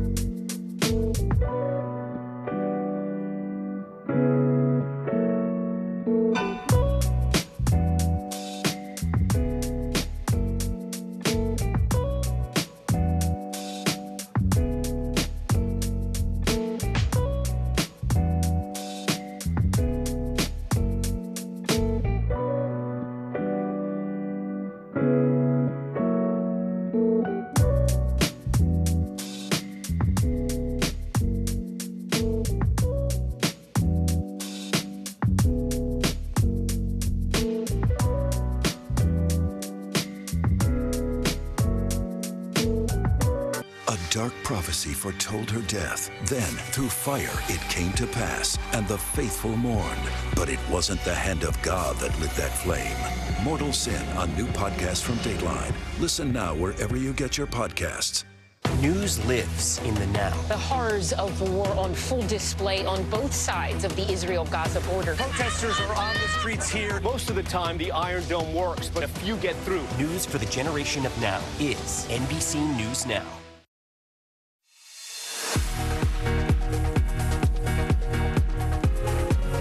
We're back at the half hour. Thanks so much for being with us. I'm Vicki Wynn. Thanks for joining this Monday. I'm Morgan Radford, and here's what's making news right now. Ukrainian President Vladimir Zelensky is expected to join President Biden at the White House tomorrow. Now, this visit comes as Biden is asking Congress to provide more than $61 billion of funding to Ukraine in its war against Russia. In a statement released just yesterday, the White House says the two leaders will discuss the urgent needs of the Ukrainian people. Former President Donald Trump is leading the GOP race in Iowa just 5 weeks ahead of the state's caucus. A new poll from NBC News, the Des Moines Register, and Mediacom shows Trump now earning 51% of first-choice voters from likely Republican caucus goers. Florida Governor Ron DeSantis and former UN Ambassador Nikki Haley trail behind with just 19 and 16% of the votes. And the defamation trial against former Trump lawyer Rudy Giuliani is beginning today. Now, Giuliani was found liable back in August for falsely accusing two Georgia election workers of committing fraud during the 2020 election. Lawyers for the election workers say the two women are seeking up to $43 million in damages. A U.S. F-16 fighter jet crashed into waters off the coast of South Korea earlier today, U.S. military officials are telling us. Well, the pilot safely ejected before crashing and was awake and stable after being rescued by South Korean forces. That's all according to the U.S. Air Force. NBC News Pentagon correspondent Courtney Kuby joins us now. Courtney, just first off, tell us what happened. We don't know, actually. We have very little information beyond a little preliminary information that we got from the U.S. Air Force and a little bit from South Korean officials, and that is that this U.S. F-16 was flying as part of a regular drill or an exercise when it experienced some sort of an in-flight emergency. The pilot was able to eject safely, and South Korean officials were able to rescue him from the Yellow Sea. They picked him up, they say, when he was still awake, he was stable, and he was taken to Kunsan Air Base, where, of course, he'll be questioned to see if they can figure out what happened, and then I'm sure there will be an investigation. But one reason that this is getting even a little bit more attention than it normally would is the fact that there have been a number of mishaps, accidents involving U.S. military aircraft in recent weeks, specifically involving U.S. military Ospreys, including a deadly crash only 2 weeks ago. Now, of course, this is a different platform, but the U.S. military was so concerned about these continuing accidents with the Ospreys that they've grounded all the aircraft so that they can try to figure out what might be going on here, Vicki and Morgan. Courtney, I know you have so many sources in the military, but talk about training exercises and the inherent dangers that a lot of our troops face, not just in active combat, but it's these training exercises, too. Yes, that's such an excellent point, and I think it's something that we tend to lose sight of when we hear about something like this, is the reality is when they're flying these aircraft, especially something like a fighter jet, like an F-16, they fly at very obviously high altitudes, at very high rates of speed. They tend to be, especially when you're talking about an exercise or a drill, they tend to be testing capabilities. So when you're doing something like that, there is inherently a risk associated with that. And when we see something like this in-flight emergency, again, we don't know exactly what that was, but when we see something like that, it really only footstomps just how dangerous some of these exercises can be. It's not just combat that can be dangerous for service members, Vicki and Morgan. Truly. All right. NBC News Pentagon correspondent Courtney Kuby. Courtney, thank you so much. Well, Vicki, it was an emotional moment when USC freshman basketball player Bronny James came off the bench and made his debut this weekend. The oldest son of LeBron James played in the game yesterday for the very first time since collapsing from cardiac arrest last summer. And as NBC News contributing correspondent Kaylee Hartung reports, there were plenty of people, including his famous father, there to see the moment. Hey there, no matter when it happened, Bronny James taking to the court was going to be one of the most highly anticipated debuts in college basketball history. But given the circumstances, this was even more meaningful. Following months of recovery after suffering that sudden cardiac arrest in July, the basketball protege had the sold-out crowd, including his proud dad, on their feet. Call him the comeback kid. 19-year-old Bronny James on the court Sunday in his very first game for the USC Trojans, making plays reminiscent of his famous father. The crowd in a frenzy as LeBron James took video and cheered on his son's remarkable return after his terrifying collapse back in July. Get ambulance here now. The freshman rushed to the hospital during a team workout after suffering sudden cardiac arrest, the leading cause of death for student athletes. Bronny was diagnosed with a significant but treatable congenital heart defect and underwent surgery this summer, according to a family spokesperson. His future playing basketball uncertain as he began the rehab process. He set out the first 8 games of the season, but after doctors cleared Bronny to play at the end of November, he returned to full contact practice last week. We prayed as a family. We had great doctors along the way the whole time telling us that, they believe things will, work out for us in our favor. LeBron rushing to be at his son's game in Los Angeles the day after winning the NBA's first ever in-season tournament MVP in Las Vegas. It's going to be a hell of a weekend for me. The 4-time NBA champ, writing on Instagram after the game, "Can't even tell y'all how emotional today was for me. All I can say is, Bronny, you're simply incredible. You've already won the ultimate goal, championship, and that's life." I just want to say I'm thankful for everything. Nike Basketball celebrating Bronny with this photo, posting, "Nothing stops a future king." LeBron has said he is dedicating this season of basketball, his 21st, to Bronny. And because this was Bronny's first game since his cardiac incident, he came off the bench and only played part of the game. His coach says it will take a few games for Bronny to get back into the groove. But after what he has been through, everyone is celebrating his return and his health. Back to you. Great to see, Kaylee. Thanks. With more Americans shopping online this holiday season, sending stuff back, it's not always straightforward. NBC News correspondent Jake Ward takes a look at one company that is aiming to make the returns process easier. Plus, he has tips on what to know before you buy. Inside this Southern California warehouse, they are preparing for their Super Bowl. This December, we're looking at millions of returns. They come in by the truckload, boxes and boxes of clothes that didn't fit, and toys that weren't wanted. And they say business is booming. Last year, Americans returned nearly $1 trillion worth of stuff. But the process... It's just a hassle. It can be a little bit annoying to leave my house and stand on long lines. The process of returning something is terrible if you try. Returns are they're the worst part of shopping online. Right. David Sobey is the CEO of Happy Returns, one of several companies springing up trying to make returns easier. Over 800 companies, including Land's End and Everlane, work with them. They have 10,000 drop-off locations around the country, and they don't require boxes or labels. We joke in our office that tape is a 4-letter word. Just bring your product and a QR code and leave it. And Happy Returns is not alone. Amazon allows you to drop off an item with no box at various stores. Return mates will pick up right from your door for a fee. Target lets you return without getting out of your car. But someone's got to pay for it, and sometimes it's you. Retailers are bearing this burden of the free returns, and so now they're trying to balance their books. Recently, big-name retailers like Amazon and H&M have started charging for some returns. So it's up to you to learn the system. First, check the return policy. How long do you have, and are there any hidden fees? Some charge you to send it back, while others offer free return shipping, but there may be a restocking fee. Getting to the Happy Returns warehouse is half the journey. We've sorted them by merchant, and now we've taken all of Land's End returns, and we prepare those items to be sent back to Land's End in bulk, right, on trucks that leave here. So this really is like a fulfillment center in reverse. That's right. And they're ready for when the season of giving turns into the season of giving it back. Jake Ward, NBC News, Santa Clarita, California.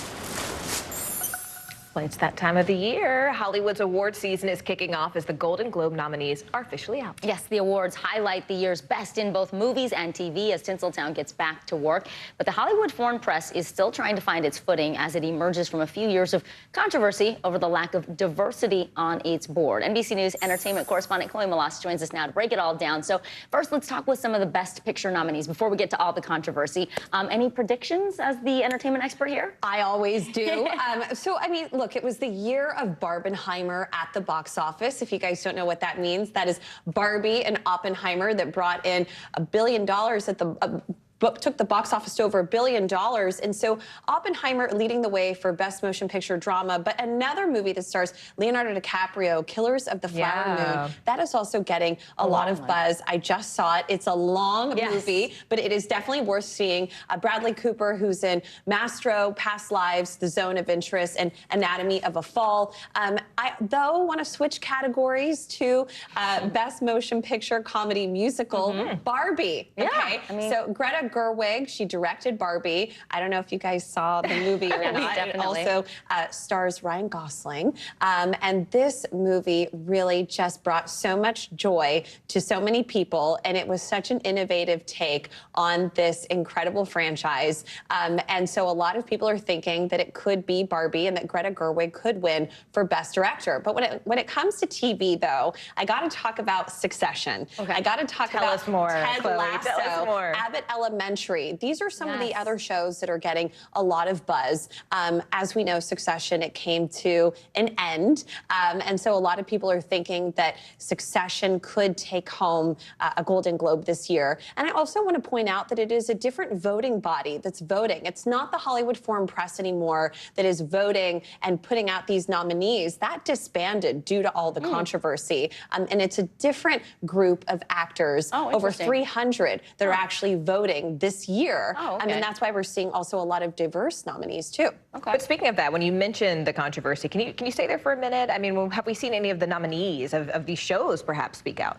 So, look, there was a lot of controversy in 2021, and it had to do with race issues. It had to do with some legal issues as to how money was being exchanged within the organization. And you saw that the HFPA and the Golden Globes, they were under immense scrutiny, and they actually didn't air on television for a year. Then they came back, they aired here on NBC, and now this year they're going to be on CBS. But there are reports that they are having a hard time trying to find a host this year, and that several big names have declined to host. So no host has been announced. And it looks like, though, that maybe the controversy around the Golden Globes has gotten back into shape, and that really that has quelled now that the HFPA has disbanded this voting body known as the Hollywood Foreign Press Association, and that they have this new body of actors voting.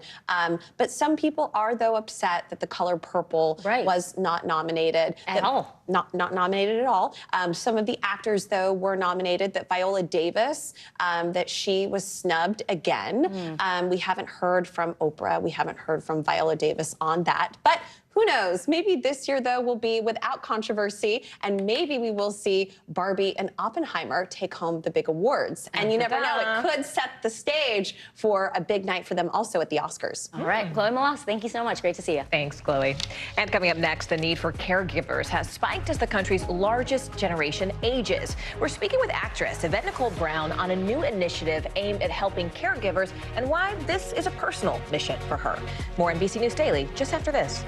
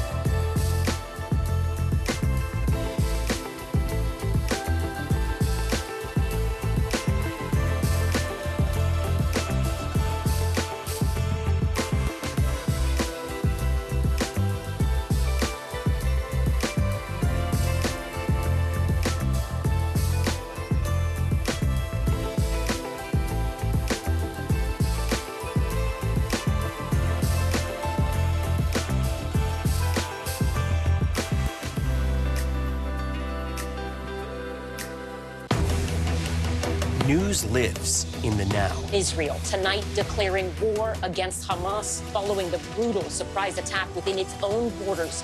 Now is raw. We are in the West Bank city of Ramallah. Protesters are on the streets here to denounce Israel. Now is real. Most of the time, the Iron Dome works, but there are rare occasions that a few get through, like here in Ashkelon. News for the generation of now is NBC News Now, streaming free everywhere. Kristen Welker hosts Meet the Press every Sunday on NBC. More than 48 million people serve as caregivers across the country, and that's according to AARP. That means they're taking care of someone over 18 with a sickness or a disability, and nearly 1 in 5 of those caregivers are providing unpaid care. Those numbers led one nonprofit to launch a new initiative called the Entertainment Industry Commission on Caregiving. It aims to shed light on the challenges that caregivers face. Emmy-nominated actor Yvette Nicole Brown joins us now. She is the chair of this new Commission on Caregiving. It's a collaboration with the Creative Coalition and AARP. It is so good to see you, Yvette. Thank you so much for being with us. Tell us more about the new commission. Yes, tell us what your group aims to do. Yeah, well, the Creative Coalition, their goal is to make sure that they educate and mobilize people to learn about different things, like mental health was one of our initiatives, obesity was one of our initiatives, and now I'm so happy that it's finally caregiving. And the goal is for us to spread the word about what it means to be a caregiver, give statistics about how many of us are doing it unpaid in the world, and hopefully get entertainment industry members to put it in TV shows and on movies so we can get more help. And I've been a caregiver myself for 10 years. I take care of my dad, so I'm the perfect person to chair this commission. Can we talk about that a bit, Yvette, because I'm seeing this beautiful photo on our screen of you and your father, and I have to say I'm incredibly close to my father. He's also my best friend, and watching this, it's such an honor, I think, for a lot of us to be able to give back and caregive, but also how do you give back to yourself and stay strong so that you were able to give him the care that he deserved? You know, it's funny. I hear about self-care. There's this mythical thing called self-care. Right? I have no idea what it is. I don't know how to do it, but it is something that's very important for caregivers.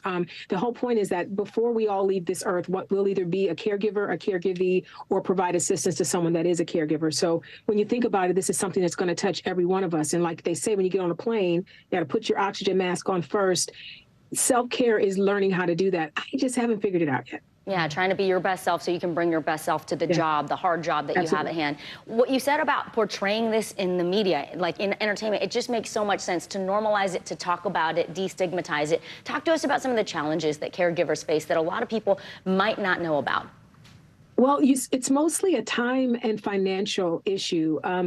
We provide usually, I think on average, it's 20 hours of unpaid labor as a caregiver. And then there's $7,200 per year and that's low, that caregivers pay to take care of their family members or loved ones. And the problem is there's no government assistance really to help us with that. What we feel will happen, the Creative Coalition, we believe that the more people see mental health issues or obesity issues or now the caregiving crisis, it allows them to go, well, I didn't know that that's what it's like. And wait a minute, maybe it's not as hard as I thought it would be. And then hopefully we can have more people choosing to do it when we demystify and remove the stigma of it's so tough.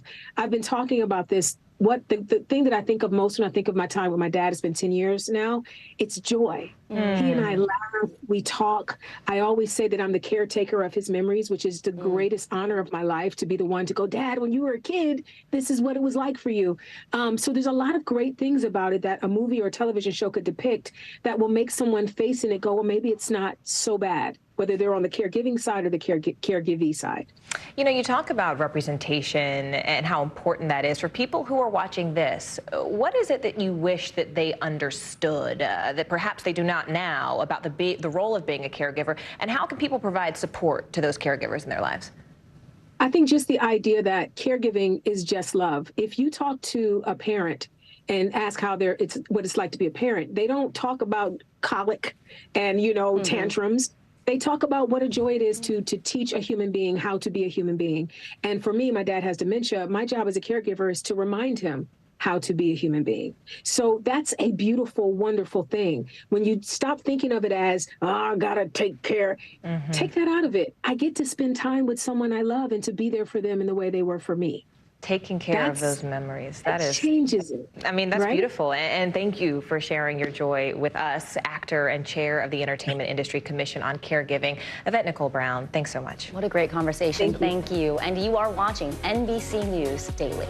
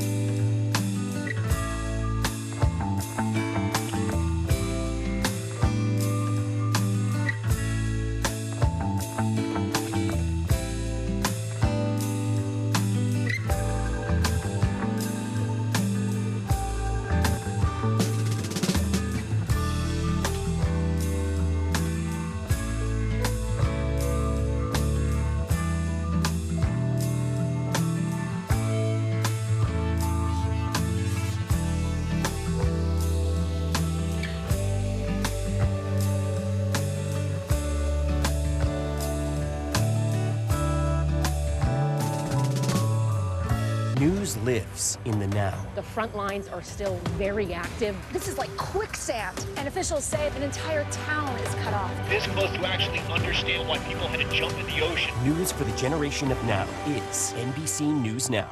I'm hearing sleigh bells twinkling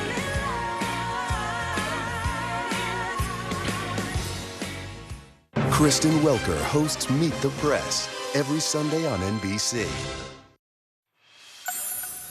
Well, young Americans are hitting the books. A new study shows that Gen Zers are flocking to libraries at higher rates than older generations. NBC News correspondent Maura Barrett looks into why they're putting down their devices and they're checking out something new. A reading renaissance led by younger generations is underway. Teens read a lot. A new study from the American Library Association revealing that Gen Z and millennials are visiting libraries at higher rates than older generations, with 54% saying they visited a brick-and-mortar location in the last year. Is that surprising to see the interest in checking out physical books when teens have so many digital distractions? I think what's interesting about this age group is they are just very fluid in terms of their platforms. I feel like it's kind of sort of in parallel, right, to how they deal with the world. Siva Ramakrishnan is the director of young adult services at New York Public Libraries, where she's made it her mission to encourage younger people to visit the library, whether it's to check out books or take advantage of its resources. Libraries are able to meet young people kind of where they're at. This becomes a part of their life. This becomes a key space between like school and home where they are able to pursue their interests. The authors of the study believe libraries and reading could offer a non-digital alternative for Gen Z and millennials. I think that there's an assumption that Gen Z and millennials are pretty digitally oriented. What our study found is that, in fact, they love printed books. They love going to libraries. So we wonder whether printed books and libraries might be a digital detox for them. There's been a narrative around, oh, maybe Gen Z and millennials aren't reading as much or aren't going to the library, which just isn't true. This Gen Z-led book club, Village Fairy, started on TikTok, where the founders set out to prove that point while also building community. I personally love like a physical copy of a book after you've been on the phone all day or your computer. It's fun to have something that is not looking at a screen. New to New York, Ellie McCoy and Isabella Harrison started their club in search of friends that shared their love of reading. It can be really daunting moving here. I think having like a solid group of friends around you can just change your experience completely. And so that's kind of been, I don't know, the most important and like our North Star in all of this. A new chapter of friendship, all thanks to sharing a physical book. Maura Barrett, NBC News. Well, a Las Vegas teacher is getting national support for a holiday wish list program designed to help at-risk youth. In a video that has now gone viral, you may have seen it, she took to social media asking for help to fulfill her students' wishes. Brett Forrest from our NBC affiliate KSNV shows us the overwhelming response from strangers.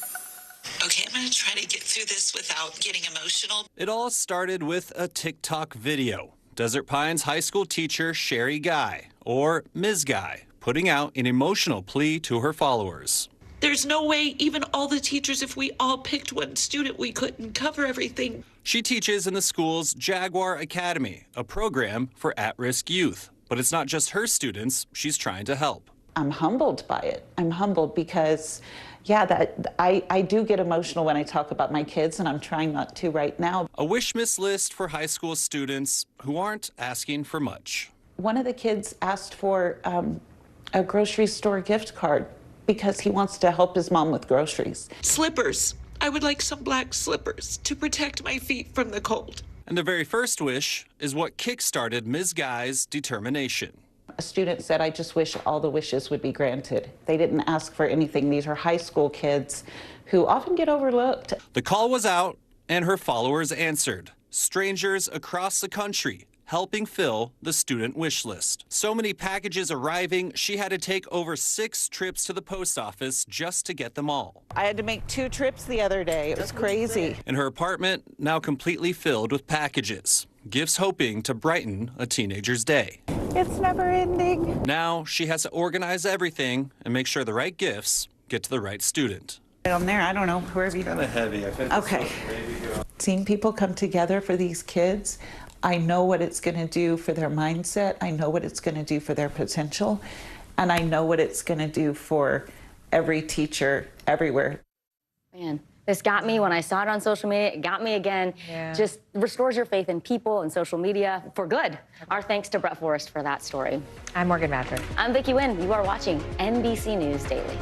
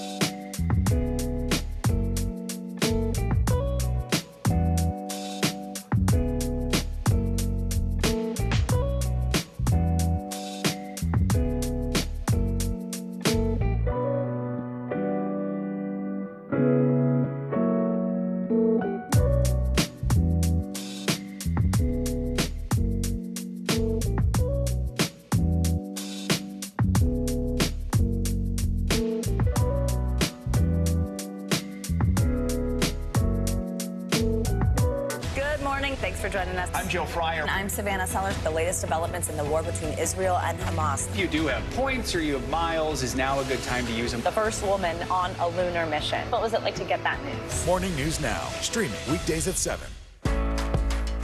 When I think about what the Today Show does, it's not just about the mornings, it's about your whole day.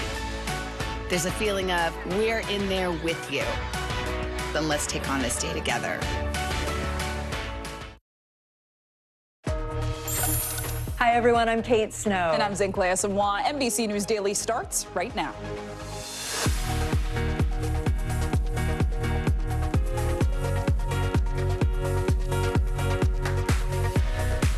Today, Monday, December 11th, 2023, trail of destruction. Parts of Tennessee struggling with the aftermath of deadly tornadoes. An up-close look at the damage and where the severe weather is now. Intensifying battle. Israeli forces moving further south through Gaza as hopes for a ceasefire diminish. The new claims from Israel that humanitarian aid is being stolen. Holiday scam warning, how thieves are draining gift cards before they're even bought. We'll tell you how to protect yourself. Plus, a champions fight. American tennis great Chris Evert reveals her ovarian cancer has returned. What's next for her? And we'll break down how common remission recurrence is. Hello, everyone, from our NBC News Bureau in Los Angeles today. Really great to be out here on assignment with you. Absolutely. Things may look a little different, but we're still going to bring you our great programming. But let's start right now in the South, where they are dealing with devastation from powerful and deadly tornadoes over the weekend. The hardest hit was central Tennessee. Officials say a string of tornadoes ripped through homes, tossed cars into the air, and down trees. Some neighborhoods are completely wiped out. Emergency responders say at least 6 people died, including a toddler. More than 60 others are hurt. Right now, thousands of people have no power as crews work to restore it. The power company says it could be weeks, though, before all the lights are back on. Meteorologist Bill Cairns is tracking this system for us closely, but we're going to start with NBC's Marissa Parra. She's on the ground in Madison, Tennessee. Marissa, I know you've spoken to people throughout the weekend and today who live there. What are they telling you? What are you seeing? Yeah, I mean, you spoke first of all about the crews, and actually you can probably hear them. You can definitely see them working behind me. We'll talk about the repairs being done in just a moment. But first, I really want to show you the damage first so that you can really understand the scale of this. For those of you who are just catching up, I mean, since we've been here overnight, we've been hearing story after story of survival. Look at that bedroom. You can see completely exposed to the sky. There's insulation hanging above it. So many people have been sharing their own stories of survival. And remember, this was a storm that was throughout Tennessee. We saw at least 2 tornadoes. This was also in Clarksville. We're currently in Madison. And in Madison, just down the street, there were 3 people, 3 of the 6 fatalities. We're talking about a 2-year-old child with her mother that was among those who were killed by this. When I speak to people, though, who live here, Kate, one of the most remarkable things are the amount of people who did survive, the people who were buried underneath the rubble, the things that they heard, the things that they saw. I want to share with you some of what we've been hearing on the ground here. The wind just took me, and I just remember waking up on this side of my house, looking for my home, and then I saw my children over there, and my husband was in the debris back there. Really no sound. You just hear hail hitting the windows, then you heard the rain, and then you just hear a real big gush of wind, and we went with the wind.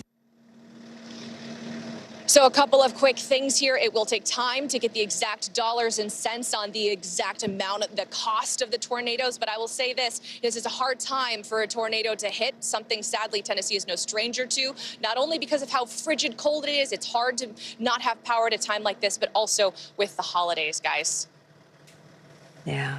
Marissa Parra, thanks so much for that. Let's turn now to Bill Cairns. Bill, this system has been churning its way up the East Coast. So where is it now?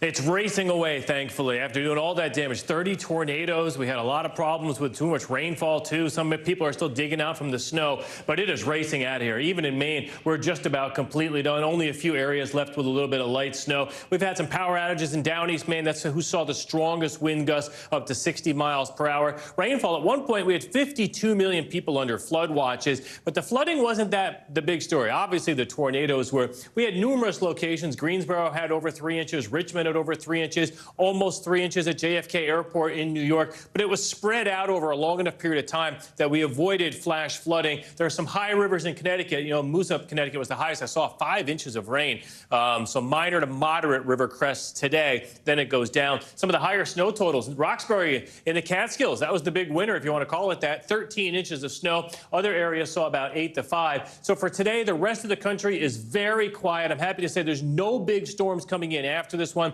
Our friends in Texas will deal with a little bit of rain as we go throughout the middle of this week. But otherwise, travel looks great. And especially for those people cleaning up from those tornadoes, they have nice, clear skies to do it. All right, Bill Cairns for us. Bill, thank you. Turning overseas now, Israel says it has secured the heart of Gaza City as fighting with Hamas intensifies in the Gaza Strip. Meanwhile, in the Israeli-occupied West Bank, schools, banks, and shops closed as part of a boycott calling for a ceasefire in Gaza. Shops have also closed in East Jerusalem. On Friday, the United States was the only country to veto a ceasefire resolution from the United Nations Security Council, saying a ceasefire now would be unsustainable. The UK abstained from that vote. And now the World Health Organization says conditions are so bad in Gaza, the health system is collapsing. NBC News Now anchor Hallie Jackson is in Tel Aviv. Israeli airstrikes are continuing to pound Gaza tonight as this war has just been relentless here. The humanitarian crisis in Gaza is getting worse, according to international aid organizations trying to get food and water and medicine to the people who so desperately need it.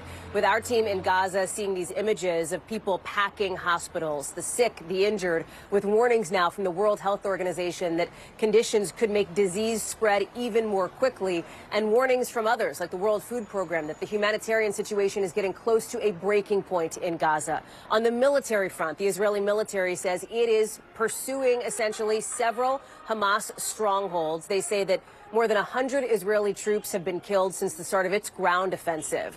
As it relates to the hostages, 137 are believed to be held in captivity now, with the Israelis saying that 20 hostages have been killed, believed, of course, to be held in Gaza. Questions about hostage release now. Could there be potentially another temporary ceasefire? The Qataris seem to be throwing cold water on that. They, of course, have been critical in some of these truce negotiations previously, the one that we saw just 10 days ago, 2 weeks ago.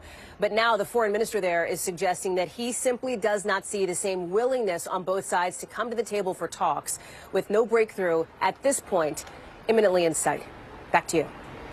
All right, Hallie Jackson, thank you. A group of faculty members at Harvard have signed a petition now urging Harvard's governing body to, quote, resist political pressures and allow the current president of Harvard to keep her job. It follows pressure from donors and others calling for President Claudine Gay to resign following that contentious Capitol Hill hearing last week featuring Dr. Gay and the presidents of MIT and UPenn. The UPenn president stepped down late Saturday after mounting pressure. After that, Republican Congresswoman Elise Stefanik posted on social media, 1 down, 2 to go. NBC's George Solis is following all the latest on this. George, the presidents drew condemnation for the way that they answered questions last week about whether calling for the genocide of Jews violated their campus policies.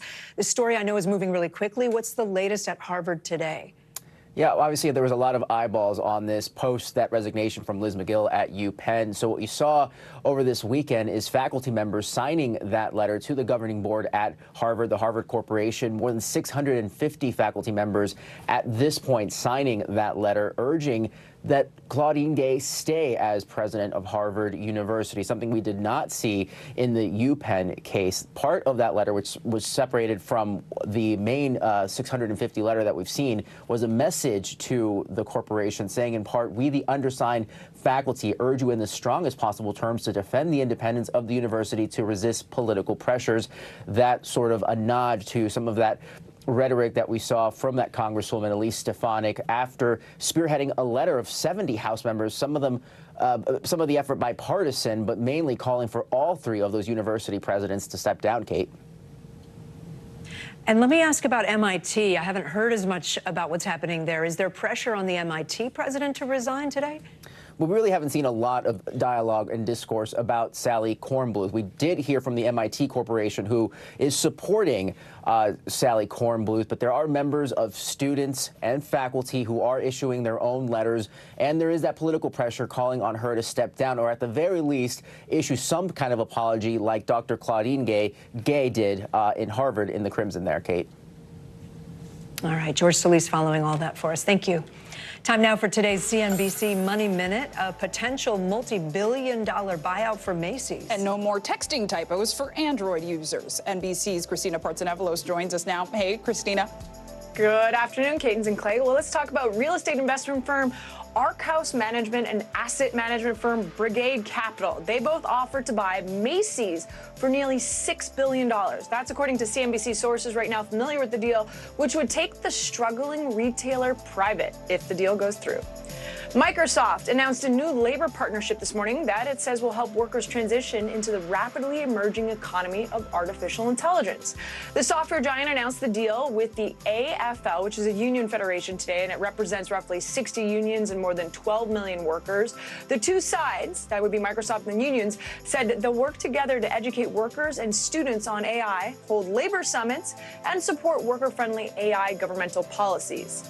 Lastly, users of Google's Message app may soon be able to edit a message after sending it. Tech blog The SP Android noticed the addition in the app's coding. It comes as Apple's iMessage and WhatsApp recently added editing features. Have you guys been using it yet?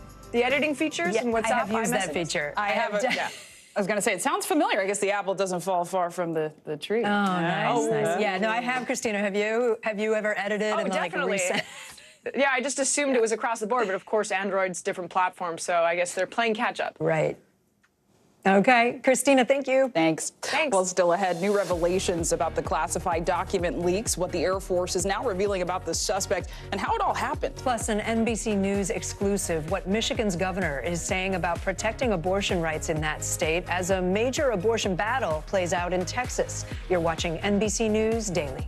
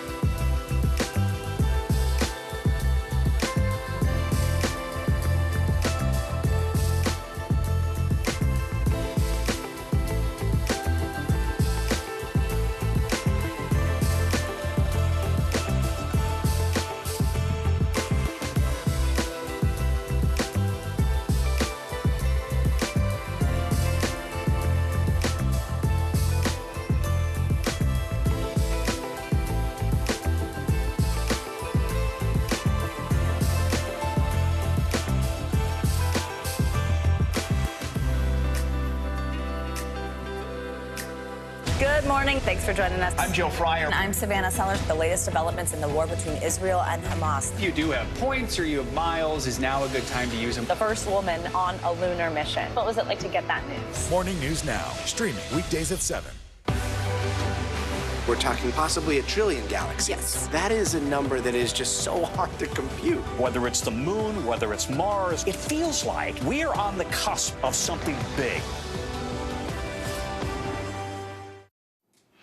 Welcome back. Michigan's governor just signed a bill that expands abortion access in the state. The bill repeals a state mandate that had required people to buy additional insurance coverage for the procedure. That news comes as Texas, in Texas, a woman's legal battle for an emergency abortion is intensifying. The Texas Supreme Court overruled a lower court and is blocking her from getting an abortion.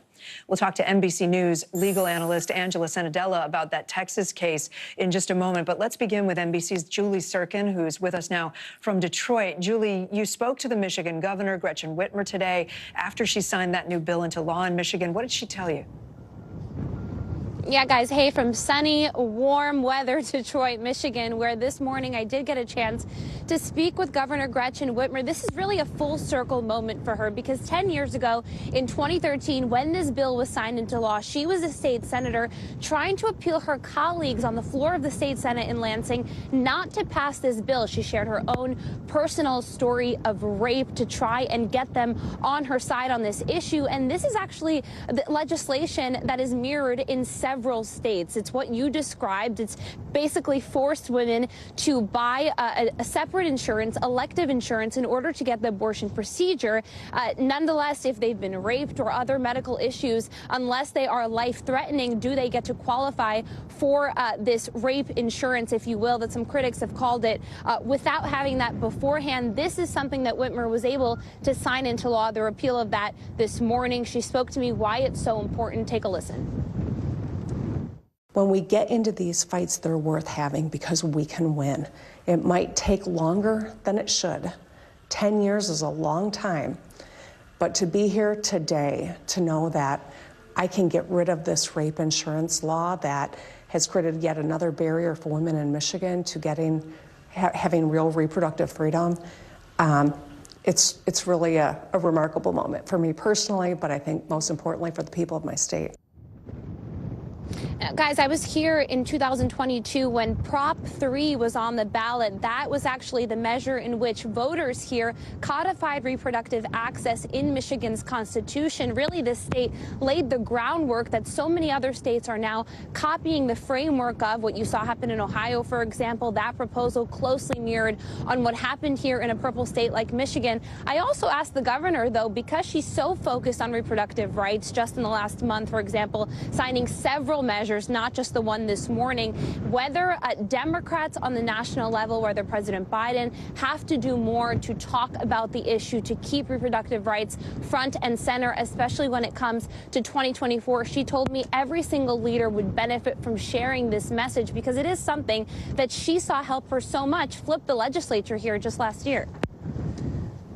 Important reporting. Julie Sirkin, thanks so much. Let's turn back to Texas now, where a pregnant woman's battle to get an emergency abortion has taken a new turn. Late on Friday, the state Supreme Court ruled that Kate Cox, who is 20 weeks pregnant, cannot have the procedure. Cox's fetus was diagnosed with a fatal genetic condition. In her lawsuit, she says continuing the pregnancy puts her health and fertility at risk. And just moments ago, Cox says she will now leave the state in order to get care. So let's bring in NBC News Now legal analyst Angela Sanadella. Angela, right now, Kate Cox is being blocked from getting an abortion in Texas. Texas law does have an exception, though, when the mother's health is at risk. So why is she not able to get an abortion in the state right now?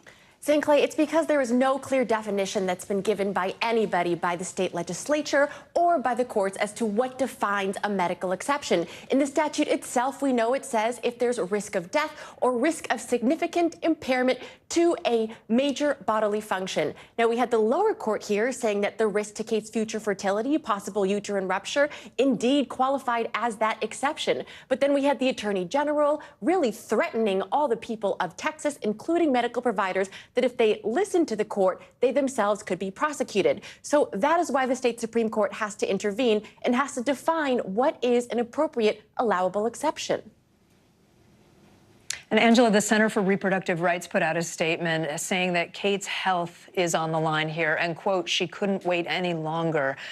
Cox filed an additional suit, I understand, against the state for essentially compelling her to seek care elsewhere. Is that right?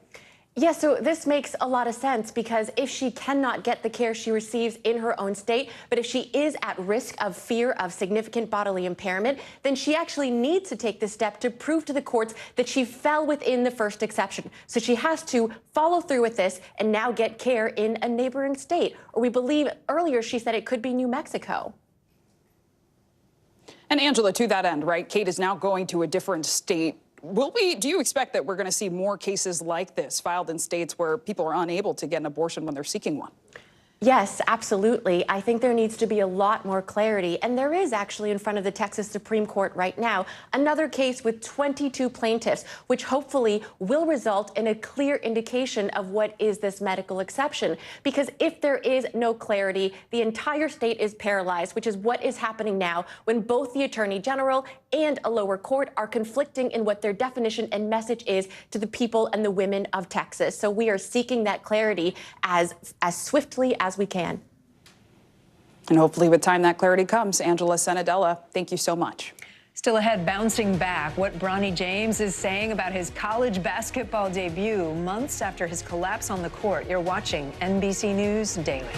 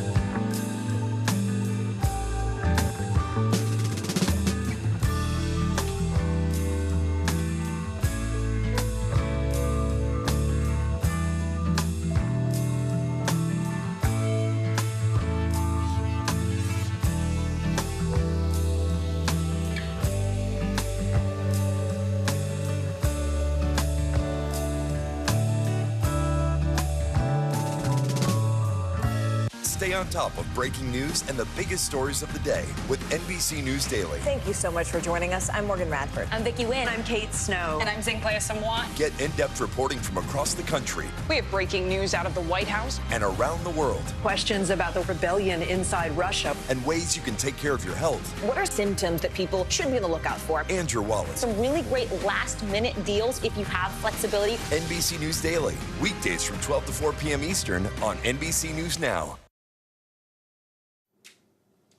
This Thursday marks 11 years since a gunman took the lives of 26 students and educators at Sandy Hook Elementary School in Newton, Connecticut.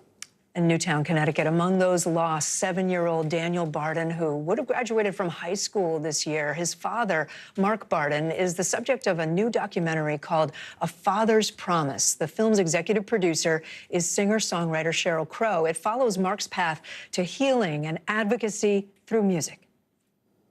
I was very happy in my role as a father and a professional musician before the tragedy that took my little Daniel from us. All three of my children, and you know, Daniel included, were very connected with my music. It was very meshed. That all changed on that moment, and I tell you what, it not only changed everything for us as a family, but it rewired me as a person. And Mark Barden joins us now. Mark, thank you so much for being with us. Really appreciate your time always. In that clip, you talk about how you were rewired as a person in the aftermath of the tragedy. Talk about how music helped you through your grief. Yeah, thank you for that. And you know, it's been an interesting process. It's as a musician, my three children, James, Natalie, and Daniel, were all very connected with my music, and because of that, it was not the normal go-to comfort mechanism that one might think. So it's been a journey, and I've had wonderful friends in the music community who have been kind of there for me, supporting me through this process. And then with Rick Korn in this documentary examining the role music plays in healing after profound tragedy, has offered me the opportunity to deepen those music connections and to kind of continue on my way back to my true self, which is that of a musician. And it's been a great and appropriate way to honor my little Daniel through the work of Sandy Hook Promise and through the work of this film, A Father's Promise. Yeah, and Mark, I mean, I understand you just spoke about it, right? How music has kept you and your kids connected. Your daughter, Natalie, also performed with you last week, I understand, to honor the film's release. How has music helped you as a family in the aftermath of this tragedy? Music has been a very integrated part into our life as family. You know, when Daniel was with us, we used to have living room dancing on Saturday mornings, and we would play music together. Daniel, as you see in the clip in the documentary, Daniel and Natalie and James and I played for my wife Jackie's father on the occasion of his 90th birthday. It's all been about music, and I've also been very intentional about not expecting my children to be involved with music just because I am, but lo and behold, they have. And I think it's been, for me, it's been very gratifying to live kind of vicariously through Natalie as she has these wonderful music experiences like ones that she's enjoying with Sheryl Crow. It's been very rewarding for me to watch Natalie grow into this as well in her own right. Yeah. Mark, I want to ask one kind of policy question. You co-founded Sandy Hook Promise, and I know this fall the nonprofit put out a report looking at ads for guns on social media. I know you believe they target young people. The NRA says it's unconstitutional to limit communications with people under 18. But tell us more about what you're hoping to accomplish. With any product, there has to be responsible marketing that goes with it, and especially when you're marketing firearms. And we have observed egregiously reckless marketing targeted at young people, targeted at disenfranchised young men, targeted at children. And there have to be parameters. It just can't be a complete free-for-all. And we're also seeing the outcomes with mass shooting after mass shooting, and shootings in the home and shootings by children. There have to be some guidelines, and there has to be some responsibility. There has to be accountability. And that's what we're trying to bring about, just responsibility in how any manufacturer markets their product, and especially gun manufacturers. Yeah, well, Mark, it's just powerful to see how you've blended music and advocacy to honor your son. I know Kate and I have both spoken with you previously, so we just continue to thank you for what you're doing to speak out. Mark Barden, thank you so much. Thinking of all of you this week. Thank you, Mark. Thank you. And you are watching NBC News Daily.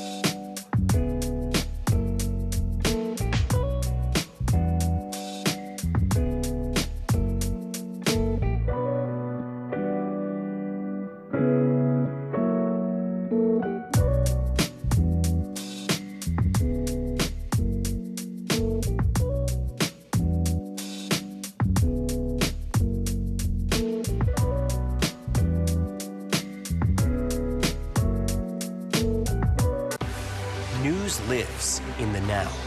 It's coming at us every second. News is more now than ever. Just outside of the Israeli military headquarters. Now is raw. Now is real. The Fed's decision today, help us translate that into very plain English. Now is constant. You gotta see this. The future is now.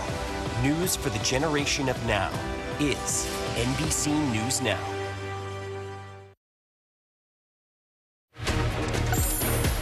Bottom of the hour now. Here are some of the stories making headlines on NBC News Daily. Special counsel Jack Smith is asking the Supreme Court to immediately decide whether former President Trump has immunity from prosecution for his actions seeking to allegedly overturn the 2020 election. Meanwhile, in a separate case, Trump says he will not take the stand again in his $250 million civil fraud trial in New York. Trump is accused of inflating the values of his assets and properties. He has denied any wrongdoing. Court is expected to resume tomorrow for its last week of testimony. Student loan borrowers could soon learn more about their debt relief options. A group of stakeholders for higher education, loan servicers, and borrowers are in the last round of negotiations over debt relief. Earlier this year, President Biden's first attempt for large-scale relief was shut down by the Supreme Court. That plan would have impacted as many as 40 million students. It is likely the Education Department will not land on a final proposal until the middle of next year. And take a look at this video from a beach in Perth, Australia. That is about a 50-foot-long sperm whale swimming with beachgoers in shallow waters. On Saturday, people were able to get right up next to it and even touch it. Not sure if that's advisable. A special moment, though, but it may have a sad ending. Yesterday, that same whale was found stranded on a beach about 30 miles south of where it was first spotted. Local officials say it will now likely have to be euthanized. A new investigation from the Air Force Inspector General says that a 21-year-old Air National Guardsman acted alone when he allegedly leaked classified documents earlier this year. Jack Teixeira pleaded not guilty in June after being indicted on 6 federal counts. The Air Force says it's also disciplined 15 other people. Let's bring in NBC News Pentagon correspondent Courtney Kuby now. Courtney, it's been a while since we talked about this story, right? So what new details did this investigation shed on Teixeira and these other 15? So not a whole lot, candidly. I mean, what we do know based off this Air Force investigation, and by the way, this is just looking into the practices and the policies and the procedures that were occurring at Otis Air National Guard Base in Massachusetts that may have contributed or led to or allowed Jack Teixeira to leak these classified documents. And what they found, the Air Force Inspector General report, is that he acted alone. They don't believe, they have no evidence that any of his superiors or any of the people he was serving with there at the base knew that he had put that information, that classified information, on any kind of a public space. But they found that there was a series of sloppy behaviors when it dealt with dealt with handling classified information, that's what I'm trying to say, at the base that may have contributed to him being able to do this. So one of the things we heard was the idea of a need-to-know policy. Apparently, that was not really enforced there. He didn't need to know a lot of the things that he was looking up and printing off in some cases, but he still was never stopped from doing so, Zinclay. And Courtney, notably, this investigation is separate from the criminal case against Teixeira, right? So what's next for his trial, and is there a chance he could ever serve again in the military? So there's no date set, yes, and you're absolutely right. This is totally separate. This, again, is just really looking at the Air Force policies and specifically at this base, how things may have been operating that could have allowed such a thing to happen. And the chances of him being, unless he was completely exonerated, which it seems very unlikely that will happen, the chances of him serving in the military again are zero. Zinclay. Courtney Kuby, thanks so much. Thanks. In Washington, the jury has been seated in a defamation trial for the former Trump attorney, Rudy Giuliani, which was brought by 2 Atlanta election workers. A judge has already ruled Giuliani defamed Ruby Freeman and Shay Moss. They are asking for as much as $43 million in compensation. And that's not the only legal problem Giuliani's facing right now. Joining me now, NBC News Justice reporter Ryan Riley from outside District Court in Washington. Ryan, I'm going to need a reminder on who these people are and what exactly this case focuses on. Yeah, so there's these two election workers who were defamed by Rudy Giuliani during the 2020 campaign. It's one of several, false claims and attacks that Giuliani and the Trump campaign made in their work to overturn the 2020 election that ultimately led up to January 6th. In this specific case, this had a really devastating impact, these election workers say, on their lives. It's a mother-daughter team who ended up testifying before the grand jury, testifying before the January 6th committee and talking about the impact that this had on their lives, and are seeking a significant amount of damages here. It really is remarkable to see, Rudy Giuliani, who, after 9/11 was this remarkable sort of figure, America's mayor, and then today, him standing in line like everyone else and seated at that defense table. He went through the security line like everyone else. In fact, he was late for the proceeding this morning because he was stuck in that security line for about 20 minutes, and that came after last week where he missed a hearing that he was supposed to be at. So it's really been sort of a tough start for Rudy Giuliani here for this trial that's expected to last throughout the week, Kate. And Ryan, we mentioned that this is neither the beginning or the end of Giuliani's legal troubles. What other legal issues is he facing? That's right. Well, he's unindicted co-conspirator number one in the Jack Smith case, for example. Donald Trump has been indicted in that case, but there are a number of unindicted co-conspirators who have not been charged yet. So that is to come. And then, of course, there's the separate case that's going on down in Georgia as well. So he has a lot of legal liability and is facing a lot of liability financially. In fact, really has him pretty strapped, and it's unclear if he'll have the financial ability to pay whatever damages the jury ultimately decides here, because the jury isn't deciding matters of fact here. Those have been decided by the judge already, has found him liable for this defamation. So it's really just putting a money sign on it and how much money they're actually going to end up getting. But because Rudy Giuliani didn't cooperate with so much of this process, including the discovery process and including looks into his financials, they don't really know exactly how much he has available for them to ultimately get some of here, Kate. All right, Ryan Riley for us. Ryan, thank you. Now to a new warning for those of us shopping for gift cards this holiday season. Police say there's a new scam that can affect your money before you even make a purchase. NBC News correspondent Maggie Vespa explains how it works and how to protect yourself. Call this an undercover look at capturing a modern-day Grinch. Nope. Body cameras rolling, detectives in Sacramento tackle a suspected shoplifter. Nope. Later, allegedly finding this jaw-dropping loot, 5,000 stolen Apple and Target gift cards, part of an ongoing scam, they say, to tamper with retail gift cards and steal your money. A scam so pervasive, it's got authorities coast to coast sounding alarms. We wanted to give you guys the info so you don't fall victim to the scam as well. And across the country, victims learning their gifts are worthless. My gift card was wiped out of funds and it was declined. Both of our $200 gift cards were just completely drained. This scam is complicated. Thieves not only have to steal the gift cards out of the store, they then have to sneak them back in, all the while zeroing in on these numbers and barcodes that tie the cards to your money. A perfect example in Pennsylvania, where police say surveillance cameras caught two men entering a supermarket. That's one of them in the green hat. Then, there in the top right, you can see them allegedly putting 75 gift cards back on store shelves. Detectives say the men, now facing felony charges, stole the gift cards, removed them from their packaging, copied that key info, then repackaged and restocked them. The goal? For unsuspecting customers to put money on the cards that the thieves could spend. You'll never know grabbing that gift card off of the rack and then purchasing it that it's been tampered with unless you inspect it and take a second look at it. Or try to use it, sadly. Or try to use it. That's correct.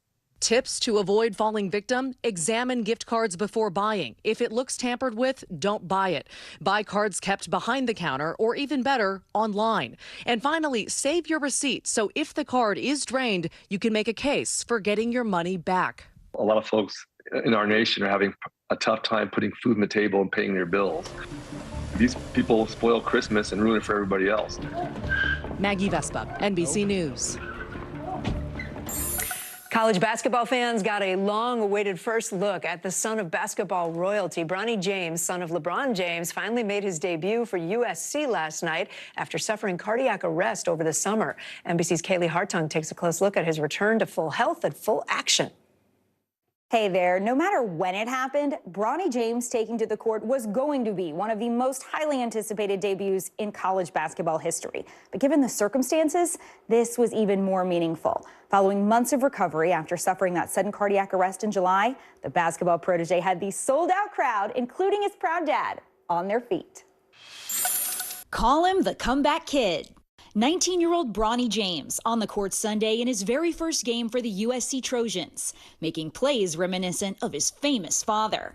The crowd in a frenzy as LeBron James took video and cheered on his son's remarkable return after his terrifying collapse back in July. Your ambulance here now. The freshman rushed to the hospital during a team workout after suffering sudden cardiac arrest, the leading cause of death for student athletes.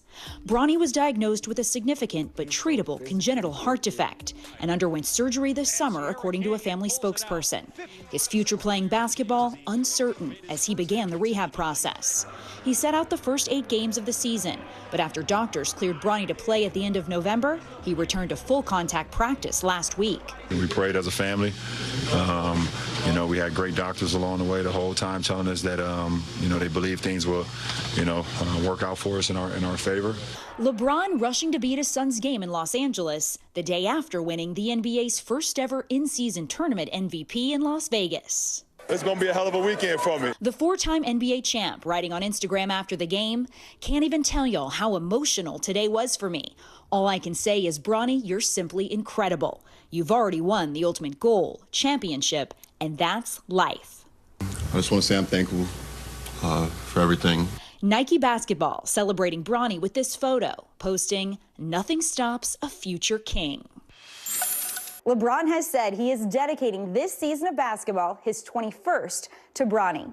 And because this was Bronny's first game since his cardiac incident, he came off the bench and only played part of the game. His coach says it will take a few games for Bronny to get back into the groove. But after what he has been through, everyone is celebrating his return and his health. Back to you. Yeah. Kaylee Hartung, thanks so much. Coming up, tennis icon Chris Evert reveals her cancer has returned. What she's saying about the diagnosis and what you need to know about ovarian cancer. Don't go anywhere. You're watching NBC News Daily.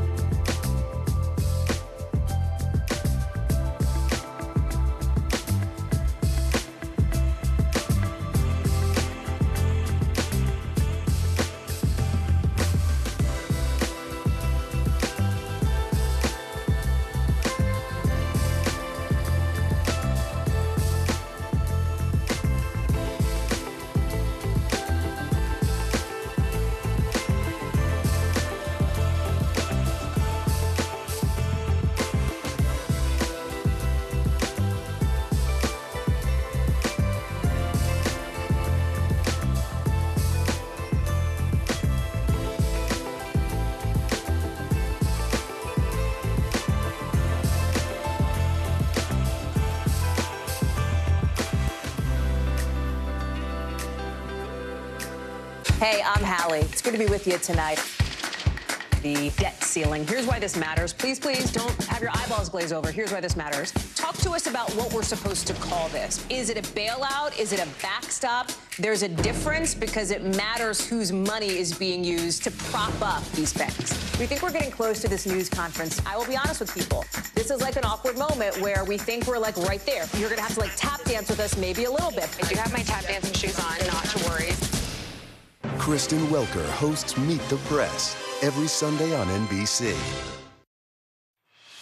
In today's Daily Health, tennis legend Chris Evert is opening up about her latest off-the-court battle. The 68-year-old Hall of Famer says her cancer is back. She was first diagnosed with ovarian cancer 2 years ago. NBC News correspondent Liz Kreutz reports.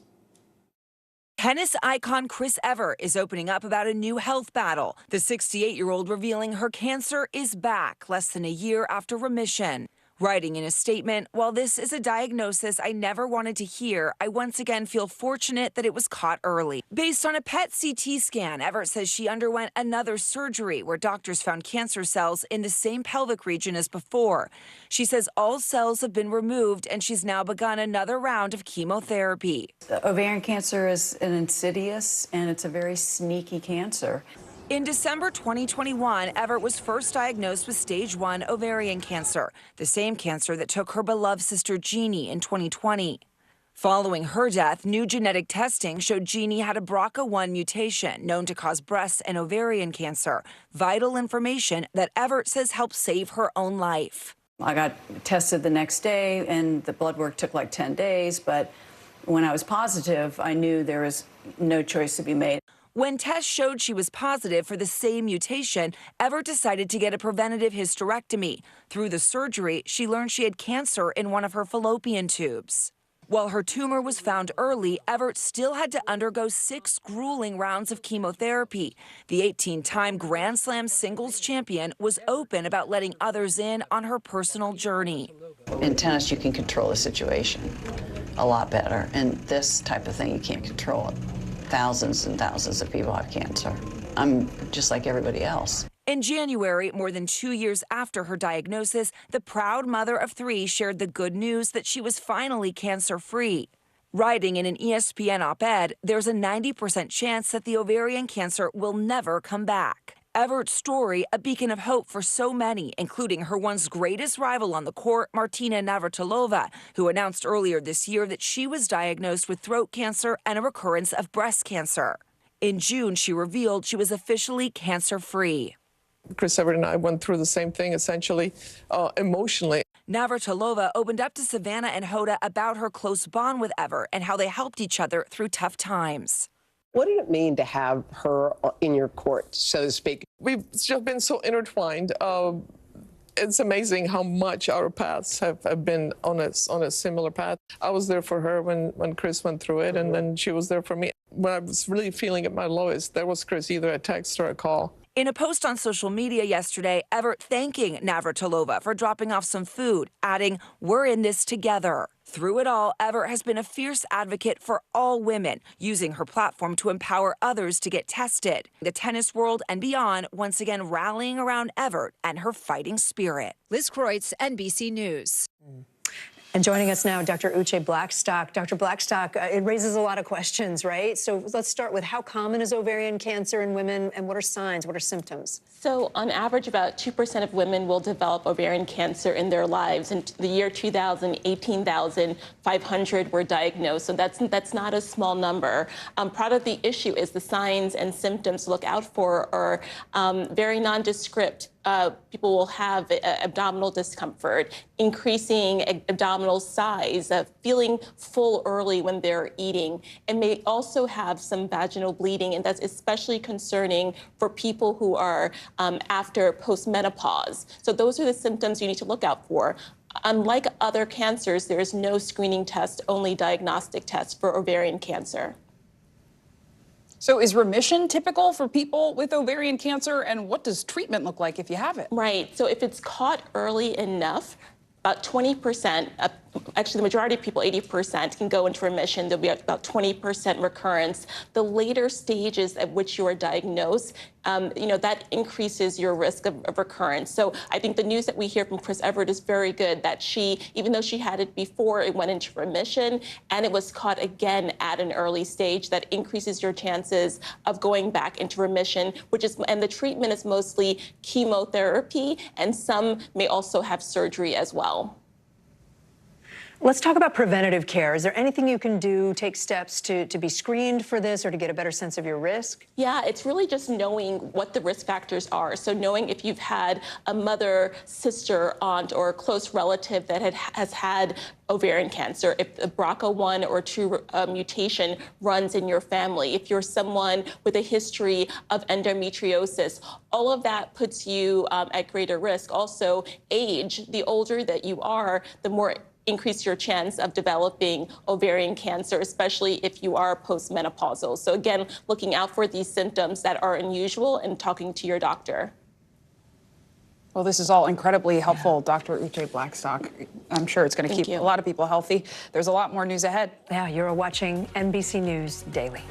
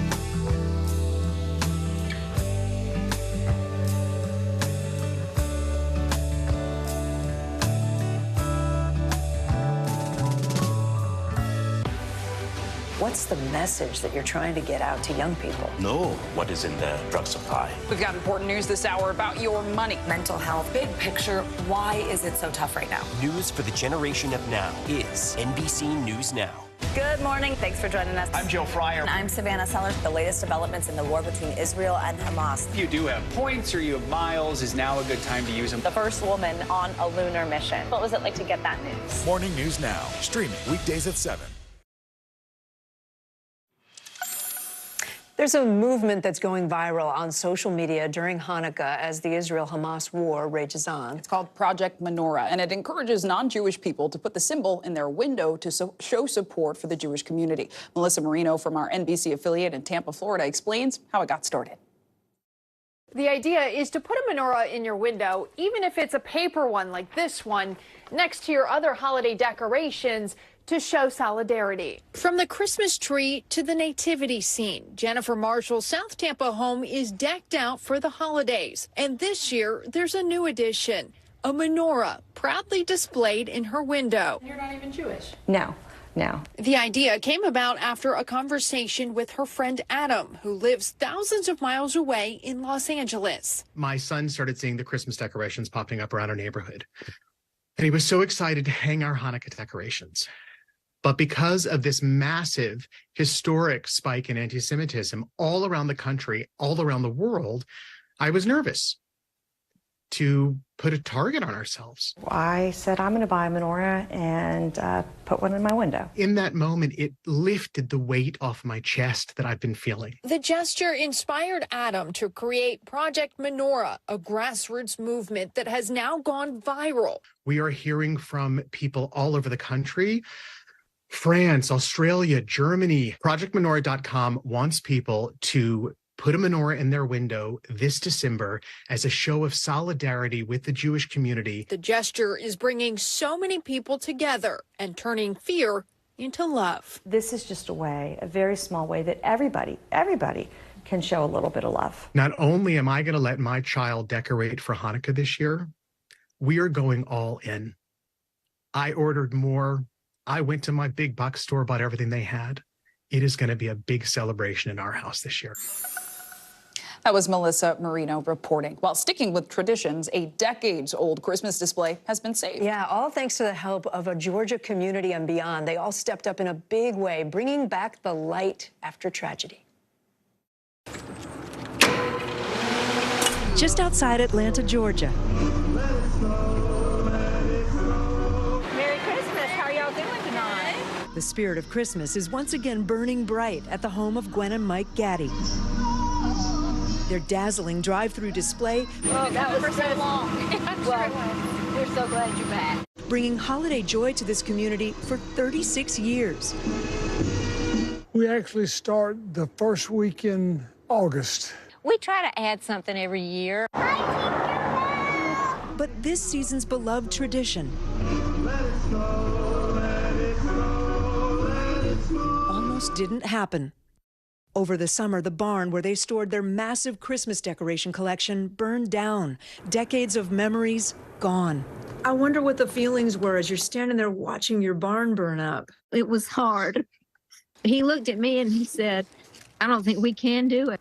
But within days, neighbors, friends, even total strangers started donating lumber, lights, and hundreds of boxes filled with new decorations. It was a continuous flow for about a week and a half of about 50 packages a day. I think Amazon thought, what is going on here? It was amazing how the people that have been coming to our display for 35 years, they stepped up and they said, we want this display to continue.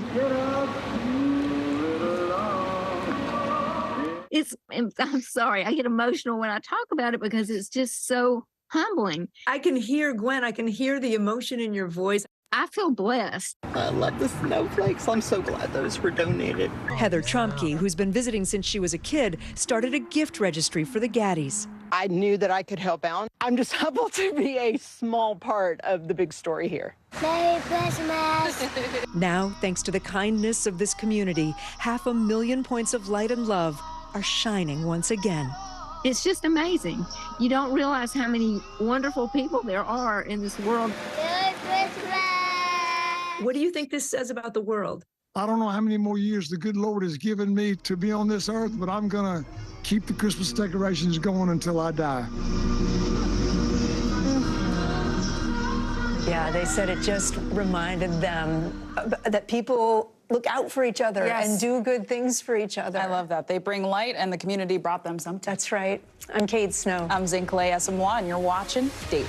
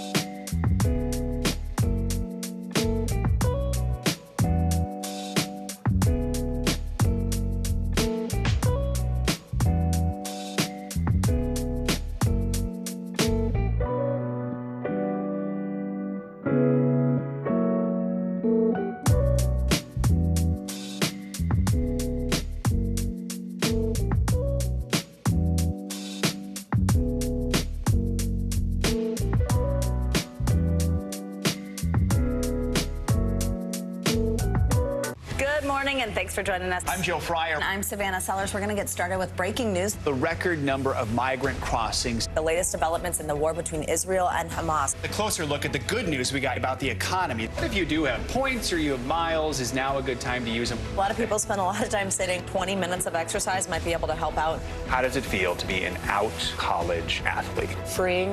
The first woman on a lunar mission. What was it like to get that news? Morning News Now, streaming weekdays at 7. Hi, everyone. Good to be with you. I'm Zinclair Samoa. And I'm Kate Snow. NBC News Daily starts right now.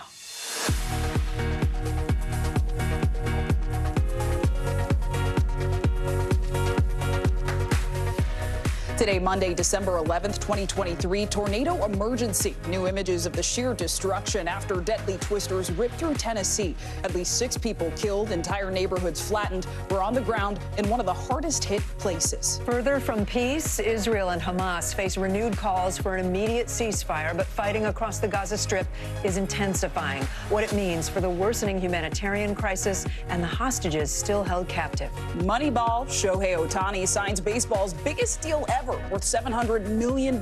How he hit a grand slam and how the sports world is reacting. And the nominees are the snubs and the surprises from this year's Golden Globe nominations. Who topped the list and who ended up on the cutting room floor, so to speak. Well, thanks so much for being with us. Is it just me, Kate, or do things look a little different around here? A little bit different in here. That's because we're in our NBC News Bureau in Los Angeles today. Not because of the Golden Globes, but, you know, it fits. Glad to be with you from L.A. We begin this hour with the cleanup and recovery efforts, though, after devastating tornadoes tore through the South. That's right. The hardest hit area was central Tennessee. First responders say at least 6 people are dead and more than 60 others hurt after a string of tornadoes ripped through the region. Take a look at some of the aftermath. Some neighborhoods are wiped out. Now crews are working around the clock, surveying the damage, trying to restore power to thousands of people who are still in the dark. But that process, they say, could take weeks. NBC News correspondent Blaine Alexander is in Clarksville, Tennessee, northwest of Nashville. Blaine, I know you've been out there, you've been talking to people in the community. What are they telling you, and what kind of damage do you see? You know, Kate, as we're hearing, of course, we're seeing a lot of the damage and we're seeing kind of these survival stories, but really we are hearing more and more from the people who rode out the storm. I think one thing that sticks with me, though, you see scenes like this, of course, there's no shortage of reminders of just how strong the storms were and their fury. So you see these big scenes, but then you also see moments like this. I want to show you this.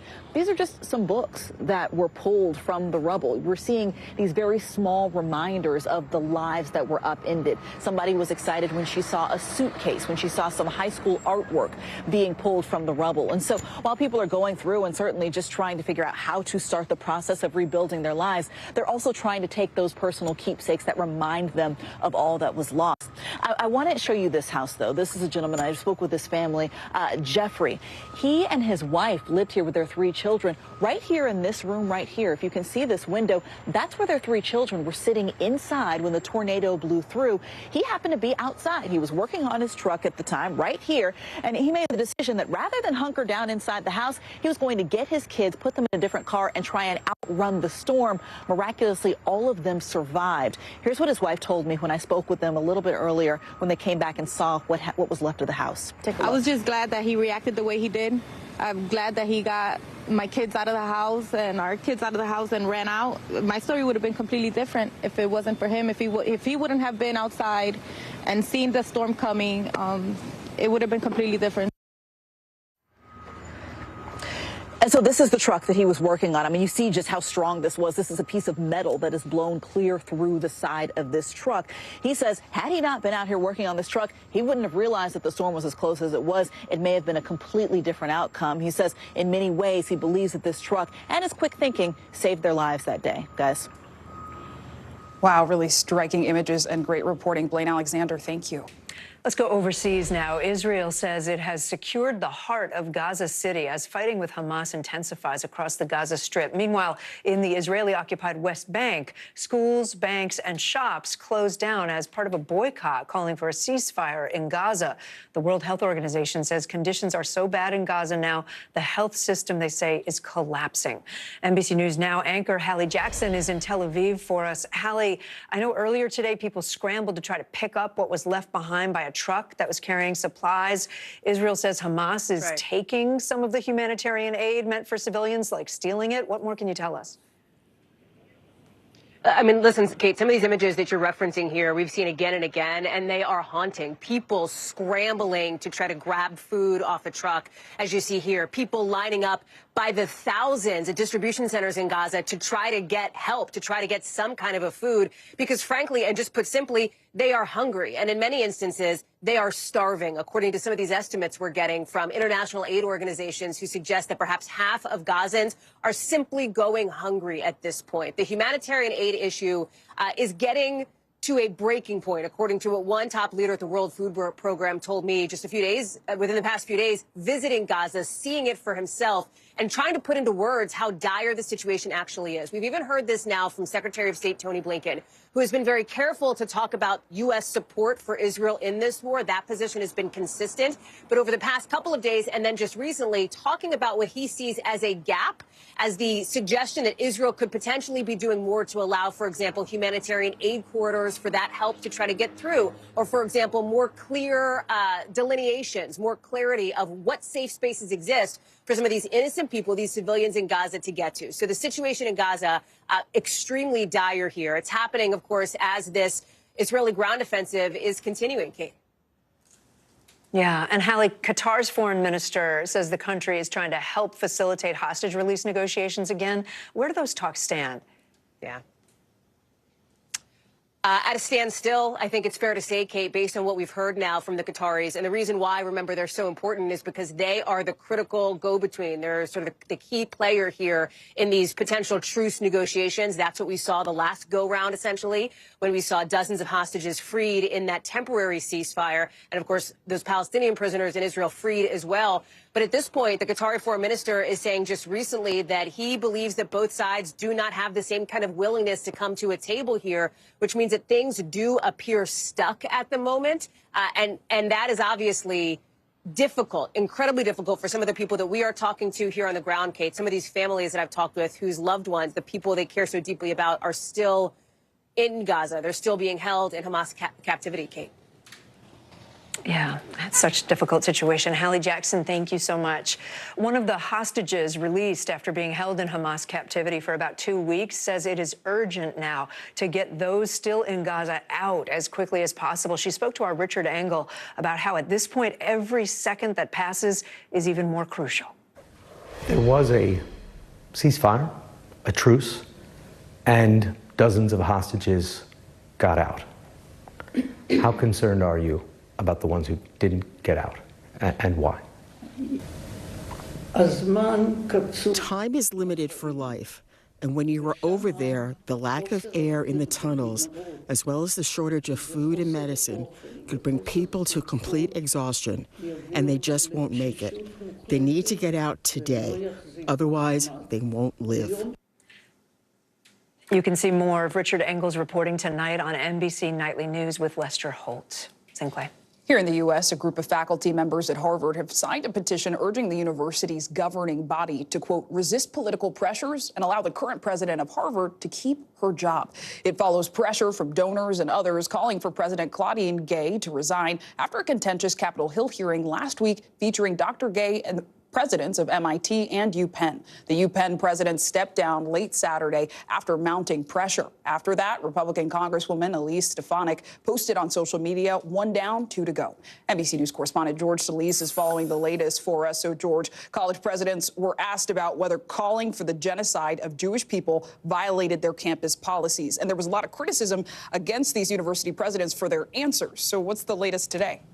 Yeah, Zinclair, so far this is playing out very differently at Harvard University than how it did at UPenn, where Liz McGill stepped down over the weekend. Just moments ago, according to the Crimson, the Harvard newspaper, the Harvard Alumni Association Executive Committee also issued a letter to the Harvard Corporation, sort of the top governing board there, supporting unanimous support for Claudine Gay to remain president of Harvard. That also follows that 650-letter faculty letter expressing support for Dr. Gay to stay on as well. So far, Sally Kornbluth, the president of MIT, we haven't really seen a whole lot of dialogue back and forth one way or the other. We know that the corporation there, their governing board, has also expressed support for their president to stay on board, sort of denouncing Islamophobia and anti-Semitism on campus. But you have some student groups still voicing their concerns that not enough was done during that hearing, and more damage than good was done sort of when they responded to those critiques about genocide as it relates to anti-Semitism. So right now,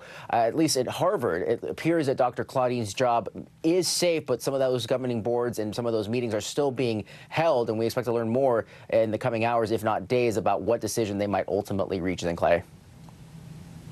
George Solis with the latest for us. Thanks so much. It's time now for today's CNBC Money Minute. A major telehealth company known for selling teeth aligners is shutting down. And think twice before scanning any old QR code. CNBC's Julia Borston joins us now. Hey, Julia. Hi, Kate and Zinkley. Smile Direct Club is shutting down less than 3 months after filing for Chapter 11 bankruptcy. The telehealth, dentistry, and orthodontics company served more than 2 million customers over nearly a decade, but it failed to turn a profit since going public in 2019. A federal court jury, is poised to begin deliberations in the Google antitrust trial, which focuses on whether Google illegally overcharged consumers and hindered innovation in its efforts to profit from the Android App Store. Google has denied wrongdoing in the case, which was filed by Fortnite maker Epic Games. And the Federal Trade Commission is warning the public against scanning old QR codes due to security and privacy concerns. The FTC suggests ignoring unexpected emails or messages and checking the URL that pops up when scanning a QR code. Commissioners are also encouraging people to use their phone's camera to scan rather than downloading a scanning app. So the warning is given. I will be very careful going forward. Yeah, okay. That's good to know. Julia, thank you. Coming up, we're going inside the shadowy world of counterfeit drugs, where pill bottles with life-saving medicine are altered and sometimes billed to taxpayers. How Big Pharma is fighting back. Plus, what Michigan's governor is saying about protecting abortion rights in that state as a major legal fight plays out in Texas. You're watching NBC News Daily.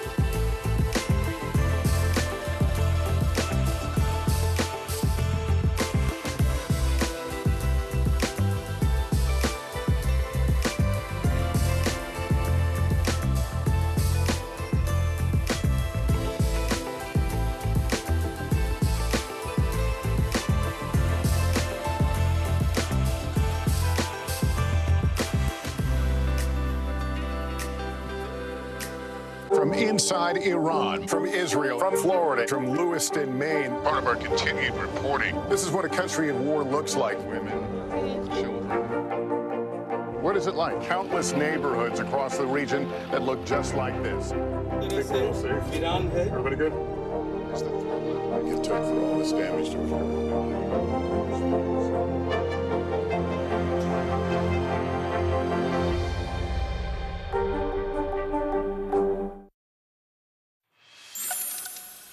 Michigan's governor just signed a bill that expands abortion access in that state. The bill repeals a state mandate that required people to buy additional insurance coverage for the procedure. That news comes as a Texas woman's legal battle for an emergency abortion intensifies. The Texas Supreme Court overruled a lower court and is blocking her from getting an abortion. That woman now says she'll leave the state of Texas. We'll talk to NBC News senior legal correspondent Laura Jarrett about that Texas case in just a moment. But first, let's start with NBC's Julie Sirkin joining us now from Detroit. Julie, this new law is something that's very personal for Governor Whitmer. You actually spoke with her earlier today. What did she tell you?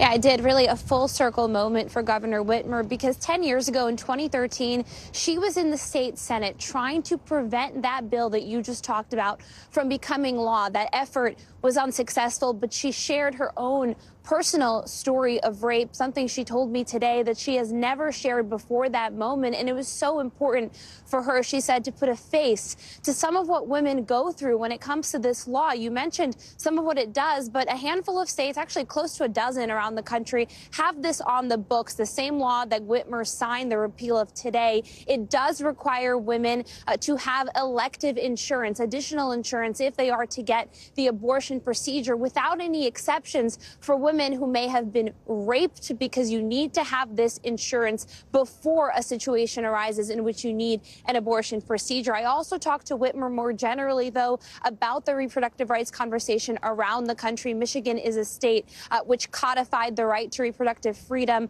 Last election, they had a ballot initiative on their election in which voters actually codified that measure. She said, though, on the national level, Democratic leaders need to make the conversation front and center about abortion, in part because we are seeing what is happening right now to Kate Cox, that woman in Texas. Take a listen to what Whitmer had to tell me today. I think every Democratic leader should take every opportunity to give voice to reproductive freedom.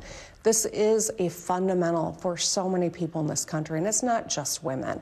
It is families all across the country who are confronting circumstances you and I can't even fathom. And that's why it should be solely within their ability to make a decision that is right for them, whether they live in Texas or Michigan or Maine or Montana. Now, she told me that that list of Democrats on the national level that should be more forceful when it comes to this issue includes, of course, the current president, President Biden, who she supports the reelection of in 24. Julie Sirkin, thanks so much. Let's turn back to Texas now, where that pregnant woman's battle to get an emergency abortion has taken a new turn. Kate Cox, who is 20 weeks pregnant, says she will now leave the state to get the procedure. Cox's fetus was diagnosed with a fatal genetic condition. Late on Friday, the state Supreme Court ruled that she cannot have the procedure despite a judge granting it. In her lawsuit, Cox says continuing the pregnancy puts her health and fertility at risk. NBC News senior legal correspondent Laura Jarrett is following this for us. So, Laura, interestingly, Texas state law actually does have an exception when the mother's health is at risk. So why is Kate Cox unable to have this procedure in Texas? Well, Zinclay, it has that exception on the books, but her lawyers would say it's really quite a narrow exception in practice. This is a woman who has been to the emergency room 4 times in just the last month, and that's just what we know about. They've talked about all the complications that she's been having, cramping, strange fluid. There's a panoply of sort of health issues that she's going through, and essentially her lawyers saying now she didn't have any more time to wait. They cite her deteriorating health condition as one of the reasons that she's decided to leave the state of Texas. Obviously something that she didn't want to have to do. They say that she wanted to be able to get it in Texas and recover with her family, but she simply cannot afford to wait any longer, according to her lawyers.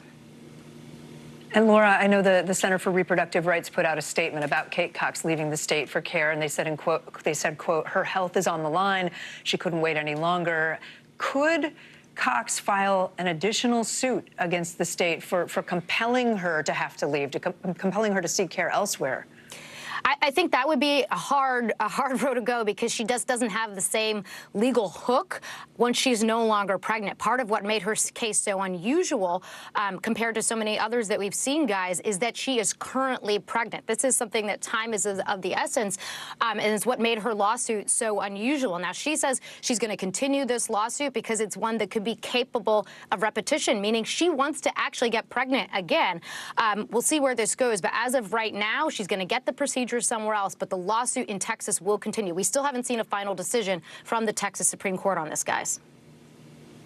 And Laura, we have just moments, but do you think we'll see more people take similar action like Kate Cox? Yes, I do. We already have seen a woman in Texas who is 8 weeks pregnant suing in a similar vein, guys. All right, Laura Jarrett for us. Laura, thank you. Sure. Well, coming up, back in court, what the Air Force is now revealing about the suspect behind the classified documents leaks. You're watching NBC News Daily.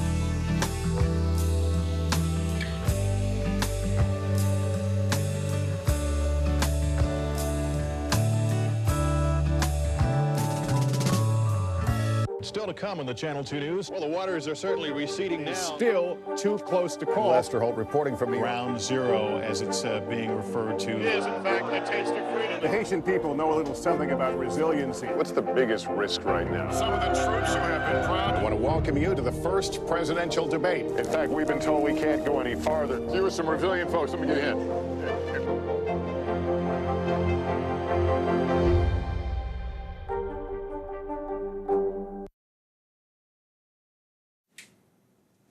This Thursday marks 11 years since a gunman took the lives of 26 students and educators at Sandy Hook Elementary School in Newtown, Connecticut. Among those lost, 7-year-old Daniel Barden, who would have graduated from high school this year. His father, Mark Barden, is the subject of a new documentary called A Father's Promise. The film's executive producer is singer-songwriter Sheryl Crow. It follows Mark's path to healing and advocacy through music. I was very happy in my role as a father and a professional musician before the tragedy that took my little Daniel from us. All three of my children, and you know, Daniel included, were very connected with my music, and it was very meshed. That all changed on that moment, and I tell you what, it not only changed everything for us as a family, but it rewired me as a person.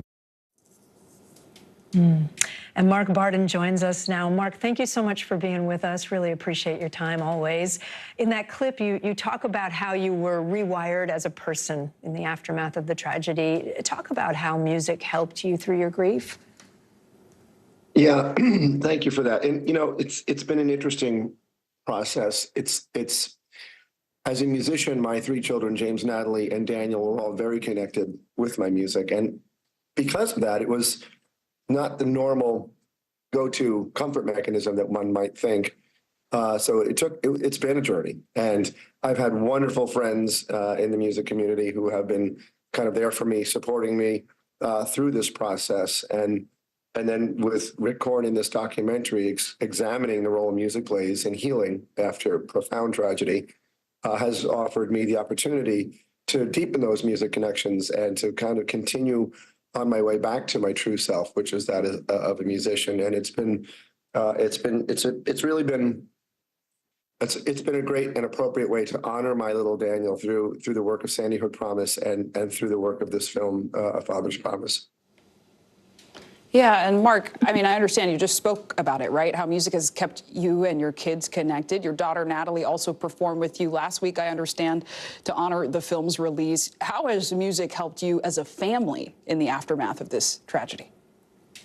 Music has been a very integrated part into our life as family. When Daniel was with us, we used to have living room dancing on Saturday mornings, and we would play music together. Daniel, as you see in the clip in the documentary, Daniel and Natalie and James and I played for my wife Jackie's father on the occasion of his 90th birthday. It's all been about music, and I've also been very intentional about not expecting my children to be involved with music just because I am, but lo and behold, they have.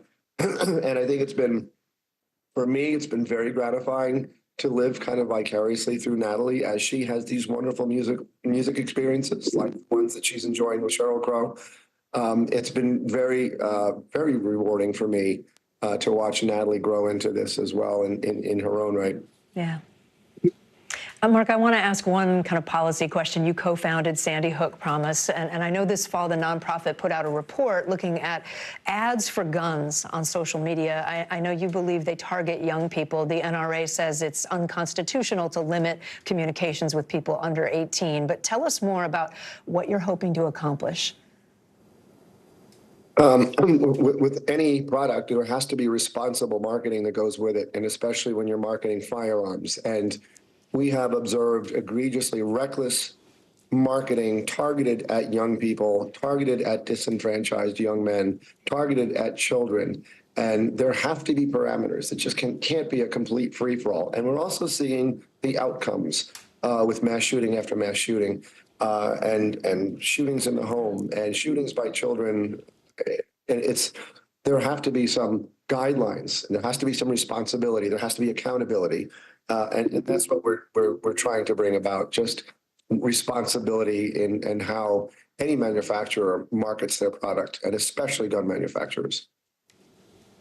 Yeah, well, Mark, it's just powerful to see how you've blended music and advocacy to honor your son. I know Kate and I have both spoken with you previously, so we just continue to thank you for what you're doing to speak out. Mark Barden, thank you so much. Thinking of all of you this week. Thank you, Mark. Thank you. And you are watching NBC News Daily.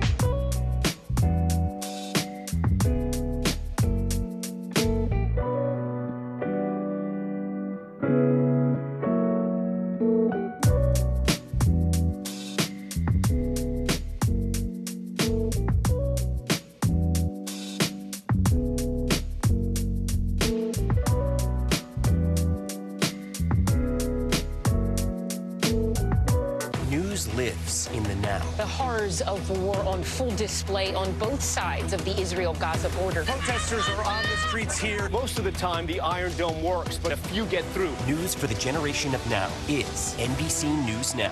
I'm hearing slavers.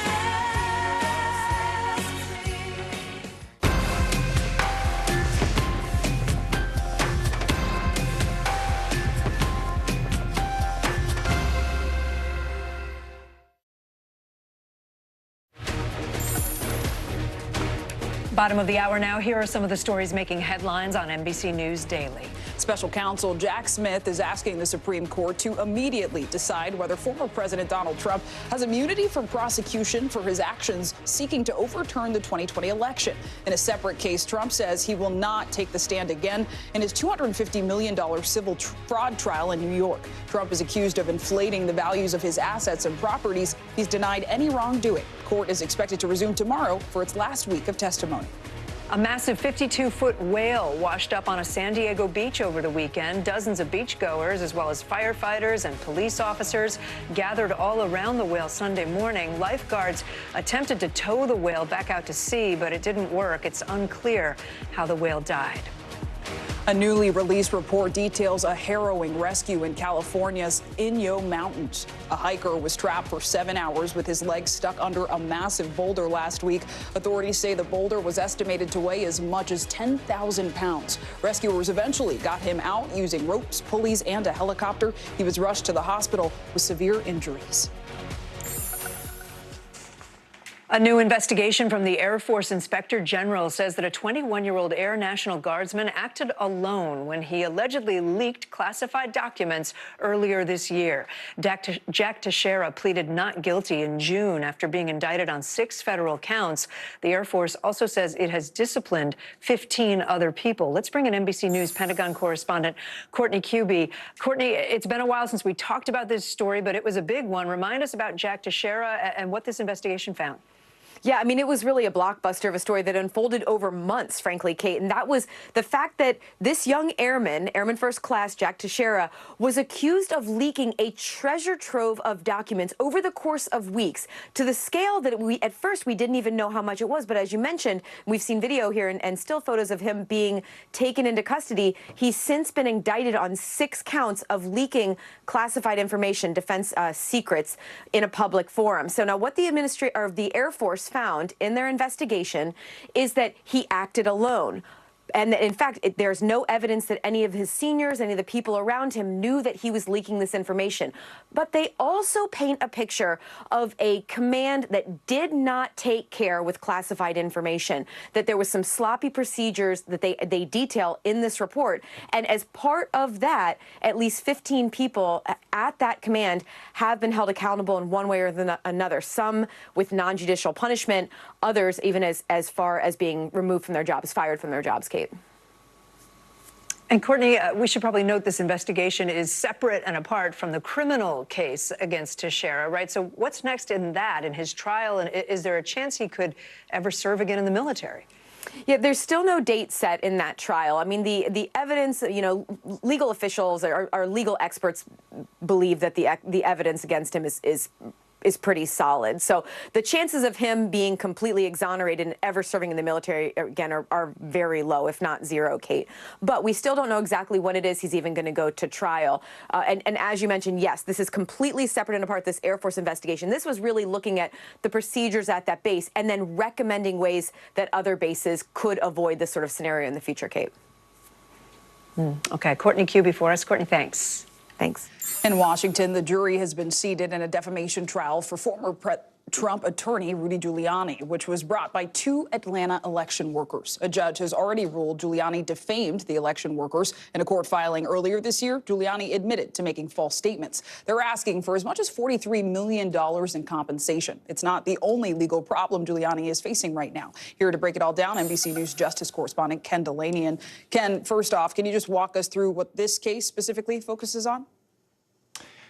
Yeah, Zinkley, this is going to be a remarkable moment. The former white hat prosecutor and mayor of New York who took down the mob and then led the city after 9/11 being hauled into a D.C. courtroom to account for the lies that he spread as part of Donald Trump's effort to claim that there was fraud in the election, and in particular about these two election workers in Atlanta, Ruby Freeman and Shay Moss. And Mr. Giuliani made very specific false allegations against them that caused them a lot of turmoil and backlash and threats in their lives. And they're going to testify at this trial. And so will Mr. Giuliani, we're told.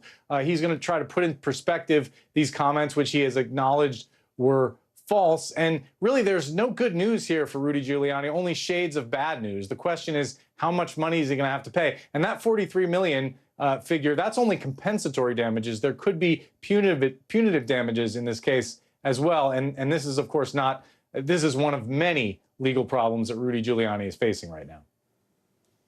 Yeah, Ken, let's dig into those. What other legal troubles, challenges is he facing right now? Well, of course, he's been indicted in the Georgia case, so he's got a criminal problem there as part of that sprawling racketeering case into, election suppression in the state of Georgia. He's also being sued by Dominion Voting Systems for defamation. That's the firm that won that huge judgment against Fox News. And he's being sued by his former assistant who claims that he sexually assaulted her. And those are just the top headlines. There are other lawsuits. And the other thing is he's in deep financial trouble. One of his former lawyers is suing him for unpaid legal bills. He's got his apartment in New York up for sale for $6 million. It's an incredible downfall, really, for somebody who was at one point considered a heroic mayor. Sinclair. Yeah, true turn there. Ken Delanian, thanks so much. Now to an investigation about criminals who tamper with life-saving prescription drugs. Who's in on it? Patients, pharmacies, wholesale distributors. In just one sophisticated scheme, hundreds of millions of dollars were stolen to siphon off profits from big pharma and stick taxpayers with the bill. Here's Contessa Brewer with a CNBC investigation called Fraud in a Bottle. At the casino cage, wads of cash in hand. The security camera captures a real player, a larger-than-life gambler. With posts from luxury boats and private planes, Lazaro Hernandez fashioned himself as a high-flying high roller. Turns out, he was the mastermind of a $230 million drug counterfeiting operation. These thousands of bottles were all originally prescribed and filled for patients. Now they fill an evidence room at Gilead Sciences in Northern California. Every single bottle was discovered in a complex criminal drug diversion scheme. We are playing a bit of a game of whack-a-mole. Lori Mayall fights to find the counterfeits every day. She oversees global product security at Gilead, which manufactures HIV medications, Biktarvy and Descovy, drugs at the center of Hernandez's fraud. We know that upward to 80,000 of bottles of counterfeits were entered into the supply chain. And what would those be worth if someone was paying full retail price? Those bottles would be about $230 million. Here's how drug diversion works. A patient fills a prescription for a medication worth several $1,000s, but turns around and sells it for a fraction of that in cash. The buyer, known as an aggregator, removes the patient information, alters the bottle, then sells it to a wholesale distributor, who sells it back to the pharmacy at a discount. So the same bottle re-enters the supply chain. This bottle doesn't even contain pills, just rocks. All they need to do is make the sale, and that's what they care about. And this man, let's call him Julio, who agreed to an interview if we concealed his identity, said it was easy to persuade patients to sell their bottles. They have AIDS, cancer, and they don't have any money. So for $100, $200, they'll sell it every day. So they'll forego the medication. They won't take the medication. They won't take the medication. The fraud achieves size and national scale because licensed distributors buy from aggregators like Julio, sell to the pharmacies, and give the whole process the sheen of legitimacy. They're a critical cog in the scheme. And the distributors have relationships with thousands of independent pharmacies across the nation. Stephen Mahmoud is Assistant Special Agent in charge at Health and Human Services Office of Inspector General. The pharmacies that are on the receiving end of these diverted prescriptions, do they know?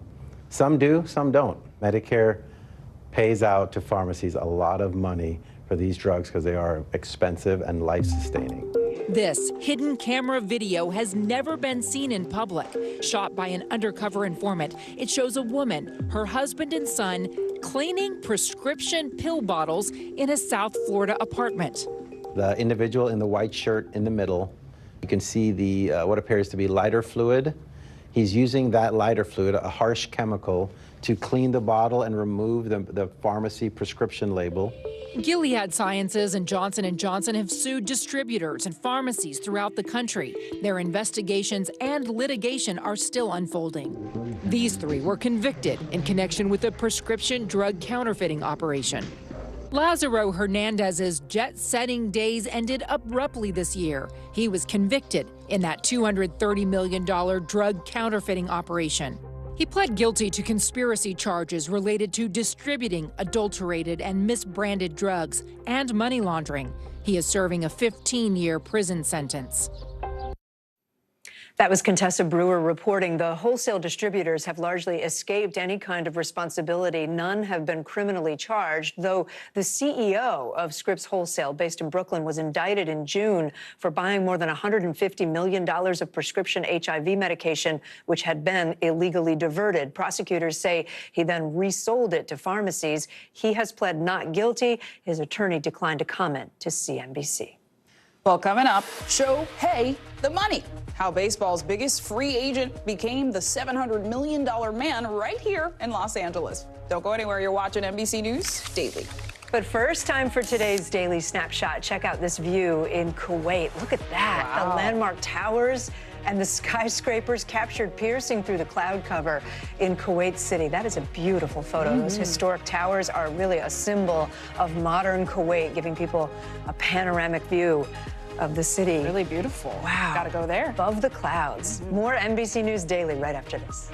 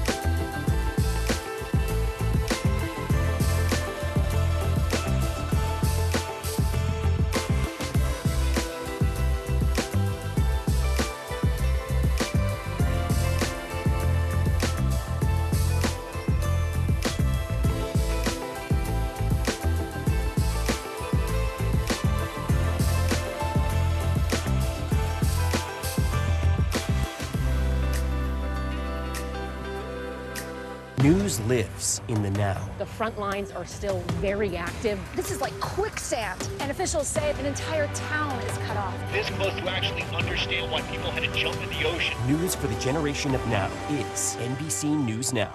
I'm hearing sleigh bells, twinkling lights.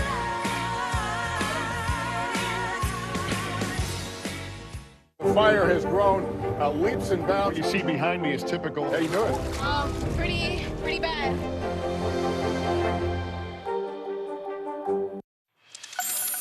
Okay, so one of the biggest names in baseball is on the move for the most lucrative contract the sport has ever seen. Two-time MVP Shohei Ohtani has landed with the Los Angeles Dodgers right here in LA for a reported 10-year, $700 million deal. Those are some big bucks, and that means the Japanese star stays in Southern California after becoming an all-star as both a pitcher and a hitter for the LA Angels. Joining us now, Sam Blum, MLB and Angels staff writer at The Athletic. Thanks so much for being with us, Sam. So for those of us who do not follow baseball closely, get us up to speed here. Tell us why Ohtani is so unique in this situation. I mean, you know, there's no player that's ever been like him. I mean, I think the best comparison you can have is Babe Ruth, and you know, it's simply because he can hit and he can pitch, and he's probably a little faster than Babe Ruth too. I mean, Shohei Ohtani's, I mean, he racks up about 20 steals a year. He's just the greatest player I think anyone's ever seen, and you know, really over the last 3 seasons, he's put together 2 MVP years. I think you could argue he probably deserved it all 3 seasons. I mean, it's insane, and really, I think a lot of what that value, that number that you just listed, it goes beyond what he brings to the field. It's, you know, the international marketing that you know is attached to his name, the advertising dollars that come in. It's, you know, he's just you know, he's a conglomerate unto himself in a lot of ways, and there's nobody like him. I mean, there's nobody that has even come close to making this type of money. And it'll be interesting to see because he's dealing with, you know, an arm surgery. He's not going to be able to pitch next season. There are interesting dynamics at play here with just how, you know, how able he'll be to be that insanely great two-way player. But, you know, we'll see what he does, you know, next year. How does that $700 million stack up to other big figures we've seen in baseball?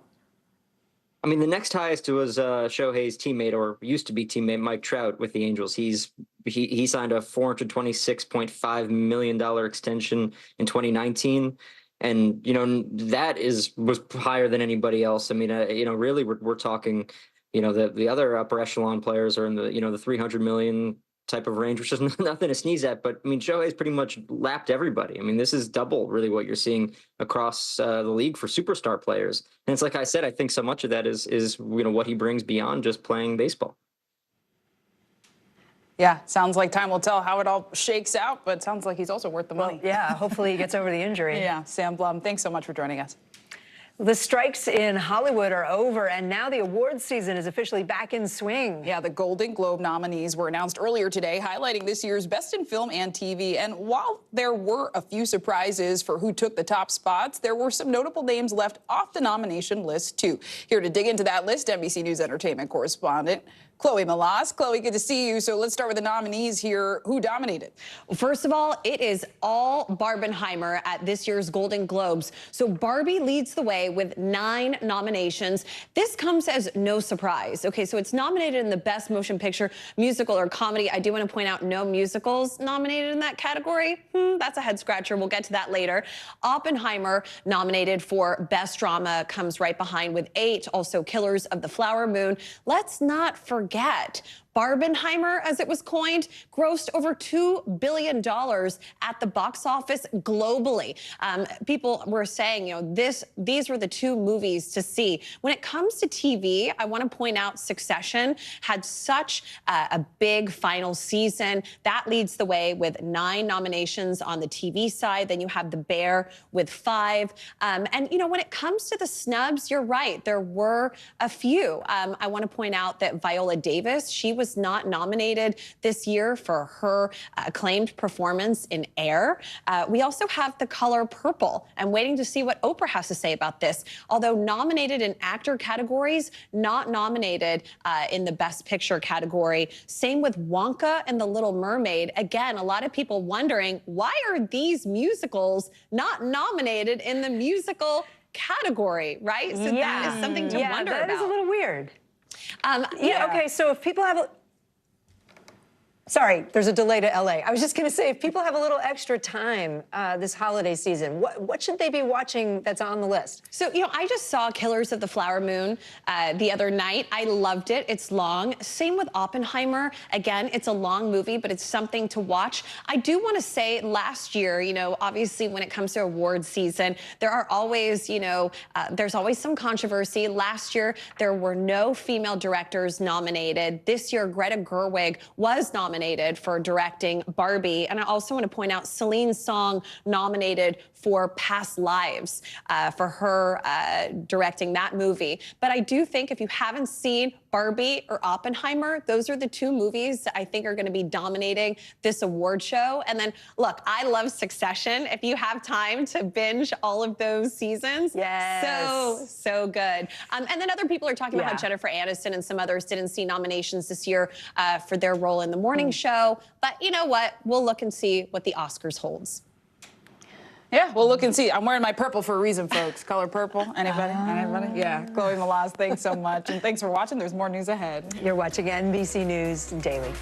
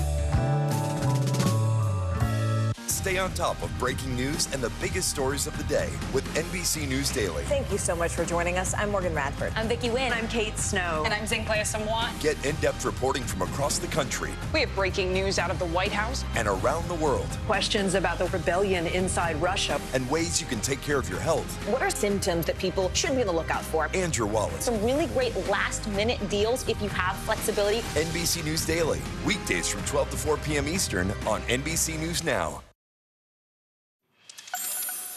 There's a movement that's going viral on social media during Hanukkah as the Israel-Hamas war rages on. It's called Project Menorah, and it encourages non-Jewish people to put the symbol in their window to show support for the Jewish community. Melissa Marino from our NBC affiliate in Tampa, Florida, explains how it got started. The idea is to put a menorah in your window, even if it's a paper one like this one, next to your other holiday decorations, to show solidarity. From the Christmas tree to the nativity scene, Jennifer Marshall's South Tampa home is decked out for the holidays. And this year, there's a new addition, a menorah proudly displayed in her window. You're not even Jewish? No. No. The idea came about after a conversation with her friend Adam, who lives thousands of miles away in Los Angeles. My son started seeing the Christmas decorations popping up around our neighborhood, and he was so excited to hang our Hanukkah decorations. But because of this massive historic spike in anti-Semitism all around the country, all around the world, I was nervous to put a target on ourselves. I said, I'm going to buy a menorah and put one in my window. In that moment, it lifted the weight off my chest that I've been feeling. The gesture inspired Adam to create Project Menorah, a grassroots movement that has now gone viral. We are hearing from people all over the country. France, Australia, Germany. ProjectMenorah.com wants people to put a menorah in their window this December as a show of solidarity with the Jewish community. The gesture is bringing so many people together and turning fear into love. This is just a way, a very small way that everybody can show a little bit of love. Not only am I going to let my child decorate for Hanukkah this year, we are going all in. I ordered more. I went to my big box store, bought everything they had. It is going to be a big celebration in our house this year. That was Melissa Marino reporting. While sticking with traditions, a decades-old Christmas display has been saved. Yeah, all thanks to the help of a Georgia community and beyond. They all stepped up in a big way, bringing back the light after tragedy. Just outside Atlanta, Georgia. Merry Christmas. How are y'all doing tonight? The spirit of Christmas is once again burning bright at the home of Gwen and Mike Gaddy. Their dazzling drive-through display That was for so long. Well, we're so glad you're back. bringing holiday joy to this community for 36 years. We actually start the first week in August. We try to add something every year. But this season's beloved tradition almost didn't happen. Over the summer, the barn where they stored their massive Christmas decoration collection burned down. Decades of memories gone. I wonder what the feelings were as you're standing there watching your barn burn up. It was hard. He looked at me and he said, I don't think we can do it. But within days, neighbors, friends, even total strangers started donating lumber, lights, and hundreds of boxes filled with new decorations. It was a continuous flow for about a week and a half of about 50 packages a day. I think Amazon thought, what is going on here? It was amazing how the people that have been coming to our display for 35 years, they stepped up and they said, we want this display to continue.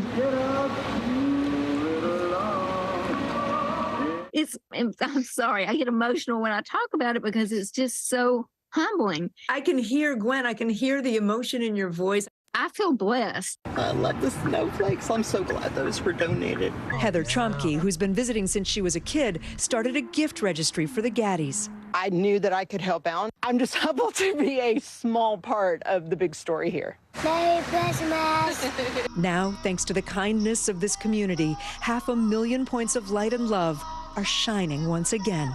It's just amazing. You don't realize how many wonderful people there are in this world. Merry Christmas. What do you think this says about the world?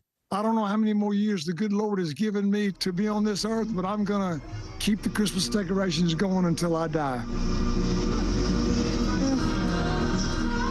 Yeah, they said it just reminded them that people look out for each other and do good things for each other. I love that. They bring light, and the community brought them something. That's right. I'm Kate Snow. I'm Zinkley Asamoah, and you're watching Daily.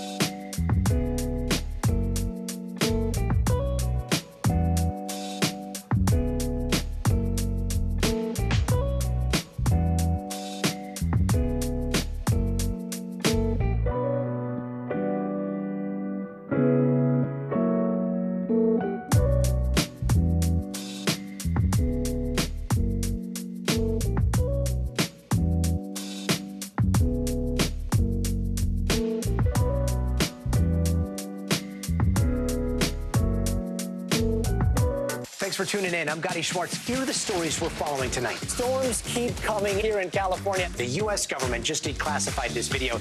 A lot more stories trending like crazy on social media. A controversy pitting lawmakers against young voters. What's the state of crypto today? Is it safe for investors?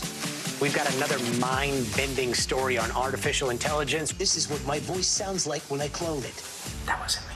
You gotta see this. Stay tuned now, weeknights at 8 Eastern, 5 Pacific on NBC News Now.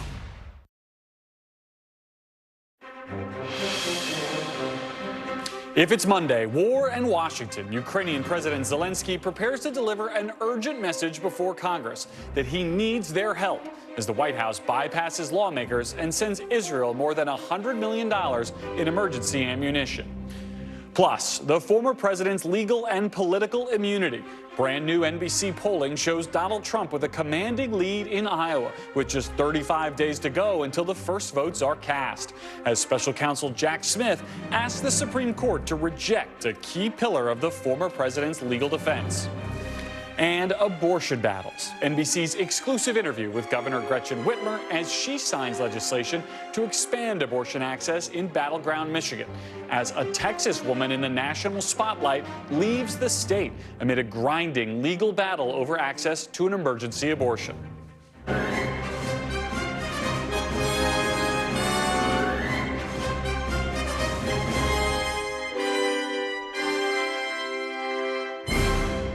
Welcome to Meet the Press Now. I'm Garrett Hake in Washington, where President Biden is facing a stalemate on his biggest foreign policy priority, more wartime aid for Israel and for Ukraine, amid growing demands by Republicans for major concessions on domestic immigration policy.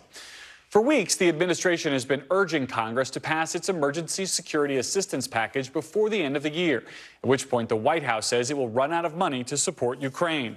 And in its latest efforts to increase pressure on lawmakers, Ukrainian President Volodymyr Zelensky arrived in Washington today for a last-ditch lobbying effort. It's his third visit to Washington since the war began and his second visit in just 3 months. The White House confirms President Biden will host Zelensky at the White House tomorrow to underscore America's unshakable commitment to Ukraine. Zelensky is also expected to brief Senate lawmakers as well as meet for the first time with House Speaker Mike Johnson. Speaking at the National Defense University today, President Zelensky previewed some of what his message to lawmakers will be. Every one of you with command experience knows what it means when instead of moving forward, you are just watching, waiting for armor or equipment while your enemy is satisfied and preparing for assaults. Tomorrow, in meetings with President Biden and Congress, I'll talk about what result we can achieve next year based on our achievements this year. By pushing Putin back, we'll strip his aggression of its meaning. But Zelensky and President Biden face a tall order, convincing lawmakers and the American public that more funding for Ukraine should be a top priority right now. According to a recent poll, more Americans believe that the U.S. is providing too much assistance to Ukraine as opposed to not enough, and those margins are even starker among Republicans. While the White House looks for ways to continue to fund Ukraine, it appears to be taking advantage of a loophole to ramp up its support for Israel, bypassing Congress to approve $106 million worth of tank ammunition as the IDF ramps up its military operations in southern Gaza. The IDF says it's now focusing its efforts on 3 major Hamas strongholds, including the Khan Yunis area in southern Gaza. Yesterday, the Director General of the WHO said that 1.9 million people, that's almost the entire population of the Gaza Strip, have now been displaced. Joining me now is Ali Rafa at the White House. Ryan Nobles is on Capitol Hill for us, and Hallie Jackson is in Tel Aviv. So, Ali, I'll start with you. What do we know about tomorrow's meeting at this point, and how and why did this all come together the way it has? Yeah, Garrett, well, we know that President Zelensky is going to be returning to a very different Washington, D.C. Than the one he visited a few months ago, because the future of U.S. aid to his country obviously hinges on several domestic issues in this country. And we're told that we could expect these two to have a press conference together after Zelensky and President Biden meet at the White House, where no doubt Zelensky is going to talk about what needs to happen happen in order to attain this next supplemental funding package, but also seek assurances from President Biden as to the future long-term of U.S. aid to Ukraine. As we've seen, the longer that this war with Russia goes on, that has no end in sight, frankly, at this point, the more that support for continued U.S. aid to Ukraine dwindles. So you can imagine that the White House, the Ukrainians want this image of these two together in agreement to be seared not only in the memories and the minds of the American public, but also in the minds of the leaders of allied countries, NATO countries, who we have also seen support dwindle among as to the future of aid to Ukraine.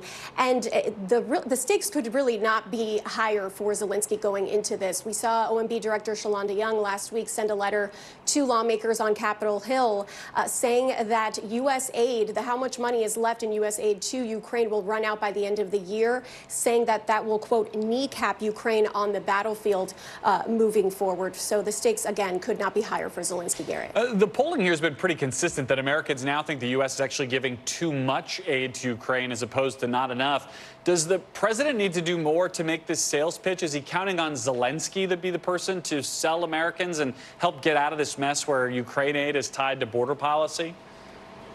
Well, the White House knows Zelensky can only do so much. He can add pressure. He can add awareness to this issue of how dire it is to get this aid to his country. But at the end of the day, they also know that Republicans on the Hill are not going to move unless, as you mentioned at the top there, those disagreements over border security and immigration reform are solved. So we have heard the president as well as the Secretary of State say that the president is willing to make concessions. He is willing to compromise on this issue. But what I think is so important for viewers and for everyone to remember is that this is an issue that is decades long, that many different administrations and sessions of Congress have tried to tackle, and it hasn't been able to do that. So much hinges on the next few days as really time is running out to get this package through Congress for Ukraine. Right. I know there's a lot of skepticism on the Hill that a decades-long issue can be solved in a couple of weeks with this as the particular carrot and stick. Ali Rafa, thank you for your reporting. And Ryan Nobles, on the Hill, it seems like we really see the potential limits of Zelensky's ability to sell what he needs. He's not going to get the same kind of reception he's used to receiving when he comes to the Capitol, is he? Yeah, I think it's fair to say, Garrett, that the novelty has worn off. When President Zelensky came here about a year ago and gave a rapturous speech to a joint session of Congress, that was a special event. He was a wartime president, escaping his country for a short period of time to deliver a very stark message. He's subsequently been here another time and had a closed-door meeting with senators. This will be the third time he's on Capitol Hill in just about a year. And I think there's a sense among most members of Congress is that what else new can you tell us? We are briefed on this issue constantly. We understand what the stakes are, but Republicans have made it very clear, despite having all that information at their disposal, they still believe that a deal on border security is just as, if not more important than funding Ukraine. And I think that most members of Congress believe that funding to Ukraine should be something that the United States continues to do, but they also view this as a political leverage point that they need to take advantage of. And while immigration is no doubt a thorny and sticky topic, they believe that this is the best way to get what they're looking for in this particular window of time, Garrett. Well, and on the politics of all this, Ryan, most Republicans also believe in supporting additional aid to Israel. But I'm curious what you're picking up about the reaction to the White House going around Congress to unlock some of this aid, $106 million or so, to Israel, when that part of this aid package is arguably the most popular thing that Congress is working on. And it's been stuck since the House passed their version, which had those IRS carts in it, what, a month ago now? Yeah, I mean, we haven't seen too many members of Congress come out and attack this particular move by the Biden administration, which could be an indication that perhaps they appreciate the fact that this isn't something that they have to deal with. If this gets Israel over the hump in a short period of time, will they hash out these differences, then they will allow that to happen. The question needs to be asked, though, then why can't they do that for Ukraine as well? I think is something that many people are wondering. wondering as well. It's interesting that the White House made a tactical decision here, Garrett, by deciding to package all four of these issues together, that being Israel funding, Ukraine funding, border security, and, of course, funding for Taiwan, with the hope that there are enough members of Congress who care passionately enough about all four of these things that they'll be willing to maybe make concessions in the other areas in order to get that over the finish line. What they risked by putting all these things together is that all four of them could end up dead on arrival as a result of these competing interests all being played out at once. That's what we're seeing play out here right now. And the issue is when you have such a complex piece of legislation, it generally takes time in order to find something that everyone can agree on. And time is not something that they have in a great deal of supply right now, Garrett. Yeah, time and a hard deadline, which they've also kind of robbed themselves of as they keep pushing this down the road. Ryan Noble's with us on Capitol Hill, and Hallie Jackson now in the thick of it in Israel. And Hallie, international organizations have been painting this increasingly dire picture of the situation on the ground in Gaza. We have a very hard time seeing what's going on a day-to-day basis there. What can you tell us about the kind of daily, the situation right now in terms of the humanitarian crisis and the latest with the hostages? Yeah, definitely. And it's, striking to sit here and listen to your conversation with Ryan Nobles talking about how time is running out in Washington for a very different reason. We are hearing people sound the alarm that time is running out in Gaza for things to essentially change for the better because it is so desperate there. I spoke with somebody who was just in Gaza a couple of days ago with the World Food Program, and he told me that it is close to a breaking point. He believes that the humanitarian crisis is close to a breaking point. When I asked him, listen, how long do you think this situation, as it stands currently, can go on? We are seeing these images, and you're right that it is very difficult to get inside Gaza, but we do have images from inside, from our team who's doing, who's there, showing us what it's like at some of these hospitals, at some of these places where people are just in huge crowds of people waiting for food, for bags of flour. We're hearing stories from aid groups that are working with these civilians that they're rationing water, essentially. So it is a dire situation at this point. And we've also heard with the nexus to the U.S. here, Secretary of State Tony Blinken, just in the last 24 hours, talk about how there could be more that can be done to, for example, open up some safe corridors for aid to get through, for more clear communication about safe places for civilians in Gaza to go to. Israel has said consistently, and I just spoke with an Israeli politician here a couple of minutes ago who said to me, listen, their concern is that Hamas is getting the aid, is stealing essentially the aid that is meant to go to civilians. All of it, of course, against the backdrop of what Israelis see as this horrific hostage crisis. 137 people believed to be held by Hamas right now. Dozens of them released, obviously, in that temporary ceasefire that we saw a couple weeks ago. And incredibly, our Richard Engel, our colleague who has been doing just amazing work here in Israel, spoke with one of those released hostages in an extraordinary interview. I want to play a little bit of that for you. There was a ceasefire, a truce, and dozens of hostages got out. How concerned are you about the ones who didn't get out, and why? Time is limited for life, and when you are over there, the lack of air in the tunnels, as well as the shortage of food and medicine, could bring people to complete exhaustion, and they just won't make it. They need to get out today, otherwise they won't live.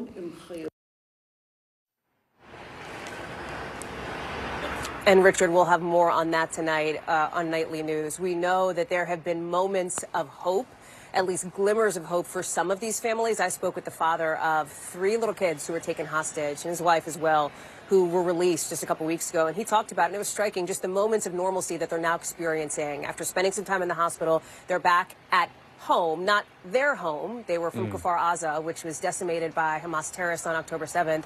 They're living elsewhere now, but he talked about just brushing the teeth with the kids, right? Like those moments that I think it can be easy to take for granted, Garrett.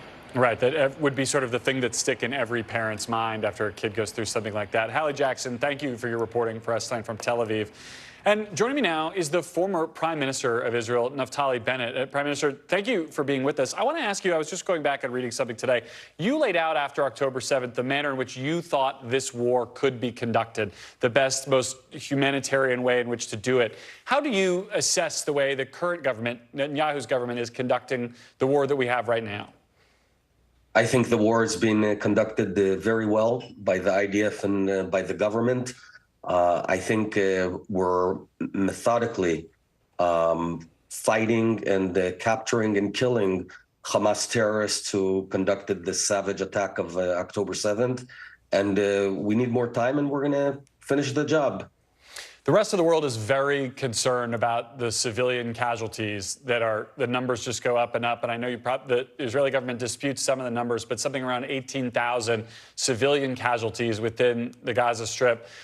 Do you believe more could or needs to be done to protect the Palestinian civilians during the course of this war? I think Israel is doing everything, more than any other country almost ever has done to protect the civilians of the enemy territory. But at the end of the day, if Hamas is so determined to have its own people killed while fighting us, there's nothing that can stop them from doing it. I mean, we know that they actually shoot at areas where civilians are trying to run away or evacuate themselves. We know that they hide their weapons behind civilians, within schools, et cetera, and we're just doing our very best. The ratio right now is much better than it was at the beginning, but we have to complete the job. I want to ask you, early in the war, President Biden warned Israel, sort of a public comment that got a lot of attention, the idea to not make the same mistakes that he felt that the United States did after 9/11. There's been so many comparisons between October 7th and 9/11. I wonder generally, do you feel like the government heeded those warnings, and how prevalent is that line of thinking about not being consumed by the rage that you feel in the conduct of everything that's happened after October 7th? Gareth, that's a great question. We're not focused on our rage. We're focused on preventing the next time or the next massacre. Here's the thing. These people are telling us explicitly that if we don't kill them, they're going to conduct more attacks against us. They say it explicitly. They're not saying, no, we want peace or anything like that. So they're telling us, essentially, we're going to continue these sort of massacres. So And this is not at the other side of the world. This is not Afghanistan, thousands of miles away from America. This is on our border. Right. And it happened just a couple of months ago. To the idea that when this war is over, you're still going to be living next door to these people. We've seen images and videos of Palestinian men, stripped down, blindfolded, folks who have been detained by Israeli troops.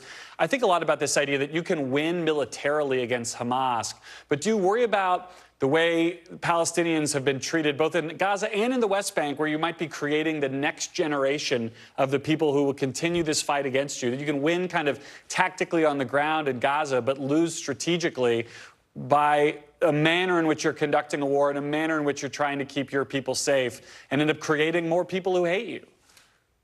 Well, I think the massacre of October 7th proved that the approach of, being generous and strengthening their economy did not work. I'm not saying that we want to destroy their economy or anything of that sort, but somehow the regular logics that apply to you and me do not apply to Hamas, because they attacked us without any provocation. There's no territorial dispute down there. Right. They're not saying we deserve a piece of land or anything. They just say, we want to destroy you. That's what their charter states. So I think actually the best way to unroot this hate is a full and total defeat. I want to talk about what happens next. This idea that the Prime Minister said, I guess either today or yesterday, your time, that we're at the beginning of the end of what this war is going to be. What do you think the ending looks like? Who controls Gaza when this is all said and done? I mean, you suggested long before the war the idea that Gaza should be controlled functionally by Egypt. Do you think that's something that could still be on the table? I mean, how do you govern a Gaza that still exists after this war is over? Yeah, well, first of all, it ends by either killing or capturing all of the Hamas operatives and especially the leadership. Secondly, creating a buffer, security buffer zone of about 1.5 kilometers deep into Gaza to move them away from our border. Third, we don't want to govern them. No Israeli has the desire to run their lives. So what I believe is the right thing is to set up an interim technocratic government of competent folks, either from Gaza and or from other Abraham Accord states, and to run the country for a few years until we can set a permanent structure in place. You mentioned the Abraham Accords. Before October 7th, Israel had been making a ton of progress in the region, sort of setting up relationships with countries whom you used to not have any kind of relationship with. I wonder how big of a setback you think this war has been to that effort, which I know you were involved in the past, and whether you'll be able to find those partners who want to be involved in the governance of Gaza after all this is said and done, given the way the war is going and continues to go for perhaps some more time still. Yeah, so it depends on the results. The way to reignite the Abraham Accords is to fully eradicate Hamas. If we do that, that's a huge boost to the whole region, because all of the region of the reasonable countries, the Abraham Accord countries, are vehemently against radical Islam. Once we do that, I think we can resume discussions. If we get quagmired without being able to get the job done, that'll slow everything down. All right, Prime Minister Naftali Bennett, I appreciate your time and your expertise on all this. Thank you for joining us. Thank you.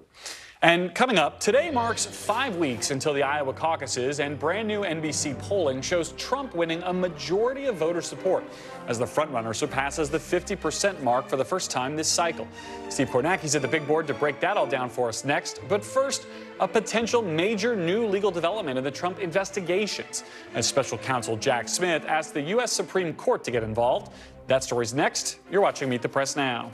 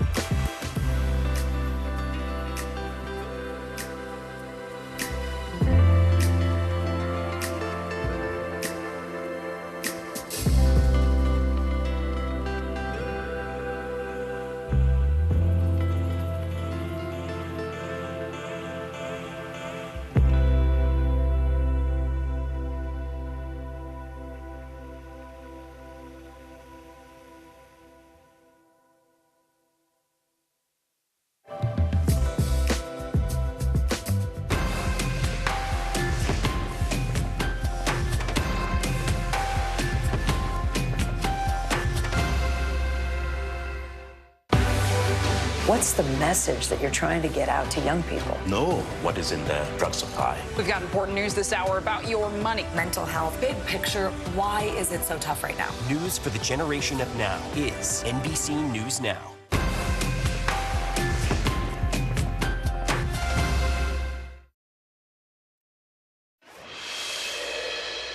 Welcome back. Special counsel Jack Smith is now asking the Supreme Court to decide a question he says is at the heart of American democracy, whether Donald Trump, who's facing criminal prosecution for his actions while president, is protected by presidential immunity. Smith is circumventing the traditional appeals process in his criminal case against the former president, calling it a matter of, quote, imperative public importance. He's asked the court to respond to his request by next Monday. Trump's federal election interference trial is set to begin in March, but the start date will likely be delayed. Now a question of how much.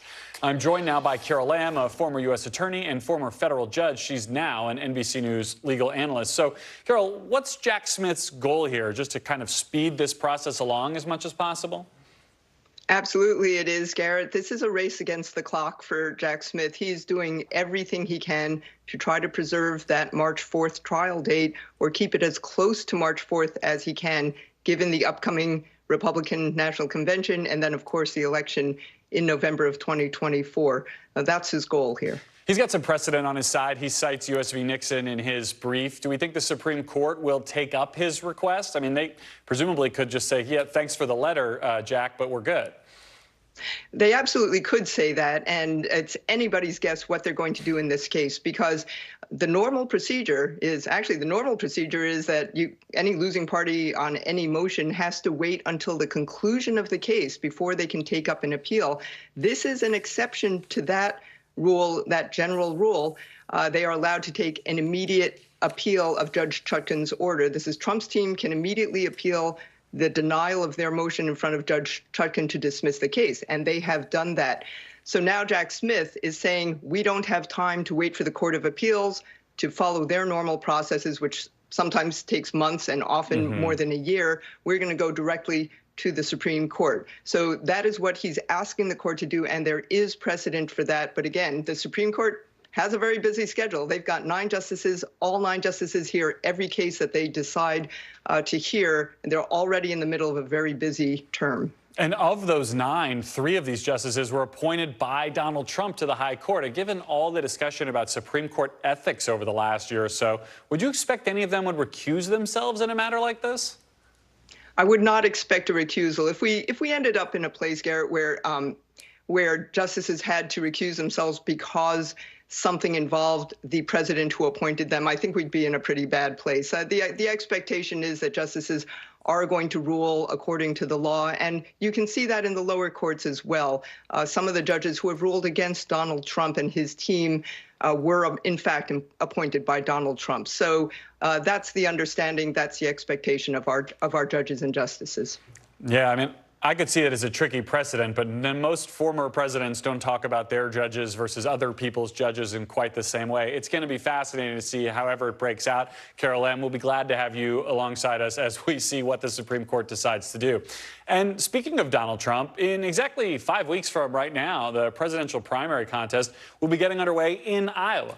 But right now, contest isn't really even the right word, according to our brand new NBC News Des Moines Register Mediacom poll. Now, look, polls are always just a snapshot in time, but take a look at this picture. The former president is now over 50% in our new poll, 32 points ahead of his closest competitor, Florida Governor Ron DeSantis. And Trump's strength in the poll relatively has grown since October. His challengers have remained pretty much static, swapping a point or two here or there with one another.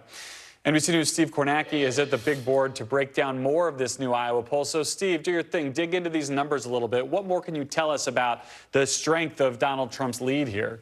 Yeah, I think, look, it's the size of the lead, as you mentioned, and it's the trend, picking up 8 points from where he was in our poll in October. And I think especially the context, because think of the last month or 6 weeks. Ron DeSantis is really going all out in Iowa. He wants to sort of use that as a slingshot to success later on. He got the endorsement of the governor. He got the endorsement of a top evangelical leader in the state. He got a lot of media attention in Iowa for completing a visit to all 99 counties. He had a Fox News one-on-one debate with Gavin Newsom, the Democratic governor of California. A lot of Republicans were watching and surely appreciated him going after Newsom. There was some sense that maybe if DeSantis was going to get traction, this was the combination that would do it. But no, he moved up a couple points. It's Trump, though, who's really showing the momentum. And again, Trump, who continues to avoid, right through last week, standing on the stage with any of his opponents. Now an outright majority supporting Trump. Just take a look at some of the key groups that are powering Trump in Iowa. Here's a biggie, evangelicals. He gets the exact same Trump does, exact same level of support with evangelicals as he has overall, an outright majority, 51%. This is a big change from 2016. Remember, Trump lost the caucuses to Ted Cruz in 2016. One of the reasons he lost in 16, he finished third with this group, third with the evangelicals. Now he's 2-1 over DeSantis with evangelicals. Another source of strength for Trump in this poll, those who say they're going to attend a caucus for the first time. They tend to be much younger than the overall Republican electorate. Trump getting 63% from them, DeSantis only 12%. And then how about this? The question of electability against Joe Biden.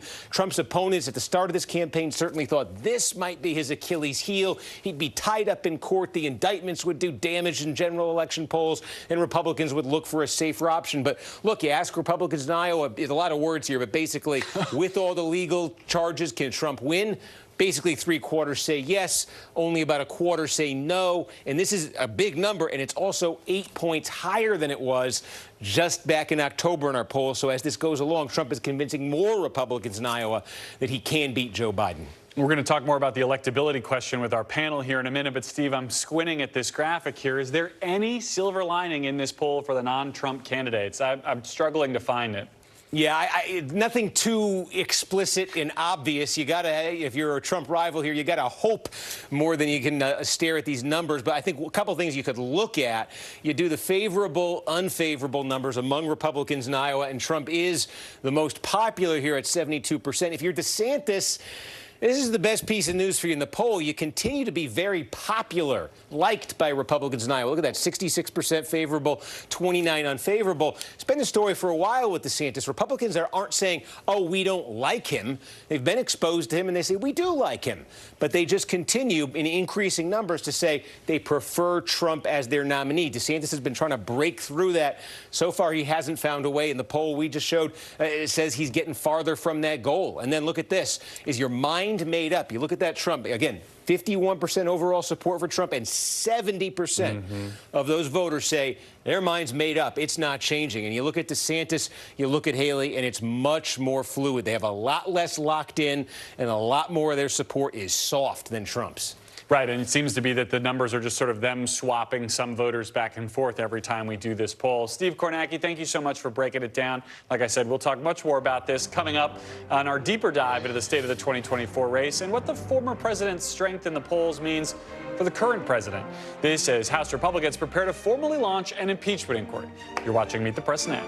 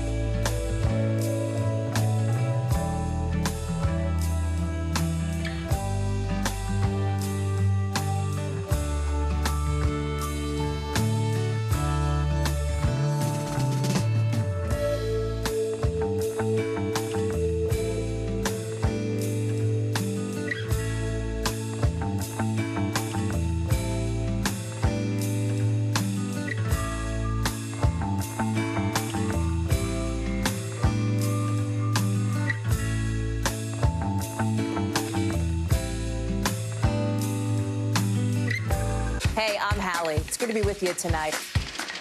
The debt ceiling. Here's why this matters. Please, please don't have your eyeballs glaze over. Here's why this matters. Talk to us about what we're supposed to call this. Is it a bailout? Is it a backstop? There's a difference because it matters whose money is being used to prop up these banks. We think we're getting close to this news conference. I will be honest with people. This is like an awkward moment where we think we're like right there. You're going to have to like tap dance with us maybe a little bit. I do have my tap dancing shoes on, not to worry.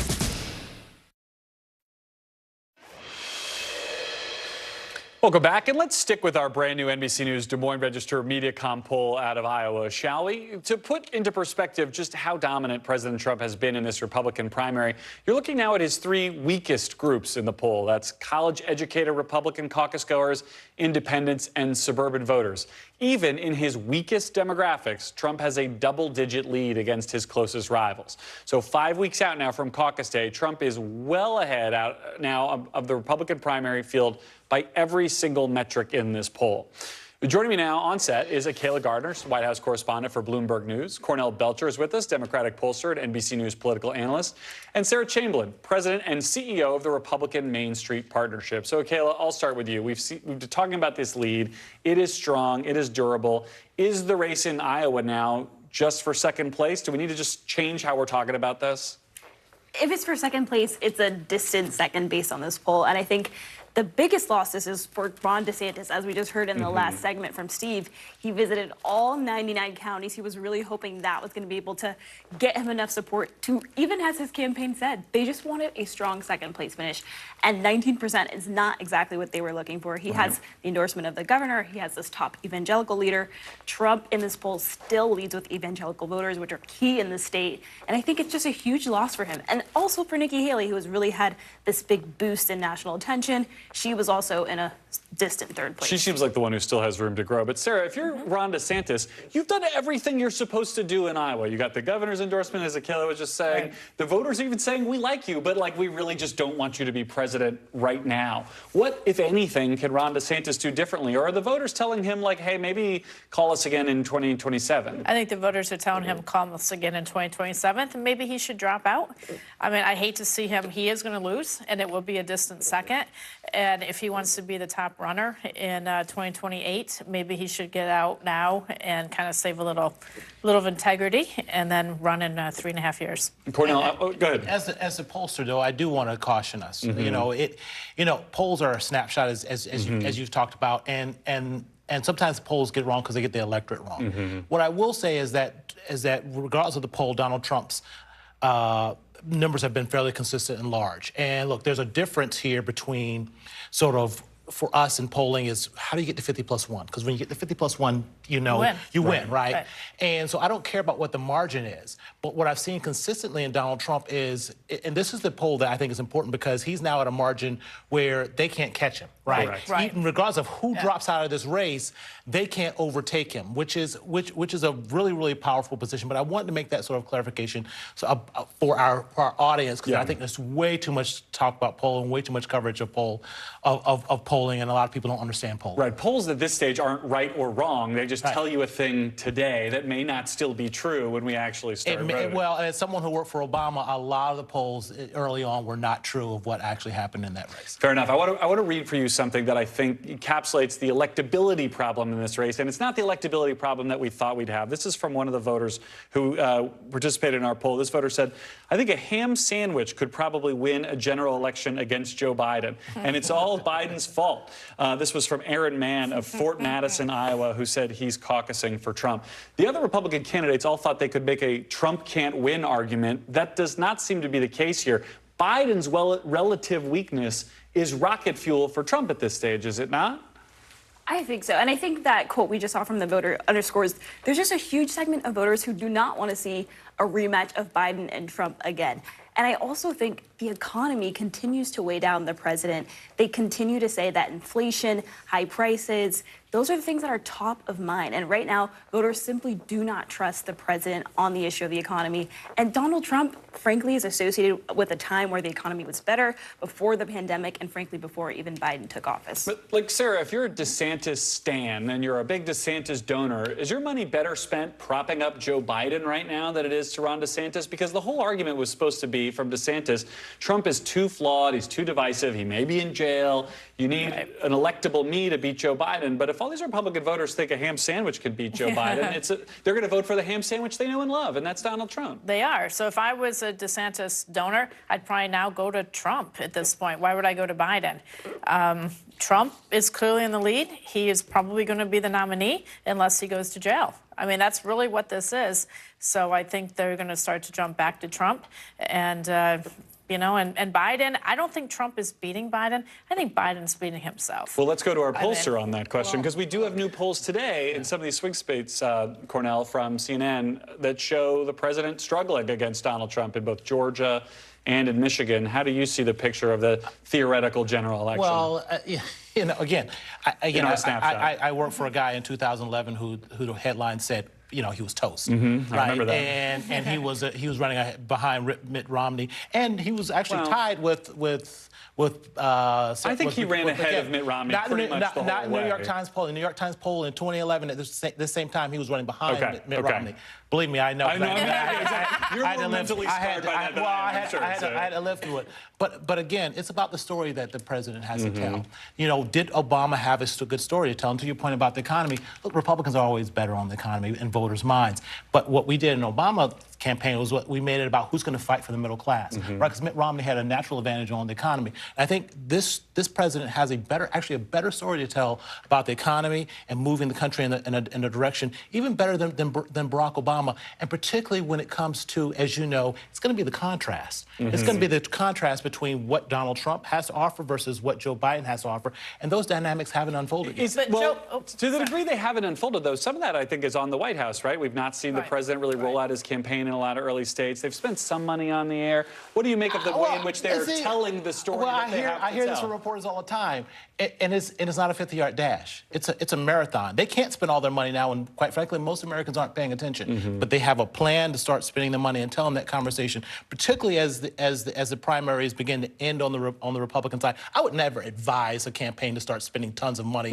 communicating right now. It has to be a slow burn. One of the other things that could change the dynamic in this race is the impeachment inquiry that's about to get formalized later this week. Kayla, I'm curious your view on this.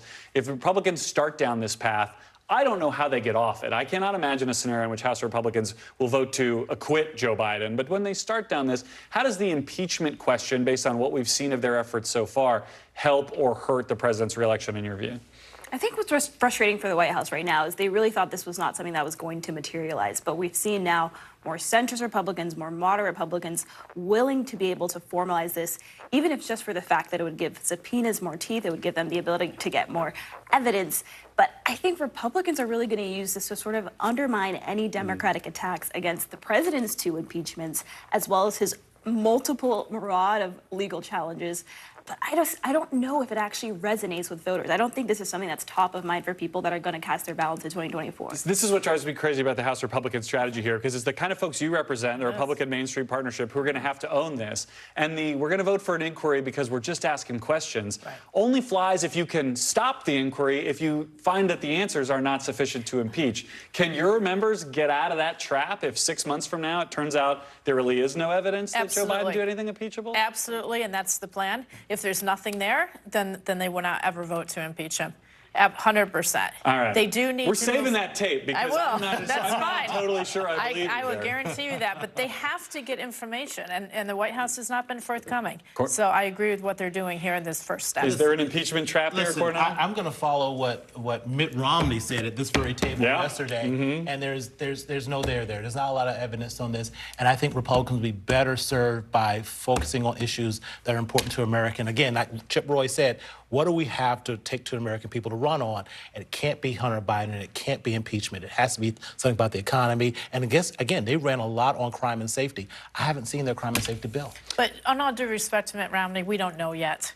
That we have to do the research to find out if there isn't anything there. But you do that before you start an impeachment. Well, but we're not getting everything answered. How many impeachment inquiry angels can dance on the head of a pin? Let me give it, Kayla, one last bite at our top story here, because tomorrow is going to be kind of another Ukraine day here in Washington with Zelensky here in town, meeting with the president. Do you think Zelensky can move the needle? What do we need to see happen from these meetings here to get the aid that he so desperately wants unlocked? I think the contrast is just even look a year ago when Zelensky came to Washington in December. He received a hero's welcome. He addressed a joint session of Congress. It's probably going to look a lot more like September, where he had very closed-door meetings, now with a new speaker in Mike Johnson, who actually voted against Ukraine funding after that visit in September. So it's much of the same, but also you can just not be sure if Zelensky is going to be able to get enough support around funding. I think there's not enough evidence to say that he can't. All right, that Mike Johnson meeting is the one I'm going to be watching for. Kayla, Sarah, and Cornell Belcher, we have to leave it there. We're saving the tape about the impeachment inquiry. And before we go to break, we have to note some disturbing developments from the campaign trail this week. A New Hampshire man has been arrested and is facing federal charges for threatening to kill Republican presidential candidate Vivek Ramaswamy. The FBI says the man responded last week to a campaign text message about an upcoming event in New Hampshire. According to federal investigators, the man, Tyler Anderson, texted that he would kill Ramaswamy and, quote, everyone who attends. The FBI did not explicitly name Ramaswamy as the target of that threat, but his campaign later confirmed it was directed at them. Ramaswamy told reporters he's grateful for the quick response from law enforcement, and the campaign says it's full steam ahead with their current schedule. After the break, NBC News sits down with Michigan Governor Gretchen Whitmer as Democrats in the key battleground state navigate two issues at the center of our national politics: abortion and war. We'll have that exclusive interview after the break. You're watching Meet the Press Now.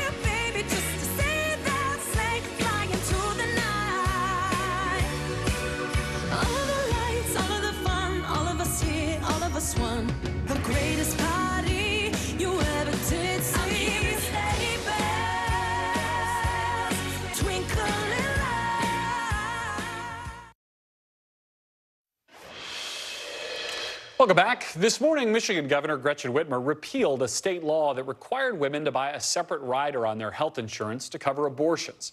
The measure was first put in place a decade ago and was dubbed rape insurance by activists since it did not differentiate pregnancies resulting from rape. Repealing the law is the latest in a series of moves Whitmer has made on abortion access in Michigan after voters enshrined abortion rights into the state's constitution last year. Before Governor Whitmer officially repealed that law this morning, she talked to NBC News' Julie Sirkin about the push to protect abortion access and what it means for Democrats in 2024.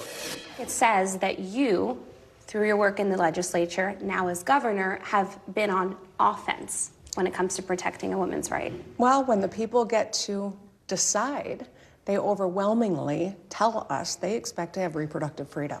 That's what the voters said when they went to the polls last November, not just by re-electing me and a bunch of other pro-choice leaders across the state, but by amending our Constitution and saying these are rights we expect. To see what happened in Kansas and then Kentucky and Ohio. And I'm a Michigander. This is football season. I don't usually compliment Ohio, but hats off to the people of Ohio who rejected all the misinformation and codified this right for women in that state just south of us. I'm really pleased to see that. And any leader who's not listening to the people, who's not paying attention to this, that may not survive another election. NBC News correspondent Julie Sirkin joins me now. So, Julie, take me through your conversation with the governor today as she repealed this law. What did it mean to her? What does it mean for the state? Well, this is really personal for Whitmer. It's a full circle moment, if you will, because a decade ago when she was in the state legislature as a state senator, she actually shared her personal story of rape before her colleagues, something she was not prepared to do, she told me today. But she did that in hopes of appealing to them so that they would not pass a bill like this, one requiring women to get elective insurance coverage in order to get the abortion procedure through. That being said, that was unsuccessful. But today, 10 years later, she was able to sign a repeal of that law. And by the way, that's not the only restriction she's been managed to chip away at when it comes to what's been in Michigan's Constitution, what's been in the law here, because she signed other measures just this month, for example, in order to do that very thing. This certainly builds on the legacy she created last election. She told me a little bit about that in our conversation. I mean, this is really an issue that not only carried her to victory, but managed the full state, Democrats, to get some pretty historic leads here. And she says that abortion is an issue Democrats on the national level should be paying attention to also. And she sees it being a major issue at the ballot box in 24 as well. Every indication from what we've seen from all of these special elections certainly points us in that direction. Julie, you also talked to her about the impact that the Israel-Hamas war is having there in Michigan on Muslim and Arab and Jewish American communities in Michigan. What's the impact that she's seeing there as governor? Let me just set the scene here a little bit for our viewers. I'm in Detroit. About 15 minutes away from here is a community called Dearborn. It has the largest majority Arab American population really in the country. Per capita, the largest number of Muslim Americans, of course, not all Arab Americans identify as such, live here. And a couple of miles away from there, there are predominantly Jewish suburban neighborhoods. So you really get all of this coming into real practicality here. This isn't just a war that's happening hundreds of miles away in Israel and in Gaza. This is something that affects people here daily. You have universities, colleges here as well, where this has been an issue on campuses. And when I spoke to the governor, she told me when she speaks to her voters, because of course nobody knows the people who live here best than the governor, this is an issue really on their minds. Watch what she told me. Wherever an innocent person is killed, I think that it is cause to mourn and to reach out and to support one another. These geopolitical issues are taking a toll, and so I do worry about how people are feeling and mourning and concerned for their loved ones. And yet it's my job as governor of Michigan to make sure that I do everything to bring down the heat here at home and to protect people, and that's where my focus is, and I'm grateful that the president has shared that focus. Now, Garrett, interestingly, she also told me that, quote, nothing should be taken for granted when it comes to President Biden and the support he could see here from those key groups. Just a quick data point here. In 2020, when Biden managed to flip this state, the former president, of course, winning it narrowly in 2016, he did so by 150,000 votes. And that is about the same number of Arab Americans who turned out and voted in that election, too. A majority of them are Democrats who supported President Biden. And it's a real fear, even in my conversation with Whitmer, that they could potentially not do the same or just sit home altogether in this next coming election. Yeah, the Biden campaign's going to need her with her finger on the pulse there in Michigan. Julie, thank you for that reporting and that great interview. And still to come, new developments in the battle over emergency abortion access in Texas, where a pregnant woman is battling the clock and state law with her health on the line. That story is next. You're watching Meet the Press Now.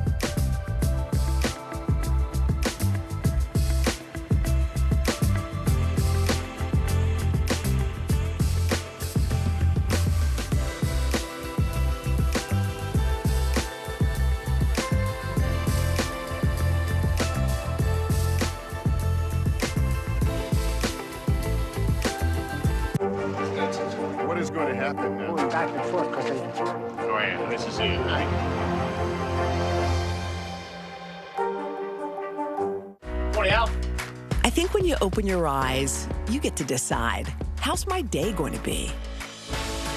We want to be a way to start your day, lighten your load, every single morning.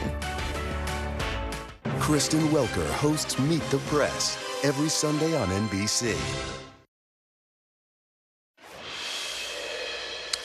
Welcome back. The fight over abortion access in Texas and the impact of the state's abortion ban is back in the national spotlight right now, thanks to one woman's legal struggle to end her high-risk pregnancy. Kate Cox, a Dallas area mother of two, was forced to leave Texas today to receive an abortion after being warned that her health and her ability to have more children would be in danger without one, and after Texas officials moved to stop her from receiving one in her home state. NBC News senior legal correspondent Laura Jarrett joins me now to break down the legal implications in this case and what comes next. So, Laura, just walk us through how this case has unfolded up until this point and the legal ramifications of what we may see next. Yeah, it's really been something of a legal whiplash for Kate Cox. She's a 31-year-old mother of two. And Garrett, what she really wants the most is a healthy baby girl. But her doctors have told her that's not going to happen. Unfortunately, her baby is suffering from trisomy 18, a genetic condition, which means that baby is not going to survive. And her doctors have told her the safest thing for her, if she wants to have another baby, is to get an emergency abortion. She got a court order saying that she could get it. And despite that court order, the state of Texas sent a bunch of hospitals in Texas letters, potentially to the doctors who would be able to do that abortion, saying, if you do it, we're watching you, and we will come after you with civil and criminal penalties if you do that abortion. Then the state of Texas went to the highest court in Texas, the Texas Supreme Court, saying, please make sure you can stop this. Please tell that judge below that they got it wrong. Well, the high court then put everything on pause, essentially to maintain the status quo, Garrett. But by maintaining the status quo in the legal sense, it actually is quite dire for her. And tonight, Kate Cox's lawyers have said that her health condition deteriorated so badly that she now has to flee her home state in order to get this abortion. So the Attorney General in Texas, Ken Paxton, had warned doctors and hospitals that he would potentially go after them if they had somehow helped her receive an abortion in Texas. Are any of those agencies, are the activists who helped her leave the state, is Kate Cox herself at any additional legal jeopardy for choosing to leave the state now? I think that's an open question. I think at this point, obviously, she's probably most focused on her health care instead of sort of the legal ramifications of it. I mean, this is a person, Garrett, who has been in the emergency room 4 times in the last month. That's how bad this has gotten for her. And so I think, obviously, she wanted to probably see this legal case through to the extent she could. But first and foremost, she's a mom of 2, and she's trying to make sure she stays alive for those 2 children. And so I think that was probably the first priority. And certainly, we haven't seen as many of sort of these one-off civil suits as we might have expected after Texas passed that law, which gives essentially anybody the ability to sue civilly in court. And we're talking about the Uber driver that drives her to the anesthesiologist. Everybody has standing to sue in Texas. They're one of the most restrictive laws. But I think it remains to be seen whether they come after her for fleeing the state. From a political perspective, from my day job, this feels like exactly the kind of scenario that Democrats have been warning about when these states try to put these more restrictive abortion bans in place. Have we seen any precedent generated by what we did see of this legal case? Obviously, we didn't see sort of all the way to the conclusion here that'll inform how these things get decided down the road? I think what's been sort of illuminating here, and it certainly was illuminating to Kate Cox when we spoke with her last week for Nightly, Garrett, is that people might be surprised to know just how bad things have to get before you can qualify for a medical exception, right? So Texas has these bans, but they always say, well, the health of the mother, then you can get an abortion. Well, it turns out even at 20 weeks, when you're having cramping and you're leaking amniotic fluid, you still can't get an abortion, at least in her case. Texas is saying she doesn't qualify for one. I think that would be surprising to many people. I think it will be, and I think they'll be hearing about it a lot as we turn to election season with this issue on so many minds. Laura Jarrett, thank you for your reporting on it as always. Yep. And thank you all for being with us this hour. We're back tomorrow with more Meet the Press Now. NBC News Now coverage continues with Christine Romans in for Hallie Jackson right now.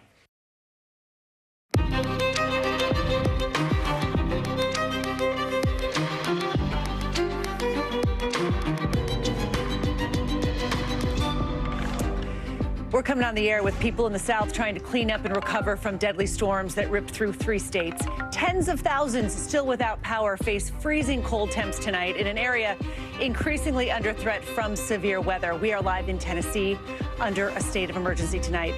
Then the big push to defend Harvard's president in the middle of those growing calls for her to step down. Who really wants her to stay when it feels like so many are asking that she go? Plus, a New Hampshire man charged with threatening to kill presidential candidate Vivek Ramaswamy at an event this morning. The increasingly dangerous nature of our politics and the increasingly bizarre behavior of Elon Musk welcoming back known conspiracy theorist Alex Jones while driving away big-time advertisers. What's behind the latest move? Then the backlash over casting one of America's biggest movie stars in a movie about an ancient general. The big-name star, some people say, doesn't represent that character. Later in the show. Hi, I'm Christine Romans, in for Hallie Jackson, who is on assignment in Israel. Tonight, we start with a state of emergency and utter devastation in states across the South, Tennessee, Kentucky, North Carolina, after communities there were slammed by deadly tornadoes this weekend. 6 people confirmed dead so far, including a child. Dozens more seriously injured. Look at some of the pictures coming into us. Tragic, terrifying scenes. Roofs ripped from houses, shredding entire neighborhoods. These mobile homes, they're landing one on top of another. Cars tossed. A church completely collapsing in the storms that saw wind speeds reaching 110 miles an hour, and residents tonight are shell-shocked. It literally felt like the whole house was shaking, like the foundation, and we could hear all the trees just snapping. You could hear stuff flying everywhere. It was crazy. It's crazy. It is terrifying. All this material stuff can be replaced, but my friend can't. Officials estimate about 100 families lost their homes, and this is far from over. Nearly 20,000 people tonight still without power. They're facing freezing cold temperatures.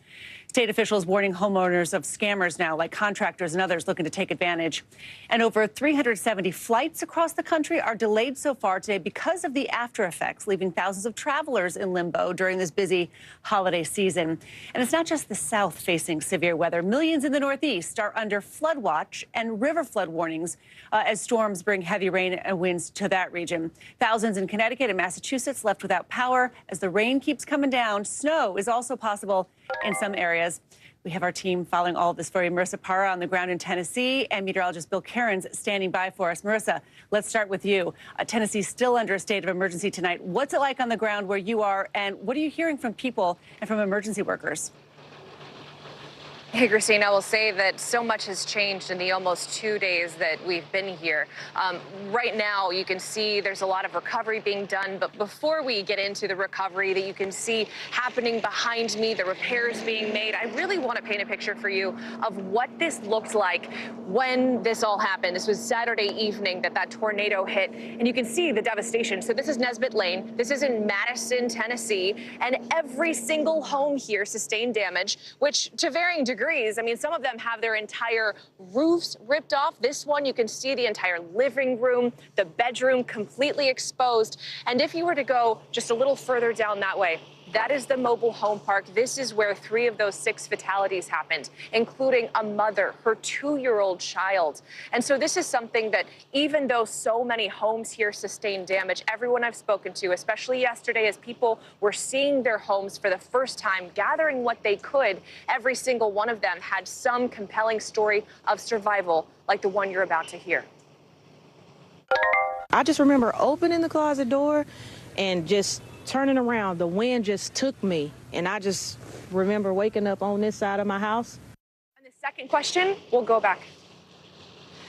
So when we talk about those stories of survival, we know, of course, there were 6 fatalities, 3 of them here in Madison, Tennessee, the other 3 in Clarksville. This is another area that sustained serious damage because remember, it wasn't just here that there was a tornado. There was a storm, a massive storm system that impacted a large part of Tennessee and the surrounding states. So again, even though so many people lost nearly everything, everyone I've spoken to, including people I just spoke to within the last few minutes, are just grateful to have their lives right now, Christine. Absolutely. Going forward, what are you hearing about rebuilding? What are the next steps here for folks?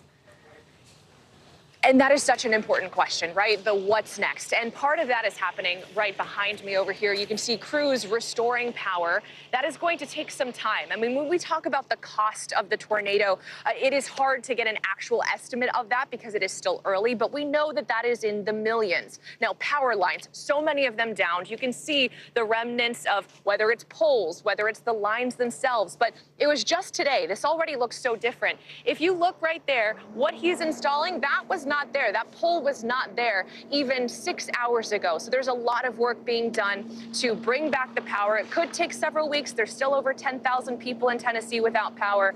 And that is an important thing to bring back, though, because it's not lost on anyone. This tornado hit in December, and sadly, Tennesseans are not strangers to having December tornadoes. It's not just before the holidays. It is also very cold here. So a lot of people seeking shelter, eager to have that warmth back and a roof over their heads to call their own. Christine. All right, Marissa Parra, thank you so much for that. Let's bring in Bill Cairns now. Bill, tornadoes in the South in December, not as rare as you'd think, right? Is this largely due to the shift in Tornado Alley, the warmer climate? Walk us through why this is happening. Yeah, maybe a little bit of both, Christine. And the sun sets so early now, too. It just limits the amount of time that the utility crews can put those poles back up and try to get people power. So here's where we stand at the end of this year.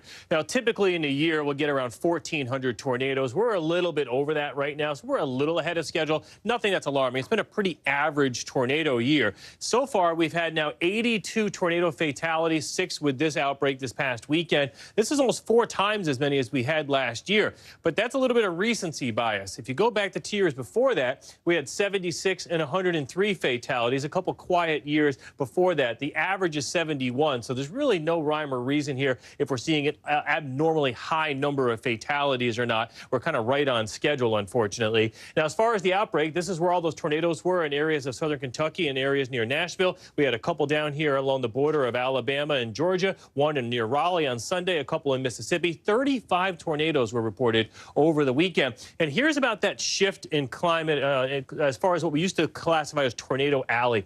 It's not significant as in like everything has moved, but the number of tornado days is increasing in the Tennessee Valley, and it has been lowering in Texas and areas of Oklahoma. So, Christine, it's a little bit of everything. With the warmer climate, we get warmer weather in the winter, and that's one of the recipes you need for severe storms. And we know that between now and Christmas, the country is set to stay pretty warm for the rest of the year, right? I mean, how many people can expect to see a white Christmas this year? Yeah, I have colleagues in my weather department where they're talking more about the chances of additional severe storms than they are about snow or ice, which is like, that's not what you're supposed to be talking about this time of year. So as we go throughout the week ahead, we get a storm that goes into areas of northern Texas to central Texas with rain. The rest of the country is as quiet as could be. Here's the snow forecast over the next 7 days. That's it. There's it's just a little bit in areas of Colorado and northern portions of New Mexico. I mean, hardly anything in California, nothing in the Great Lakes. There's a good chance if you don't have snow on the ground right now and a decent amount of it, it won't be there for Christmas Day. Here's the outlook from December 18th to the 24th. Almost the entire nation is expected to be well above normal. Christine, in our weather community, people are really calling it Torch Christmas. It's going to look very warm and very brown, unfortunately. Like L.A. or something in Iowa. All right, nice to see you, Bill Cairns. Thanks so much. Overseas now, where chaos is gripping southern Gaza with conditions for people there deteriorating rapidly as battles are only intensifying. Right now, it's even harder for aid to get in, with humanitarian zones shrinking, the healthcare system there about to completely collapse, the World Health Organization now warning. Still, a slim glimmer of hope for some new diplomacy here, with Qatar saying its leaders are still trying to push negotiations forward to again free more hostages and pause fighting after that breakdown in talks. And this, as Israel now releases the names of 20 hostages believed to be dead. Hallie Jackson, who is on assignment, has more from Tel Aviv.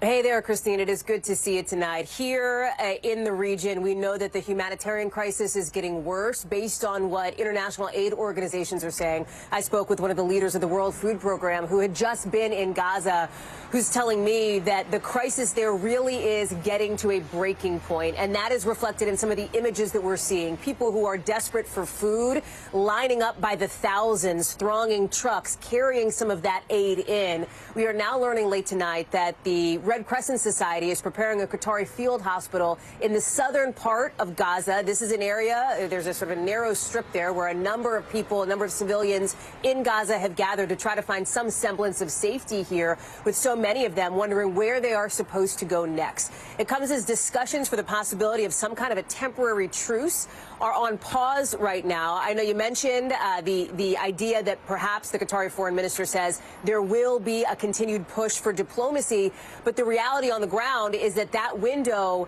is more closed than it was, let's say, of course, 2 weeks ago or even 3 weeks ago here. That said, the foreign minister does say they're going to try to continue that push. The Qataris, of course, so critical here because they have been key players in these negotiations when it came to that temporary ceasefire that we saw not too long ago. The Israeli military says it is pounding Hamas in 3 key strongholds in Gaza Strip as there continues to be violence and escalation in the northern part of Israel there on the Lebanese border with Hezbollah, according to the Israeli military. So all of this coming with questions about where this war goes next. Christine?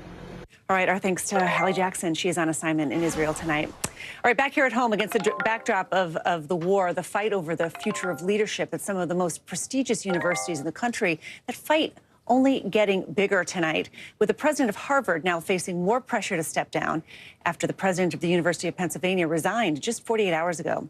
It's all in the wake of that controversial testimony she and the presidents of Harvard and MIT gave on Capitol Hill on anti-Semitism, more what they didn't say than what they did say. And now members of that same House panel are investigating all 3 universities with a lot of questions swirling on who might resign next, with Republican Elise Stefanik posting on X, 1 down, 2 to go.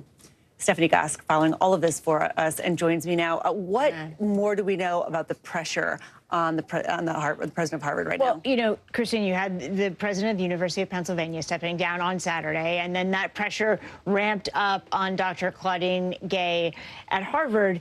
But there's a real movement today at Harvard among the faculty, and the faculty at Harvard have a lot of influence, and more than 700 of them have signed a petition calling on the board to not buckle under pressure, particularly political pressure, to have the president resign. That's a real show of faith in the president. They're also saying that they have to assert their independence in this process and not cave to that kind of pressure, although there are calls from very powerful alumni as well as donors for her to resign. Is this a case of students on one side and faculty on the other side of this issue, or is it not as clean-cut as that? It really isn't as clean-cut as that, and that's because you have dueling students on campus protesting, right? And so you have pro-Palestinian protests that have occurred where language was used that has upset people, and really the conversation, it's not just happening at Harvard, MIT, and University of Pennsylvania. This is a conversation that's happening everywhere.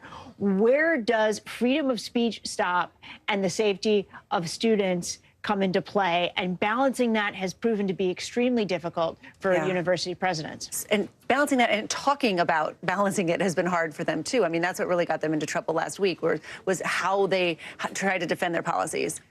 Absolutely. And, you know, I'll tell you, the fear, of course, is when does the hateful rhetoric that is sometimes being used, whether it's on the streets or on campuses, wherever, turn into actual violence. And we have a really terrifying story from over the weekend. This couple in their 70s living in Beverly Hills, going to synagogue on Saturday. They were, police say, attacked by someone using hate speech. And this is what the woman said, the wife said about that attack on Saturday. I saw the guy hitting my husband with the belt and screaming,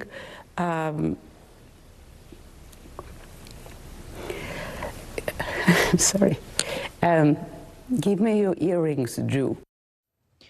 You know, you see in that moment the pain that she's going through, not just the fact that she was attacked so violently, but the actual language that was used and the effect that it had on this woman. And you see why hate crime is a whole separate charge. And that behind all of this talk on college campuses, there's also these incidents of Islamophobia and anti-Semitism that are rising around the country, and that's That's real and it's bad. All right, Stephanie Gosk, thank you so much. Nice to see you. You're welcome. All right, just in the last few hours, a man accused of threatening to kill Republican presidential candidate Vivek Ramaswamy appearing in federal court. Federal investigators say the suspect responded to a campaign text message, then threatening to, quote, blow his brains out, referring to Ramaswamy, and also threatened to, quote, kill everyone who attends. The suspect was allegedly referring specifically to the campaign event you're seeing here this morning in a diner in Portsmouth, New Hampshire. The campaign reported the threat to law enforcement, but was apparently unaware an arrest was going to be announced earlier today. Ramaswamy saying he feels safe knowing the level of protection law enforcement gives to presidential candidates. Listen. What I will say is that we feel very secure in the position that we're in, and that I am grateful to the team that's around me and the robust team effort that it takes to keep people like myself and the other presidential candidates safe. And so I'm grateful to them for that. NBC's Ken Delanian is following this for us. And what else can you tell us about the allegations here and how law enforcement will have to react to this with a little over a month until the state's Republican primary?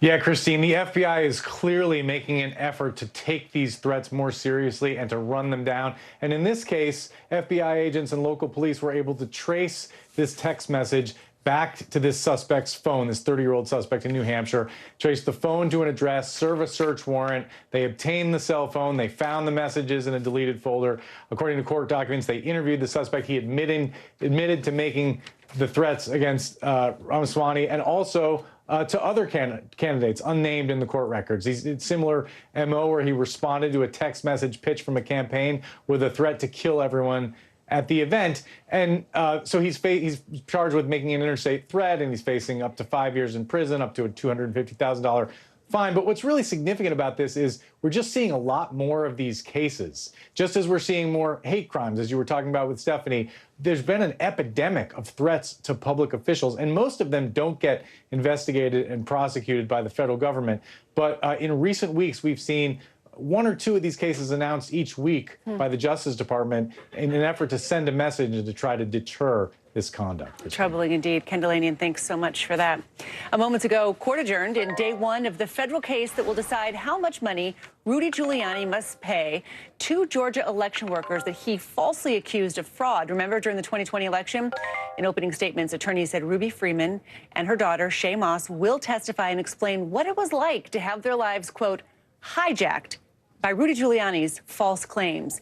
You might remember Moss's emotional testimony during the January 6th committee hearing, saying the threats and the harassment she suffered turned her life upside down. Listen. I no longer give out my business card. I don't transfer calls. I don't want anyone knowing my name. I don't want to go anywhere with my mom because she might yell my name out over the grocery aisle or something. I don't go to the grocery store at all. I haven't been anywhere at all. NBC Justice reporter and author of Sedition Hunters, Ryan Riley, joining us now. Ryan, what did we hear today, the opening arguments of this case?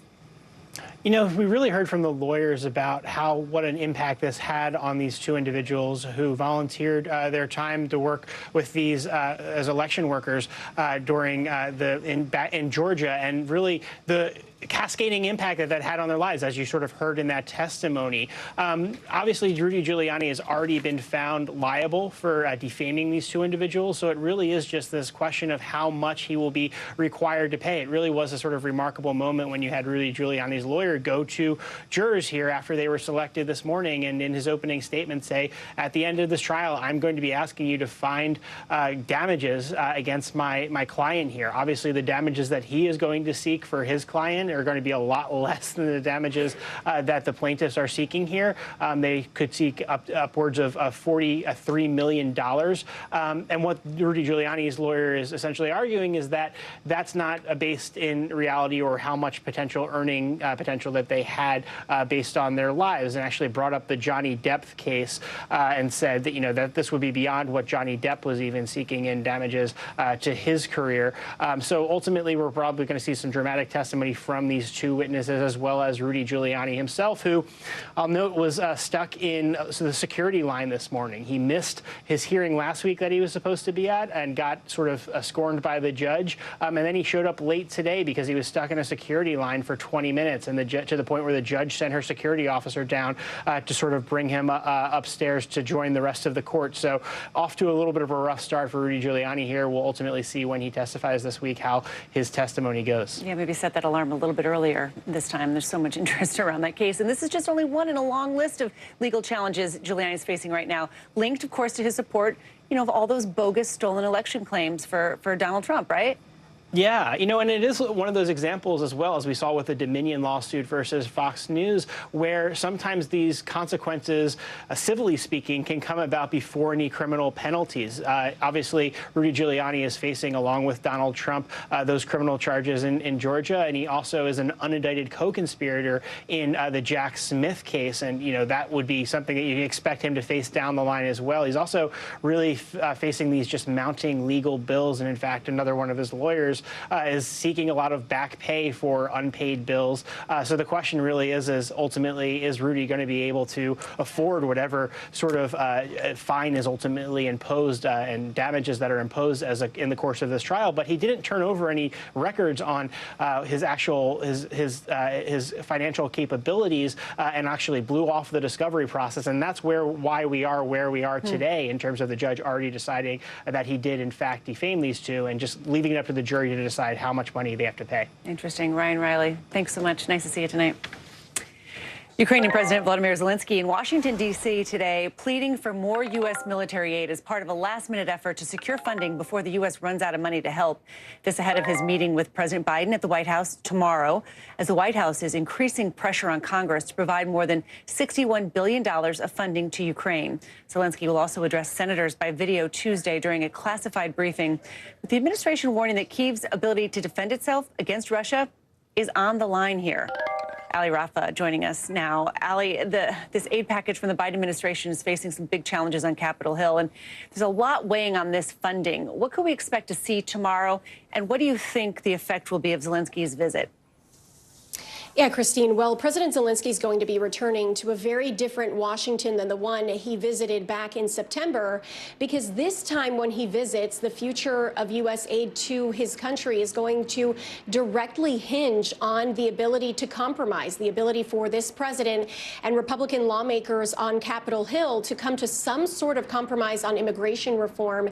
And that is an issue that's so incredibly controversial and complicated that it's been a decades-long issue that no administration, no session of Congress has been able to come to some substantive resolution for. So the stakes could really not be higher for Zelensky as he prepares for, as you mentioned, a meeting with not only President Biden, but also House Speaker Mike Johnson and senators on Capitol Hill. And Zelensky's going into these meetings not just trying to get assurances for this new supplemental funding request, a little over $61 billion for U.S. aid to Ukraine in this latest supplemental request that the White House has sent to Capitol Hill. He also wants assurances for long-term support to his country. That's something that the president and the White House have vowed to continue to do, but that's something that's becoming increasingly more complicated the longer that this war goes on, and the more we see support among the American public for continued aid to Ukraine dwindle. So there's a lot of pressure on Zelensky going into this. He can add pressure. He can boost awareness as to how dire his country's situation is. But at the end of the day, this all comes down to the ability for the president and these Republican lawmakers who say, yes, they are sympathetic towards Zelensky, but they also are sticking their heels in the ground trying to get those reforms to border security and immigration. The president has said he is willing to make concessions and he is willing to compromise with these Republicans. What those concessions and those compromises are and the degree to which they potentially impact those Republicans and sway them enough to have them say that they would be willing to vote for the passing of this package to be able to get more aid to Ukraine, that's still a big unknown and no doubt something that's weighing on Zelensky as he goes into those meetings tomorrow, Christine. Yeah, almost. It'll be, it's been almost 2 years. In February, it'll be 2 years this has been going on. Now there are two major conflicts in the world. Lots changing here. Ali Rafa, thanks so much. Nice to see you. Coming up, why the Air Force is disciplining 15 people for dereliction of duty, even after an investigation found that the suspect in that leak of Pentagon documents acted alone. What else we're learning tonight about that? Plus, what did you search for online this year? Some of the surprising things Google says are the top internet searches of 2023.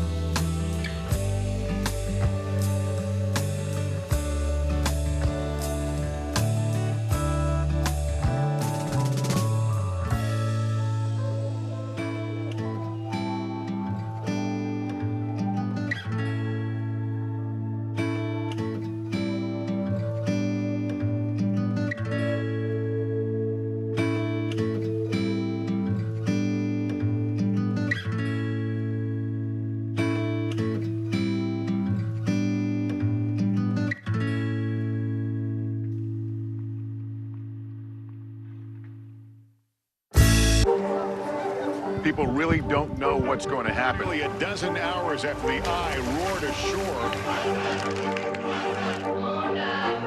More good people than bad people, I know, right? 5 seconds. There is some late-breaking news. 4 hours into the Iowa caucuses.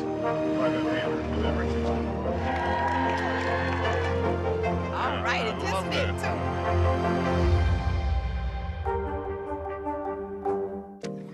The return of Bronny James, LeBron James' son, returning to the court just months after going into cardiac arrest. We have more on that story ahead. But first, 15 people have been disciplined by the Air Force for dereliction of duty as part of the investigation of a former Air National Guardsman who allegedly leaked classified documents online. The Air Force Inspector General says 21-year-old Jack Teixeira acted alone. He is suspected of leaking classified Pentagon documents on the social media platform Discord. But the investigation found Teixeira's unit, quote, failed to take proper action after becoming aware of his intelligence-seeking activities. Teixeira is facing federal charges. He has pleaded not guilty. Courtney Kuby is joining us live on this story. What else did the investigation find? And is anyone facing charges here? I mean, this is 15 people who had some degree of knowledge of what this guy is alleged to have done. How serious is this that they're going to be disciplined? Yeah, but the investigation did not find that there were any of those people actually knew that he had put that classified information in any sort of a public space. So it was more looking at sort of the procedures and the processes that were going on at Otis Air National Guard Base in Massachusetts that led to Teixeira being able to do this. So the 15 people that you mentioned, Christine, they had a whole range of different disciplinary actions, everything from non-judicial punishment, which can be a letter of reprimand in your file, up to a colonel who was actually fired from his job because of what the investigation found was, frankly, some pretty lax standards in how they handled classified information and documents in this space. One of the things that they talked about was the need to know principle or policy. And essentially, that is exactly what it sounds like, Christine. That is, does an individual need to know some information that they may be seeking out on a classified server or maybe are printing out in a classified space? And if not, why are they accessing that? So some things that, frankly, I think a lot of members of the public would think that an intelligence wing would already be doing. The standards just weren't high enough here, and that may have led to Shara being able to dump what we don't even really know, hundreds of documents in a public server. I mean, if you look at the government's case, he left so many red flags. He was caught, according to them, red-handed. So there must be concern in the Air Force that so many people failed to take action. He was allowed to do this. There were, and they've put in some new best practices, but I mean, it's really procedural, and it's things that, again, I think that most of us would assume they're already doing. Things like being careful when someone is leaving a secure space or a skiff, that they don't have documents on their person or in their bags, checking bags before someone's leaves. But also, again, back to that need to know principle, is somebody printing out a bunch of documents that they don't have any reason to be using or to be looking at or to have in their possession? And if so, why? So there will be, because of this investigation, the Air Force has put in some new standards that should result in more scrutiny for individuals who are working in these classified spaces, Christine. All right, Courtney Kuby, thank you so much. Nice to see you tonight. Thanks. All right, let's get you over to the 5 things. This is the things our team thinks you should know about tonight. Number 1, in an extraordinary move, Special Counsel Jack Smith is asking the Supreme Court to step in and decide whether former President Trump is immune from prosecution on 2020 election interference charges. The special counsel says it's important for the Supreme Court to decide, basically going around the appeals process so that the trial can stay on track. Right now, it is scheduled for March. NBC News has reached out to Trump's attorneys for comment on the special counsel's request. The Supreme Court's asking Mr. Trump to respond to the request by December 20th. Number 2, Tucker Carlson says he's launching his own streaming service called Tucker Carlson Network. You'll remember he's posted videos on social media after Fox News fired him. Now he's making content behind a paywall. Subscriptions are like $9 a month. His website says it will include things like interviews, news commentaries, behind-the-scenes footage. Number 3, AAA is expecting more than 115 million people to travel 50 miles or more during the Christmas and New Year's travel period. That's December 23rd through January 1st. That's more than last year and the second highest AAA has ever recorded. It says airports are set to be the busiest they've ever been during this time. Number 4, today we're getting an answer to the question, what did people Google search this year? And the top of Google's news list, the Israel-Hamas war, the Titanic submersible, and the Turkey earthquake. Damar Hamlin is the most searched person, and Barbie topped the movies list, and yes, Oppenheimer was number 2. Number 5, NASA's Webb telescope may just be the gift that keeps on giving, because this holiday season is giving us a high-definition image of an exploded star. It's quite literally stellar, showing us the supernova remnant at a level of detail we've never seen before. Gorgeous. Coming up, for some people overseas, a job at Amazon was a dream come true. Why some workers now say it actually made their lives worse. That's in tonight's original. And how a hiker in California survived hours trapped underneath a 10,000-pound boulder. That's ahead in the local.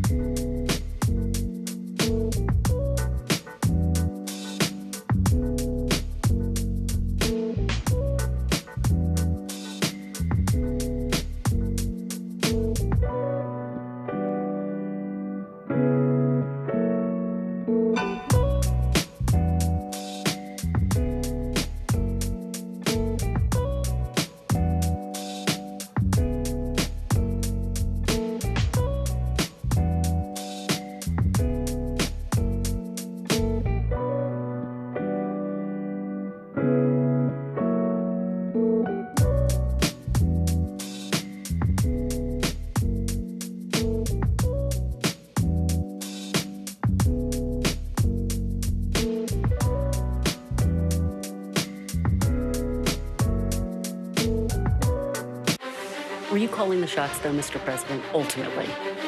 Was the Biden administration caught off guard by this latest surge of migrants? Is it clear who's going to govern Gaza once this war is over? If it's Sunday, it's Meet the Press. News lives in the now. Look at this. You can't even see anything anymore. Let's break down what we know. You gotta see this. News for the generation of now is NBC News Now. Kristen Welker hosts Meet the Press every Sunday on NBC. Tonight, police in Seattle are on the hunt for someone who appears to be hitting people with their car on purpose.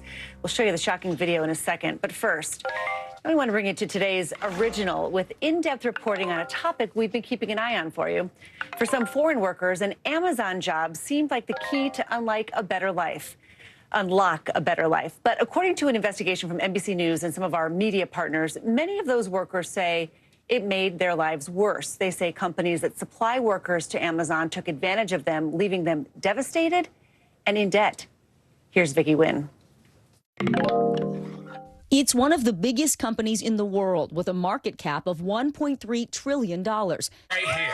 Battling American labor unions, the U.S. government in a massive antitrust lawsuit, and now NBC News is uncovering troublesome labor conditions across the globe.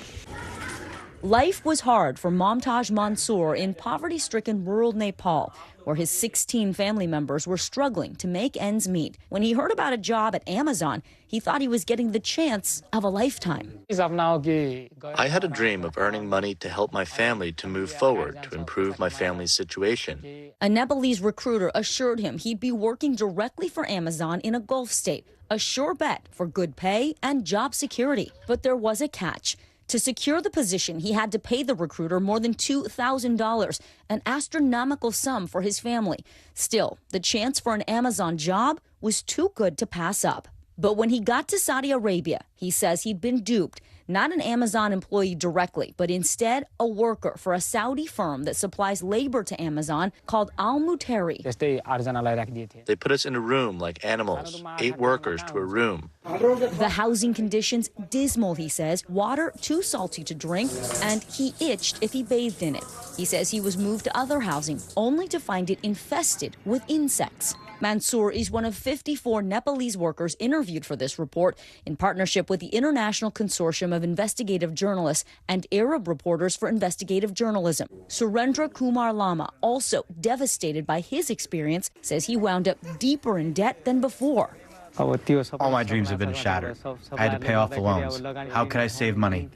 Nepalese journalist Pramod Acharya spoke with about 20 workers who were still in Saudi Arabia working for Amazon. The workers seem very scared to talk. They all describe their situation and position as helpless there. And on the floor of the vast Amazon warehouse in Riyadh, Mansour says the work was hard. On his feet 8 hours a day, bathroom breaks monitored. After 5 months of work, he'd grown thin and weak. I would feel like I was being pierced with needles or walking barefoot on stones when I returned to my room. My whole body would ache. The level of exploitation they then faced in Saudi Arabia means that many of them are highly likely to be victims of human trafficking. Ella Knight of Amnesty International co-authored a report on deception in recruiting practices. Amazon didn't take the action necessary at that time to prevent those abuses, and therefore workers have continued to suffer over several years. In a statement to NBC News, Amazon said that providing safe, healthy, and fair working conditions is a requirement of doing business with Amazon in every country where we operate. And we are deeply concerned that some of our contract workers in the Kingdom of Saudi Arabia were not treated with the standards we set forth and the dignity and respect they deserve. The company added its own investigation found labor violations, that it is implementing stronger controls to ensure similar incidents do not occur, and that it is compensating workers who paid recruiting fees to the companies supplying labor. For Mansour, his troubles only worsened after he was suddenly told by text he was laid off. They were not allowing us to return home. I told them it would be better if you kill us instead of giving us so much pain. Kill us or send us home. The labor supply firm Al Muteri did not respond to repeated requests for comment. The only way to escape, Mansour says, was to pay an exit fee of more than $1,300. My family's financial situation is devastating now. I lost everything going there, including my health. My body suffered a lot at Amazon. Now back in Nepal, Mansoor, filled with regret and debt, feels he needs to look abroad for other opportunities, hoping he doesn't get caught in the same cycle once again. Vicky Nguyen, NBC News. All right, NBC covers hundreds of stories each day because, come on, it's tough to read, watch, or listen to all of them. Our bureau teams have done it for you. This is what they tell us is going down in their regions in a segment we call The Local. Out of our Midwest Bureau, police in Detroit say a person of interest is in custody in the October killing of a local synagogue leader. They won't identify the person. They won't say whether it was the same person initially arrested and released after Samantha Wall's death. Police say there's no evidence that the killing was a hate crime. Out of our Western Bureau, Seattle police are looking for the victims of and people responsible for 2 disturbing incidents where drivers appeared to intentionally hit pedestrians with their cars. You can see this footage obtained by police showing the drivers swerve into people. In both cases, the victims have not been located, not at the scene or at nearby hospitals. Police say they're likely seriously injured. And also from our Western Bureau, search and rescue teams in California say they freed a hiker after he got stuck behind a 10,000-pound boulder for 7 hours. They used a system of ropes and pulleys and leverage to move this huge rock and pull the man's left leg out. He was later airlifted to a nearby hospital. Not clear what his current condition is. Bronny James, the son of NBA legend LeBron James, is back on the basketball court, making his debut for USC on the same court where he collapsed in cardiac arrest just over 4 months ago. And his father was there cheering him on, fresh off his team's winning the first NBA in-season tournament. Here was Bronny after the game. I just want to say I'm thankful for everything. Bronny's return also reigniting the conversation around heart issues for young athletes. I want to bring in Steve Patterson. Steve, what more do we know about Bronny's pretty remarkable return? Very remarkable. And look, it was a super exciting day, right? I mean, the arena was packed for people to just see Bronny, just to get a glimpse of him, even on the bench, even if he played a few minutes. But he wound up playing about 15 to 17 minutes. And there was some talk about basketball, but really the story was about a father getting to watch his son do the thing he loves when that thing was in question about whether he would ever be able to do it again because of that congenital heart defect. Took him out for 5 months. There was some question about whether he would return. And to see him back, I think, is what really electrified both fans and sports watchers and people who just care about the human spirit in general. And we saw that on display. But there also was some great stuff about basketball and Bronny's game. I mean, look, he didn't score 100 points or 20 points or even 5 points. He scored 4 points, but he looked really sharp on the court, got a spectacular block. And I think for people that were watching, like his ability to play and keep up and really on the other end of the ball, be a great defender. This block was incredible. It looked like his father out there was great for the game as well. So you kind of have both ends, even though USC did lose at the end in this nail-biting overtime game. Great to see him on the floor. The real story, though, a father getting to watch his son. And Bronny spoke about this. LeBron James spoke about this in an Instagram post. He said, "Can't even tell you how emotional today was for me. Literally drained, and all I can say is, Bronny, you're simply incredible. Damn the wins and losses that will occur. You've already won the ultimate goal/championship, and that is life." And I think well said for LeBron James and his son. You know, Steve, zoom out here for us. Talk about the health risks that athletes face right now, because stunningly, cardiac arrest is the leading cause of death for student athletes. #1 killer of student athletes, #1 cause of death on campuses. Like 1 in 300 have undetected conditions. So, I mean, it is a danger. I want to say 2 things, though. First of all, there is a lot of confusion about COVID and the vaccine. And because there is all this fresh new reporting about these sort of undisclosed illnesses and defects, that people think that there's some sort of tangential relationship. Doctors have come out to say absolutely not. If you are seeing an increase of this reporting, it's because more people are getting checkups because of COVID. And secondly, it's actually actually on the decline. Over the last 20 years or so, a lot of this has gone down. Deaths from related congenital heart deficiencies. That has actually gone down, trending down. So those are the two things. But I mean, it is a very serious condition, and doctors say there's nothing really to do except you have to get tested often and early, and to make sure that the equipment is available on site in case there is a problem to prevent death. Sure. Christine. All right, Steve Patterson, nice to see you. Thanks so much. Yeah. All right, some breaking news here in New York. We're just getting reports of a building partially collapsed in the Bronx, a neighborhood in the upper part of Manhattan. These are live pictures you're looking at right now. Emergency responders are at the scene, digging through the debris from the partial collapse, looking for anyone who might be inside. Again, this is in the Bronx. Right now, we do not know if anyone has died or if anyone was hurt in the incident. It's a developing story. By the moment, we're going to bring you updates when we get them. All right, coming up, Elon Musk is allowing conspiracy theorist Alex Jones back on X, formerly known as Twitter. The move raising even more fears for advertisers, what it means for the future of the platform, and why Denzel Washington's casting as the ancient General Hannibal is sparking a ton of controversy overseas.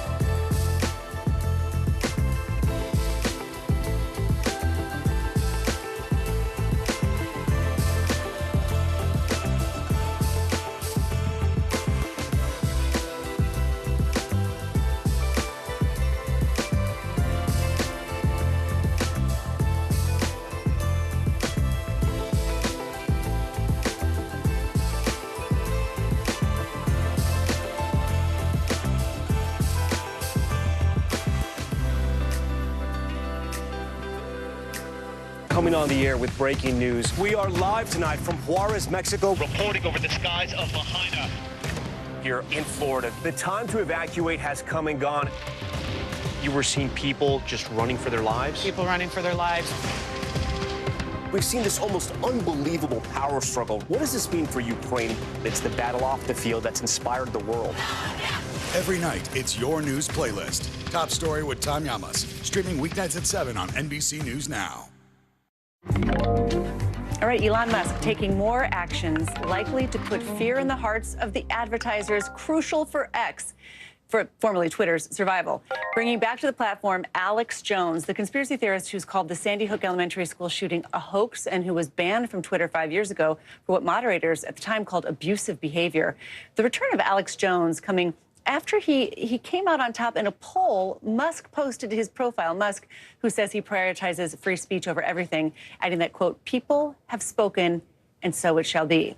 The news that Jones is back on X probably unwelcome for the advertisers that have fled the platform. Disney, IBM, dozens of others, over concerns their products might appear alongside controversial or offensive content, including posts from Musk himself.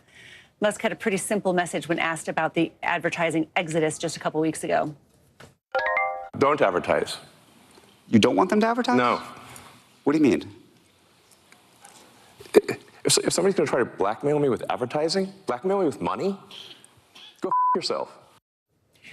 It just gets me every time. NBC's Jake Ward is here. It gets me every time. Can't look away. Andrew Ross Sorkin was, what's even the follow-up? You know, he said it was just so shocking that he's, the whole room, you could feel the whole room recoil. That's right. But so here, every day there's a headline from Elon Musk that more reason for advertisers to back away, and his company succeeds by the money from advertisers. So what's the end game, or is he just trolling everyone? I mean, this is right. The end game, well, certainly things are only headed in one direction, right? I mean, if you cast your mind back to October 2022, when the deal closed, at that time, the company was worth about $44 billion based on the purchase price.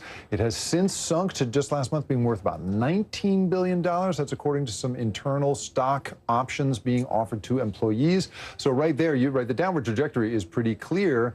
You know, where is it all headed? I'm not sure. I mean, this is a guy, right, who does not seem to care at all about the 90% of his company's revenue, which is advertising. Yeah. And so I guess at this point, we can only assume that he's eventually got to care about the debt that the banks are holding for him. This is the thing I keep coming back to, right? Is we've got $13 billion being held right now by banks that finance the purchase of Twitter. That $13 billion owed to 7 banks, Morgan Stanley, Barclays, right? Those guys have to be feeling some pressure. Right. How do they feel about him saying that's you right. to advertisers? It's one thing when IBM and the rest say it. It's another thing when these banks come under pressure, and especially when they come under pressure by regulators who don't like it when you hold that stuff on the back. So for me, I'm watching the banks at this point, because at this point, it's just impossible to find out where the bottom is. So when you talk about investors in his other companies, too, there's this thing on Wall Street known as Musk risk. I mean, that his other behavior at Twitter and the things he's saying could be risky for some of his other inventors. Both have covered him separately for a long time.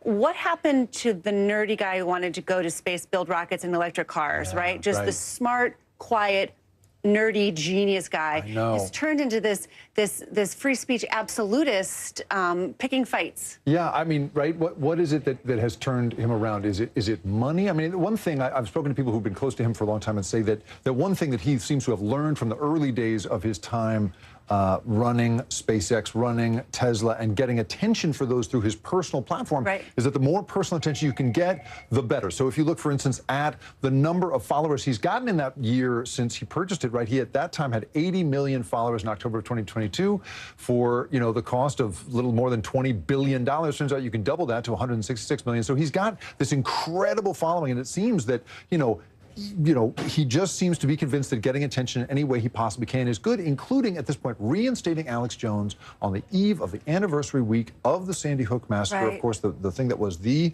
touchstone of Alex Jones's legal trouble and that got him deplatformed off everything anyway. It just seems to be that I think this guy is at a place where just making as much noise as possible has in the past served his other companies, because that personal platform seemed to draw people to him. Now on Twitter, on X, it's not entirely clear that there's any real strategy other than following that one through. But at this point, it just does not look like there's much of a plan here. And so the question is just where the bottom's Well, he posted a poll saying, should we let him come back? And the people said, who are the people? I think your political scientist would say this is not. Yeah, this is a highly selective group, right? The people who vote in an Elon Musk posted poll. And are they always people? I mean, could they be